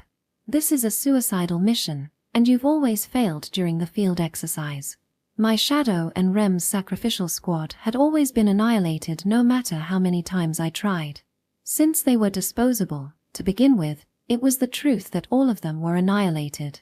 Surely, going into the Rocky Mountain, the enemy turf, is more dangerous than fighting the head outside. But we have no choice but to do that. To defeat the Kiju called Yamata no Orochi, we had to take such a risk. Since our war potential stayed the same, we couldn't afford to lose more. We couldn't avoid this path. This was something that we had to do. That's why I've to go. As much as I hate things like self-sacrifice, I've no choice but to do it since I'm the one who suggested this plan. I have to say my power is necessary to break the shell. Well, I might hesitate to appoint myself to do the most dangerous job if this plan was suggested by another person. I mean, since they had the gall to suggest such a dangerous plan, they should be prepared to take the most dangerous job instead of appointing others to do that. If that person refused to take the job, a brawl was an eventuality. That's why, since I was the one who came up with this plan and understood the risk, I had to do the most dangerous job. I didn't want to die yet. I would do my best to make sure that the plan succeeded and survive. I didn't want to die yet, nor was I prepared for that. If that's the case, IW. Yes, that's why you've to protect me, Mei-chan. Pulling out the Berserker, one of our 3 aces from the front line, would leave a huge impact on the front line. However, since I went to the most dangerous place, I should have at least given the privilege to choose the most reliable escort. I see. No problem. I'll protect you without fail, Kotaro-kun. Well, Randu-san is a must addition to this mission though. Wait a minute, I've never heard about this. I should have explained properly a while ago, Randu-san. I was the only one capable of breaking the shell. But, we had to do something about the bulky bedrock before that. And Randu-san was the only one among us who could break through the bedrock. That's impossible. I can't go to such an overcrowded place. Don't worry, Mei-chan and the other bodyguards will protect us during the process. Obviously, I would go with my real body. At that point, mobilizing the full force of REM series was a matter of course. Naturally, that wasn't everything. During the time it takes for us to bore a hole into the shell, we will be under heavy attack right in the center of the enemy's turf. We need another card aside from Mei-chan. My remarks stirred everyone. That was natural. Not just Mei-chan, everybody here already knew what happened to my shadow who went up the Rocky Mountain. The chance of returning alive during our field exercise was 0%. No sane person would volunteer to go to such a dangerous place. That was the reason for their restlessness. First is Shimokawa-kun. New. As if they had already coordinated beforehand, Ueda and Nokai caught Shimokawa, who was trying to escape from this place from both sides. As expected of the inseparable totem pole trio. WHWHY Momokawa. You know that spellcasters like us will die from one bite of those gargoyles, right? Don't boast about our paper-like defense like that. Unfortunately, it was the spellcaster's fate to have a paper-like defense. Because we need your power to hide us in the middle of the enemy's turf. The only thing I can do is use the mist to hide us, correct? And that's already good enough, Shimokawa. We were talking about countless gargoyles who would rush at once the moment they found us. Meaning that we just needed to make sure they couldn't find us. After arriving at the foot of the mountain, you have to cover us with your aqua mist until we reach the digging point. In that way, we just need to dispatch those gargoyles that are blocking our path. No matter how powerful Mei-chan was, she would eventually be defeated in the war of attrition. However, If she just had to take care of the gargoyles that were blocking our path, she could take down 100 or 2 without breaking a sweat. According to my observation, the gargoyles don't actively call their comrades. They only rush the moment they see their peers rush at a certain place. In short, they're not cooperating with each other. They won't move unless they see their peers move first. When our scouting party moved in, the faraway gargoyles wouldn't rush at us. Maybe they wouldn't even be able to see or hear the sound of us fighting the gargoyles blocking our path. In that way, they wouldn't rush from all directions and attack like frenzied bees. Only those who noticed our presence would rush at us. Rather, they only attacked anyone who came before them. Their train of thought was akin to that of a zombie. That's why we should be able to minimize the number of gargoyles rushing at us by using aqua mist. Sir, seriously? Yeah. I mean, I'm not suicidal either. I won't ask you if I think this plan is impossible. Ah, damn it. I understand, I'll go. Do your best, Shimokoa. I'll pray for your safe return. Damn it, being encouraged by you guys makes me lose even more motivation instead. Well then, since Shimokoa has already agreed to join the suicide squad, let's move on to the next one. Wait a minute. Did you just say suicide squad? Oh, shut up already, Shimokoa. You're ruining the atmosphere here. I want to ask Yamada-kun to act as an escort. Me. But, oh right, this kind of job suits me the most. Ooh, never expected that Yamada would readily agree to this plan. Since when did this boy grow into such a splendid man? Thank you. It seems you already know your duty. My heavy warrior vocation is the best choice for protecting one place. I'm your shield and armor. Yamada was really cool. One wouldn't expect that he was in fact a lolican who got caught in the honey trap of that cloud bastard from his stoic atmosphere just now. That's right. We can leave many gargoyles with the mist, but the number of those that block our path isn't insignificant either, not to mention the big type. I think the high defensive power of the Vanguard is the key to this plan. Oh, you understood. I'll do my job. Thanks a lot, Yamada. I ended up clapping my hands due to how reliable his reply was. Everyone followed after. The heck, now we really look like a suicide squad. And then, there's one last member I want to go with us no matter what. That person is. Everyone gulped. They held their breaths, waiting for me to say the last name of the person who got the short end of the stick. Soma Sakura. You are the last key of this plan. Chapter 223, Sealing Lance. Brackadoom. Along with a loud breaking sound, Yamata no Orochi raised its giant head while scattering a cloud of dust and ice. Ha! The plan that I came up with easily got crushed with brute force. The hell you're talking about, Momokawa? Hurry up. After Randu-san and class rep quickly jumped into the trench, Machen also carried me to escape from that place. Yamata no Orochi's subjugation plan began, one of which was sealing the monster's 3 heads. Today, we experimented by trying to seal one head during the first phase. Both Randu-san and class rep were working together to use ice and earth magic. Alas, both the magics got smashed to pieces with simple brute force. Thus, we regrouped in the frontline headquarters for an emergency meeting. Well, the cause of our failure was obvious though. I had already expected that Orochi's brute force could easily overcome the restriction of both magics. Momokawa-kun, this one was a failure too. Wait a minute, class rep, it's still too early to give up. I agree with class representative. I've done my best to make it more durable and this is the result. Yup, I knew that she did her best. None of them were cutting the corner. We tried our best to tie down Orochi's head to the ground with ice and earth magic. Everything went smoothly thanks to the support from the Vanguard party. Alas, even though it was weakened due to the paralysis poison, it broke the binding the moment the poison's effect wore out. We have to make a stronger binding method. It's impossible, I tell you. Class rep looked at her ice cane with a troubled face. Randu-san was just as unenthusiastic, sitting slovenly with her legs spread out. Ah, I can say. How about we make a stronger cane? Commonly known as Takanashi's slot. This was the stabler version, but when we tried to enhance the weapon to its limit by using the ability of the Sage in this shitty real-world net game, the weapon ended up breaking. Our success rate will go down even further if we lose this. The Ice Cane was Class Rep's beloved cane.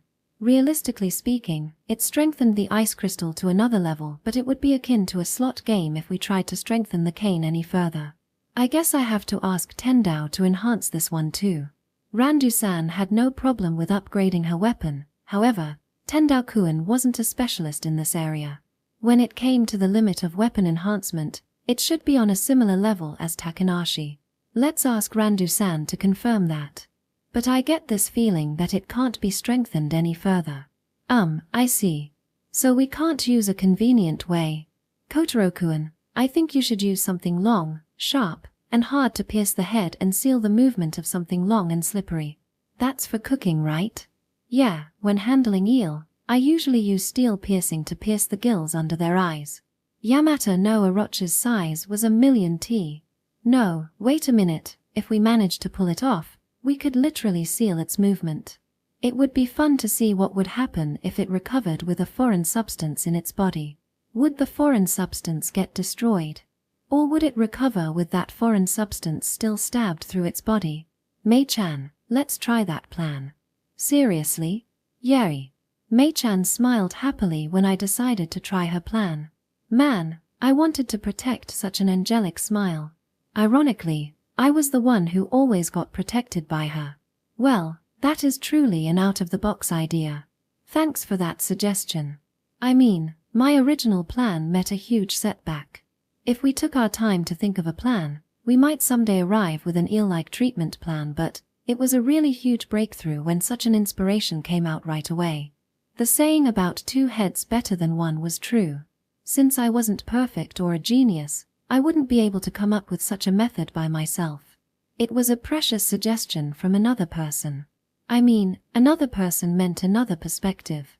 Meaning that we need to change the place to pierce. Randu-san, can you make Terra Chris Sagitta with the image you used when you pierced the zombie for the first time? Brakadu-m. Along with a loud breaking sound, Yamata no Orochi raised its giant head while scattering a cloud of dust and ice. Okay, that's plenty enough result. Everyone retreat. We raced to the nearby trench and I shouted loudly, "Bye-bye, head of the first phase that has always been used as our guinea pig. See ya later." Thanks to Mei-chan's genius idea, we finally found a proper way to seal the head. Okay everyone, clap your hands. People would lose motivation if they didn't receive the necessary praise. That's why praise them for their job. I'm the one who worked the hardest though. Yes, Randu-san has also done her best in this regard. Thanks to her for using Terra Chris Sagitta as a pillar when she built the bunker. She had now become more proficient in using attack magic vertically. Your training progressed quite nicely too, class rep. Yeah, my training is progressing pretty well with a concrete goal. We couldn't rely on the whimsical god to receive new magic, so we might as well utilize the available magic in another way. Maybe it was only a matter of time before class rep learnt a magic that allowed her to shoot giant icicles by instinct. Momokawa, praise me too. Geez, okay, just don't be a hindrance. Maybe because she wanted me to pay attention to her, Randu-san kept messing up with my hair. This praise-hungry gal. I've always been in your care, Randu-san. You're the most reliable spellcaster, including when we made the bunker. He, right? I wanted her to stop tousling my hair after I gave her the praise she deserved. Yet, she kept going. Well, since we were glued together, I could feel her boobs pressing the back of my head. At this rate, oh crap, Mei-chan is glaring daggers at us. Let's stop it, I'm not that suicidal. Anyhow, thanks to the overly reliable Randu-san, we had no problem in achieving this step. The real thing in Momokawa-kun's plan was to have Randu-san dig the bedrock of the rocky mountain, right? I can't help but worry since it means that she can't maintain the seal. Yeah, that was the biggest hole in this plan. According to the plan, we start with sealing 3 heads first. If even one of these seals was destroyed, then it meant that we shouldn't continue and retreat to the nearby bunker. We would only go into the rocky mountain once we had confirmed that all 3 heads had been sealed. In short, Randu-san's first job was sealing the 3 heads, before she joined us and climbed the mountain. Once we climbed the mountain, Class Rep was the only one with magic that could be used for sealing. Honestly, this was another hole in my plan since it left room for too much anxiety. Most of all, I can't use Eternity. Yeah, that's another stumbling block. After Class Rep and Randusan nailed Yamata no Orochi's head to the ground with ice and rock, Randusan had to cast Eternity to maintain the material form of the rock and ice without magical power. But if this nail that had Eternity cast on it was destroyed, we couldn't make another one in Randusan's absence. In that situation, Class Rep wouldn't have a choice but to keep firing her ice spear to maintain the seal. And she could only last around 5 minutes when doing that. Class Rep, can you somehow learn that skill? Sorry, but when it comes to magic other than ice attribute, I have to gain some sort of clue, but it seems one needed some sort of talent to use magic outside of their expertise. At this point, Randusan didn't just seem to have a breakthrough in Earth attribute, and that other attribute was Eternity-like magic. I hope we have another person who can use that, but the majority of spellcasters will go with you, Momokawa-kun. Yup, that was another glaring hole. Spellcaster was already a rare class to begin with, including Randusan and Shimokawa. The other spellcaster, Soma Sakura, would go with us too. The vanguard who fought the 8 heads would be in a desperate situation that they had to fight without any covering fire from the rearguard. Because we need them to enter the Rocky Mountain, we have no leeway to change the formation. Since that's the case, we've to prepare an alternative for Eternity or you. Or, you forgot that there's another person who can use Eternity. I had never expected that Tendao-kun, of all people, would suddenly interrupt the conversation. Seeing both Class Rep and me at our wits' end, the Tsunda Thug sent an unexpected lifeboat. Could it be that you can use it, Tendao-kun? Nope, I can't. I mean, I wouldn't be too surprised if his whatever-goes vocation, King, suddenly allowed him to use that magic. However, I had absolutely no idea about this. Then who among us can use that magic? Takanashi. I heard from her before that she can use Eternity. Takas hi. I was mighty pissed off since that shitty sage hid her ability from me again, but since it solved the main problem of lacking the user of Eternity, I'll let her off just this once. Moreover, I had just the right job for her during the subjugation of Yamata no Orochi. Now the sage Takanashi, who got the seat of honor to stand at the front line along with Class Rep, was impossible. That's absolutely impossible. Kotori will die for sure. I don't care about your whining, it's Class Rep and Soma-kun's job to persuade you. I was pondering over the details regarding the subjugation plan of Yamata no Orochi amid Takanashi's whining that resounded at the entrance of the workshop like BGM. Maybe we should use an anchor-shaped arrow and then tie it with rope. I think the plan would work much better if we prepared something like this before, just in case. Since Yamata no Orochi looked like a giant snake, restraining its head with a chain was far from enough. It might be possible if our opponent was a beast with limbs though. For the sealing tool of ice and rock, maybe we should crucify it by stabbing the arrow from above its head. However, it was practically impossible for both of them to create a giant stake. Even if it was possible, we had a problem with how to drive them through Orochi's head. Even if we became Superman due to vocation, it didn't mean that we're omnipotent. Since we're racing against time, it's pretty much impossible to make a stake of that size and drive them in within the allotted time. In that case, it would be more practical if we made them in the form of a spear, or should we call it a lance in this case, made according to standardized size and easy to drive in. But it was only as long as an ordinary lance. It was far from enough to pierce through the head and nail Orochi to the ground. How about preparing both? The lance for piercing the head and the stake for the ground, we will connect them with chains. Though I doubt such a method would work, it was within the possible range. Moreover, if we prepared an anchor that had already been buried in the ground beforehand, we just needed to stab the head with a lance. We could mobilize our vanguard and have them impale the ground with the prepared stuff beforehand. However, considering its size, we might not be able to prepare that much, meaning that we need to gather quite a lot of metals. At least it was reassuring to know that we could use just any iron, making it easier to gather. We could also expect mining resources from the desert area. Maybe we need around 10 to 20 to seal one head of Yamata no Orochi. Haimno-san, Can you make 300 iron lances with alchemy by yourself? Don't screw with me, that's impossible. You. I guess I pushed the thing too far, since all Hypno-san had done as of late was manufacture material with simple alchemy formation in the workshop or level her healing magic with Govu in the testing site. Not to mention that her Kipa-kun was completely enamored with a new woman. Perhaps Hypno-san's stress level had reached the bottleneck. We needed an urgent reformation of the working environment. Well, that's asking a bit too much indeed. You can actually help me out, Momokawa-kun. I wish I could do that. Alas, I'm just as busy as you. I mean, I couldn't use my shadow to invoke simple alchemy formation.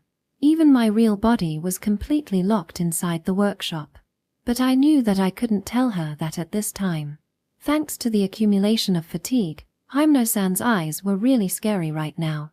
I don't care who it is, just allocate more manpower. What about Randu-san? She's more skilled than me, right? Since Randu-san is the key player for the seal, I want her to focus on raising her skills right now. Surely, Randu-san's biggest selling point was her vocation and skills, which was really useful for manufacturing. But she already had a lot on her plate. Not to mention that she was the key player in the sealing plan. I'm all alone, this is already my limit. You want 300 lances, right? Sure, I'll give you in 100 years. Not lance, chain and anchor to nail the chain on the ground. Meaning that it wasn't 300, it was 300 sets. We might not be able to finish it even after we turn into adults, you know? Said Hypno-san, light vanishing from her eyes. Well yeah, definitely can't afford to wait for 5 years. But I guess we need to increase the number of laboris. There was also another thing that I wanted to make aside from anchor sets. We're facing a serious shortage of spellcasters. Maybe I ought to try to see if the Vanguard could use simple alchemy formation too. If it didn't work, it would be a real waste of time. Come to think of it, there's Nakajima-kun. What about Haruma-kun? Since his vocation is magic swordsman, he's supposed to have an aptitude for spellcaster despite being a Vanguard. Moreover, Hypno-san was quite irritated whenever she saw him getting smitten by Kenzuki, you know? Honestly, I was very willing to shut my eyes and let them flirt as long as it could raise the completion rate of our plan, regardless of Nakajima's wish. Humph, I see, that's absolutely right. I'll leave the arrangement of that matter to you, Momokawa-kun. Leave it to me, Hypno-san. And make sure you guide the newcomer properly, okay? Nakajima, I don't care even if you're getting all fired up with your new love, but make sure you take care of your ex. Our current motto is everyone should get along with each other, after all. Chapter 224, Decoding. Let's do our best, Haruma-kun. Yeah.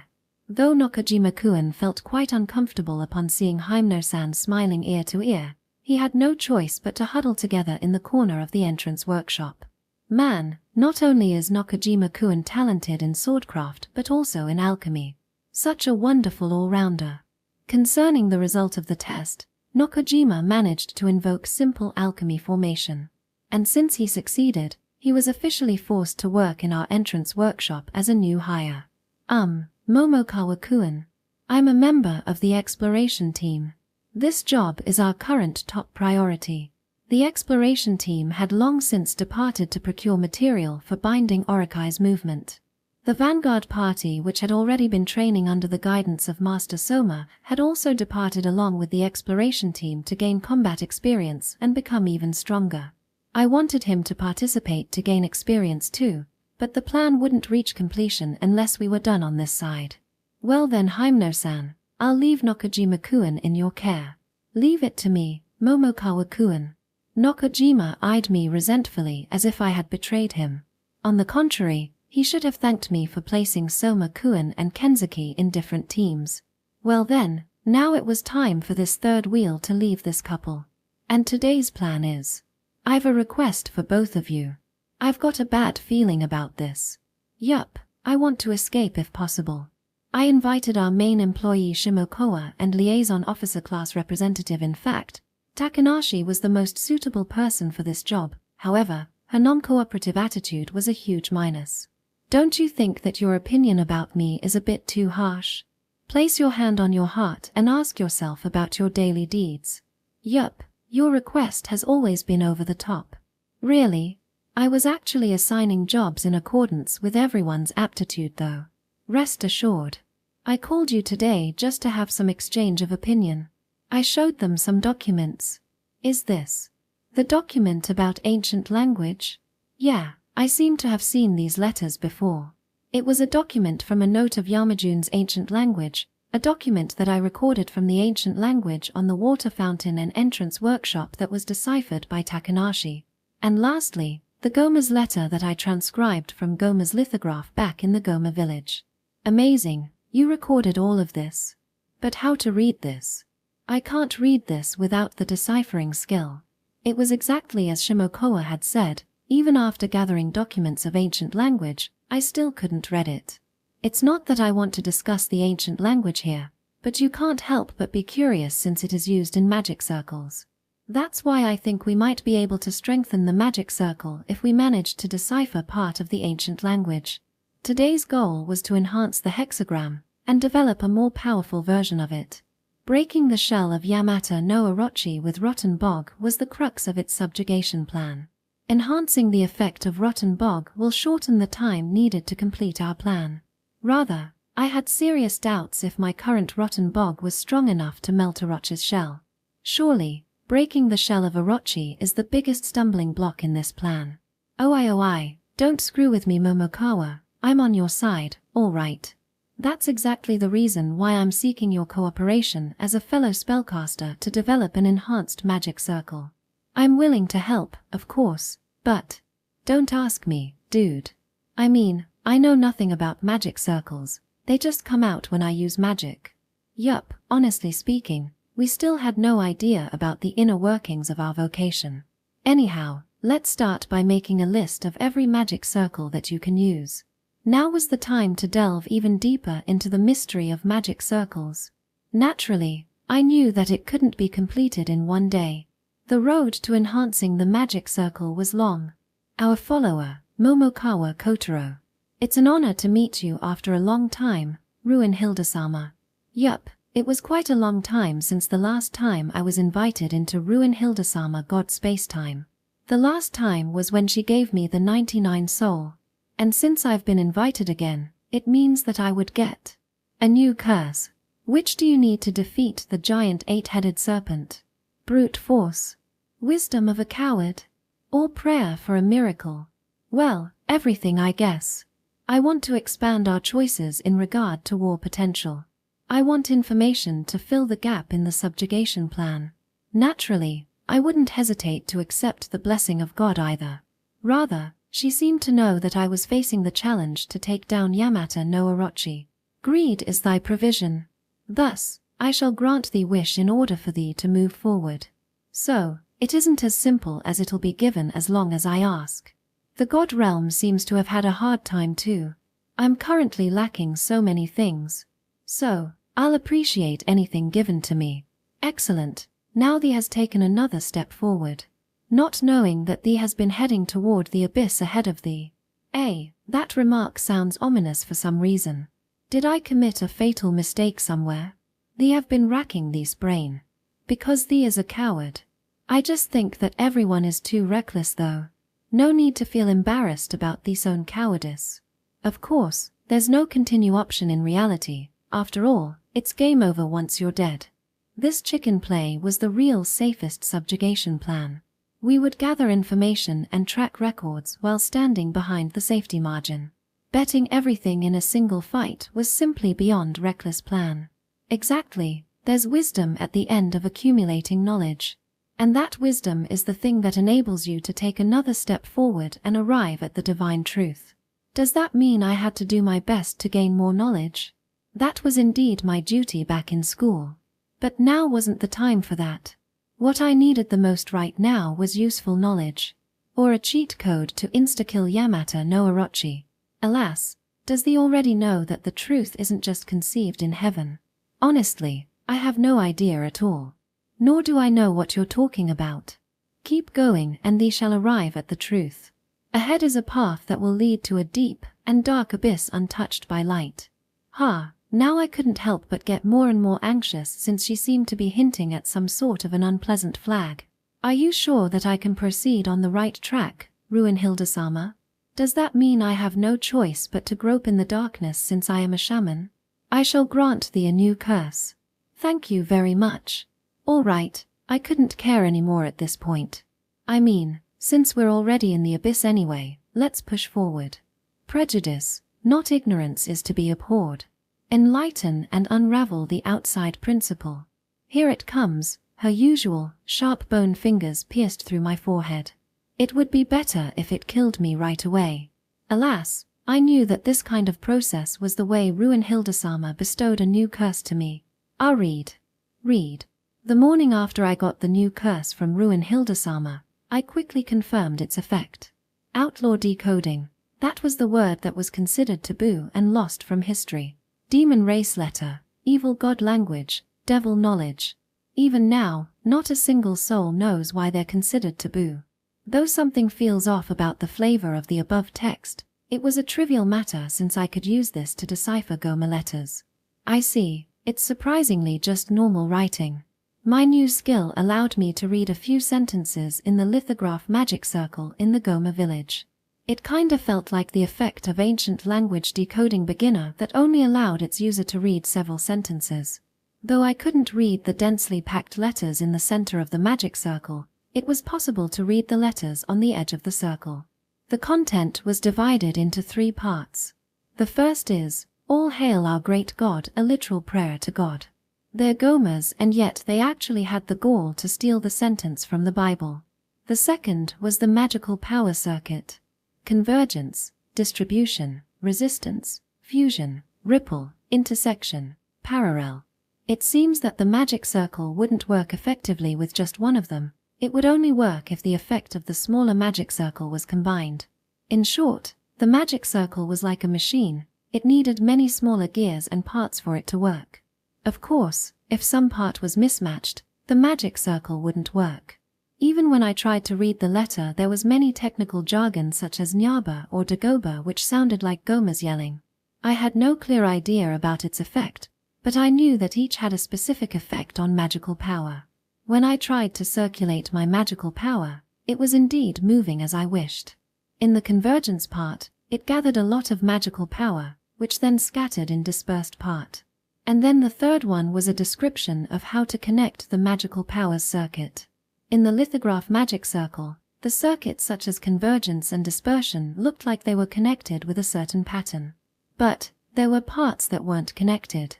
It was like wiring an electric circuit with no electricity flowing in this case, magical power. For this reason, circuits such as convergence often accompanied connect to dispersion from here. The connection was made with patterns and sometimes not, so the pattern of the magic circle itself might have another meaning. I can decode it to some extent, but this isn't enough. Though I could decipher parts of it thanks to my outlaw decoding, it didn't mean that I could use the Goma's lithograph. Nothing happened when I injected my magical power. Well, only a few could use it even with simple alchemy formation. This magic circle definitely included some sort of requirement such as aptitude. How should I use this new skill, Ruinhilde-sama? I couldn't really do anything since I could only decipher part of it. Even when I tried to write convergence or dispersion, all it did was make the magical power flow in, and yet, it had no enhancement effect. How should I use this skill, dude? Crap, it seems I've gotten another useless curse. The undisputably most useless curse, the Red Fever-sama, had abandoned that title after I found out that it was actually a splendid skill that invalidated all kinds of buffs. Could it be that the outlaw decoding would reign as the new king of the useless curses that lost their previous ruler? This might be the beginning of a new era. How's the new curse, Momokawa-kun? Considering the timing, it must be a really awesome one, right? Welp, I messed up now. I got too excited with the new curse and ended up boasting to class rep and Shimokawa. Now I could easily imagine their dejection and disappointment if I told them that this wasn't the one we needed. I am still confirming the effects. Is that so? Usually, I know its effects immediately after I get it though. 'Cause Shaman has a unique pattern. Whatever, I'm waiting in anticipation. Momokawa, leave it to me. It should be a really useful one as long as I can master it. Damn, their expectation is weighty. Perhaps I really have no choice but to dispel my doubt by dismantling the magic circle. I had yet to determine whether it would bear fruit or not though. Why isn't the effect known immediately? I was at a loss since I really had no idea how to use my new curse properly. Maybe it would be much better if I hadn't gotten a new curse at all. Unfortunately, I kept looking for a way to utilize the outlaw decoding in spite of having no expectation from it. Section. And then, on the evening of that day, a miracle from God or curse happened. Curse Alchemy Formation. Carve the basics of alchemy formation with your own magical power. Now it's time to look into the abyss of taboo. Hinajiku-san's skull had awakened a new skill. The one that brought about the miracle wasn't Ruin Hildesama. It was the god of shamanism from Hinajiku-san's side. Meaning that I'm already following Hinajiku's school of shamanism. I blurted such disrespectful remarks toward Ruin Hildesama when I felt relieved. The reason was simply because this skill was the skill that I'd always wanted to get since a long time ago, the upgraded version of my simple alchemy formation. The reason I'm convinced that Hinajiku-san had learned the upgraded version of the simple alchemy formation was due to the existence of the poisonous smoke bullet. When I could use simple alchemy formation, I got poison arrow. And yet, I couldn't make poisonous smoke bullet. It was a really nice magic item that scattered poisonous smoke once thrown. I couldn't create it with simple alchemy formation. I tried every single method I could come up with, but unfortunately, I still couldn't make it. Thus, I concluded that Hinajiku-san must have gained the upgraded version of alchemy, and this was definitely her most favored skill. This is truly a wonderful skill. Frankly speaking, now I could create magic items too. To be exact, now I could include core as the ingredient. As expected, I knew it was a really amazing device just by seeing the black horn bow and the smoke bullet alone. When I could use core, my alchemy skills became more diverse as I could enhance the materials as I wished. Maybe the magical power in the core was some kind of enchanting spell. That's why the black horn bow wasn't just a mere combination of the big horn of a monster, it was also wonderful as a bow. My beloved smoke bullet had a structure that allowed it to explode upon soft impact. If Hinajiku-san were alive, we wouldn't have to rely on Takanashi alone. Only now did I understand that she was a precious person with an extremely high alchemy skill. Why did we have to lose such precious personnel? Well, I guess it was a matter of luck. Some die while others survive. Thank you, Hinajiku-san. I'll utilize this curse alchemy formation in your place. This alchemy skill alone allowed me to reduce my dependence on Takanashi's assistance. I could create the ideal equipment in accordance with my plan too. Well then, I might have to work overtime for a while after this. Now it was time for a happy death march with every staff member working in the entrance workshop. Let's ask Mei-chan to make supper for us too. Chapter 225. Trust Problem. Firstly, what do you think a core is? A lump of magical power inside a monster's body. After dinner, Mei-chan and I visited the entrance workshop which was already deserted. Overtime was on holiday. Takanashi bawled, which resulted in Sakura storming angrily into the workshop and class rep coming forward to scold me. Since it was getting annoying, I invited Mei-chan for a clandestine meeting. Though there was a love ban rule, no rules were saying that a pair of opposite genders couldn't meet with just the two of them. Then why is there a core in the monster's body? Because it has magical power. Mei-chan's answer was correct. Everyone including me understood this. However, the moment I got the curse alchemy formation, I had gained more in-depth knowledge about the core.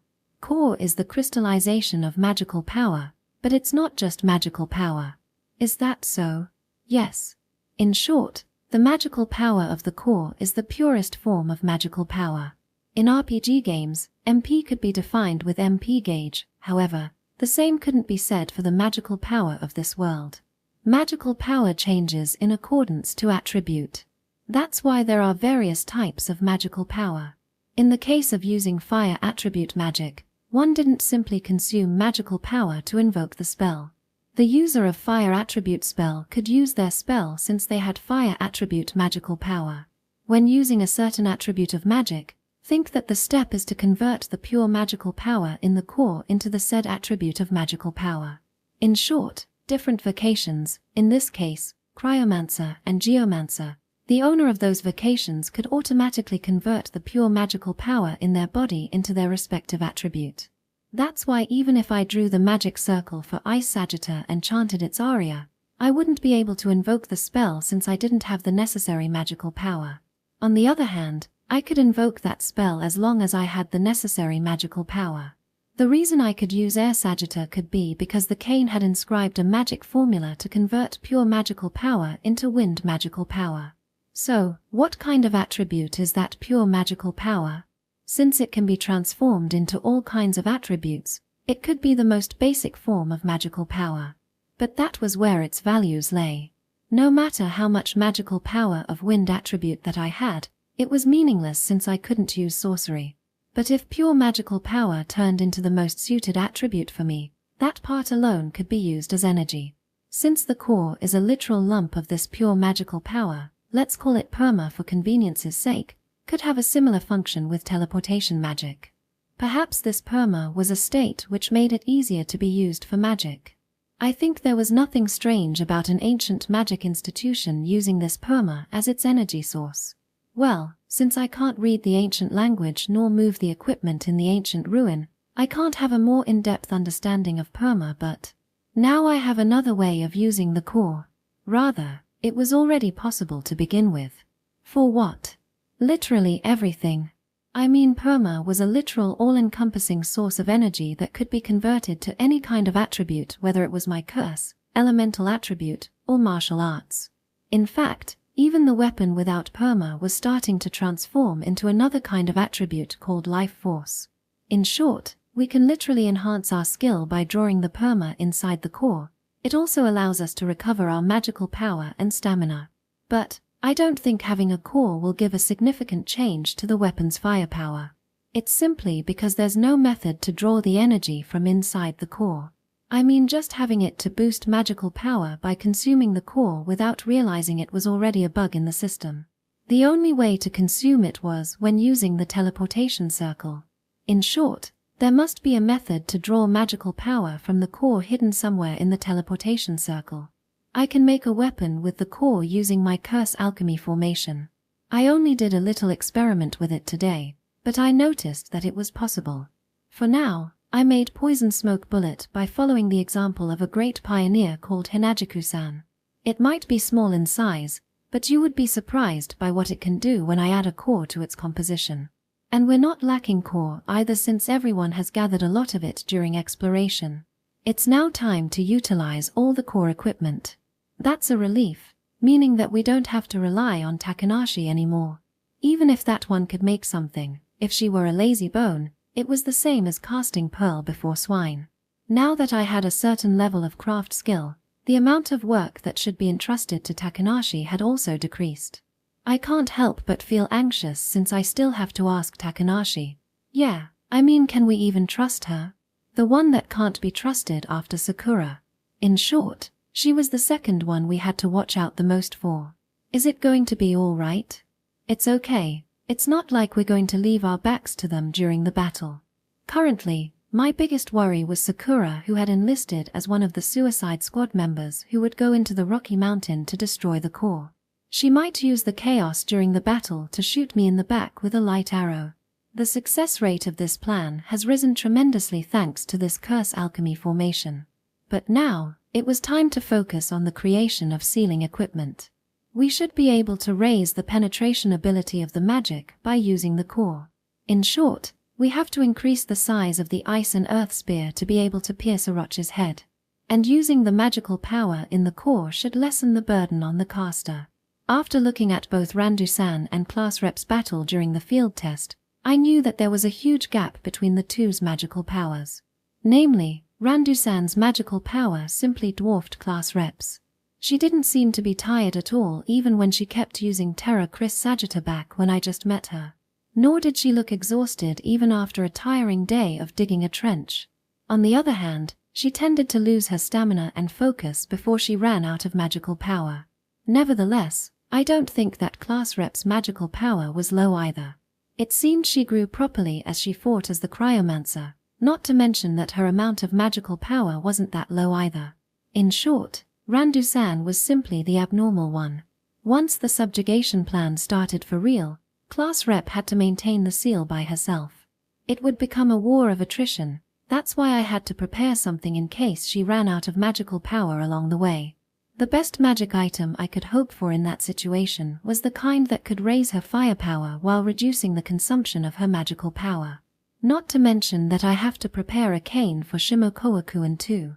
Even though we had gathered quite a lot of lightstone of water attribute, that bitch Takanashi hadn't done anything to prepare water attribute cane for Shimokowa.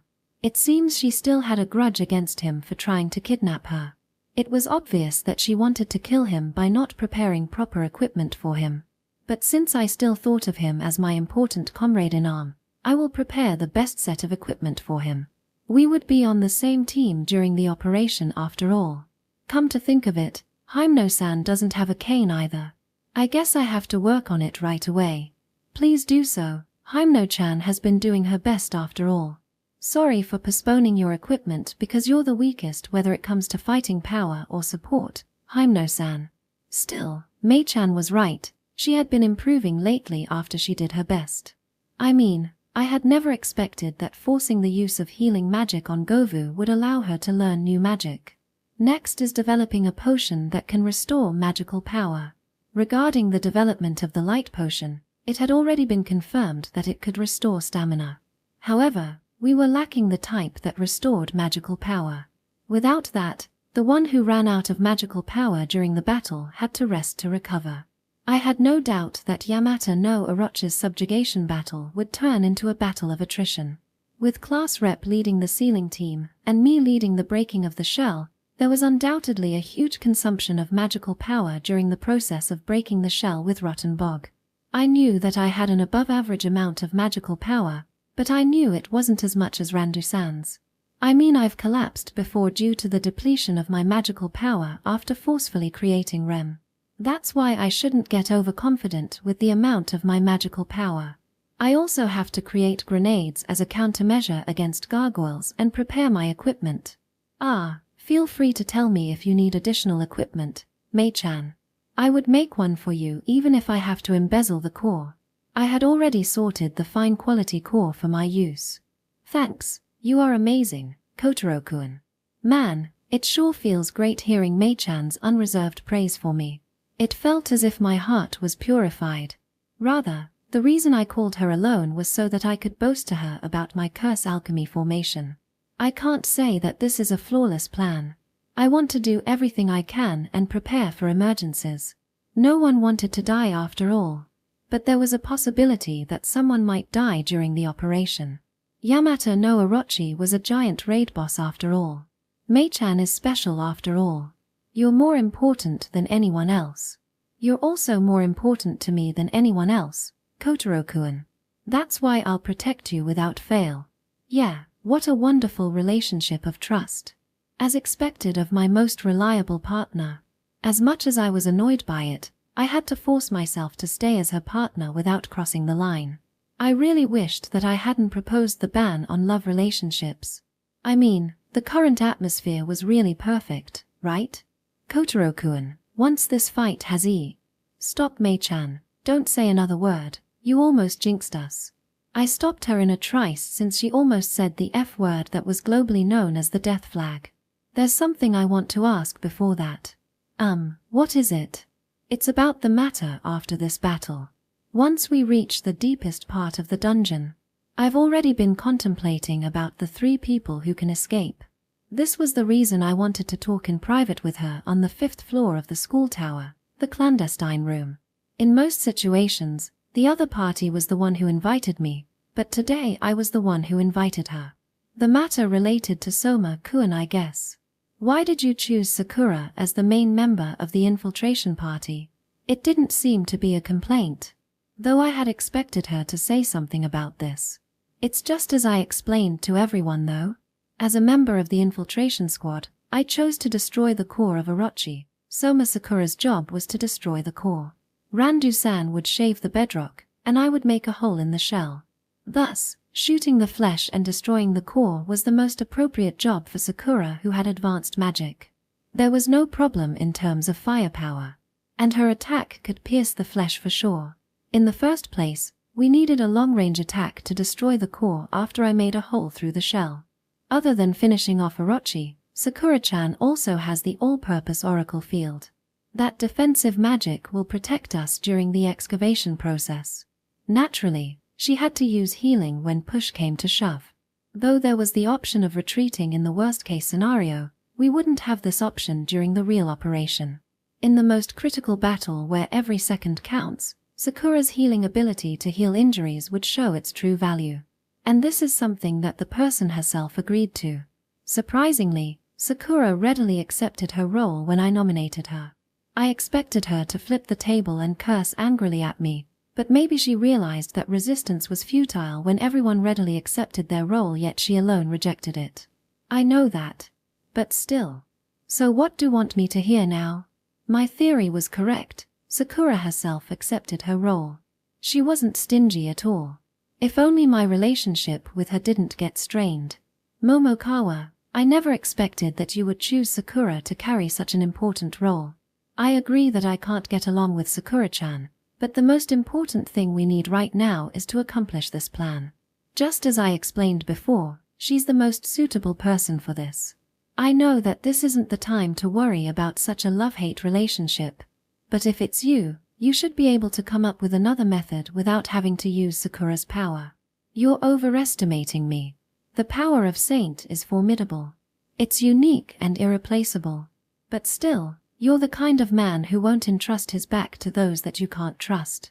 Yup, that's absolutely correct, Soma-kun. Although we came to the point of being able to talk normally, it didn't change the fact that I was his target of revenge. Though I knew that he wasn't the kind of person who would stab me in the back due to his extremely good nature, Soma-kun understood me the best. Or should I call it the intuition of a hero? The fact that Soma Yuto pointed out was absolutely correct. Yes, I didn't choose Sakura solely based on her ability. Naturally, I was telling the truth when I said that her power as Saint was the key to the subjugation battle, but I was deliberately hiding my other reason. Namely, the fact that she was a hostage. Man, this is getting troublesome since I really mean it, but properly speaking, given a choice, I wouldn't take Sakura with me. The infiltration party would surely get into a hellish battle. Who knows when she would shoot me in the back with her arrow of light during the ensuing chaos. Nevertheless, the only reason I could willingly take that ticking time bomb along with me was to ensure that our plan succeeded. I couldn't just give up in the middle for personal reasons because losing even one person would make it literally impossible for us to defeat Yamata no Orochi. That's just how formidable that monster was. That was the reason I gave my best shot, but I couldn't rely on luck either. The problem being I had no idea if the others felt the same way as me or not. That wasn't something I could say or ask them. That was the reason why I couldn't back down in this regard. If I lost my guts here, everyone would surely follow suit. Now, let's analyze the scenario where I'd exclude Sakura from the infiltration party. Though the subjugation plan could go according to the plan in the beginning, if Yamata no Orochi suddenly showed its ace in the hole, breaking the seal, and appearing in its complete form with 8 heads, unleashing a barrage of finishing moves, some of our vanguard could die, but what would that girl, Soma Sakura, say under such a circumstance? Momokawa's plan has failed. Let's retreat, big brother. I'm sure that was what that woman would say. If even one person was killed during the battle, she would definitely use it as a reason to retreat. And that would make everyone even more anxious. What would Soma-kun do in that kind of situation? Would he believe me and hold the ground? Or retreat since he judged that the plan had failed? If he chose to retreat, it meant that he would leave the infiltration party behind, meaning that we would be left to die. The problem was the fact that all members of the infiltration party were composed of people who happened to be perfect for him to do that. The first on the list was, of course, me. Sakura surely wanted to kill me without having to dirty her hands. Heck, she might even thank God for that. Next was Mei-chan, dangerous combat force that was capable of killing her or her comrade if she wanted to. This was a golden chance to kill her. Then we have Shimokoa. Sex offender die. Randu-san was a gal whose attitude was unacceptable. Yamada was a mob. There was no problem for her even if they died. From Sakura's perspective, she wouldn't have any problem even if all the members of the infiltration party died. She might feel refreshed instead. That was the reason the one who was most likely going to shout that the plan had failed first was Soma Sakura. Someone might die during the fight against Yamata no Orochi. Nevertheless, as long as someone kept fighting without giving up, it would surely lead to victory. And the one who might crush that chance of victory was none other than Sakura and not Orochi. And I might be the only one who realized that the cause of our defeat might be our own ally instead of our enemy. This was the reason I had to prevent withdrawal. No one should abandon the fight midway. That's why Soma Sakura, you're a hostage. No matter what happens along the way, I won't allow you to stop this subjugation operation at all costs. Yes, you're the only one I won't allow to hinder this operation. Soma-kun, I know that you're worried about your little sister, but we cannot make an exception, you know? It seems he understood that. Otherwise, he wouldn't come all the way to talk with me. It's not just me, everyone else is also risking their life in this operation. I know, but still, Moreover, try to imagine what would happen if I told everyone that Sakura-chan won't participate in the infiltration party now. Even if that's possible, it's only for your own convenience, not Sakura-chan's or everyone else's. Sakura aside, I wouldn't give anyone preferential treatment. I might lose their trust if I did that. And if I saw someone else doing that, I would rebel for sure. Soma-kun, this matter has been decided during the class meeting. If you disagree with it, then you should come up with a better plan than mine. I'm open to a better alternative plan. No one wants to die after all. The reason I told you this is because I still don't believe you. I know that. Rather, it would be even scarier if he suddenly trusted me, the man who killed his childhood friend, in this short span of time. But I have no choice but to trust you now. That's why please don't breach my trust, Momokawa. I have no intention to force everyone to their death either. I'll do my best to ensure the success of the operation and return with everyone. Please look after Sakura for me. I'm the one who should say that. And though she accepted it obediently, I'm sure Sakura-chan is just as anxious. Make sure to warn her to not lose her temper and suddenly shoot me in the back. Rather than summoning me, you should talk with Sakura-chan in private right now. Never expected those words to come from you. But, I guess you're right. Soma-kun smiled wryly as if he had given up and left the room. As expected, if I have to lie, I have to lie throughout. Properly speaking, if I told him that Sakura was a hostage since I couldn't trust that pair of siblings, the situation might worsen instead. Not that I would tell them. Chapter 226, Rare Monster Material. A group of 5 composed of Himino, Yamada, and Totem Pole Trio was walking in the forest of the resort area. Oi, when will we arrive? Be quiet, just a bit more. The reason Ueda asked that question to Yamada, who walked in the front as a vanguard, wasn't that the former was tired, he was just nitpicking. Guys, no one will blame us even if we're lazing around, right? The heck, don't speak nonsense, Hyrie. I'm serious. I've not had enough rest after that horrible training session of healing magic. Honestly, that's downright horrible. Even I started to pity that Govu. Near the ferry plaza where the teleportation circle of this area was located was a cool testing ground for gomas who were used as guinea pigs for the poison concocted by Momokawa and targets for training healing magic. When Yamada just arrived in this area with Totem Pole Trio, Hyrie used that chance to talk to them. It was a secret that 4 of them secretly shuddered upon seeing Hyrie calmly greeting them as if it were not a big deal with writhing gomas as the background. Why though? Momokawa had told us to gather a lot of core. It's okay, I will get his permission. The one who replied was Yamada, who led the party. It's just fishing, don't need that guy's permission. Not really, I do that a lot. With his fishing skills, Yamada had stocked a lot of marine products. Though he had a friendly relationship with Totem Pole Trio, it didn't mean that the 4 of them were always together. Especially after Yamajune's death, he often secluded himself at the fishing spot. For him, Fishing was the only way to maintain his state of mind. Even excluding that fact, he felt really proud when he saw the fish caught by him being served for lunch. So once Yamada said that he wanted to go fishing, no one stopped him. I usually did that alone, but a certain someone asked me to bring someone along when leaving the plaza. The one who said that was Kotaro. Though he knew that it was rare for a heavy warrior like Yamada to fall into a predicament, there was always a what if. That's why when he told Kotaro that he wanted to go to a different fishing spot today, the latter told him to bring a companion. So the trio is escort. Or, don't call us trio. Can you stop treating us like some sort of package? Treat us as individuals. The party went deep into the forest while chattering lightly and joking with each other. We have arrived. Right after coming out from the bushes, they arrived at the lake. Such a beautiful lake. Hairi gave her honest praise. The serene lake in the middle of the forest looked really elegant. On the other side of the shore was a pack of jaja drinking the water from the lake. It was truly a tranquil spectacle. I found this lake during the previous exploration. That's why I want to try fishing in this place at least once. You found a really nice place. When I was on your team. Come to think of it, there's such a lake. There's certain air around this place. Does this place by chance have a boss-class monster? They prepared fishing with Yamada in the first of the list. Though they came as escort, the totem pole trio participated in the activity too.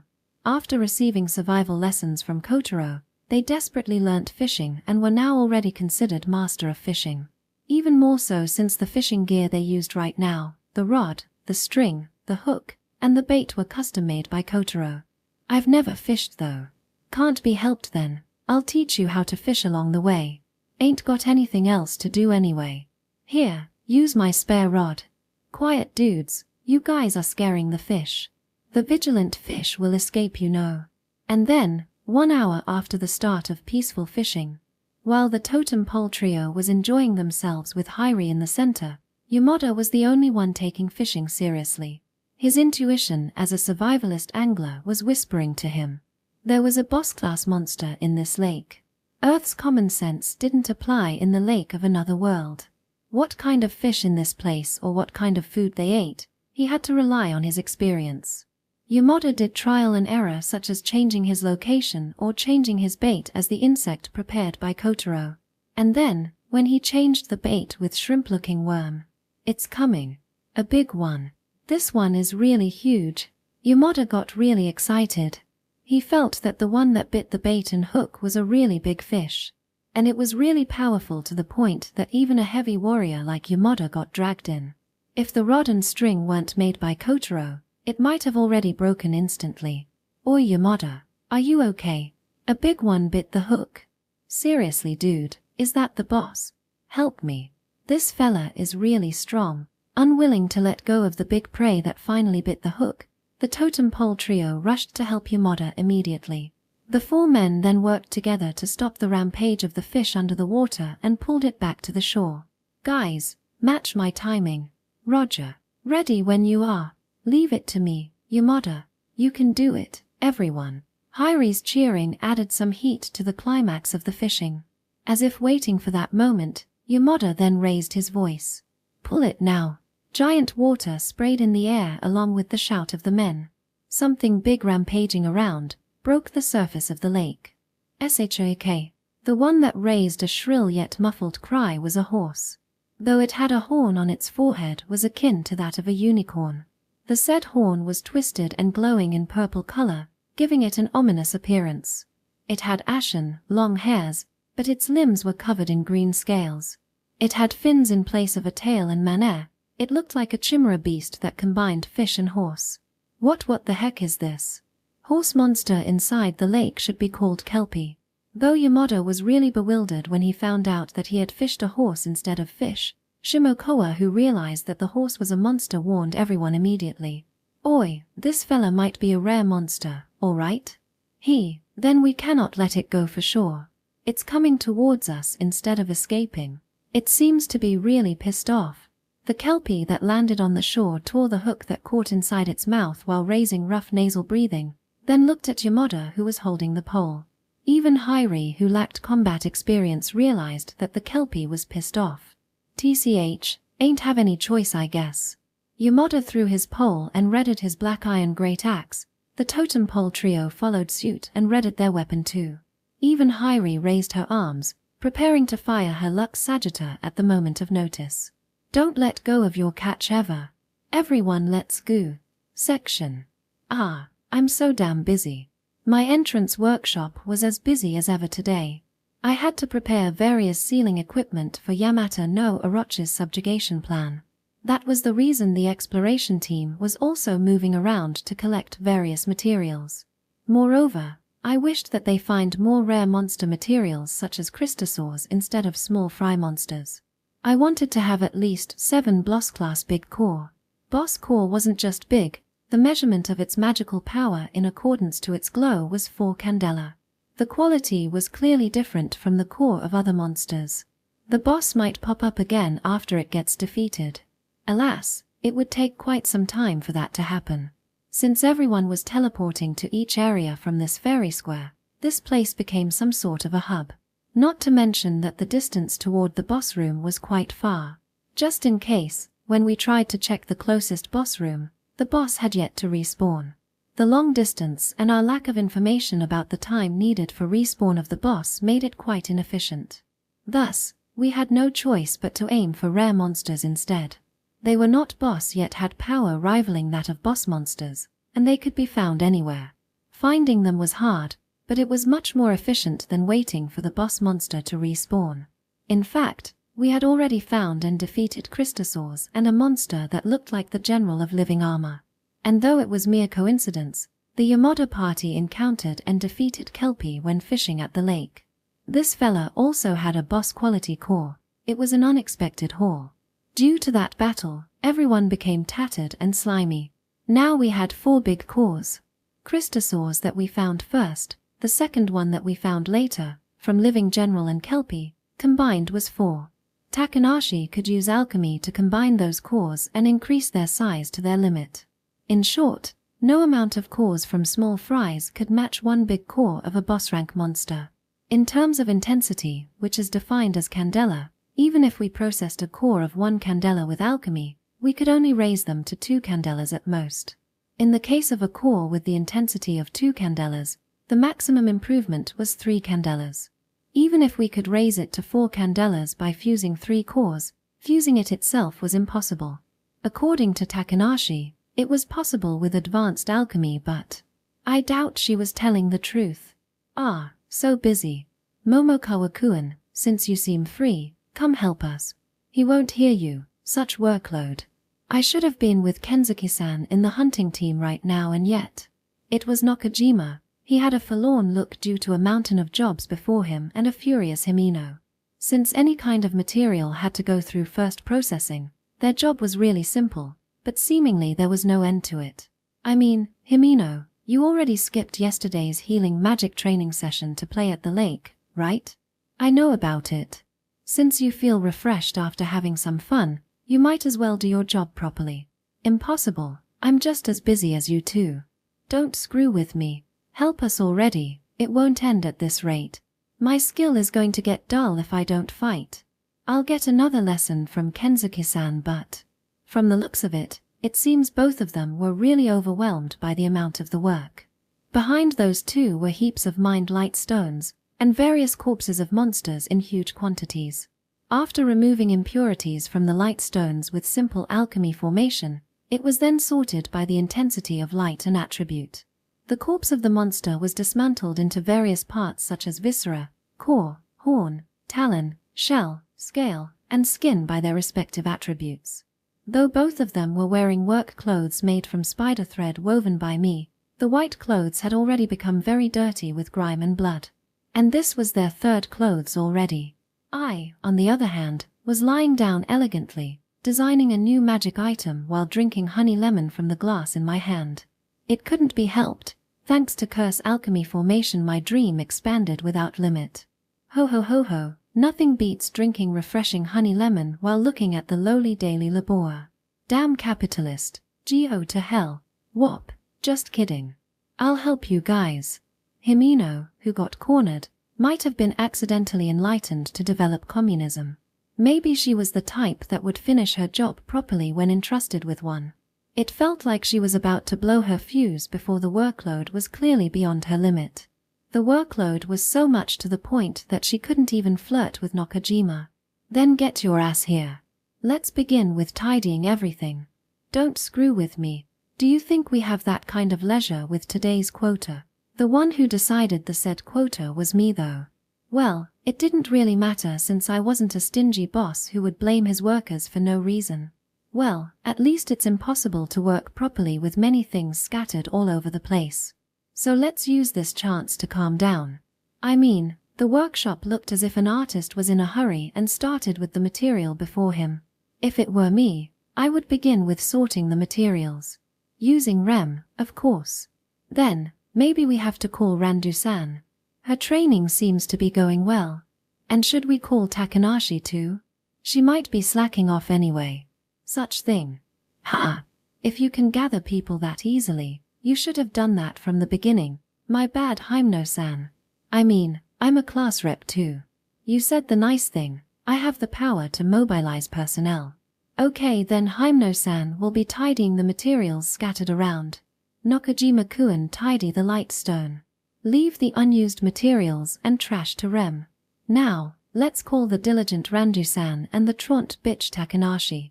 And just when I was about to call them, the teleportation circle at the entrance workshop glowed.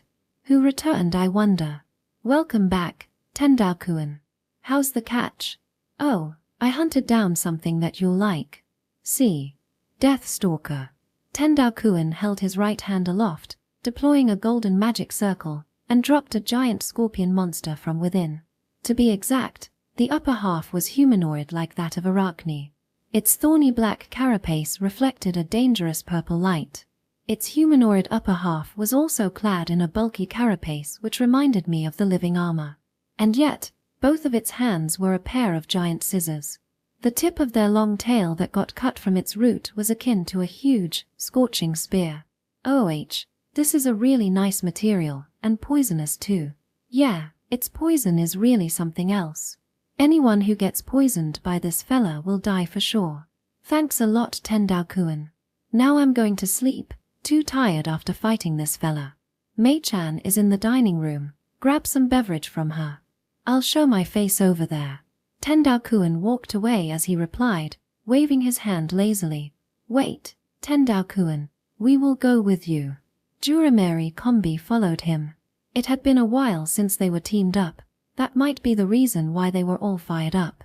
The bath has already been warmed up. You may use it anytime you want. Thank you, Momokawa. You'll become an ideal wife.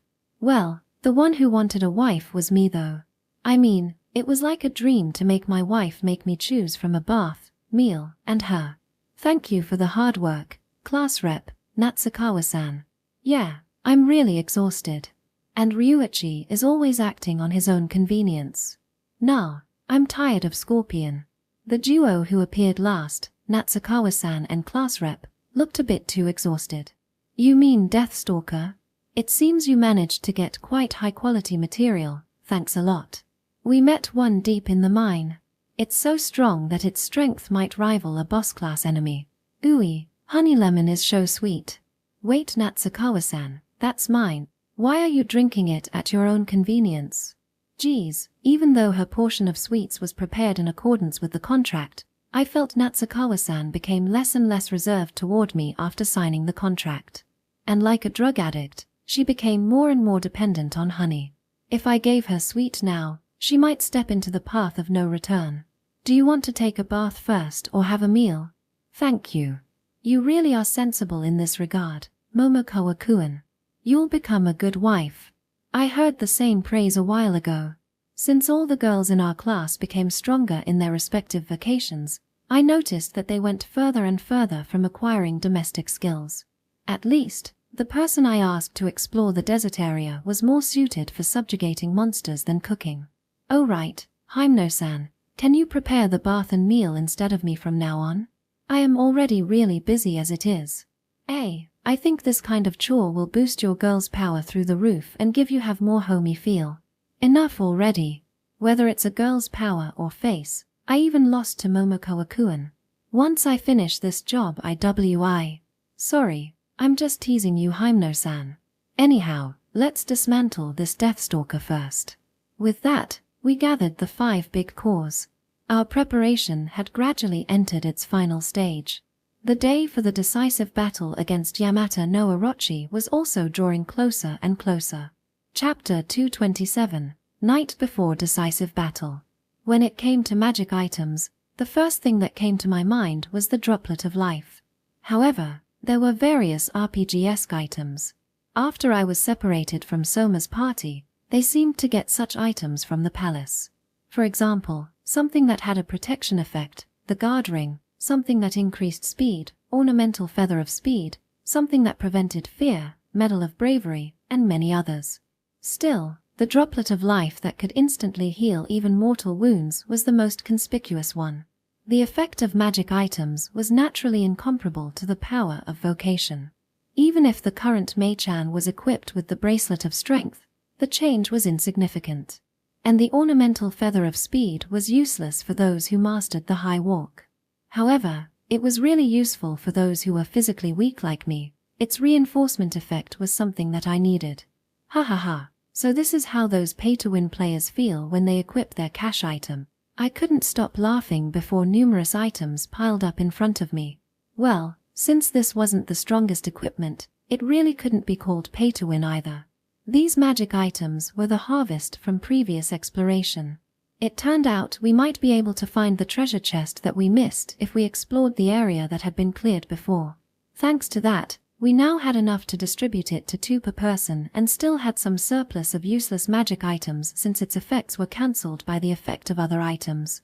And gathered here were those useless items. Thus, there was no problem even if I monopolized the items. There could be complaints if I got to choose first and equip the magic item to me. That was the reason I waited for everyone to get their share before taking the rest with me. First is strength. Strength means power. Bracelet of Strength. The bracelet is enchanted with reinforcement magic, force boost.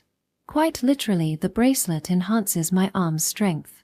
Just like when Uyama used force boost. This is awesome. I've become twice as strong as before.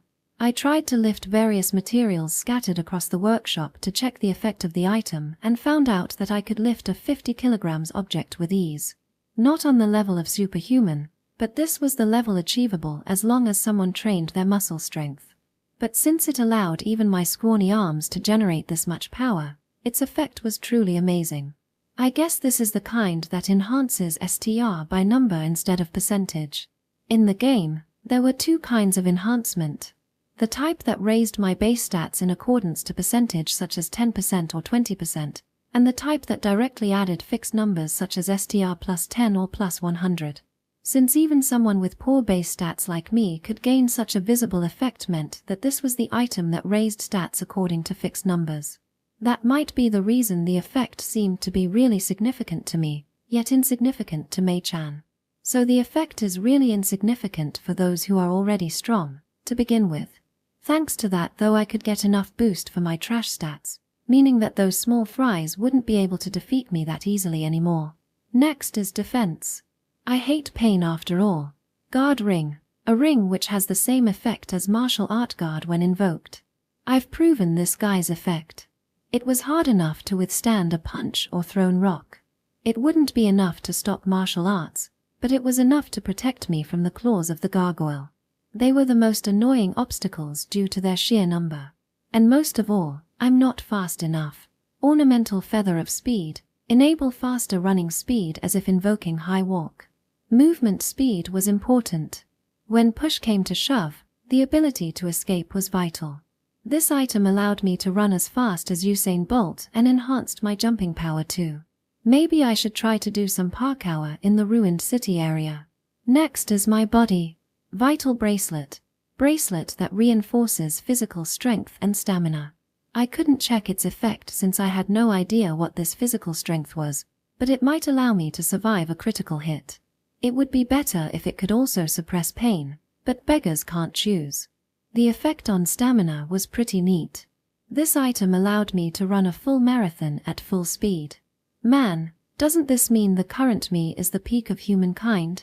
My power, speed, and stamina alone rose until I reached the peak of humankind. Unfortunately, the specs of such a peak were trash in this other world. It was just as strong as Govu.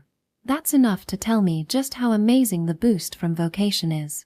And they're actually stronger than me. Both Ueda and Nokai had already displayed power that broke the limit of humankind, and Jurameri Kombi was actually much stronger than both of them. And then, the three aces were even stronger than those Vanguard with superhuman stats. Well, no need to cry over spilt milk. I mean, I still have my curse and life force. With this, I cleared the bare minimum requirement for base specs. That rocky mountain is steep. I might not be able to climb it if I try it with my base specs. I'm glad that my specs boosted at the last minute. It's not like a magic item would exhibit its effect as long as you wore it. Just like in the game, it had various restrictions. Rather, it might be a problem with compatibility or a combination of items that cancel each other. For example, even if someone equipped the same magic item, the effect wouldn't overlap, only one of them would win. Various magic items had compatibility. When equipped together, they were either ineffective or less effective. That's why one needed to equip a necessary amount of magic items and combinations whose effects wouldn't interfere with each other. In my case, I didn't have to worry about the kind or number of magic items equipped to me. I equipped the most magic item among my classmates. I equipped 4 at once. If only I can raise the skill level of my alchemy a little more, I might be able to modify the magic item. Unfortunately, the current me wouldn't be able to do that. I might end up destroying them if I messed up. I only made 1 cane, let's try that. After trial and error using Curse Alchemy Formation and Outlaw Decoding, I finally managed to create a new cane. Its name was Air Launcher. Shape-wise, it looked more like a bazooka launcher than a cane. It had a mechanism to launch a bullet which was powered by a wind gem. It could shoot air sagita too. Since I could now produce my own bullet series such as Smokeball, I thought that I should make full use of it. Since I am not an archer, the hit rate, if I use it, wouldn't be that high. So this cane was useless in real combat. I couldn't afford to throw it with my hand. And I had no confidence in the control of my shoulder. Thus, I was wondering if I could use Wind Gem to fire Air Sagita and load it into the Fool's Cane to launch wind magic like a grenade launcher, and started working with that concept.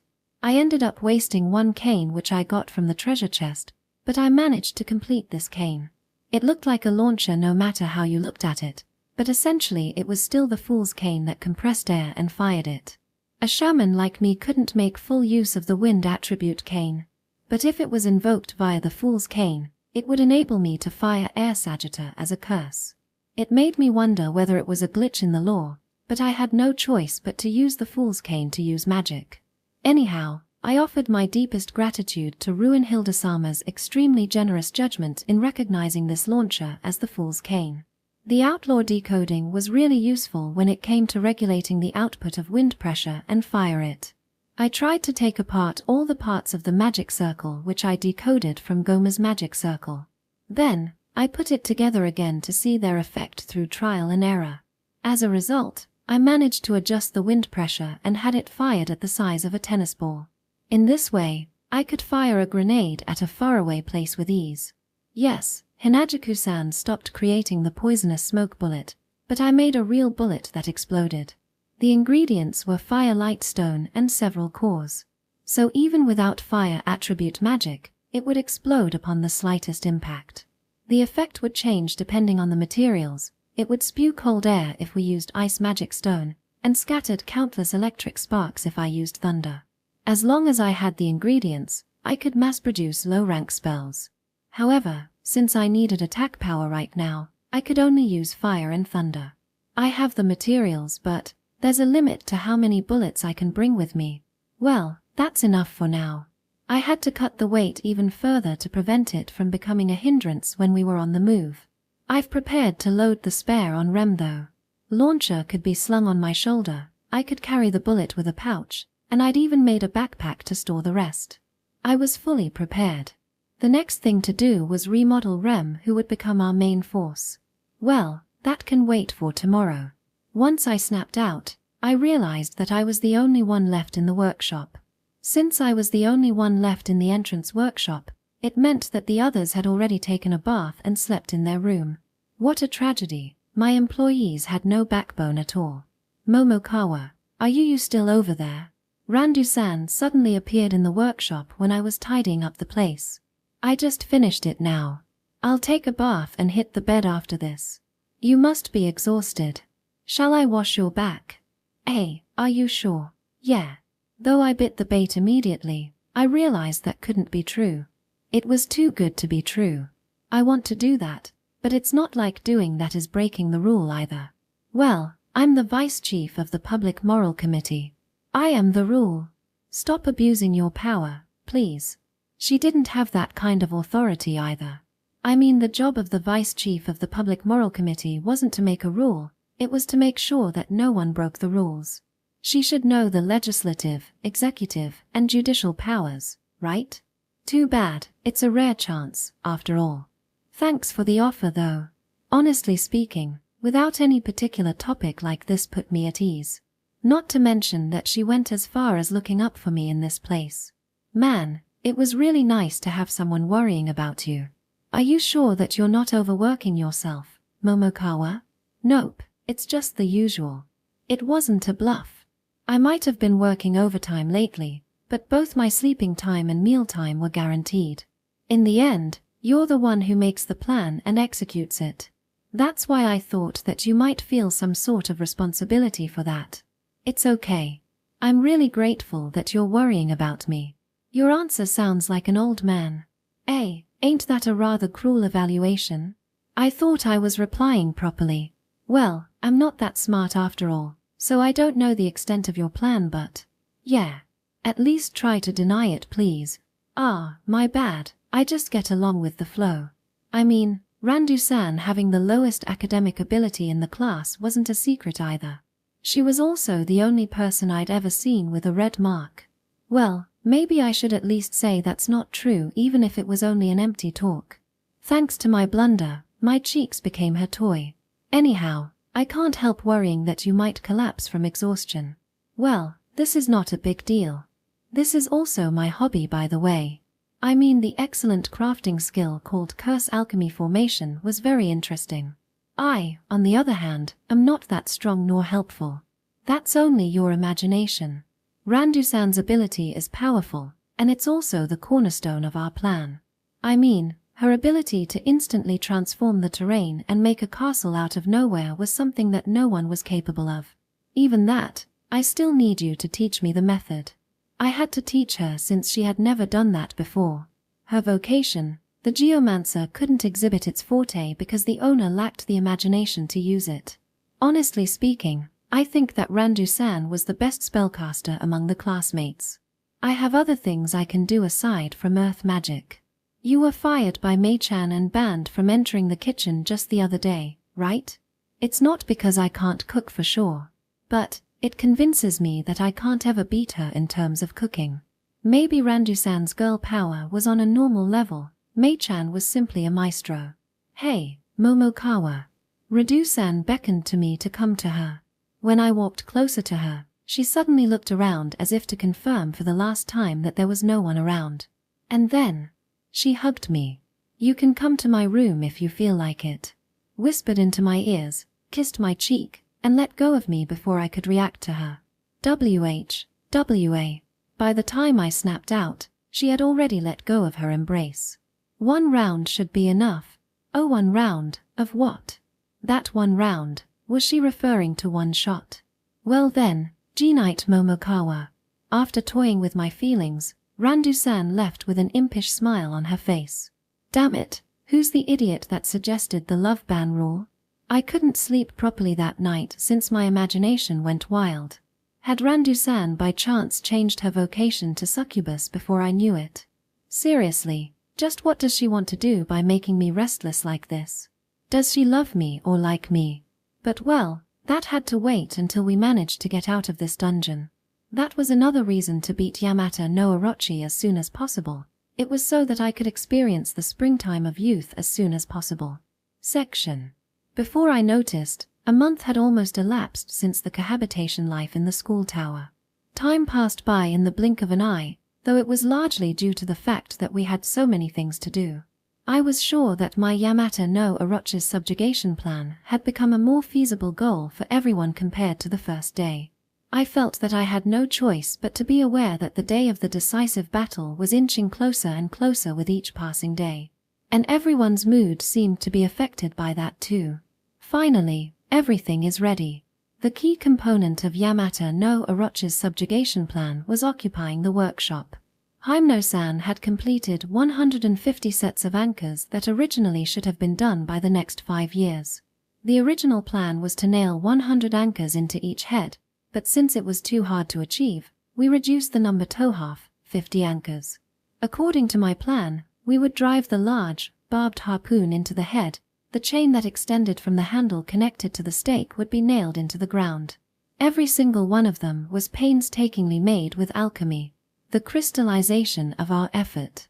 Since the restrain operation had to be done as fast as possible, the stake had to be driven in beforehand.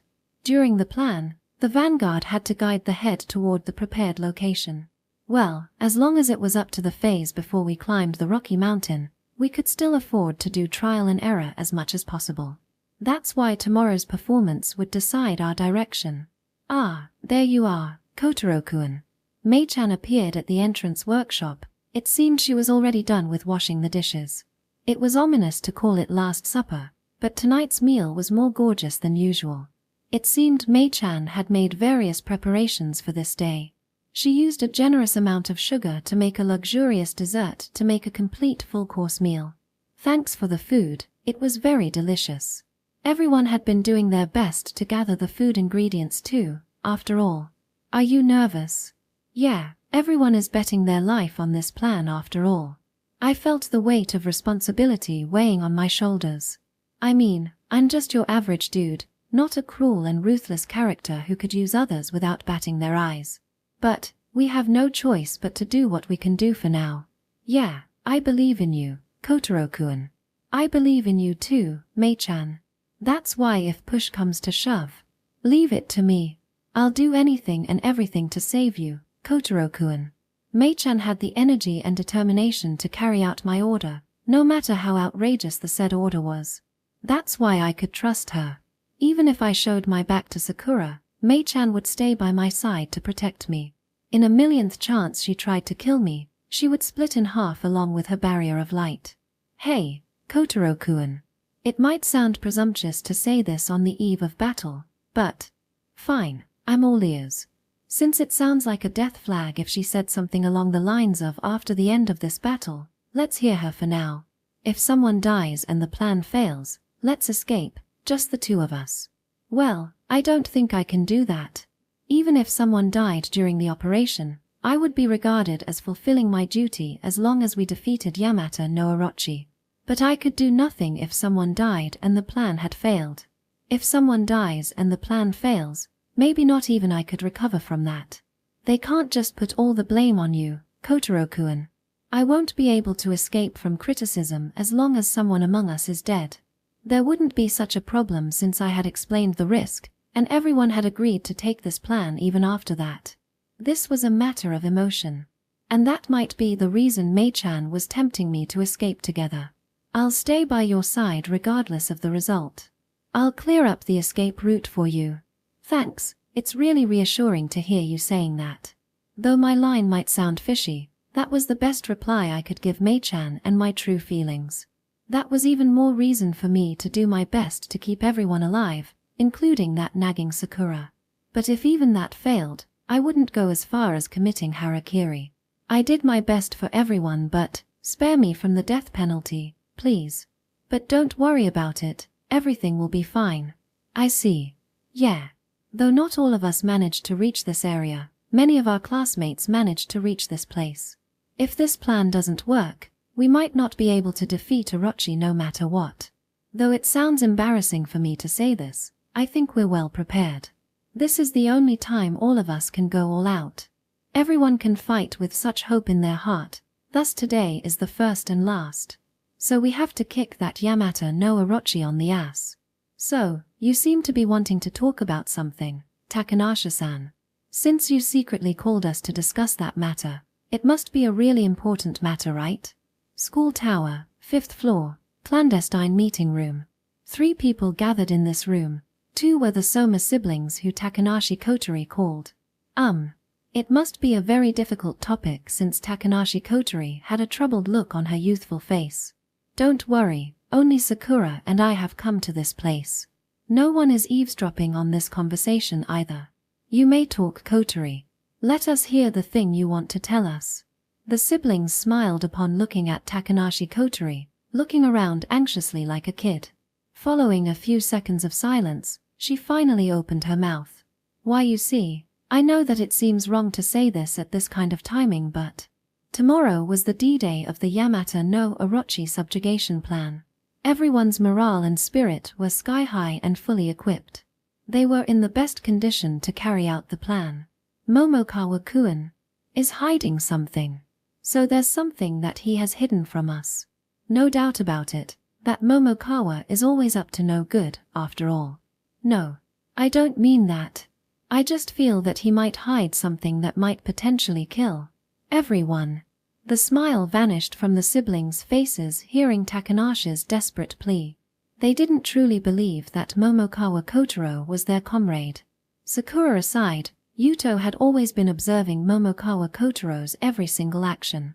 I don't think he will backstab us at this kind of timing, but he was a sworn enemy who killed Yuto's childhood friend, Reina. However, Yuto also couldn't deny the fact that it was thanks to Kotaro that the class was united, making preparations, subjugation plans, and training until they were ready to face the mighty raid boss, Yamata no Orochi. There was no doubt about Kotaro's effort in this regard. If Momokawa really tries to backstab us, I don't think that he's stupid enough to do that at a crucial moment like this. Sakura believed that Kotaro really did his best preparing to defeat Yamata no Orochi. So no matter how wicked or ambitious Kotaro was, he had to defeat the boss monster that couldn't be defeated with nothing but raw power and correct tactics. And the youth called Kotaro definitely lacked the power to do that. But, I've got a really bad feeling about this. I know how you feel, Takanashi-san. I agree with you, so calm down. We're on your side, Kotori. Thanks, Soma-kun, Sakura-chan.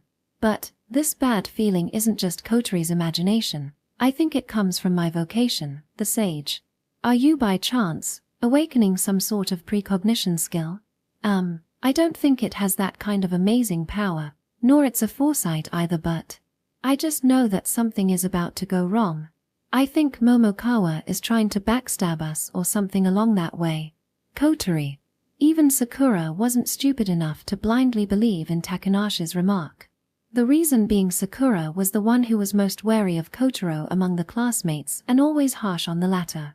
Ironically, that was even more reason for her to believe that Kotaro wasn't a stupid person who would betray them at such a crucial moment. Because all the preparation work he did until now was the real deal. I understand your worries, Takanashi-san. Big brother, do you believe in Kotori? I don't think Momokawa is going to betray us at this point, but since Takanashi-san told us to be very careful of him, I guess there's nothing wrong with being prepared. Sorry for saying something like this without any evidence, Soma-kun. But Kotori is happy that you're willing to hear her. Well, I do agree that Momokawa is a dangerous fella. That's why I'll observe him properly. Yeah. Don't worry, Kotori. Since I'll participate in his team for tomorrow's operation, I'll make sure that he won't do something fishy. Thanks, Sakura-chan. Maybe because she finally could let go of her worries, Kotori's usual smile returned to her face. But, Takanashi-san, keep this a secret between us. Of course, telling this to everyone will only cause unnecessary unrest. It's okay. It's enough as long as both of you believe in Kotori. Yeah, leave the matter of Momokawa to us. Thus, without any other topic for conversation, they dispersed. After that, Kotori left the clandestine room and returned to her own room. The Soma siblings waited in silence. What do you think, big brother? Let's just do as Takanasha-san had told us. Though he couldn't imagine that Kotaro would betray them at this time, he had no choice but to keep his vigilance. Realistically speaking, that was his only choice. You're right. What do you think, Sakura? Naturally, I'm also anxious about this matter. It was obvious that she was shaken after being told that the night before the decisive battle. Not to mention that the other party was Kotaro, an extremely problematic individual for the pair of siblings.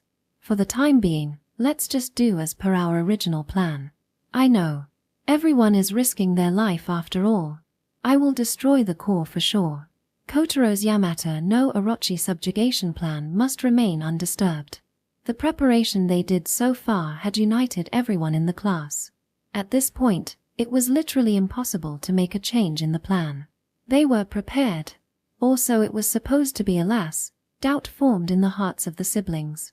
Chapter 228, Relight and Various Spirits 1. Gaogao. A stray dog with red fur charged at us, baring its fangs and letting out a war cry. WOAH. I wielded my spear in desperation. Well, desperate was an understatement. All I could do was thrust blindly. Luckily, one of those noob thrusts lodged into the body of the red dog. It yelped in pain and quickly backed away. But I wasn't out of danger yet. GAO. A chill ran down my spine at the deafening roar. Another red dog, even larger than the first, rushed toward me. Damn you, boss dog bastard. But even the bigger boss red dog didn't dare to approach me thanks to my spear. My meager skill aside, this spear itself had a sharp iron spear tip. Its sharp edge raised the vigilance of the boss dog. It didn't dare to leap at me and just growled menacingly. Or maybe, it was waiting for me to make a slip. Graw. That moment, the boss dog opened its muzzle and spit fire from its mouth. Damn it, this fella is a fire-breathing dog, huh? It's not hot. The fire wasn't an illusion. I mean, the boss dog did spat fire toward me and yet, strangely enough, it didn't feel hot at all. Well, I felt a strange heat on my chest. Mera. Bora. Those childlike voices came out from the Zippo lighter in my chest pocket. The Zippo, glowing a bright red as if it had an LED installed, had become the dwelling place of the fire spirit. Could it be that you guys are the ones who protected me? Yeah. I couldn't get a proper answer, but it seemed they really were the ones who protected me from the fire. I see, since they were spirits of fire, they could manipulate the fire, or extinguish it altogether. Thank you, guys. As expected, spirits are friends. Gaogao, Doga. Maybe because it realized that its flame breath got nullified, the boss dog roared angrily. It then closed in the distance between us, baring its fangs to bite at my windpipe. Oh no, the spirit wouldn't be able to protect me from a direct physical attack. Punga. At that moment, a strong, hairy arm brimming with wild power cut in from the side. The hand that had sharp and glittering claws on it punched straight into the boss dog's cheek, sending it flying to the side. Kinako. Leave the rest to me, Relight. After defeating the pack of red dogs, Kinako rushed at once to help me. Man, that's my bear buddy for you. It's been 3 days since I've been wandering in the forest with Kinako. I'd gotten used to this kind of lifestyle before I noticed. Also, I thought. In fact, I didn't become stronger. I was more suited for a support position. Puha. Cold water is the best. Do you want some too, Kinako? Gimme some. Okay, open your mouth. Ah. I turned the leather bag that I took from Boss Goma upside down, pouring its contents into Kanako's mouth. Thus, the cold water inside poured out at once. The amount of water was obviously far above the capacity of the bag. Water. Pour. The secret naturally lies in the spirit. Just like the case with the fire spirit in my lighter, the water spirit dwelled in the leather bag before I knew it. They looked like blue-colored, neon stick men and were the reason I could live without having to worry about drinking water. And for some reason, the longer I walked in the forest with Kinako, the more spirits came to offer their assistance. At this point, I'd finally came to understand the power of my spiritualist vocation. Though I might have an easier time traveling if I had a vocation that used sword or magic, I might eventually die from hunger and thirst. Even if I managed to find something to eat or drink, it might cause stomachache, or kill me due to powerful poison. I remember watching a TV program before which explained that the secret of survival life was only to eat something that you know was safe. At this point, the spirit had provided me with an almost inexhaustible supply of drinking water, and Kanako had taught me about what was safe to eat. I might be the most blessed person in this survival environment. Thanks for the hard work today, Kanako. Puga, it's not a big deal.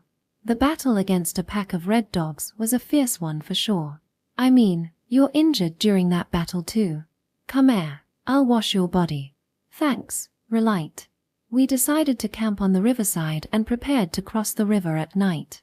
Kanako, who loved to clean itself despite being a wild bear, was really delighted when I washed its body. I mean, its hands couldn't reach its back. And when their hair got soiled by blood during the battle, I would wash it clean to express my gratitude for protecting me. At this point, all I could do was desperately swing my spear just to protect myself. The day when I stood side by side and fought along with Kanako was still a faraway dream. Relight, will catch fish. Then I'll gather edible nuts and fruits around this area. Thanks to Kanako, I knew which fruit or nut was edible and delicious. Well, not that much, but at least it was edible. I mean, edible ingredients were important during this kind of time. Grilled fish. Leave it to me. Thus, I took charge of cooking. Well, the said cooking is just sprinkling salt and grilling the fish though. Still, Kanako had apparently taken a liking to warm grilled fish seasoned with salt over raw fish. By the way, his preference for grilled fish was rare. It put me at ease when he said that he liked the one that grilled rare. The current me hadn't been able to master the grilling skill yet. Puga, yummy. Grilled fish, so yummy. That's a relief. Since the fish had a strange appearance, I have no idea if I grilled it in the right way. Relight, grilled, fish, awesome. And yummy. Well, it'll taste even better if we have more flavoring though. Kaag. Yeah, like courage. I'll make one for you someday, a lot of courage until we are full. Puga. Courage, yeah. Kanako, your wild pose is really cool. I took out my smartphone from my pocket and took a picture of Kanako in that pose. Let's take a picture of the two of us too. Survival Live, 3rd day. Today's meal is also delicious. I took a selfie arm in arm with Kanako and saved the picture in my phone. Since it was a precious moment, I also added the record of our everyday lives. The reason I wasted my smartphone battery, which shouldn't be able to be recharged in this kind of situation, was simply because there was no need to recharge it anymore. Hey guys, howdy. Bribery. Pika. Spirits glowing in white and purple color crawled up from the screen of my smartphone. The white one was the spirit of light, and the purple one was the spirit of thunder. Both spirits seemed to be residing in the smartphone since the smartphone was powered by electricity and could produce light. It was thanks to them that the battery of my smartphone had always been fully charged. The illumination itself surpassed that of a flashlight. My smartphone, which crossed over with me from modern-day Japan, had evolved with the power of spirit. Shall we play a bit before we hit the bed? Since I had infinite battery, I could play my favorite game forever. The globally popular puzzle game where you erase and stack the heads of the world's most popular figures was also a big hit with me. Though I had no idea why I got an internet connection when this world was supposed to have none of that was stuffed in the back burner of my mind as I played the game. Anyhow, playing wasn't just for me, it was also for the spirits. For some reason, they became really happy and even started to dance when I played the game. Thus, playing games every day was my token of appreciation for letting me use my smartphone even in another world. Maybe because Kanako had also become curious, he peeked at the screen of my smartphone. It was a bit of a hindrance when he tried to tap the screen every once in a while with his claws though. It's already this late. Shall we hit the bed? G-night, Relight. G-night, Kanako. Thus, I was having another pleasant sleep thanks to Kanako's fluffy body and hair. The next morning, after finishing our preparation, we walked along the riverside in great spirits. Ahoar. The forest shook along with that roar. Both, Goma and the red dog, had a loud roar. But, the one who roared just now was clearly on a whole different level. Its voice alone was enough to make me wonder just how big the size of the owner of that roar was. My body was paralyzed on the spot due to the effect of that roar. Relight, hide. Now, seeing me stiffened, Kanako scolded me before he lifted me to get away from that place. Just when I was wondering what in the world would happen, the thicket we were using to hide ourselves was also stirred by strong wind. Then that guy appeared in the sky along with a typhoon-like gale. Why, you must be kidding me. A freaking dragon. A bright red dragon swooped down toward the riverside while flapping its wings. It was our camping ground. The remnant of our bonfire got blown away by the flapping. Could it be that we are its prey? But I heaved a sigh of relief as that notion turned out to be wrong when I saw that dragon suddenly poke its muzzle into the river and drink the water with gusto. Thank goodness, it just came to drink water. Be careful, Relight. We're going to die if it found us. Kanako was trembling from head to toe. Even his rabbit ears, which stood proud in normal situations, were lying flat on his head due to how terrified he was. This was my first time seeing Kanako so terrified. I guess that was only natural when encountering a dragon. It was a kaiju that fought toe-to-toe with Godzilla. Grr. Suddenly, the dragon raised its face from the surface of the river and looked around as if scanning its surroundings. Oh crap, we've been discovered. Poo-goo-goo. Kanako and I couldn't do anything but hug each other in fear. Please, don't let it find our location. As if sneering at my desperate plea, the dragon turned its face, sniffing toward the shrub we were hiding at. Oh crap. Did it find us for real? Hide. Lack. At that moment, the familiar voice of the spirit sounded in my head. Just when I was wondering where they were, they suddenly appeared before me. They're green spirits. They were different from the medicinal plant spirit who I was indebted to in the beginning. It seems they were the spirit of the grass that formed this shrub. Please hide us, I pleaded with a trembling voice. And then, the shrub suddenly moved slowly as if trying to cover Kanako and me. And then, the next moment, the red dragon flapped its wings again to take off, the wind pressure from its wings mowing down the shrub we were using to hide. Teacher, that was a close call. Yay. Man, I really thought it found us for a moment. It did find us. What? It found us, but the green spirit gathered and the dragon stopped trying to eat us. Seriously? Meaning that it really was going to eat us had it not been for the protection of the spirit.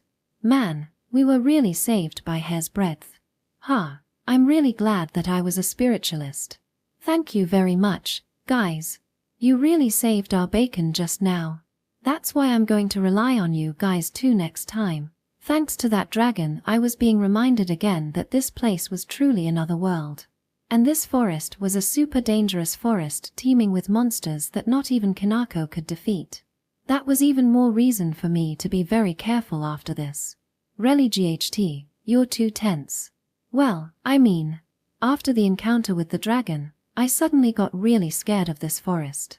The thing that we had to be wary about wasn't just the dragon. Kanako had already told me that there were more big monsters. Both of us, human and bear, weren't at the top of the food chain in this forest of another world. This forest was bad news. Alright, since Kanako was only as strong as your average bear, he might have been living with his pack before. I mean, some monsters did hunt with their pack. I already miss the city. At this point, I don't even care if it's just a village. Safety was a luxury that triumphed over every thigh. Relit. There's something over there. Wait. Kanako glared at the thicket, ready for battle. I readied my spear, lowering my height as much as possible. Please, whatever comes out from behind the thicket, I wish it was a Goma or something as weak as Goma. Let's go. Kanako readied himself, then stepped into the thicket where something was hiding. Then, beyond the thicket was Wimp. A dog. If it isn't just a red dog. Dog, weak. Really, weak. From Kanako's perspective, a pack of red dogs was no different from a small fry. I mean, compared to the one lying injured here. Surely, this fella looks really thin and weak. Moreover, dogs were supposed to be moving in packs, and yet, this little one was left alone behind the thicket. What was the reason? Was this dog by chance a lone wolf like Kanako who chose to leave his pack? This fella's feet is injured. though I failed to notice immediately since the color of its fur was red. Upon a closer look, its hind legs were covered in blood clots. The blood had coagulated, and this wound didn't seem to be something that happened today or yesterday. Could it be that you are abandoned by your pack? Let's go rally GHT. This fella isn't a threat to us. Kanako, who judged that the dog wasn't a threat, tugged at my sleeve, urging me to leave. But I couldn't move from there. Whine. Whine. This fella might die if I left him on his own. The end of the injured wild animal was obvious. The dog didn't have a comrade to care for it. Since it wasn't a wound that healed by licking, there was no other way but to abandon it. Maybe it wasn't that its pack was cold-hearted. It was just the law of the jungle. But man, humans were the ones who ignored naive emotions such as pity or cruelty. Wait here, Kanako. I'm going to save this fella. What's more, I had the power to heal this fella's wound. In that case, there was nothing wrong with healing this fella. Really GHT, why? Call it pity, I guess. That fella might rush at you if you heal that fella. It's too dangerous. I'll be relying on you to protect me when that happens, Kanako. I took out the marijuana-like leaf that I gathered along the way as I gave that extremely selfish reply. I stuffed the leaves into my emptied lunchbox and the wound healed. The bleeding stopped. Then the spirit residing in those leaves released the effect of the leaves immediately as if they were eagerly waiting for that. Yeah, I have a request for you guys. Please heal this fella.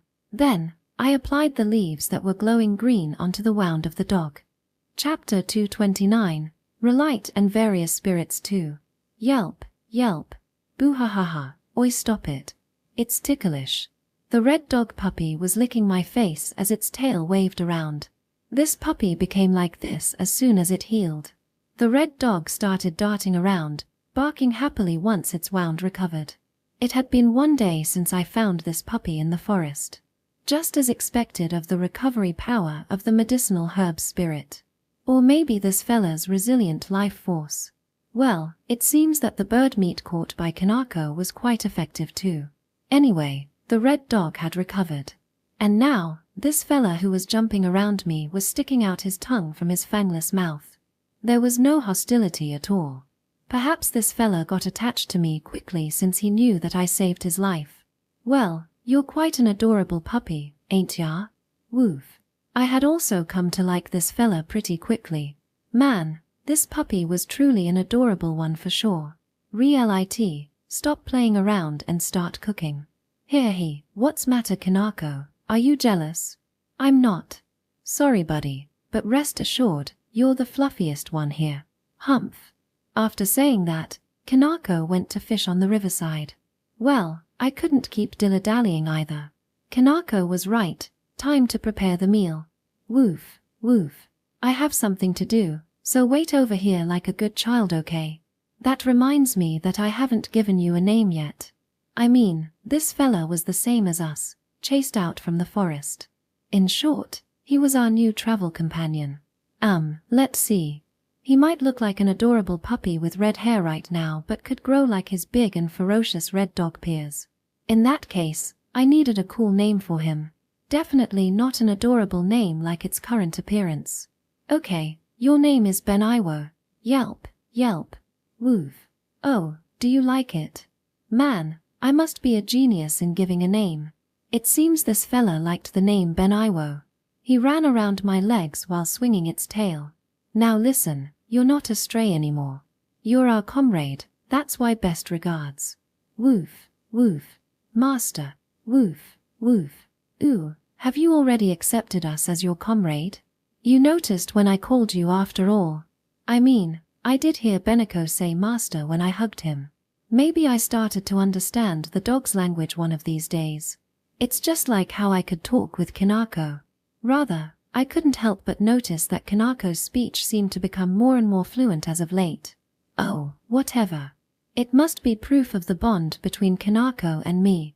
Okay then Benaiwo, I'll make sure to understand you as soon as possible. Master. Ha ha ha, such an adorable puppy. Section. In the coming days, I realized that our new comrade, the red dog Benaiwo, wasn't just a mere adorable puppy. Master. Woof, woof, woof. When I woke up in the morning thanks to Bennywo's lively bark, I saw him rolling around before me in high spirits. Ah, morning Bennywo. You've been quite lively since the morning. Master. Bennywo spat out something from his muzzle in front of me, who was still half asleep. Did he start to rebel against his master? However, upon a closer look, I realized that the thing he spat out was a sparrow-like bird. Did you catch this for me? Woof, woof, pray. I see, that's amazing Bennywo. Good job. Here, a woo. When I pet him, Bennywo rubbed his body to my feet while wagging his tail happily. Such a spoiled puppy. So adorable. Since Bennywo did a really great job in catching this prey, it was only natural to give him a gift, so I plucked the sparrow-like bird's feathers and gave them to Bennywo to eat. Oh, it seemed that Bennywo didn't catch this sparrow by mere coincidence. When we walked in the forest, he followed behind us happily and then went away to somewhere every once in a while, only to return with prey like a small bird or a small rat. Finally, when we were preparing for camping, he returned with a hare. It was green, had short ears, and horns on its forehead, definitely like a hare or rabbit. Bennywo, you're awesome. Woof, woof. Poo-goo-goo-goo, horned rabbit, is fast. Hard to catch. Even Kanako acknowledged Bennywo's hunting skills. Kanako was ill-suited for catching small and nimble animals such as small birds, rats, or rabbits. Even if he caught one, the amount of meat was far from enough for Kanako's huge body. The cost-performance ratio was too poor. That's why Kanako's prey was mainly freshwater fish or medium-sized game such as deer. Unfortunately, as we went deeper, we never met the deer-like animal called Jaja, which had become the main prey of Kanako and his kin. I'll prepare this rabbit, let's share it among the three of us. Anyhow, it was thanks to Bennywo that we could get meat that was unobtainable with only Kanako and me. I mean, it was tough to only have fish as your meal. Being able to eat meat even just a little bit was kinda like a wish to do a little better tomorrow. Section. Still, why did the puppy-like Bennywo, who could hunt his prey like nothing, was abandoned by his pack? I got the answer to that question upon our second encounter with Goma. Okay, those Gomas are coming. We won't fall behind this time. I was equipped with nothing but a school bag during the previous encounter. But the current me was different from before. Look at this splendid iron spear. I got this from your boss. I'm different from small fries like you who are only equipped with crudely made stone spears and stone axes. So, I readied my beloved spear and brandished it. And smashed them. Also I thought, since by the next moment, a wooden arrow stuck right by my flank. Yes, it was an arrow. You coward. But oh, an arrow is cheating. They're cheating.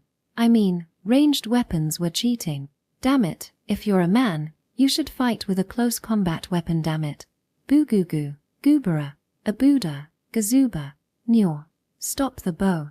A few Gomas were standing behind the one who wielded a spear and axe, sniping us from a safe distance. Since they kept firing arrows at me, I had no choice but to hide behind the tree. Darn, this ain't the time to fight with a spear. Their bow and arrow were crudely made, and their aim was shitty. But it still hurt like hell when their arrow hit me. This was reality, not a game. A single hit from their arrow might send me to the afterlife. Yugara, woof woof. Bennywo. Just when I was musing about how idiotic my overconfidence almost cost me my life, Bennywo barked like an adult dog despite being a puppy and then rushed at once toward the Gomas. Gooba. Dagobun. Bennywo closed in quickly, running past the Goma who brandished their weapon, heading straight toward the Goma archer behind. Woof woof. Born. Opened his muzzle as if baring his fangs, and then spit fire from his mouth. Bennywo can spit fire. It was still fresh in my memories that the boss of the red dog that we defeated before could spit fire too. And yet, the fire spat by Beniko was bigger, and the emission time was much longer than the red dog boss. Baba. Guba. The Goma archer couldn't dodge the flame and was instantly covered in flame. Now they were not in the condition to shoot their arrow again. Cool. Bennywo moved on to the next Goma archer immediately. And then, when I looked at Bennywo spitting their fire again, I realized something. Fire spirit. I saw the fire spirit sitting together on top of Beniwo's head. I see now, the reason Beniwo's fire breath had so much firepower was because of the fire spirit assisting it. But, why are the fire spirits helping Beniwo? Do they by chance prefer canines over felines? UBA. Do UBA. Whoopsie. Now I have nothing to fear without your arrow. I readied my iron spear and thrust it toward the Goma's shabby-looking equipment. My weapon is longer. That's why victory is mine. Uwu. I, who got completely absorbed into lunging my spear, stabbed right in the stomach of the Gom. Blurg. Though imperfect, I just killed a humanoid monster. It couldn't be helped that I felt this nauseating feeling. Woof woof. I mean, I couldn't afford to be left behind, not when even the small Beniwo also did his best. I refused to become a good-for-nothing master. Ora. Pugugu. Relit. Enough.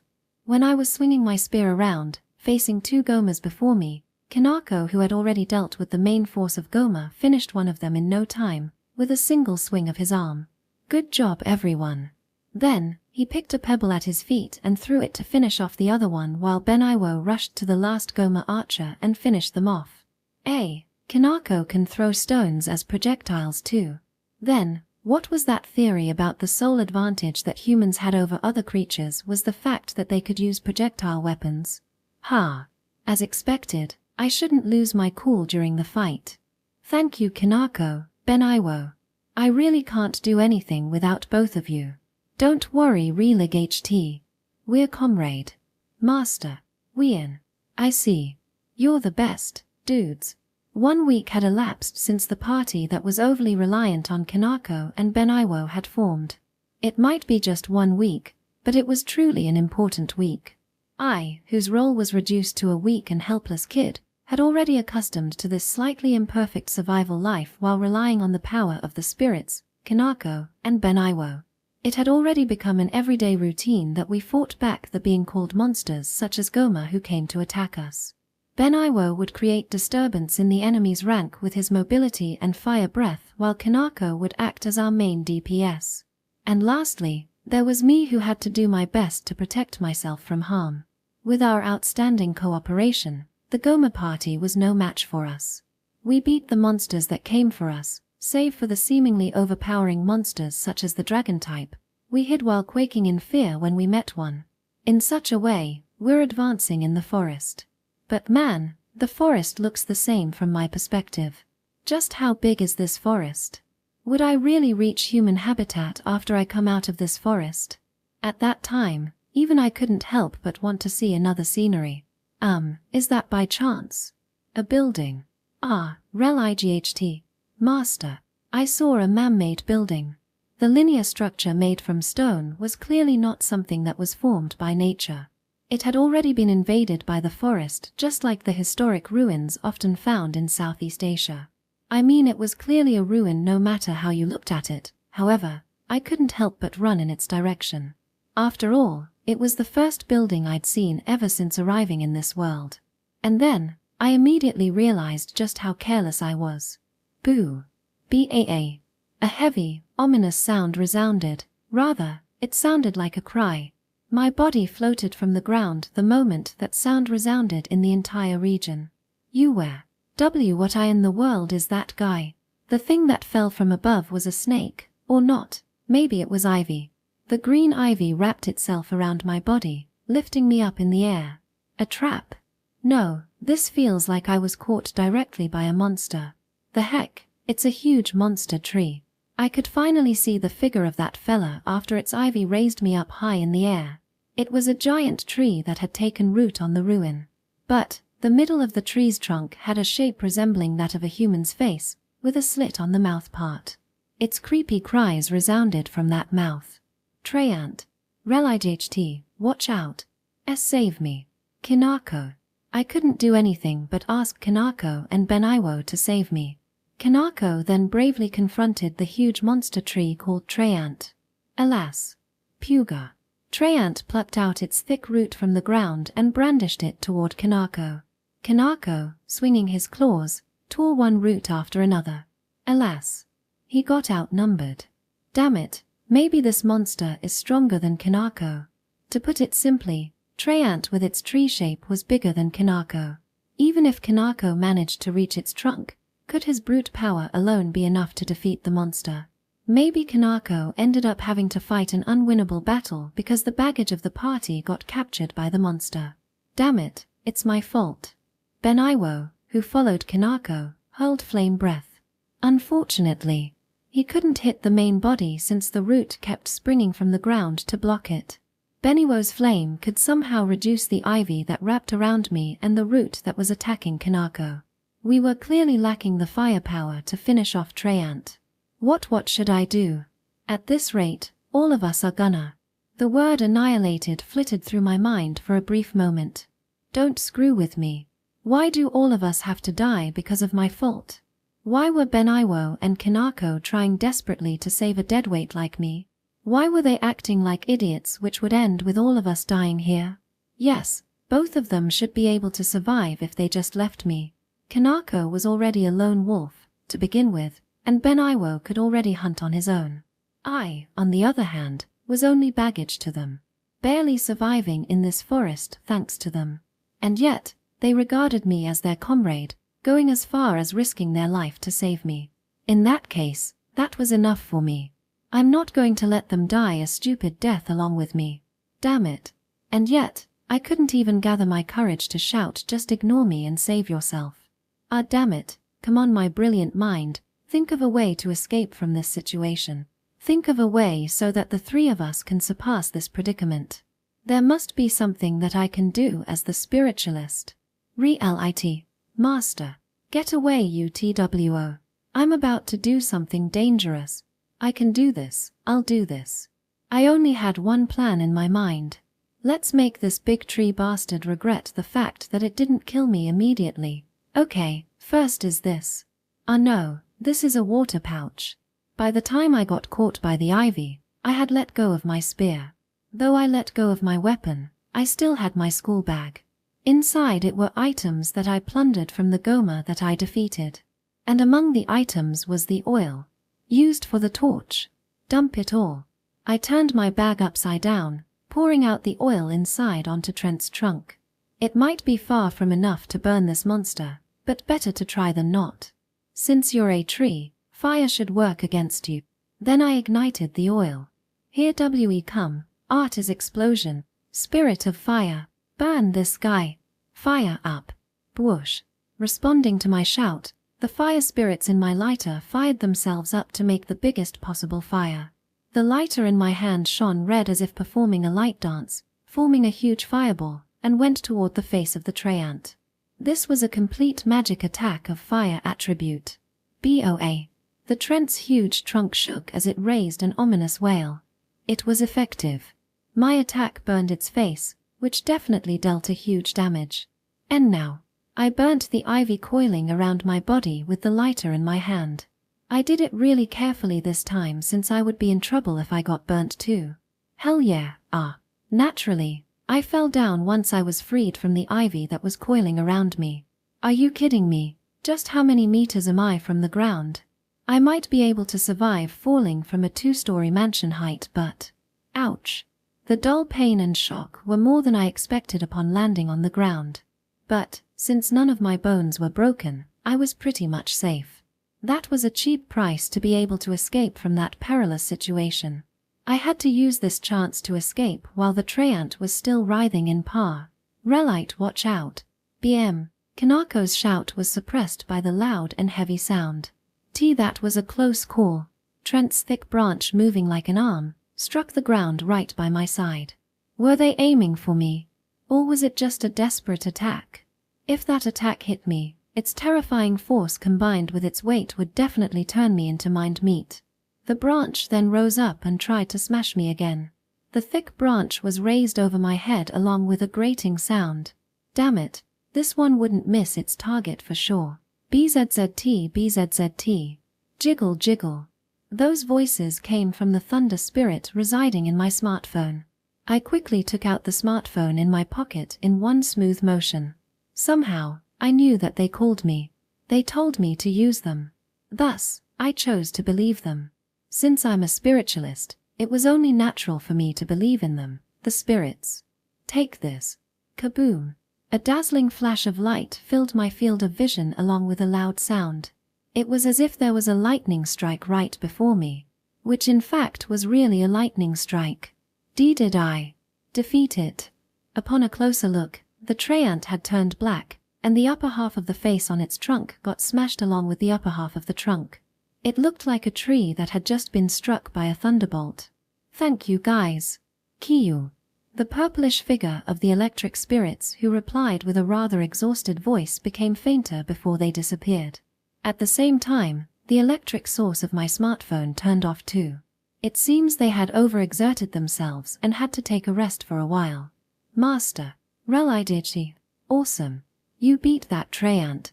Kanako and Benaiwo rushed at once toward me. The spirit saved my ass again today. Amazing, using power of spirit is really strong. Yeah, the power of spirits was really amazing. Despite their tiny size, they could create such conflagration and summon thunder strikes. Master. Woof. It's okay Benaiwo, I'm unscathed. My leg was just a bit numb when I landed on the ground. I could still walk, and my leg would recover in a minute. But hey, want to take a peek inside? Kanako nodded in agreement. I mean we had defeated the treant that occupied the outer side of the ruin, meaning it was time to explore this ruin. Section. Wow, it's a real ruin. From up close, the stone building that used to be the nest of the treant was actually a really elaborate building. There were letters-like patterns carved on the wall. It wasn't just a mere stone building. There was a technological aspect too, an elaborate one on top of that. There is nothing inside, except for descending stairs. This building might be just the entrance. It was empty inside with only stairs leading to the underground. This is kinda like a piece of bad news, but shall we take a peek? Since there was no other choice but to continue, anyone would naturally become curious, right? I mean, this looked like a dungeon in an RPG. We might even find a treasure box at the end of these stairs. Relite, be careful. Yes. We descended the staircase. At the end of the gloomy staircase illuminated with glowing white wall was bright. What kind of place is this? A park. We arrived in a spacious room that could be mistaken for a park or garden. The whole area was covered with green grass, rows of trees lined up neatly on the sides, and flower beds composed of various flowers in one corner. And then, in the middle of the room was a water fountain with a statue of a naked woman with wings on her back, resembling that of a fairy. It's fairies' territory. Hey, it's what? Fairies' territory, we can't get any closer. It's dangerous. Such dangerous place really exists in this kind of place. But, we'll be alright with Relite. So, you'll be fine with whatever choice. I had no idea about the basis for his evaluation, but well, since Kanako said it was safe, maybe it was really safe. Fairy, sounds like the comrade of spirit, right? What do you guys think about that? I tried to ask but, the spirits in my lighter, flask, and the others didn't say anything. This was the first time I saw them really quiet. Maybe the spirits kept their silence since this was the turf of the fairy. Could it be that the so-called fairy was a bad news? And when I was looking at the tranquil hall while pondering about such things, too bright, a blinding white light appeared out of nowhere. That light wasn't a mere light either. That light came from some sort of drawing on the ground. That kind of looks like a magic circle, does it? When I was still surprised by the magical phenomenon that I saw for the first time, the dazzling light receded. And once the glowing light had vanished. End of Volume 10.